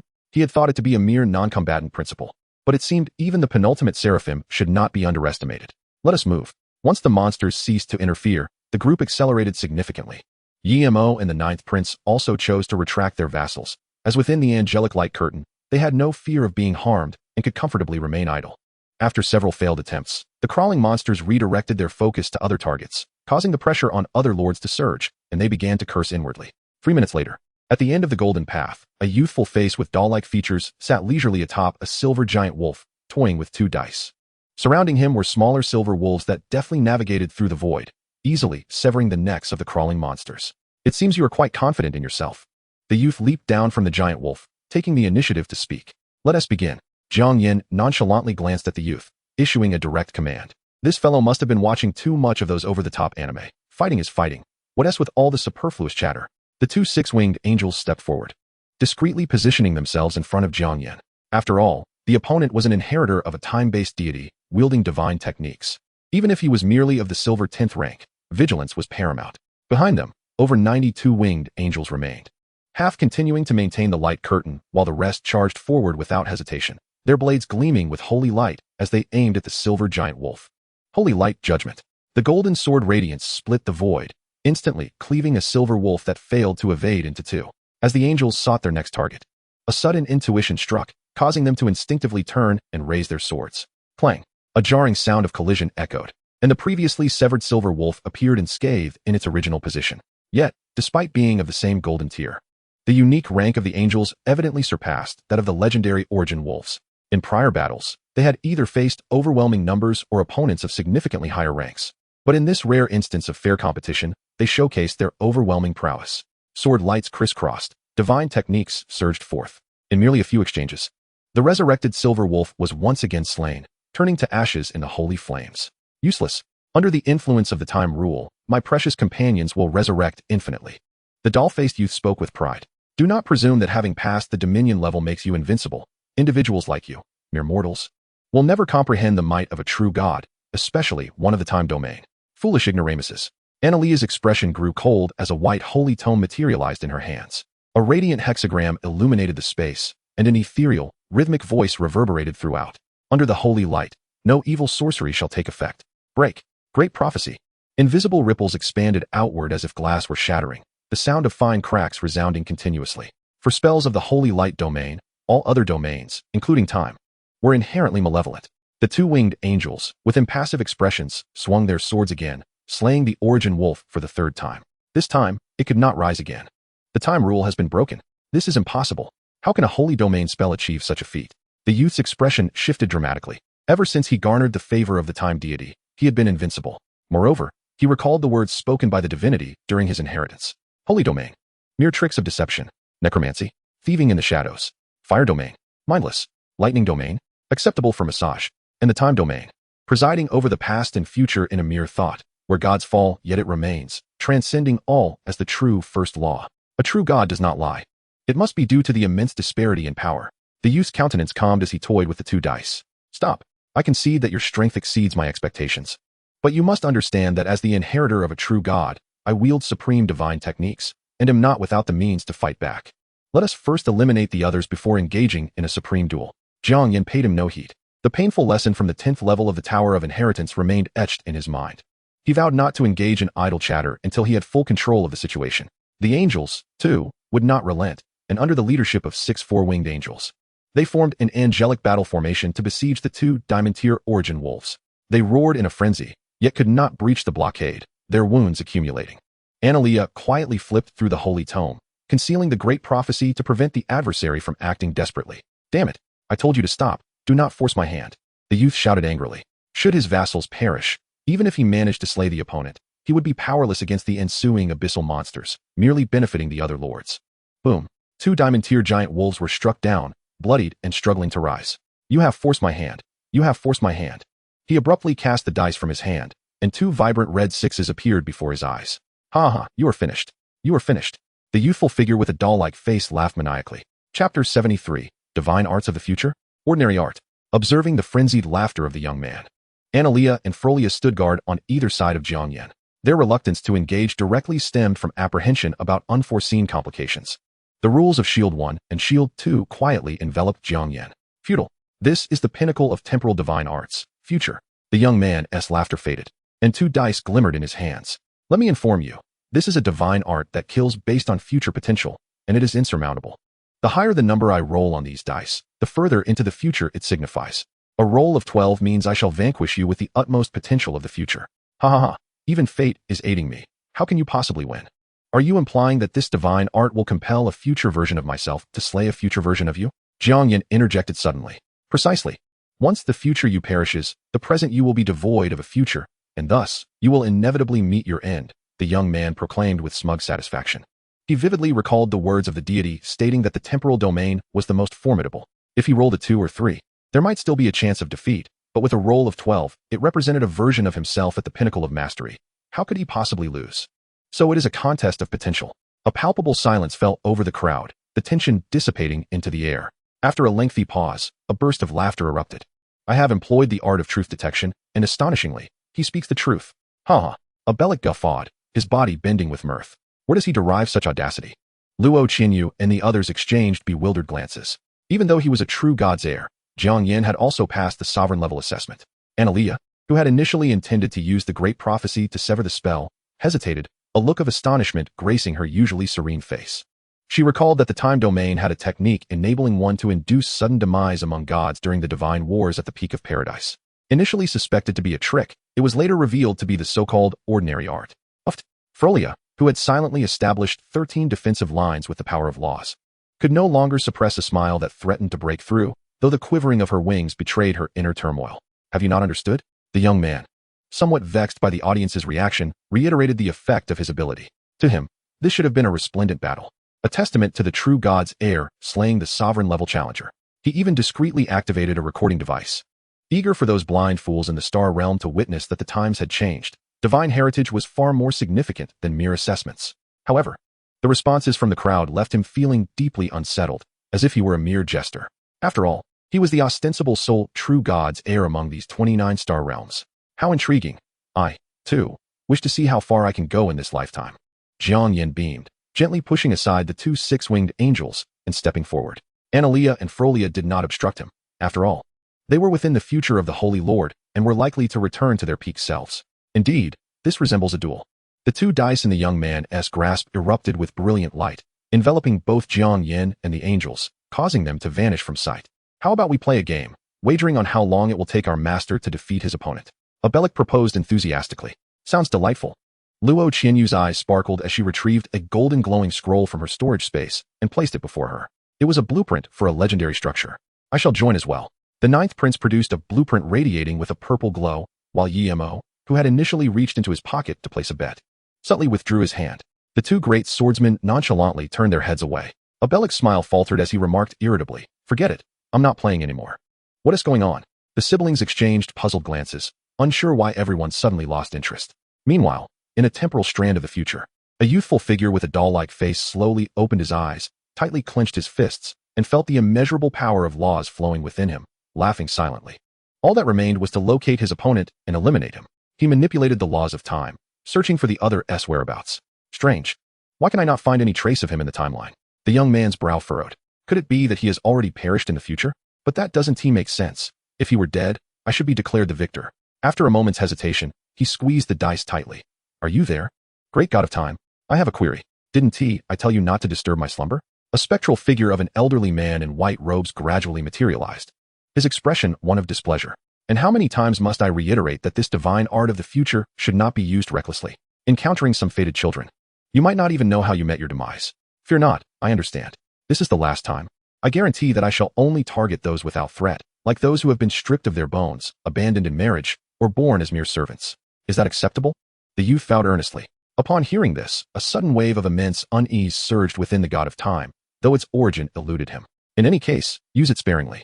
Now, tell me, what is it that you seek?" Here's the situation. I use divine arts to draw my opponent into the future, yet I cannot find any trace of his existence. Impossible. The god of time furrowed his brow, his right hand swirling slightly, causing countless entangled lines to appear above. "Are you certain his name is Jiang Yan? How could he possibly be absent?" The god of time's expression abruptly changed, just as a deep and authoritative voice resonated. "Are you looking for me?" The vast, endless starry sky unfurled like a receding curtain, emanating a dazzling golden aura intermingled with the dark, profound essence of death. A familiar figure stood with hands clasped behind his back, a subtle smile gracing his features. To his left, four breathtakingly beautiful angels hovered, their 12 wings gently fluttering, with myriad laws manifesting as entities, prostrating at their feet. To his right, a shroud of black mist enveloped, revealing vague, peculiar outlines. Occasionally, the mist quivered, and in a fleeting glance, it seemed to harbor an endless sea of corpses. What was even more astonishing were the two vast divine realms descending from the heavens and the earth, where countless angels and spirits reverently praised the figure in the center. "I see. What an amusing little trick." The central figure gazed down with a hint of amusement in his eyes, addressing both parties. "What say you? My heavens. Your Excellency.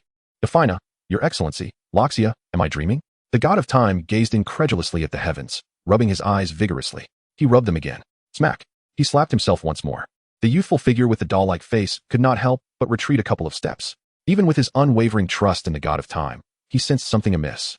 Nervously swallowing and saying, "Divine being, I recall you mentioned that the temporal domain is the strongest. It can win, right? I win you. This is a mess." The god of time even resorted to the power of laws, producing a lengthy national essence paper of several 100,000 words within a mere 0.1 seconds. Subsequently, he displayed a smile more tragic than tears. "O great newly appointed Holy Lord of Light, I assure you this is truly a misunderstanding. Do you believe me?" Chapter 74. It is time to set forth. "What do you think?" In the future, Jiang Yan nonchalantly took a step back and suggested, "Why not consult their opinions?" The attempt to assassinate the Lord was utterly unforgivable. A high-ranking archangel spoke in a calm tone, a glimmer of divine light quietly coalescing in their hand. "Perhaps it would be better entrusted to me. The soul of time still holds a modicum of value. If shattered and used to nourish the flower bed, it might yield an additional bloom of the sacred spirit." A gentle voice resonated, belonging to Afina, the deity presiding over life and redemption. "Hey, I must say, you radicals truly lack an understanding of sustainable development." Suddenly, the black mist to the right dissipated slightly, revealing deep crimson eyes that flickered like eerie flames, with a scythe emanating an aura of chilling dread behind it. What a splendid soul, cultivated within a corporeal vessel. It could produce a skeletal form of divine caliber or a monstrous amalgamation of gods.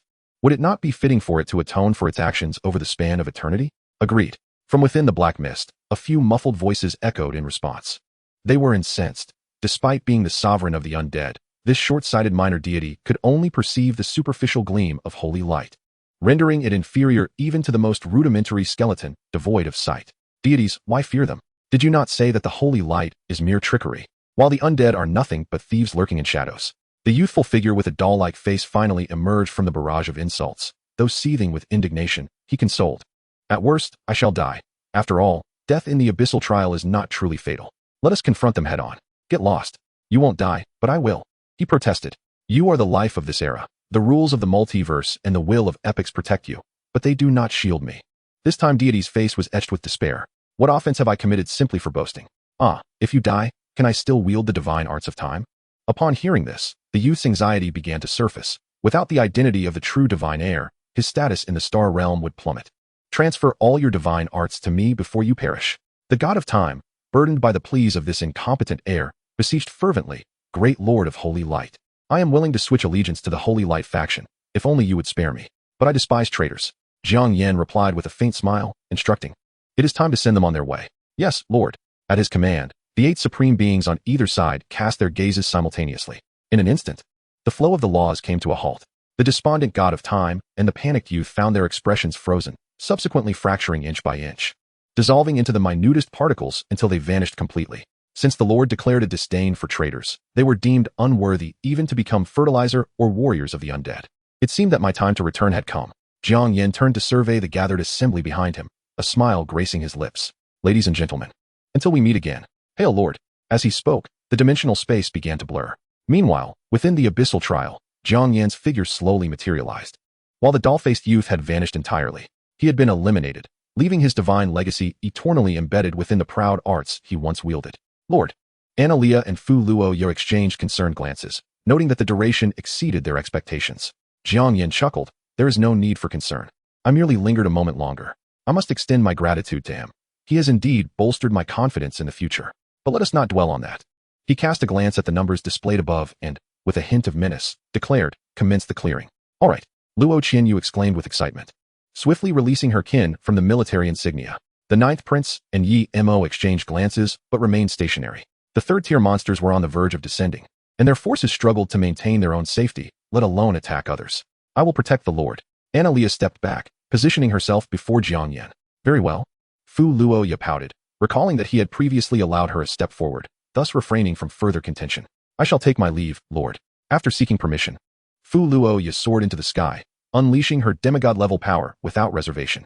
Countless golden beams extended infinitely from beneath her feet, connecting to every living soul nearby. Kill. Instantly, 6 4-winged angels, each accompanied by 10 2-winged angels, surged in various directions, attacking. Those lords, most possessing only bronze or silver strength, already found themselves in peril under the onslaught of abyssal creatures. The sudden ambush from the angelic squads shattered their defenses, resulting in swift eliminations. Fu Luoya, with an air of nonchalance, unleashed holy light spells, each strike capable of accurately annihilating a lord.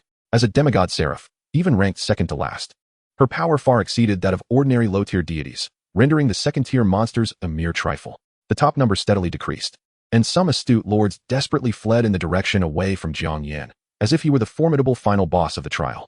4th-tier monsters will be deployed in 15 minutes, current deployment level, 3. When the number dwindled to 43, new creatures emerged from the abyssal passage. 3rd-tier fusion monsters. Shadow demons. The former need not be elaborated upon. The latter could launch attacks from any shadow, making them a particularly troublesome breed on the battlefield. With such a bug-like capability, in an instant, over 10 lords fell. Where faith resides, the holy light shines eternal. Meanwhile, at Jiang Yan's location, Analea flipped through the holy scripture and swiftly cast a spell. An infinite radiance illuminated every dark corner, just as several shadow demons slipped into the shadows. Stealthily preparing for ambush, they looked up to find dozens of angels expressionlessly staring back at them, with holy light swords sealing all avenues of retreat. In the midst of pursuing the lords, Fu Luoya glanced back, instantly feeling reassured, and accelerated her spellcasting with holy light.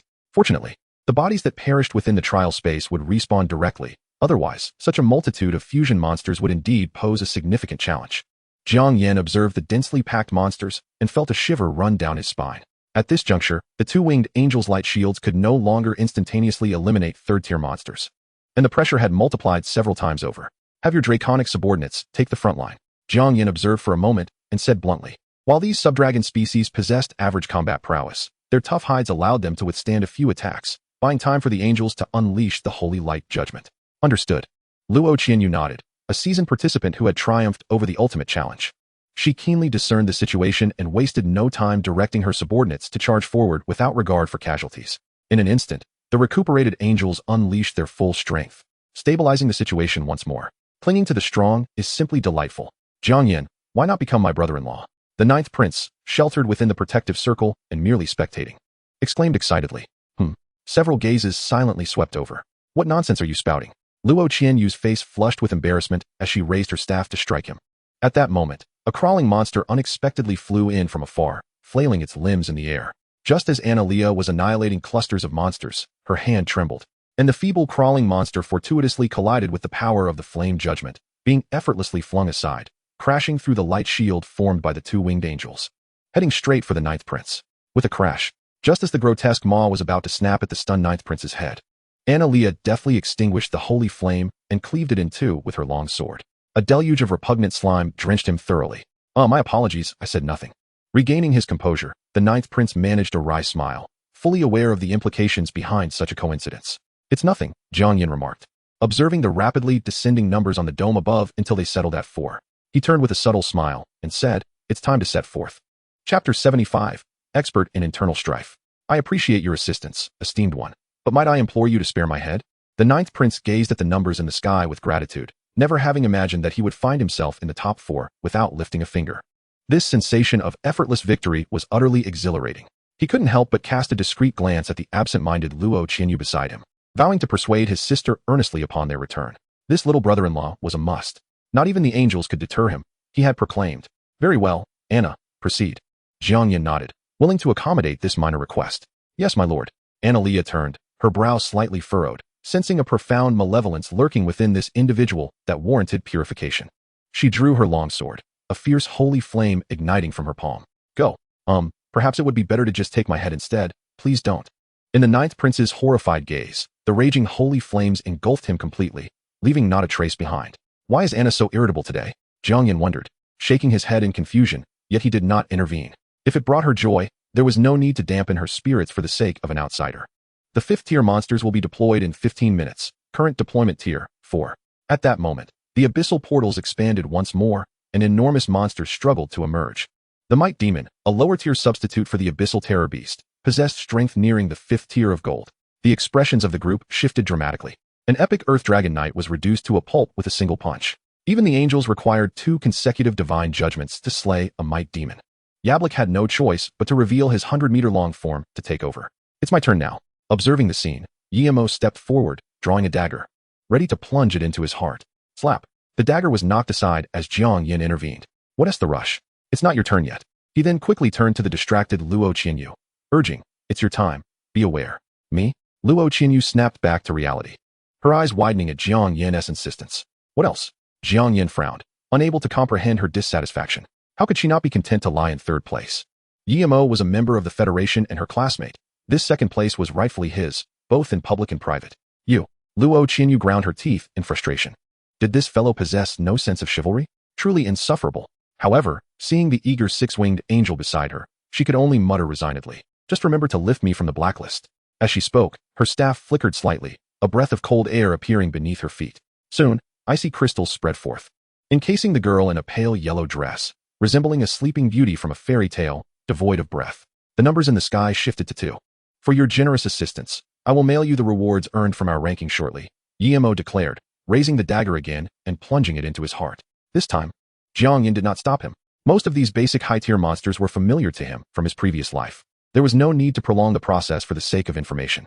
Even though resurrection was possible within the trial, he did not wish to witness the annihilation of the angelic squad.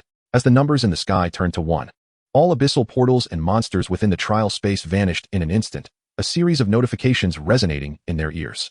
The 14th session of the abyssal trial for the newcomers has concluded. Due to your outstanding performance, you have qualified for participation in the Celestial Group trial. Do you wish to participate? Please note, if you choose to participate, rewards will be calculated after the trial is completely finished. Decline. Jiang Yan replied without hesitation. What a joke. The Celestial Group is a battleground for divine-level lords, where the initial monsters start at tier 5. Even with a demigod like Frolea present, they wouldn't last more than a few rounds. I refuse to be mere cannon fodder. The cowardly you have rejected further challenges. Rewards will now begin to be calculated. You have slain 10,732 abyssal monsters, earning 120,000 soul crystals and 780,000 experience points. Due to your ruthless slaughter of 61 lords, exceeding 1/3 of the total, you have unlocked the special title, Expert in Internal Strife, surviving until the end. You have earned 120 survival points and 1 mythic level random treasure chest. As you secured first place in the trial, your enmity with the Abyss has increased, while your trustworthiness with the locals has improved, subtly enhancing your fortune. Expert in internal strife? Jiang Yan mused, his expression somewhat peculiar. Expert in internal strife. Throughout history, internal conflict has been scorned by all. When you bear this title, designated targets will immediately initiate an attack against you. It seemed to be a rule-based ability. Jiang Yan pondered. He donned the title and selected Shield 1 as his target. In the next moment, the great swordsman standing guard beside him changed countenance, raising his steel sword to strike at Jiang Yan. Bang! The rule technique of shield and man activated, causing him to collide with his own shield and stumble to the ground. Stop, Anna. A holy light longsword halted at the swordsman's chest as Annalea's expression turned frosty. My lord, I apologize, my lord.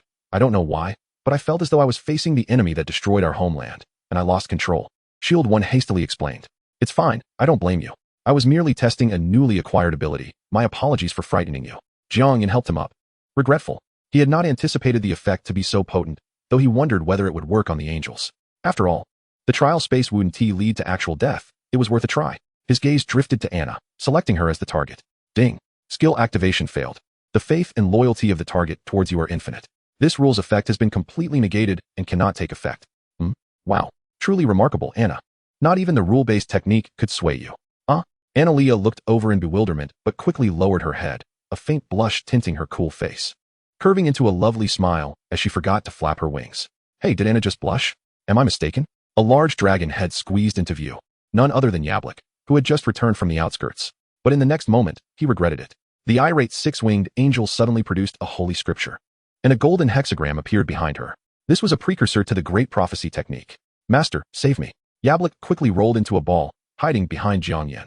I can't assist you with that, Jiang Yan chuckled, raising his hands in surrender. Seeing the inevitable, Yablik steeled himself, whipping his tail to propel himself away. Truly a useless dragon, Annalea muttered, dispelling the spell.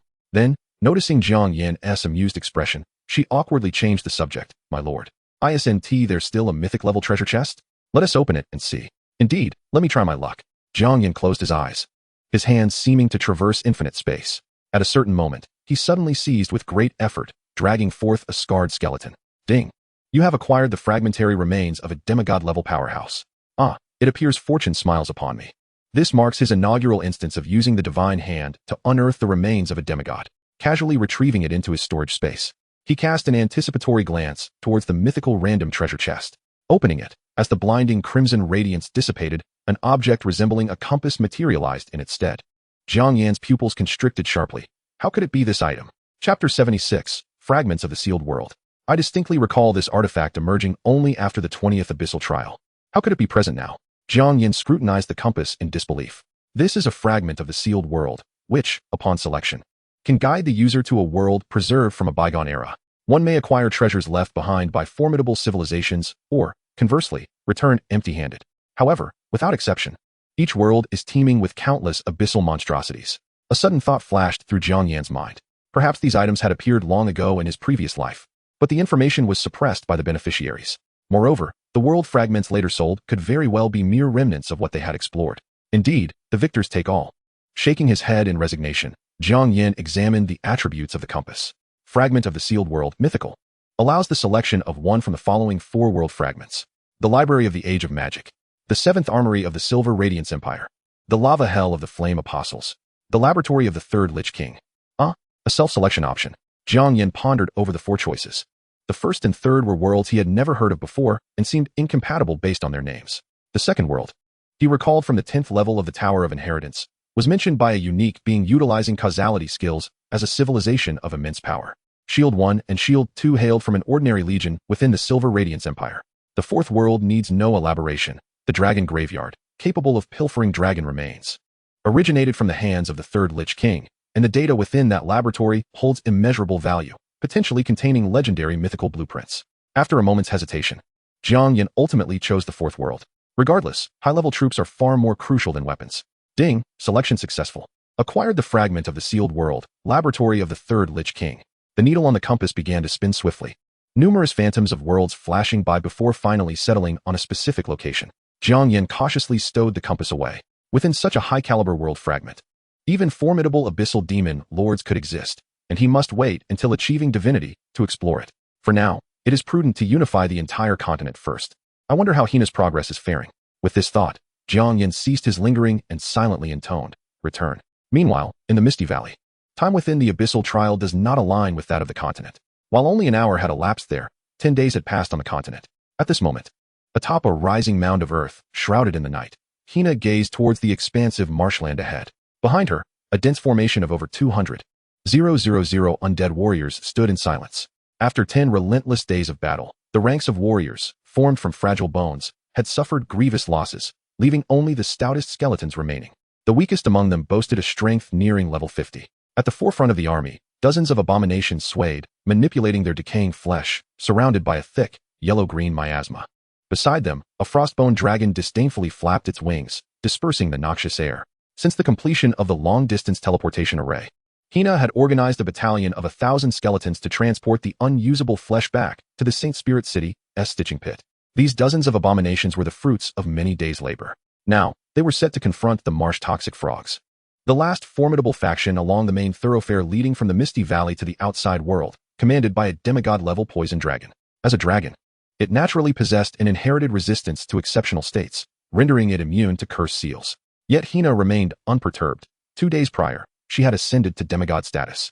Mastering the power of laws, combined with a 20 total ability boost from her Lord's command skill, her rating now approached 400,000. A mere epic tier lower dragon would think twice before showing itself. She would not hesitate to strike it down. Slaying you will complete the task, and the Emperor will surely be pleased upon his return. Hina murmured softly, her crimson eyes glowing ever brighter. A longbow slipped silently from her grasp, drawing back the string. An arrow knocked. Twang. In the subtle sound of the bowstring, 36 black arrows silently pierced the night, accurately striking the sentinels among the marsh toxic frogs. 36 skeleton warriors rose from their fallen bodies, unhesitatingly delivering a hammering blow to the bewildered toxic frogs nearby. Only then did the frogs emit their piercing cries. "Ribbit, something's amiss." Not a single one spared. At Hina's command, a 100-meter-long bone dragon soared into the air, unleashing a massive cold wave that froze the marshland inch by inch. Once sublimated into eternal frost breath, these ice crystals would endure indefinitely unless shattered by a formidable force. The marsh toxic frogs were rendered dumbfounded. Their own strength was not particularly remarkable. They had previously relied on the treacherous marshland to fend off foes, spewing venom before retreating beneath the mire. Now, witnessing the encroaching chill, they scrambled in a panic towards the shore. However, the undead army was not idle. Led by the abominations, over 200,000 warriors surged forward under the cloak of night. A uniquely patterned massive toxic frog was the first to detect the advancing army, preparing to bellow a warning to organize a counterattack, when an invisible curse seal descended. It was Hina, acting in the nick of time. Having ascended to demigod status, empowered by the laws, she could perceive everything within a 10-kilometer radius, and her soul's carrying capacity had multiplied several-fold. She accurately pinpointed the commanding toxic frogs, unleashing a barrage of curse seals upon them. Instantly, the entire marsh toxic frog populace plunged into disarray. Retreat. Retreat quickly. Prepare for a square dance. Practice Kunquin. Practice Kunquin. A myriad of bizarre commands left many ordinary toxic frogs bewildered until the undead army was nearly upon them, prompting them to react in haste, opening their mouths to spew forth streams of venom. The deep purple poison, bearing potent corrosive effects, immediately produced gaping wounds on the abominations at the forefront. Yet, as if oblivious to the pain, they charged even faster, one leaping into the enemy ranks, seizing several toxic frogs and swallowing them whole. Evolved to its maximum level, the consuming frenzy transformed them rapidly, the corroded wounds visibly healing. Simultaneously, the yellow corrosive miasma emanating from their body seemed spread widely, and paired with the few abominations enhanced into corrosive halos, the dual effects caused the surfaces of numerous toxic frogs to rot swiftly. Ribbit. Amidst the cacophony, they finally clashed with the skeleton army. In a moment of panic, one toxic frog unleashed a venomous spray that corroded the skull of a skeleton warrior almost entirely. Yet the warrior's bone blade cleaved through the frog's decaying flesh with unyielding force. They perished together. In the shadows, the skeletal mage silently raised his staff, and 2 smaller skeletons crawled up from the carcass of the poison frog, rejoining the fray. Amidst the chaotic command, the already disoriented swamp poison frogs witnessed this spectacle, leading to a significant drop in morale as they retreated in haste. Their frantic croaking echoed through the tranquil night, a cacophony that heralded the awakening of a formidable presence. Chapter 77. The Northern Elronte Alliance. Under the moonlight, Sheena leaped gracefully onto the back of the frostbone dragon, her crimson eyes fixed upon the vast, dark swamp in the distance. Do not let it emerge. The bone dragon nodded silently, beating its wings as it skimmed low over the ground. A gust of wind toppled a swarm of swamp poison frogs, and the pursuing undead warriors seized the opportunity to strike them down. As the bone dragon reached its destination, it unhesitatingly unleashed its eternal frost breath, a chilling wave that crystallized into a thick layer of ice over the entire swamp. A dull thud resonated from below, accompanied by a faint wail. Yet, as if defying fate, a series of violent impacts followed. Thud, thud, thud. Fine cracks spread across the ice, and finally, with the 17th strike, it shattered completely. A ghastly dragon head, adorned with dark purple markings, emerged from the swamp. Roaring in fury, who dares to offend the mighty poison dragon king? In response, Sheena's arrows flew forth.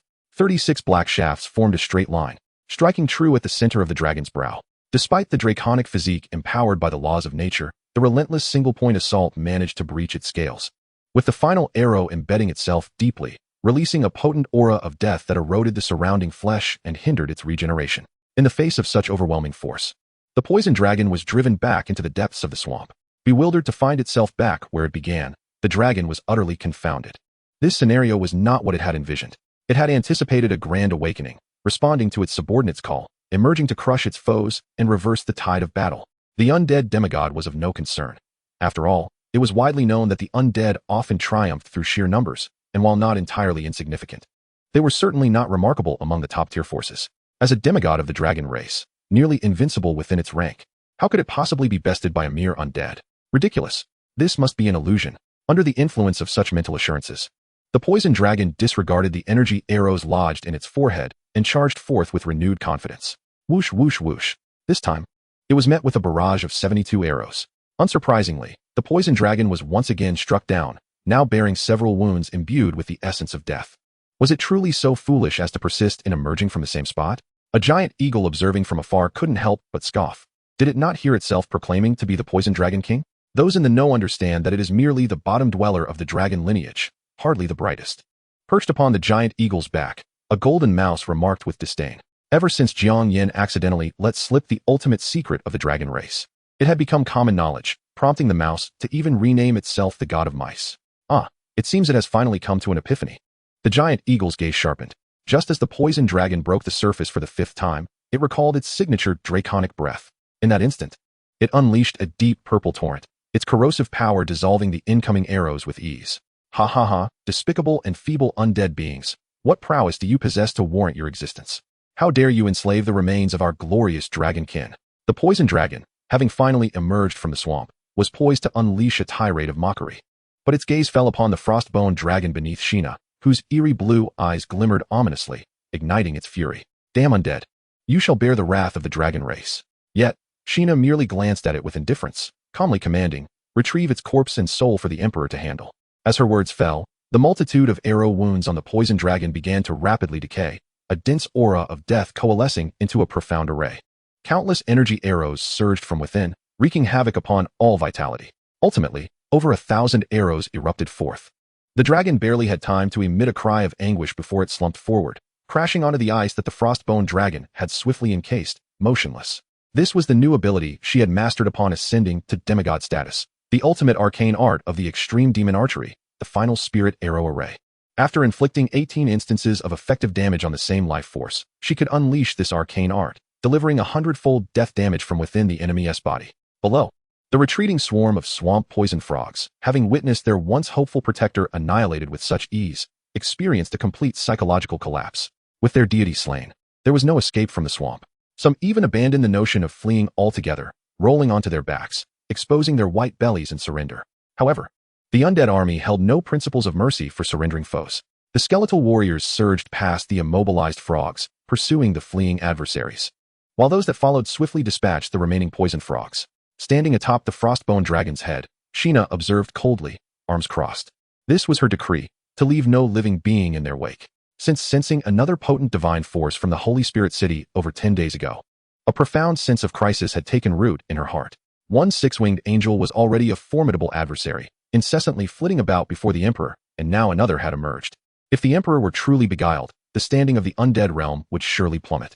She needed to amass 10 million units of death essence swiftly, summoning new spirits from the undead realm, one to lead the charge and earn glory, while another remained behind to thwart any cunning angels attempting to encroach. With a stoic expression, Sheena produced a shard of black crystal, having already accumulated over 2 million units of death essence and 70,000 soul fragments. The former could only be provided by beings of rank, while the latter primarily originated from those who had ascended. As souls beneath bronze rank were far too fragile to preserve, she gazed longingly towards the misty valley's end, faintly sensing the vast, life-filled expanse beyond. The place where the true power of the undead realm could be unleashed. Meanwhile, in the Holy Spirit City, Jiang Yan, having returned to the continent, was astonished by a flurry of notifications. Sheena has slain a total of 267 million monsters, earning 12 million soul crystals, and 98 million experience points. Sheena has defeated the demigod-level poison dragon of the Misty Valley. You have gained 200 reputation points and an epic-level teleportation array blueprint. Please note, due to your outstanding performance, the Northern Elronte Alliance has taken an interest in you. Lord Yemo has sent you an item, the Demigod Ascension Contract, allowing you to designate one Diamond-tier vassal for direct ascension to demigod status. The Lord's military orders have been fulfilled. Enhancement effects have been retracted. Well done. Sheena. Jiang Yan couldn't help but murmur in admiration. He had not anticipated that a brief excursion would result in the unblocking of the Misty Valley, a situation that had plagued him for 6 months in his previous life, particularly that demigod-level venomous dragon. He found it exceedingly difficult to contend with at the time and was compelled to resort to less honorable means of bribery. It was only after ascending to divinity that he avenged his humiliation by vanquishing the foe. In the Northern Erland Alliance, Jiang Yan's gaze lingered upon the news, revealing a faint smile. Faith or death, they surely knew how to make their choice. Chapter 78, The City of Travelers. The City of Travelers, situated within the dominion of the Northern Erland Alliance's sovereign nation, spans an area tenfold that of the capital of Hamek, making it one of the most prosperous cities in the Alliance. At this moment, a distant teleportation array suddenly illuminated, and a white-robed preacher materialized within. Please present your identification. 2 sentinel soldiers promptly approached. Greetings, I hail from the Holy Kingdom of Light beyond the Northern Erland. Here is my passage permit. The preacher tendered a document, elucidating gently. Ah, welcome. Please hold on. I need to verify this. One soldier responded, exchanging glances with his comrade.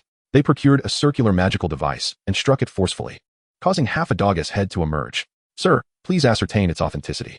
Though the creature's aura was weak and primitive, it was indeed recognized by the world's laws as a legitimate principality. The dog head sniffed vigorously, affirming its authenticity. Upon hearing this, the soldiers' expressions relaxed, and they returned the document to the preacher, saying, Welcome to the City of Travelers. As long as you abide by the city's laws, you shall enjoy a pleasant experience. There is a basic guidebook about the city at the gate, priced at 20 soul crystals. It is undoubtedly worth every penny, as it will save you from many detours. Another soldier added, Thank you both. May the holy light bless you. The preacher expressed his gratitude and made his way toward the distant city gates. Once he had walked a distance, the 2 soldiers suddenly fell into a daze. Strange, why was I so courteous to him? One pondered. Indeed, I even forgot to mention a tip. I feel as if he is akin to my father. Not to mention, he exudes a kindness reminiscent of my grandfather. Meanwhile, upon nearing the city gate, the preacher discovered a lengthy queue extending over 100 meters. A few soldiers were distributing numbered tokens. An entry was only permitted upon being called by number. He received token number 263, indicating at least a 2-hour wait. He then sought a clean stone to sit upon and reverently commenced reading the holy text. The Lord created all things. Hey, buddy, first time here? Before he could finish reciting, a deliberately subdued greeting reached him. The preacher opened his eyes to find a short man with a somewhat furtive demeanor. Casually glancing at the preacher's token, he remarked, I must tell you, they generally cease reviewing tokens by 4 in the afternoon. With your number, you might well be stuck after 4. Ah, I see. Thank you for the heads up, the preacher replied, slightly regretful. It seems I shall have to wait until tomorrow to enter the city. Hey, that's not necessary, the diminutive man said, adopting a mysterious expression as he strained to rise on his toes. As you can see, I am quite a notable figure and possess some extraordinary means. You exude an air of distinction. It is evident that you are no ordinary person. The preacher smiled in agreement. Huh, flattery will get you everywhere. Look, the short man, feeling flattered, revealed a stack of tokens, including several numbered within the top 100. If you're willing to part with a small reward, I can provide you with some conveniences. Regrettably, I possess nothing of worth, save for this holy text that accompanies me. I fear I would waste your time. The preacher expressed with sincere apology. Such politeness. He even apologizes for not having money to purchase my services, the short man thought, feeling an inexplicable fondness for the preacher. Upon closer inspection, he noted the preacher's tall, handsome, and courteous demeanor, exuding an aura of approachability akin to that of the leader of the organization who had once saved his life. Here I am, attempting to swindle him. How utterly depraved. The short man felt a wave of shame wash over him and quickly produced a token numbered 76, offering it to the preacher with a flourish. Nonsense. The moment I saw you, I knew we were kindred spirits. This token is yours. Do not decline. Then I am most grateful, the preacher replied with a gentle smile. extending his holy text as a token of gratitude. This is my most treasured possession. Let it serve as a reciprocal gift. May we meet again by fate. What a good person. The short man mused as he watched the preacher walk toward the city gate. Such a precious gift in exchange. Wait, am I not here to resell? What am I doing? His gaze sharpened. He stared at the holy text in his hands, realizing its inferior nature. The token numbered 76 was worth at least 100 soul crystals. Flipping to the last page, he found it inscribed with Holy Light Church Holy Text First Edition Magical Replica. Edition number 017. Merely a mass-produced item. Enraged, he nearly tore it apart, but hesitated, ultimately stuffing it back into his pocket, cursing as he sought his next customer. Meanwhile, the preacher had successfully passed through the city gates and, following the soldier's advice, purchased a basic guide. Such magically constructed books require only a swift perusal to firmly imprint their contents in one's mind. Politely declining a tour guide offering a price of 200 soul crystals, the preacher swiftly made his way toward his destination, already familiar with the city's layout. Following the guidebook's directions, he located a group of centaurs in a corner and selected the most robust among them. This was the most economical means of transportation. For merely 10 soul crystals, they could carry him throughout the city for a day. Hey, buddy, where to? To the Faith Management Center of the Northern Erland Alliance. All right, hold on tight. Hold on. Wait. The strong centaur unceremoniously scooped the preacher into his arms and galloped away. Even the preacher, typically composed, found himself momentarily bewildered, hastily pulling out a new holy text to cover his face, only to remove it again. His embarrassment was inconsequential, but he could not afford to tarnish the Lord's reputation. Fortunately, despite the chaotic journey, the centaurs were indeed swift, and in no time, they arrived at the destination. Hey, buddy, do you need me to wait for you? Just add 2 soul crystals. This place is not easy to navigate on horseback. No, thank you. The preacher expressionlessly paid the fare, refraining from any unnecessary movements, fearing it might create a sense of familiarity that would compel the centaur to linger. Well, that's quite unfortunate. The centaur sighed, turning to depart. The preacher then surveyed the resplendent building before him, adorned with 6 gilded characters, Faith Management Center. Following the instructions from the guidebook in his mind, he walked directly inside, arriving at window number 11, where a young woman clad in a work uniform was seated. Hello. I am here to apply for a faith dissemination permit within the Northern Erland Alliance. Greetings. Do you possess a faith dissemination permit from a principality or higher in other regions? If not, you will need to provide the following qualification materials. The woman gently pressed a button beside her, causing a magical screen to materialize, listing a myriad of conditions. I do. The preacher produced a document stamped with the royal seal of Hamek. Then it is simple, just fill out a registration form. The woman sighed in relief. The end of her shift was approaching, and she was not keen on working overtime. Church name, Holy Light Church. Faith in deities, the Radiant Lord. Well, it is done. The woman meticulously reviewed the document before affixing a seal upon it. Permission granted for proselytizing. Chapter 79. Now, an excuse has presented itself. The missionary returning to the city of Holy Spirits respectfully reported his observations to Jiang Yan. I understand, you have performed admirably, Jiang Yan mused, surveying the faith propagation certificate in his hand. Faith stands as one of the most vital resources, equally significant to these indigenous powers. To acquire the privilege of disseminating faith, one must either have a duchy-level power to endorse them or complete exceedingly arduous and intricate contribution tasks. In his previous life, he had never met the criteria before his demise, only managing to recruit a few minor forces from the wilderness, resulting in a weak faith and mediocre strength, easily obliterated by abyssal demon lords of the same tier. Yet now, he had effortlessly obtained it, a reward for his unwavering assistance to the Duchy of Hamek. From this moment forth, you are the priest of the Northern Erland branch of the Holy Light Church. I shall instruct Elia to assign a portion of the church's deacons to assist you wholeheartedly. Do not let me down. Jiang Yan smiled faintly, directing his gaze upon the missionary. This individual was a unique entity, transformed through the baptismal function of the Celestial Gate. Missionary angelic incarnation. Rarity, rare mythic. Profession, advanced faith instructor of the Holy Light. Faith level, blind. Skills, affinity, passive, angelic transformation.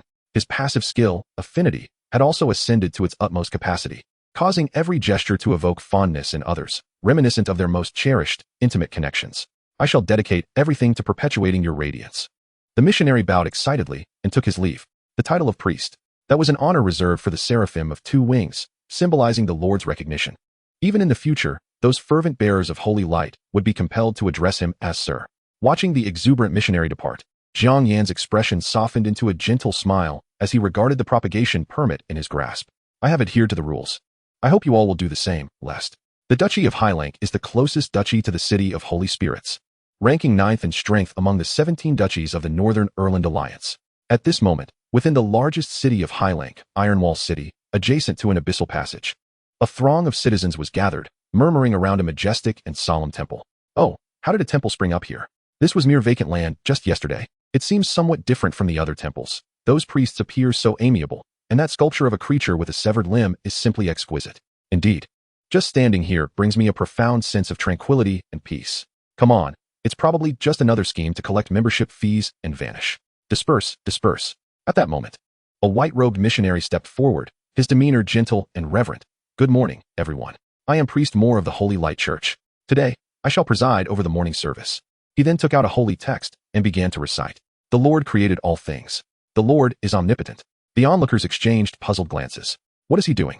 Shouldn't he first introduce the doctrines of this church? Indeed, why is he jumping straight to the scriptures? How can one believe in something so obscure without any understanding? This priest is truly unprofessional. However, the murmurs gradually waned. As his soothing voice unfolded, the healing angels hidden within the church began to chant incantations. And a cascade of crystalline light descended from the heavens, sacred, warm, and vibrant. Every individual touched by it felt as if they had undergone a baptism, alleviating old ailments and hidden injuries. More and more people were drawn to the miracle, gathering around. By the time the holy text was fully recited, over 1,000 individuals stood before the temple's entrance. My heavens, is this a free miracle? My cough has vanished. Indeed, in other temples, such a widespread baptism would require a donation of at least 10,000 soul crystals. Could there be some ulterior motive? Amidst the crowd's discussions, the missionary earnestly proclaimed, under the holy light, there is no distinction of rank. The radiant Lord shall protect every devout believer. Father, do you mean that as long as we believe in the radiant Lord, we can receive the miracle of baptism without any additional costs? One brave soul inquired. Certainly. The existence of the divine should enrich the believers, not siphon off their meager savings, the missionary replied gently. But how does one prove their devotion? Everyone may go there and receive a holy text for free. The missionary gestured, stating, as long as you sincerely read and embrace the principles of the holy text, the holy light shall sense your devotion. The crowd fell silent, as in this city, many temples existed, all demanding faith in exchange for services such as healing and martial training, where faith typically translated into offerings, with larger contributions signifying greater devotion. The Holy Light Church's doctrine excited them, yet left them somewhat skeptical. Observing the expressions of the crowd, the missionary continued, as long as you are sufficiently devout, healing, baptism, and even resurrection and divine skills will be granted to you under the protection of the Holy Light. You shall receive all that is beautiful. Time will testify to the promises of the Holy Light. The missionary concluded with a smile, guiding the crowd to receive the holy texts. Whether it was the impact of his recent words or the effect of the sculpture of the archangel with a severed limb nearby, the thousands of citizens miraculously formed an orderly queue to receive the holy texts without any jostling. Some who had just benefited from the baptism had already begun to read aloud. In this serene atmosphere, whispers of conspiracy gradually faded into the sound of recitation. Meanwhile, within a luxurious building adjacent to the temple, a group of elegantly dressed dignitaries savored exquisite morning tea. Through the windows, and via a simultaneous transmission magical device, they could observe everything transpiring in front of the Holy Light Church. These small-town folk have overstepped their bounds, remarked a finely attired young man, taking a sip of red wine worth thousands of soul crystals. Indeed, they do not comprehend. We have already shown them sufficient mercy, a plump middle-aged man replied, his gaze playful as he peered out the window. This statement garnered consensus among the majority. Indeed, surviving is a stroke of luck. I've heard many small nations have perished under the abyssal onslaught. Speaking of the abyss, that old fellow from the 6th Legion is demanding compensation again. Haha. What can you expect? Your Spark Temple solely manages funds. Have you paid him? Of course not. Let it drag on. Who knows when that old coot will kick the bucket? When someone new takes over, who can say? Indeed, since they are all doomed, it would be wiser to use the funds to arm our temple knights. That would truly bolster our strength. The group engaged in idle chatter, as though the entire duchy were their plaything. By the way, a somewhat younger priest inquired, how shall we deal with this Holy Light Church? Tomorrow, we'll send a few deacons to issue a warning. If they don't comply, let them vanish, suggested another. That statue, however, is quite intriguing. I wonder where they acquired it. Oh, I just remembered. The young priest suddenly smacked his thigh. No wonder it looks familiar. I had intended to offer it to the god of sparks, and they've stolen it for their Holy Light Church. Tomorrow, I shall send someone to retrieve it and deliver it to your residence, Bishop. The others nodded slightly, sipping their red wine. Excuses and treasures are now at hand. Chapter 80. Even the divine cannot prevail. On the following morning, a multitude of faithful congregants had gathered outside the Holy Light Church, arriving early in eager anticipation. Some had come on a whim, having heard tales of miraculous happenings, while others, self-proclaimed champions of justice, sought to expose the temple's deceptions. Among them were those who had reaped benefits the day before or had gleaned insights from the sacred texts, aspiring to be true believers. As on the previous day, the devout and gentle preacher opened the Holy Scripture. The Lord created all things. The Lord is omnipotent. As the preacher recited, the healing angels hidden within the temple softly intoned incantations, and a cascade of sacred and serene light descended upon the throng. Accompanied by the statue of the archangel with severed wings, many faces transformed into expressions of tranquility and reverence. The Lord has compassion for all living beings. Before long, the morning service concluded, and the preacher stepped aside, preparing to distribute the day's sacred texts. Father, is it true that the divine is truly omnipotent? A youthful voice, tinged with uncertainty, suddenly broke the hushed atmosphere. Despite its frailty, it rang out with startling clarity in the quiet aftermath of the service. The crowd instinctively turned their gazes toward the source of the voice. It was a small girl, around 8 or 9 years old, clutching a tattered cloth bag. Her attire was worn, and her body bore marks of injury and soot, yet her eyes shone with extraordinary clarity and brightness. It seemed she had exerted all her strength to reach this place, and she sank to her knees, looking up at the preacher as she repeated her question, "Is the divine truly omnipotent?" "Indeed, child, at least the Lord of Light is omnipotent." The preacher replied with a compassionate expression, directing more of the luminous particles toward her. "Can the Lord of Light save my mother?" The girl's eyes suddenly sparkled with hope. She carefully lifted the cloth bag, revealing a mixture of ash and charred bone fragments. "This is all I found. Can she still be saved?" Before the preacher could respond, some onlookers scrutinizing the girl suddenly gasped in shock. "Good heavens, isn't this Anya from the Collin family in the East District? Their home burned down the other day. I thought the entire family perished, but the child survived. That is a family of heroes. It is said the father died defending the abyssal passage. I recall that priest from the Starfire Temple came to mourn just the other day, and it made the temple's daily news. Indeed, it is a pity to leave such a small child behind. I wonder if the Lord can save her. All that remains is a pile of ash. Even the divine cannot resurrect her." As the crowd murmured, a man in a luxurious building nearby suddenly rose with a cold expression, exclaiming in anger, "Damn it! How could this group of fools let one survive? What's the matter? Why such rage? This is your territory. It's just a child. What trouble can she cause?" A few acquaintances laughed. "You don't understand. That girl's mother was foolish enough to incite others to complain to the Lord, accusing me of causing their husband's death and withholding compensation. So what? The Lord is one of us. Alas, it's my fault for underestimating a mere woman." The cold man lamented. "I spoke rather arrogantly at the time. Who would have thought she secretly recorded my words and evaded detection? Damn it. How careless. Have you found the recording stone?" Others' expressions darkened. Some things can be done in the shadows, but bringing them to light can easily provoke a backlash, especially since we still need those pawns to guard the abyssal passage. "We found it. Under high-level fire magic, it was all turned to ash. I wonder how this little girl survived." The cold man pondered. "That's good. The rest of us can breathe easy. Just concoct some excuse and send someone to deal with that little girl to prevent any loose talk." "Yes. I have already dispatched a team of deacons to warn them and handle this troublesome matter. Then there will be no issue." The group regained their smiles, elegantly lifting their goblets to clink them together. Meanwhile, in front of the Holy Light Church, the little girl gazed intently at the preacher, her eyes filled with hope. "I lack that ability." The preacher gently shook his head. "Even the resurrection spell of the healing angels cannot restore a heap of fragmented ashes, not with my current strength." The girl's countenance fell, her body swaying slightly. "However, you can pray directly to the Lord. If you are sufficiently devout, the Lord will surely bestow his grace upon you," the preacher said, floating the sacred tome before her. "This one is genuine, not a mere printed copy." The girl hesitated. Then her expression firmed as she reached out to cradle the sacred text, cautiously opening it. Many of the words were unfamiliar to her, yet she instinctively began to read aloud. "The Lord created all things. The Lord is omnipotent. Her father died defending the nation. He was a hero. We should help her," one onlooker declared, picking up the sacred text to join in the reading. Regardless of the truth in the priest's words, it's at least a glimmer of hope. Another joined in. "Though I am but a coward who shies from the battlefield, I can still recite a prayer." A frail youth added his voice to the chorus.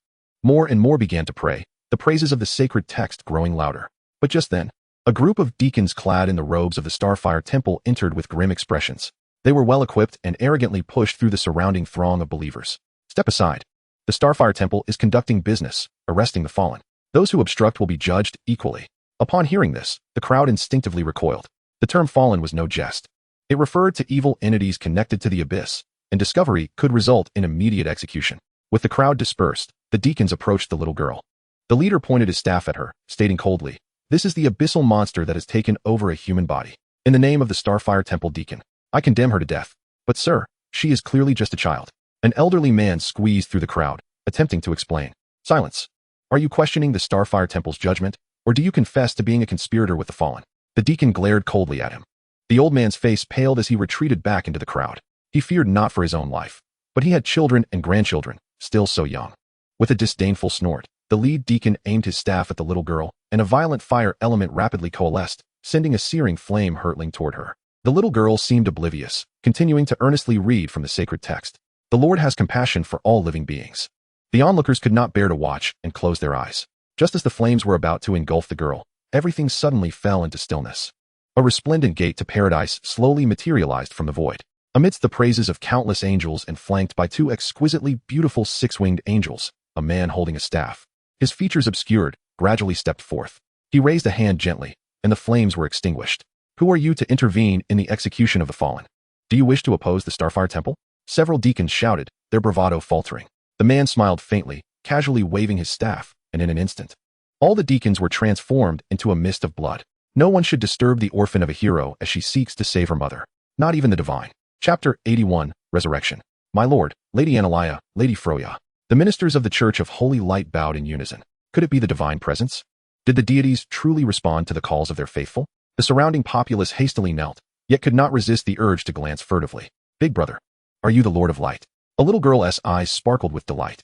They all say I am, so it must be true, Jiang Yan replied gently, helping her to her feet. Whether in reality or across realms, those heroes who battled the abyss deserved reverence.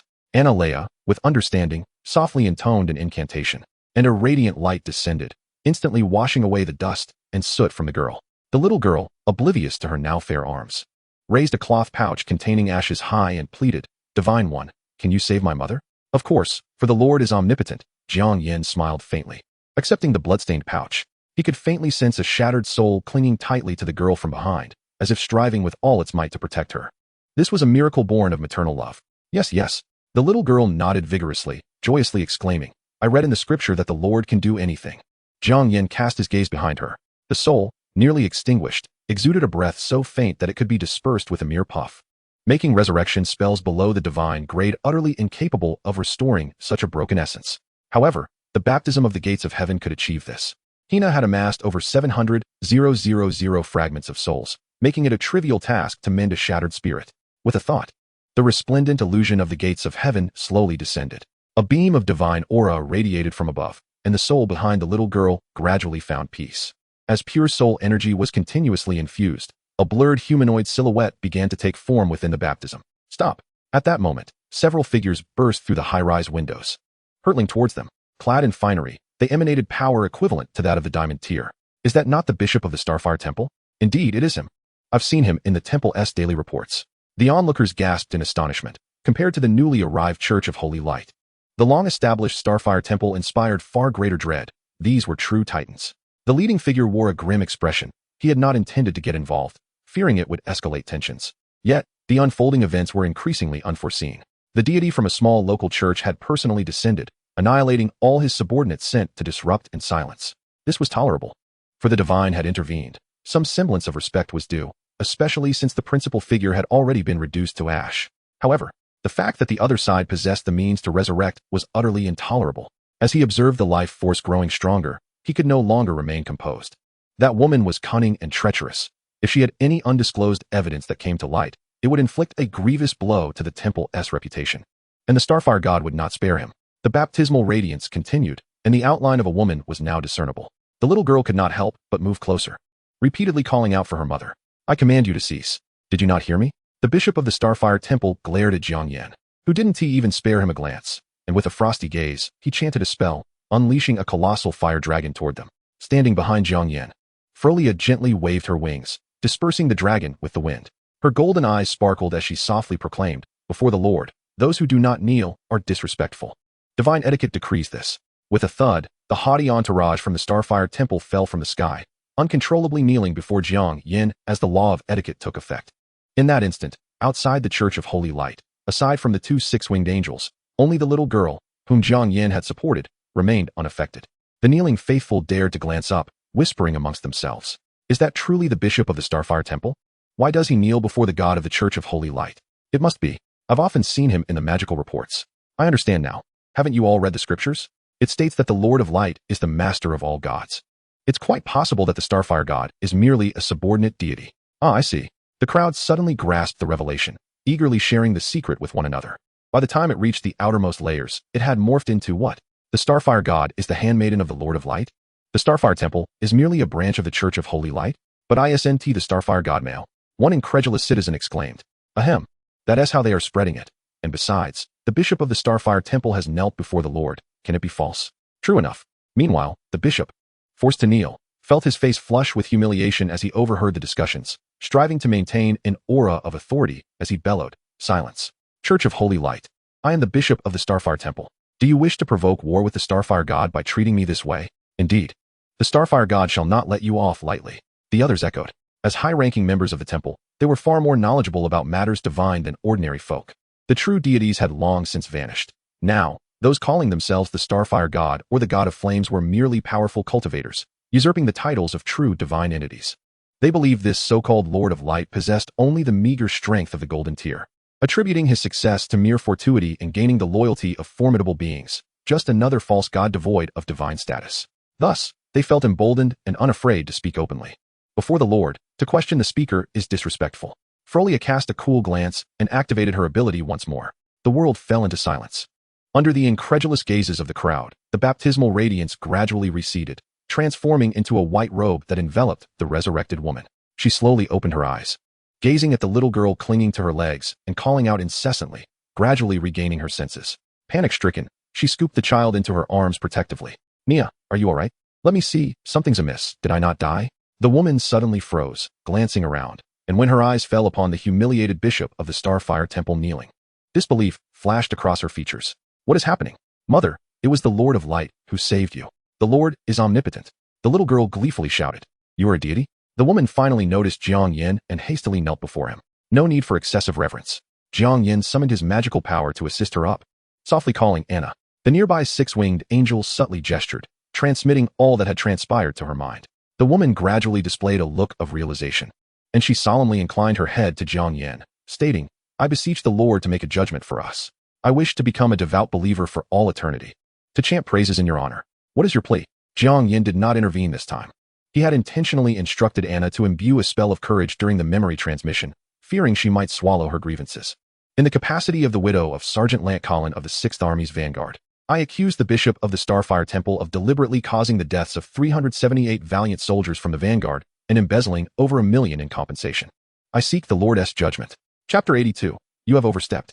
Her frail yet resolute voice, amplified by Anna's magic, resonated like thunder throughout the street. All present looked up in astonishment, their incredulous gazes flitting between the woman and the bishop of the Starfire Temple. Do you have any objections? Jiang Yan cast a cold glance in that direction. He had initially believed the matter to be merely a case of embezzling compensation funds and silencing witnesses, but he was astonished to discover that there were deliberate attempts to harm frontline soldiers. In his previous life, he had not had the opportunity to delve deeply into the matter, yet it appeared that the higher echelons of the temple had already rotted to such an extent. Such nonsense. The kneeling bishop of the Starfire Temple suddenly realized he could speak and hastily defended himself, saying, Since the Starfire Temple has taken on the military expenses of the Duchy of Silank, we have been diligent in our duties. In fact, we have dispatched the most elite soldiers to the front lines of all the temples. Your defamation of the temple's reputation must stem from a fallen one, eroded by the abyss. As he spoke, he carefully recalled that the entire household of the accused had been reduced to ashes by high-level fire magic. Any other evidence should also have been obliterated like the recording stone. With this thought, the bishop's expression relaxed, and he threatened, I have already informed the Starfire God. If you lack evidence to slander the temple and accuse me, the great deity will ensure that you and your daughter face the harshest divine punishment upon his arrival. The woman paused, momentarily taken aback. Just moments ago, emboldened by the deity's encouragement, she had forgotten that the recording stone, which served as evidence, had turned to ash. Of course, she still had other witnesses, the widows of those heroes. However, the influence of the Starfire God was formidable. She could not be certain if they would dare to step forward, bolstered only by the support of an unknown deity. Even if they were willing, dragging them into this turmoil could mean indirectly condemning them to death if they failed. The woman found herself engulfed in hesitation. Observing her turmoil, the bishop felt a surge of triumph and pressed further. Do not think that you can speak freely just because of some unknown wild god's backing. Within the borders of the Duchy of Silank, only the true gods of the 7 temples have the right to intervene in state affairs. When the Starfire God descends, you too shall not escape judgment. The surrounding crowd exchanged glances, emotionally inclined to believe the woman, a widow of a hero. However, due to the long-standing authority of the Starfire Temple, no one dared speak out without substantial evidence. At that moment, a little girl suddenly picked up a stone from the ground and hurled it at the bishop. No, The Lord of Light is the true deity, you vile creature. The bishop, who should have easily dodged, inexplicably felt his body lose control for an instant, helplessly watching as the stone struck him in the eye, blood gushing forth. Enraged, the bishop prepared to unleash his verbal prowess when Flora's gaze flickered slightly. He was silenced once more. Nia. The woman was startled and quickly embraced her daughter. Meeting the bishop's malevolent gaze, she found herself completely unburdened, turning once again to Jiang Yan and bowing. Deity, my evidence has been destroyed by him. But I swear my words are true. If there is a single falsehood, I willingly accept divine punishment. Mother, do not worry. The Lord will surely punish him. It's written in the books that the Lord is omnipotent. The little girl comforted her mother, her eyes brimming with trust. Evidence, Jiang Yan finally smiled, slowly stating. Your very existence is the greatest evidence. Anna, Analia, who had longed to act, bore a cold expression as she swiftly turned the pages of the Holy Scripture. A golden six-pointed star appeared behind her, resembling a celestial being. Sinner, you must sincerely repent for your sins. Great prophecy, activate. Not long ago, under the influence of the demigod advancement contract, she had successfully stepped into the realm of demigods, mastering the laws. At this moment, the divine magic, bolstered by those laws, exceeded its former power. The bishop's previously twisted expression suddenly transformed, his eyes clearing in an instant. Tears streamed down his face as he wailed, I am guilty. I am guilty. I embezzled military funds and provided half-finished enchanted weapons to frontline soldiers. To save costs, I even falsely conveyed the deity's will, deliberately sending soldiers to their deaths. I withheld compensation funds, persecuting the families of heroes, colluding with the bishops of the Gale Temple and the Heavy Mountain Temple, utilizing amassed wealth. Silence, fool. In that very building, some high-ranking officials from other temples could no longer contain themselves, rushing out in disarray. They had initially intended to watch the spectacle from the sidelines, but now they found themselves caught in the crossfire. Flora cast a glance at them, and the two previously established ceremonial laws reactivated. The imposing figures of the temple leaders suddenly collapsed from the air, kneeling on the ground, their faces flushed, unable to utter a sound. The bishop of the Starfire Temple continued his confession as if he had not heard. I bribed Lord Ochre, a count of the Flame Empire, as a contingency plan after the fall of the Duchy of Silank. At that moment, the surrounding crowd finally snapped back to reality from their shock. These damn parasites. No wonder they dared to embezzle military funds without fear of the abyss. They had long prepared an escape route. Damn it, they can flee, while we are left to await death. How many brave soldiers have they caused to perish? May the Lord bring down divine punishment. May the Lord bring down divine punishment. The cries grew increasingly synchronized, each face ablaze with fury. You truly deserve to die. Jiang Yan's gaze turned frigid. In 2 lifetimes, he had rarely encountered someone so vile. Death would be too lenient for him. Such a person did not deserve to have their soul crushed at heaven's gate. They should be cast into the abyss, fused into the lowest forms of undead, eternally atoning for their sins.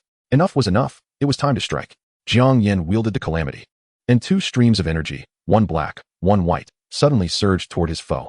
No. At that moment, the bishop finally broke free from the great prophecy, his eyes wide with terror. Before he could muster any form of resistance, he was obliterated into a mass of flesh. This was the result of Jiang Yan's deliberate restraint. He intended to take this bloody remains back, allowing the healing angel to resurrect him for another execution. All hail the great Lord of Light. A clever preacher was the first to react, fervently shouting, All hail the great Lord of Light. The surrounding crowd joined in the chant, their expressions growing increasingly devout, their voices rising in volume. Yet, at a certain moment, as if a hand had grasped their throats, the sound abruptly ceased. A tremendous pressure descended from the heavens, compelling all to prostrate themselves on the ground. Jiang Yan looked up. A tall, red-haired man had appeared in the sky, his expression indifferent. Surrounded by a dense aura of fire elemental laws, his visage unmistakably resembling that of the deity within the temple. The Starfire God, a being who had transcended demigod status, now attained the realm of lesser gods, a force comparable to Jiang Yan in his previous life. He surveyed the crowd, finally resting his gaze upon Jiang Yan, calmly stating, You have overstepped your bounds. Chapter 83, Starfire God, you shall meet your end. The majesty of the divine should be wielded to intimidate external foes, not to oppress a group of innocent civilians. Jiang Yan stepped forward, channeling the heart of angels, standing firm against the Starfire God's overwhelming pressure. A dark jade staff materialized in his hand as he replied coolly, If you and those scoundrels in your subordinate temples are all cut from the same cloth, then you need not leave here today. Hina had earned him nearly 3 million sources of death. Now, even a mere god, let alone all 7 gods combined, would not be taken lightly.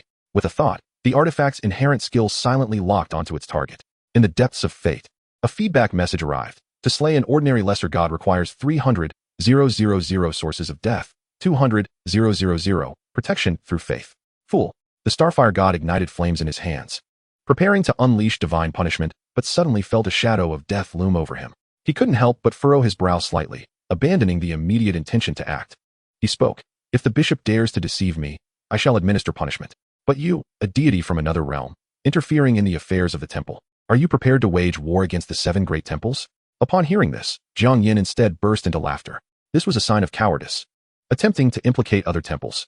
Indeed, these gods were merely individuals of greater strength. They were no better than goblins, who at least displayed an open fear of the mighty. Are you all illiterate? The texts declare that the Lord of Light is the master of all gods, and you are all subordinates of the Lord. So he undoubtedly has the authority to intervene. A clear, youthful voice rang out, piercing through the tranquil atmosphere. Everyone instinctively turned to see a little girl named Anya proudly holding aloft a holy scripture. Her mother's lips moved, but she was speechless for a long moment. She had never realized her child possessed such audacity to speak such words before the god of Starfire. However, Analia, standing nearby, imperceptibly nodded in approval. She recognized the child's potential and found it in alignment with her own ideals. Perhaps she could later persuade the Lord to transform her into a celestial angel. Audacious. The god of Starfire narrowed his eyes, the furious flames coalescing, ready to annihilate this ignorant child. He sought to demonstrate to these mortals that the majesty of the divine was inviolable. Before the Lord, to stand unbowed was an affront.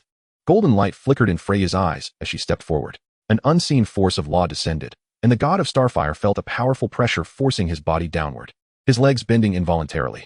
Even more terrifying was the realization that even divine power could not stave off this overwhelming force. "Damn it, you shall not prevail." Wrath of the fire god. He roared, decisively channeling hundreds of thousands of faith energies into pure power to enhance his spell, fearing that should he linger in this standoff, he might indeed kneel. A billowing mass of burning red clouds appeared on the horizon. Within the inferno, a colossal hand formed of flames pushed through the mist, descending relentlessly. This spell had once been conjured by numerous mages in the Duchy of Hamank, but in the hands of a deity, its power was far beyond that. The enormous hand nearly covered half the city. Should it strike, tens of thousands would meet a tragic fate. It was over. This was divine retribution. The god of Starfire was furious. The oppressed populace displayed despair, feeling minuscule in the presence of divine power. Yet at that moment, a cool voice rang out. "Flames, judgment." A 6-winged angel soared aloft, wielding a golden holy sword surrounded by a radiance of divine light, and boldly struck down. A brilliant beam of sword light, akin to an immortal descending to earth, cleaved the giant hand in two. Subsequently, a series of golden magical formations emerged, pouring forth endless columns of holy light, entirely extinguishing the remnants of the fire goddess' wrath. Simultaneously, Freya spoke again. This time, a delicate staff appeared in her hand, and she pronounced each word with precision. "In the name of etiquette, the Lord descends. Let there be resplendent light." The burning red clouds swiftly dissipated at a visible speed, and a gentle, radiant light pierced through the clouds, cascading down upon Jiang Yan, casting him in a divine aura. "You." The god of Starfire finally noticed the 2 6-winged angels who had deliberately concealed their radiance, their presence seemingly rivaling even the abyssal demons despite being mere demigods. Because a little girl spoke a truth, "You, as a deity, wish to slay her? Even all the commoners here?" Jiang Yan interrupted coldly, the skull on the apocalyptic emblem suddenly glowing with a vivid red light. He had initially thought that these deities were merely misled or had been in positions of power for too long to relinquish their pride, believing they still had good intentions. Now, however, it was clear that a flawed leadership led to a corrupted following. They deserved to be punished. Not good. A potent sense of impending doom washed over him, and the god of Starfire's countenance shifted dramatically. He could no longer afford to punish the mortal girl who had offended him. He summoned all his divine power and faith to coalesce before him, urgently shouting, "Lord of Light, do you dare to kill me?" According to the laws of the Fire Empire, killing another deity without cause will result in being hunted by the entire empire. "You are mistaken. I am merely acting in self-defense," Jiang Yan replied coldly with a smirk, donning the title of expert in divine conflict. The god of Starfire immediately felt a tumult in his mind, a multitude of thoughts surging forth. "Damn it, this fellow has openly insulted my dignity. He even audaciously claims to be the master of all gods. What right does a mere mortal have to challenge me? I must kill him to vindicate my honor. Kill him, kill him." His eyes turned bloodshot as he abruptly raised his staff, conjuring a fire dragon to attack. The 2 golden holy swords struck, obliterating the flames. Jiang Yan looked up, meeting the fiery gaze of the god of Starfire, the obsidian staff skull flickering with a scarlet glow, triggering an instant death effect. Countless threads of law penetrated the body of the god of Starfire, a glow of faith dissipating upon contact, and in an instant, all life and soul were absorbed completely. A withered form collapsed in the wind. He was dead. The skill of a Dominion-level artifact was not something a mere lower deity could withstand. The crimson skull silently belched. transforming back into a pure and gentle form surrounded by radiant light. The god of Starfire was dead? How could this be? He was a true deity. Moreover, he had shown no resistance and was slain at a glance. The crowd gazed in disbelief at the fallen, desiccated corpse and at Jiang Yan, who stood akin to a deity beneath the perfectly aligned sunlight, their minds in a daze. Praise the master of the gods. Praise the omniscient and omnipotent Lord of light.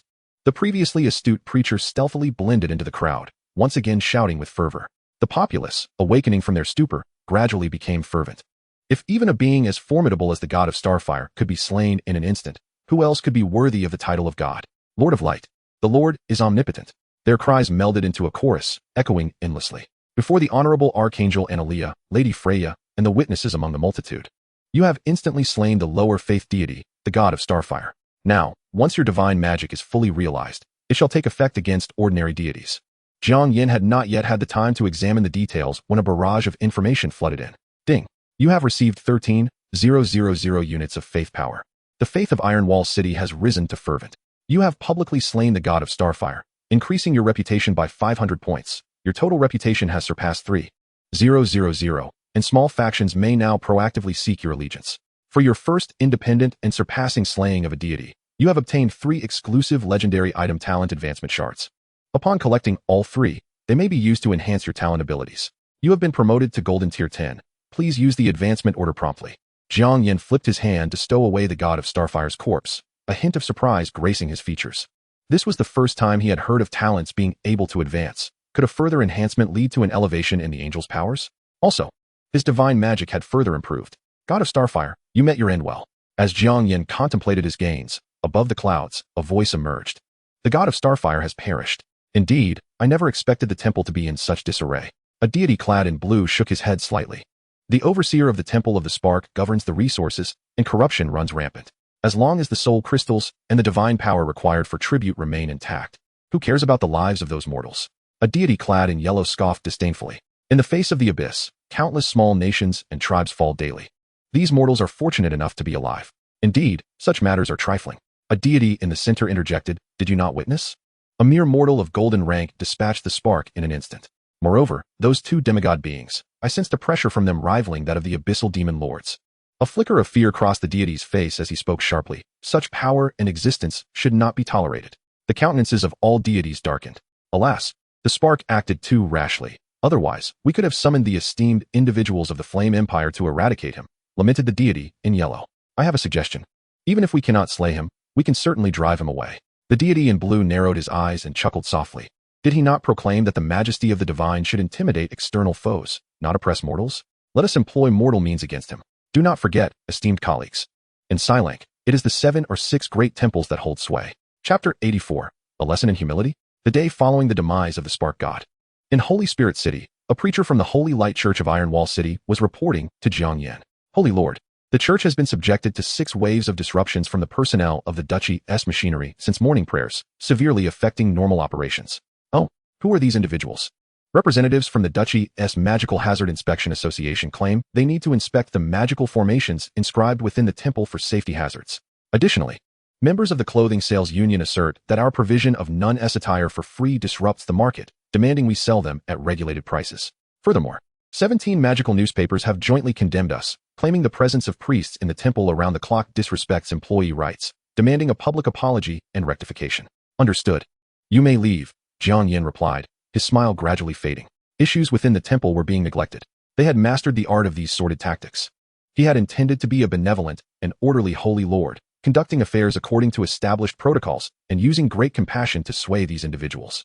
However, since some did not favor peace, he would have to overturn the table and unleash devastation. Xena, at your service, Emperor. Impart them a lesson in humility? As you wish, my Emperor. The skeletal maiden's lips curled slightly, her crimson eyes shimmering with anticipation. This time, she would unequivocally prove that the realm of the undead is the most trustworthy power, while those frail angels ought to remain as mere flowerpots. Wait, let me enhance your status. Jiang Yan silently regarded the Lord's skill. Deploy the military orders. In Ironwall City, a group of soldiers clad in uniforms swaggered out of the Holy Light Church. The squad leader snatched a sacred text from the hands of a believer outside, arrogantly declaring, "And this heretical book, what nonsense! The Holy Lord is the master of all gods. Such statements must be entirely removed. In the Duchy of Silank, only the 7 great temples are true deities. But did not the spark god perish from the Holy Lord's divine punishment yesterday? That cannot be right. I heard it was the Holy Lord who simply gazed upon him, and he perished. You are out of touch. I heard a little girl's word shamed him to death. The onlookers, most of whom had witnessed yesterday's events and were beginning to form their beliefs, mocked the soldiers as they disrupted the church. Nonsense. Do you wish to be imprisoned? Come, seize and tear apart those heretical texts. The squad leader fumed. Angered as a staunch believer in the spark god, the other soldiers hesitated slightly. They could afford to find fault with them. Thinking the divine would not stoop to their level, but actually tearing apart a church's sacred text was another matter entirely, especially since this deity was immensely powerful. Useless fools. The squad leader became even more enraged. Just days prior, he had been on leave, enjoying a tour with the goddess in the royal capital, only to be summoned back hastily to deal with this so-called holy light church, filled with pent-up frustration.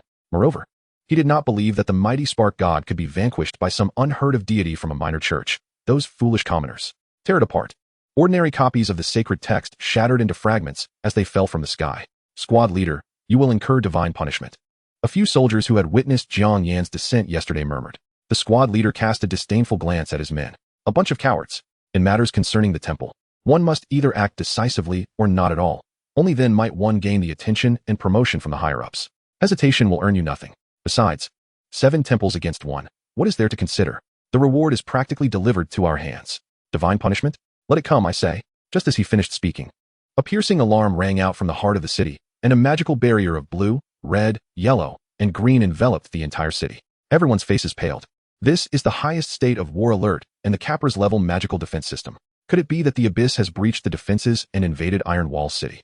At that moment, the squad leader's magical communication device at his waist suddenly activated, emitting an urgent voice. By order of the city lord, all active soldiers must immediately assemble at the eastern city gate to repel the attack of the wicked undead. Repeat all. It is not the Abyss. Thank the heavens. Wait, undead? As the crowd breathed a sigh of relief, they suddenly recalled the tales they had only read about in ancient texts. Evil, terrifying, merciless, cruel. None of these descriptions bore any positive connotations. In fact, in a certain sense, they were deemed even more fearsome than the Abyss. After all, while the Abyss merely sought your life, the undead demanded that you serve them even after death. Do not panic, for where the holy light shines, evil shall retreat. The preacher, who had been quietly observing, spoke softly. As for those who have strayed from the faith of the holy light, death has already marked them. Enough of your theatrics. The 7 great temples will surely protect us. The squad leader shouted, though he dared not continue to provoke, hastily leading his men away. The preacher remained unperturbed, leisurely retrieving a sacred text and beginning to recite devoutly with many followers. The Holy Lord creates all things. Meanwhile, at the eastern city gate of Iron Wall City, quickly, bring everything up. Where's the gravitational halo array from the Heavy Mountain Temple? And why are there only half the formations for the Spark Temple's spark cannon? Who the hell brought half-finished items? Several well-equipped officers frantically directed operations. My lord, it was like this when it was brought here. These are among the better specimens, and some are not even enchanted. Some iron pipes are rusted. Several supply officers replied with bitter smiles. Damn it, the officer was furious, about to unleash a tirade when he suddenly remembered that he shared in the savings from the military budget and could only begrudgingly say, forget it. Have we informed the temple? Have they responded? How could there be undead here? Aren't those unholy beings supposed to be gathered in the legendary necropolis? My lord, the temple stated that there are no god-tier powerhouses among the enemy, and the deities are unable to intervene. But they will send elite forces to assist us as soon as possible. We are to hold our ground. That sounded simple enough. But the officer gazed into the distance with a wry smile. Before him advanced an endless army of the undead, skeletal warriors with imposing figures. Their robust bones adorned with dark red patterns, unmistakable as seasoned elites from countless battles. Before them, hundreds of 10-meter-tall abominations spread their noxious yellow-green miasma, their grotesque appearances striking terror into the hearts of onlookers. Above the army, several 100-meter-long skeletal dragons soared alongside a venomous dragon, exuding a chilling aura of death that felt both abyssal and oppressive. Standing atop the head of one such dragon, clad in violet leather armor, was Sheena, her eyes sparkling with exhilaration. So many vibrant life forces, where shall I begin? Perhaps a little lesson for them, or rather, let us vanquish them all. She unslung her longbow, and a series of black arrows began to materialize. Drawing the bow, she declared, Full Moon. Chapter 85. Can they escape? Heavens, it's a dragon. What monstrous creature is spewing that yellow-green gas? I have never encountered such repugnant beings. This skeleton towers over me by half a head.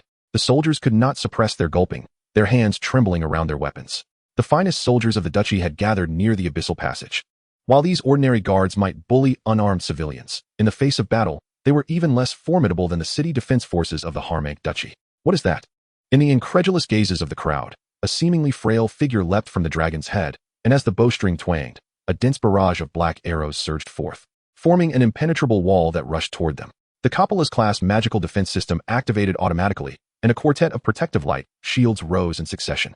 Yet now, under the command's 20 enhancement, Sheena was capable of contending with even ordinary abyssal demons. Boom! The sound of shattering echoed 4 times, indicating that the renowned defensive system of the Shalank Duchy had faltered in less than 3 seconds. The remaining arrows found their marks among the guards, and towering skeletons arose from the ground, brandishing bone blades against their foes. Kill! Sheena, having returned to the dragon's head, sheathed her longbow and spoke coolly. Instantly, the previously steady advance of the undead army accelerated as if invigorated by a potent stimulant. Among them, a particularly battered skeleton exhibited remarkable agility, outpacing the advancing abominations and leaping directly onto the city walls. It was the demigod-level skeletal being summoned earlier by Jiang Yan's divine touch. Meanwhile, the guards atop the walls, having just quelled the chaos, were preparing to activate their machinery for a counterattack when they beheld this seemingly fragile skeleton charging forth alone. "Leave it to me," a nearby soldier exclaimed with delight, rushing forward, believing this would be an easy victory. Once he decapitates the skeleton, he could hide and feign death, and no one could label him a coward. He had done his utmost. Crack! The steel weapon shattered against the cracked bones, and before the soldier could react, a slender bone claw pierced through his chest, extracting a rib in the process. The skeleton gently placed the rib into the hollow of its own chest and tapped it lightly. Crack! The newly affixed rib shattered. The eerie fire flickering within the hollow eye sockets of the battered skeleton flared momentarily before it disdainfully discarded the bone and scanned for a new target. Altogether, quickly dispatch it. The undead army is approaching. An officer commanded urgently. Dozens of well-equipped soldiers surged forward. Yet in the next instant, a flash of white light darted past. And these bronze-tier soldiers, lacking even a chance to resist, were swiftly cleaved in two. The battered skeleton did not even glance back. Its attention fixated on the officer hiding among the crowd, a glimmer of human-like delight evident in its gaze. It sensed a sufficiently viable skeleton. The officer, witnessing the grim reaper-like creature charging toward him, felt a chill run down his spine as he shouted, "Stop it! Don't come any closer!" Meanwhile, the main body of the undead army drew closer to the city walls. Some of the guards, barely managing to activate their defensive machinery, launched a counterattack. Magical beams splashed against the sea of undead, barely causing a ripple in the tide of destruction. One of the skeletal dragons descended, vigorously flapping its wings and unleashing a vast wave of yellow-green corrosive gas upon the walls. Warriors caught unawares felt their exposed skin rot away, their anguished cries piercing the air. The remaining soldiers hastily retreated. However, this allowed numerous skeletal warriors to reach the base of the walls with ease. And without the protection of the magical defenses, the thick steel gates were hacked apart, the enchantments inscribed upon them rapidly dissipating. Where is the support from the temple? And what of those esteemed mages? A general behind the gate shouted anxiously. The battle had raged for over half an hour, and not a single powerful ally had appeared. It was utterly absurd. Crash! With a resounding explosion, the battered gates finally shattered. Countless skeletal warriors surged into the city like a tide, clashing chaotically with the guards. A number of skeletal mages lurked in the rear, continually waving their staffs, summoning a multitude of new skeletal warriors from the fallen to join the fray. The sensation of them multiplying with each kill was almost despair-inducing. The already demoralized guards began to collapse. At that moment, Sheena, gazing down upon the city from the dragon's head, suddenly shifted her expression, her crimson eyes glinting with interest as they fell upon a structure at the city's center, a mocking smile creeping across her lips. Can they escape? A series of barely perceptible gray ripples emanated from beneath her feet, enveloping the entire city. Fourth skill, Void of Darkness, effect, area of anti-magic. Within the Lord's mansion, a group of illustrious figures, flanked by high-ranking temple experts, made their way toward the rear courtyard. Several formation mages were hurriedly filling the soul crystals required for the teleportation array. Are we ready? An elder at the forefront inquired calmly. My lord, esteemed lords. We can activate it at any time, the formation mage replied respectfully. Then let us depart, the lord beckoned, stepping into the teleportation array. Is that all? One individual lamented, reluctant to leave, lamenting the wealth he could not take with him. What other choice do we have? Are you unfamiliar with the nature of these undead? They would leave not even a living mouse behind. True enough, the man sighed, resigned. It's a pity about those city defense forces, they were quite handy. Now we must retrain them. There's no helping it. To resist, even slightly, would be disingenuous. If word of this leaks out, some sacrifices will be necessary. Indeed. With that, the group fell silent and stepped onto the teleportation array. This was a mid-sized teleportation array, capable of transporting around 150 individuals at a time.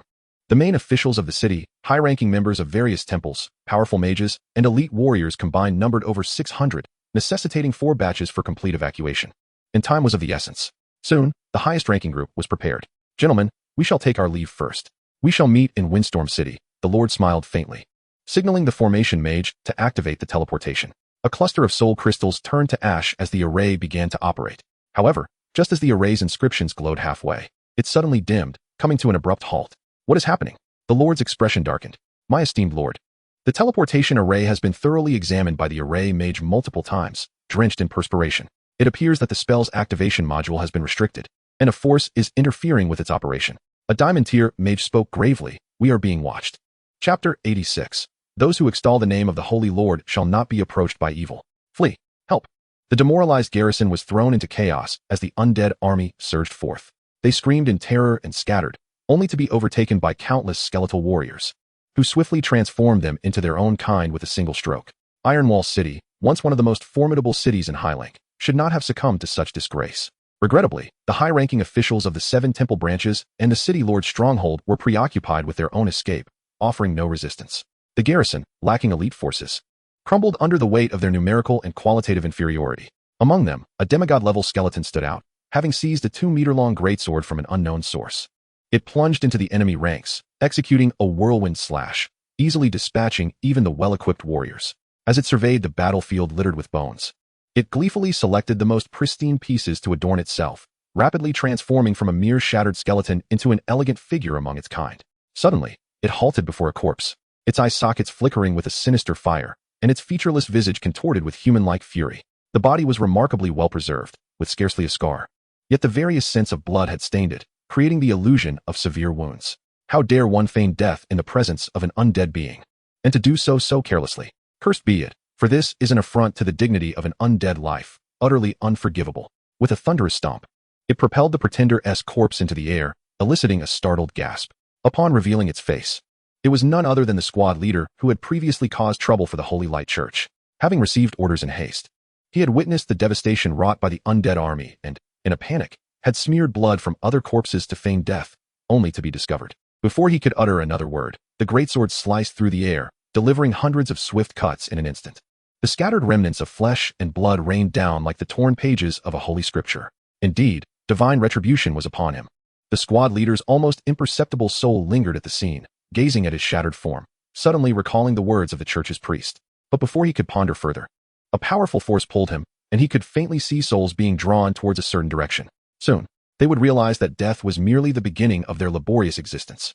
Meanwhile, as the city defense forces were overwhelmed by the sea of undead, Ironwall City was left defenseless. Under the command of the abhorrent, a multitude of skeletal warriors surged into the streets, with the 7 temple branches being the first targets.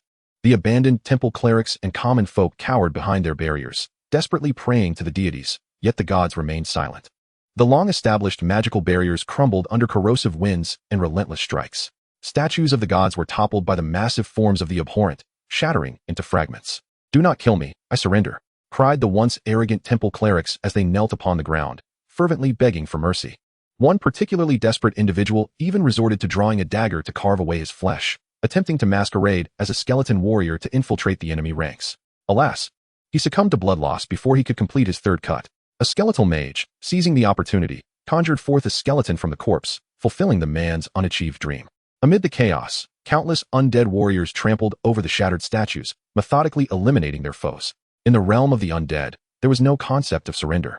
Only transformation into one of their own was deemed trustworthy. In no time, the 7 temples within Ironwall City were reduced to rubble, and the panicking populace fled towards the remaining Holy Light Church.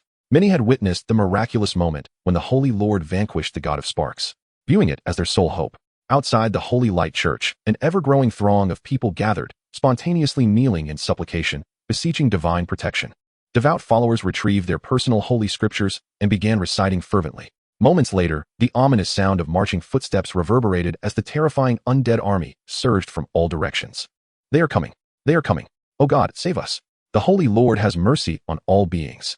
In the eyes of the terrified crowd, a skeleton crossed over the pious reciters, cleaving 2 individuals attempting to force their way inside in half with a single stroke. Some astute individuals quickly grasped the situation. Those with wealth brandished large bags of coins, loudly proclaiming their desire to purchase holy scriptures. Others brazenly snatched the text from the hands of the praying faithful, feigning piety while flipping through the pages. But to no avail. True believers would inevitably radiate the aura of the holy light, and no one was more attuned to this essence than the undead. Moreover, they were holding the books upside down. Since they refused to believe in the holy light even in death, they might as well embrace eternal death. Soon, all the false believers were purged, and the undead army, seemingly oblivious to any remaining living souls, began to withdraw. The fortunate survivors exhaled deeply, their faith in the Holy Lord deepening. At that moment, a preacher emerged from within, wearing a gentle smile. The Holy Lord will protect every devout believer. Beneath the holy light, all evil shall crumble. His voice, carried by an unknown force, resonated throughout the city, prompting many who had not reached the church in time to despairingly pray to the Holy Lord. Please, Holy Lord, have mercy. We are willing to offer our sincere faith. A miracle occurred. Some skeletal warriors, poised to strike, abruptly halted their attacks. One even broke a bone from exerting too much force, nonchalantly reattaching it before seeking its next target. Witnessing this, the survivors rejoiced, fervently intensifying their prayers. And many followers from other temples began to change their allegiance. Gradually, a vast power of faith converged from all corners of the city, emanating a faint, sacred white light. Amidst the cheers, the preacher spoke once more. Those who extol the name of the Holy Lord shall not be approached by evil. Evil undead, you shall swish. A black arrow whizzed past his neck with deadly precision. The preacher immediately fell silent. Realization dawned upon him. He had forgotten that the esteemed one was still within the city. He dared not speak recklessly again, obediently taking up the holy scripture and leading the crowd in recitation. The Holy Lord created all things. On the other side, within the city lord's estate, those high-ranking officials and elites who had attempted to flee had been reduced to a landscape of corpses and skeletons. Standing atop a dragon's head, Sienna angrily retracted her longbow, her crimson eyes glinting ominously. That useless lot not only sought to profit but audaciously spoke out, as if they were not already condemned. Had it not been for their service to the Emperor, she would have transformed them into the very evil undead they so despised, sending them to the misty valley to mine for eternity. After a long moment, she cautiously retrieved a porcelain vial from her pocket, pouring a sugar pill into her mouth. Instantly feeling a wave of relief. Consuming something sweet truly uplifted the spirits. The Emperor's words were indeed wise. Let us move to the next location. Sienna's smile returned as she stomped her foot on the dragon's head. Chapter 87, A Bold Strategy. Within an enigmatic private space, 6 deities hailing from the Duchy of Silent convened once more. A sudden clap resonated as one of the deities distributed a collection of magical newspapers to the assembly. His expression devoid of emotion as he uttered, "Take a look. The unknown undead army assaults Ironwall City. The Church of Holy Light steers the tide. The plague of the undead continues to ravage, causing panic. The Holy Light scriptures skyrocket in price. All I desire is a sense of security. Followers of the Holy Light become dark horses in the matchmaking market. The 7 divine temples in action sparks alarm. Citizens urge the Holy Light Church to establish subtemples. The content invariably extolled the Church of Holy Light while subtly denigrating the 7 divine temples, showcasing an undeniable credibility. The institution known as the Holy Light Daily appeared to have witnessed the events firsthand, complete with photographs of skeletal dragons and images of the undead retreating before the followers of the Holy Light, leaving no room for rebuttal. Swiftwind, this plan originated from you. Shouldn't you provide us with an explanation? The deities, having perused the articles, turned their impassive gazes towards one of the figures clad in green. Do not regard me in that manner. You all agreed to let the undead confront the bothersome Church of Holy Light, did you not? Swiftwind defended himself, equally exasperated. The Church of Holy Light was evidently a divine entity of the sacred realm, traditionally the absolute nemesis of the undead. Yet, inexplicably, these undead seemed oblivious to their true enemies, opting instead to unleash their wrath upon the secluded temples. However, the reality stands that our sub-temple in Ironwall City has been obliterated, lives have been lost, and followers have defected, while the Church of Holy Light continues to expand. You bear the brunt of the responsibility. Indeed, you must expel these undead, whose origins remain a mystery, and compensate for our losses. The other deities were reluctant to relent easily. That is impossible, Swiftwind replied, his demeanor darkening. He could sense the formidable presence of that undead entity, a demigod whose strength rivaled his own. As a deity of the wind, he had always adhered to the principle of prioritizing safety, preferring ambush even against significantly weaker foes, let alone facing such a powerful adversary head-on. Enough, interrupted the silent figure at the center, the god of heavy mountains. These matters are trivial. You shall divide the forces of the Starfire Temple among yourselves. It will suffice to offset our losses. What is paramount now is how to confront these 2 factions. Agreed. The deities pondered, realizing that an amalgamation of the Starfire Temple's forces would indeed compensate for the losses in Ironwall City, and thus they ascended. According to the latest intelligence, the undead army had overrun the entirety of the northern section of Ironwall City, numbering over 500,000. Even more perplexing was the appearance of members of the Holy Light Church in the territories they invaded, seizing the opportunity to recruit followers. "It is strange," remarked the god of heavy mountains, "that these undead seem to ignore them entirely. This is unprecedented. Were it not for the enmity between the sacred and undead realms, I would suspect they are colluding. It is not impossible. Perhaps the masters of the undead realm and the sacred realm have merged into one," jested Swift Wind with a shrug. "Then I would rather believe you are the true god of wind. That is indeed implausible. But the current issue is that they are behaving as if they are allies, and they must be eradicated simultaneously." The god of heavy mountains furrowed his brow. The other deities fell silent, none daring to voice their thoughts. To annihilate them, who shall take the lead? That god of the holy light may appear to be of golden rank, yet can eliminate deities in an instant. And that demigod of the undead not only possesses formidable strength, but also comes cloaked in mystery. Should she indeed hail from the necropolis, slaying her could unleash a catastrophic disaster. They are not like the dim-witted fools of the Starfire Temple, hiding in the rear while gods do the fighting. With merely a few thousand believers a month, what is the point of risking our lives? As a fellow deity, the god of heavy mountains understood their concerns and chose not to prolong the suspense, stating directly, "I have a plan that does not require our direct intervention, though it carries certain risks. As long as we can eliminate them, a little risk is worth it." They concurred. Indeed, the mind of the god of heavy mountains is astute. Upon hearing that direct involvement was unnecessary, several deities sighed in relief, showering him with praise. "Let us not be too hasty in our joy," the god of heavy mountains cautioned, shaking his head slowly. "My strategy involves withdrawing all the temple guards from the abyssal passage under the pretext of resisting the undead, relocating our defenses to Ironwall City, sealing the front line, and allowing the abyssal monsters to contend with the Holy Light Church and those undead." The deities were momentarily taken aback, contemplating this substantial matter. Should the abyssal passage fall, the front lines would extend indefinitely, increasing defensive pressure at least tenfold. In the aftermath, to regain control, it would likely cost the lives of 100,000 warriors. Yet, upon reflection, what of it? In the presence of the 7 divine temples of Silank, aside from the core followers nurtured by each, the majority of ordinary believers held feeble convictions, typically swaying towards whichever temple offered more affordable healing and skills. Thus, the temples ultimately quantified the faith of the common populace, focusing on accumulating wealth to cultivate core followers. This also elucidated why the temple hierarchy had become so decadent. They were disinclined to intervene, as long as the required tributes were met. Would one fret over the well-being of pigs they raised, as long as they grew fat? "I find it feasible." One deity spoke up. "It can eliminate 2 formidable foes while simultaneously re-establishing the temple's authority, a trifecta of benefits." Indeed, those still alive north of Ironwall City have largely turned to the worship of the Holy Light. Their deaths would be of little consequence. If all else fails, we can seek assistance from the Alliance.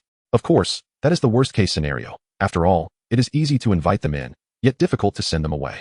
Even when faced with the undead invasion, they have not contemplated seeking aid from the Alliance. The deities nodded in agreement. Does the Holy Light Church not wish to spread its faith? Then let them rescue the people from the abyss. We cannot provoke the undead. However, the abyssal monsters will show them no mercy. Simply perfect. Let it be so. Let us issue a divine decree together. The god of heavy mountains raised his hand and inscribed a line of text in the void. Order. All forces of the 7 divine temples shall immediately regroup and retreat to Swiftwind City to resist the undead, without exception. Simultaneously, a soil-colored essence coalesced into a seal, appearing at the lower right of the inscription. The other deities exchanged glances, each placing their unique mark upon it. Instantly, the text appeared to come alive, swirling from the void into a scroll that fell into the hands of the god of heavy mountains. He waved his hand, infusing it with divine power, then cast it forth. The scroll soared towards the direction of the abyssal passage. Now, we need only to await in tranquil anticipation.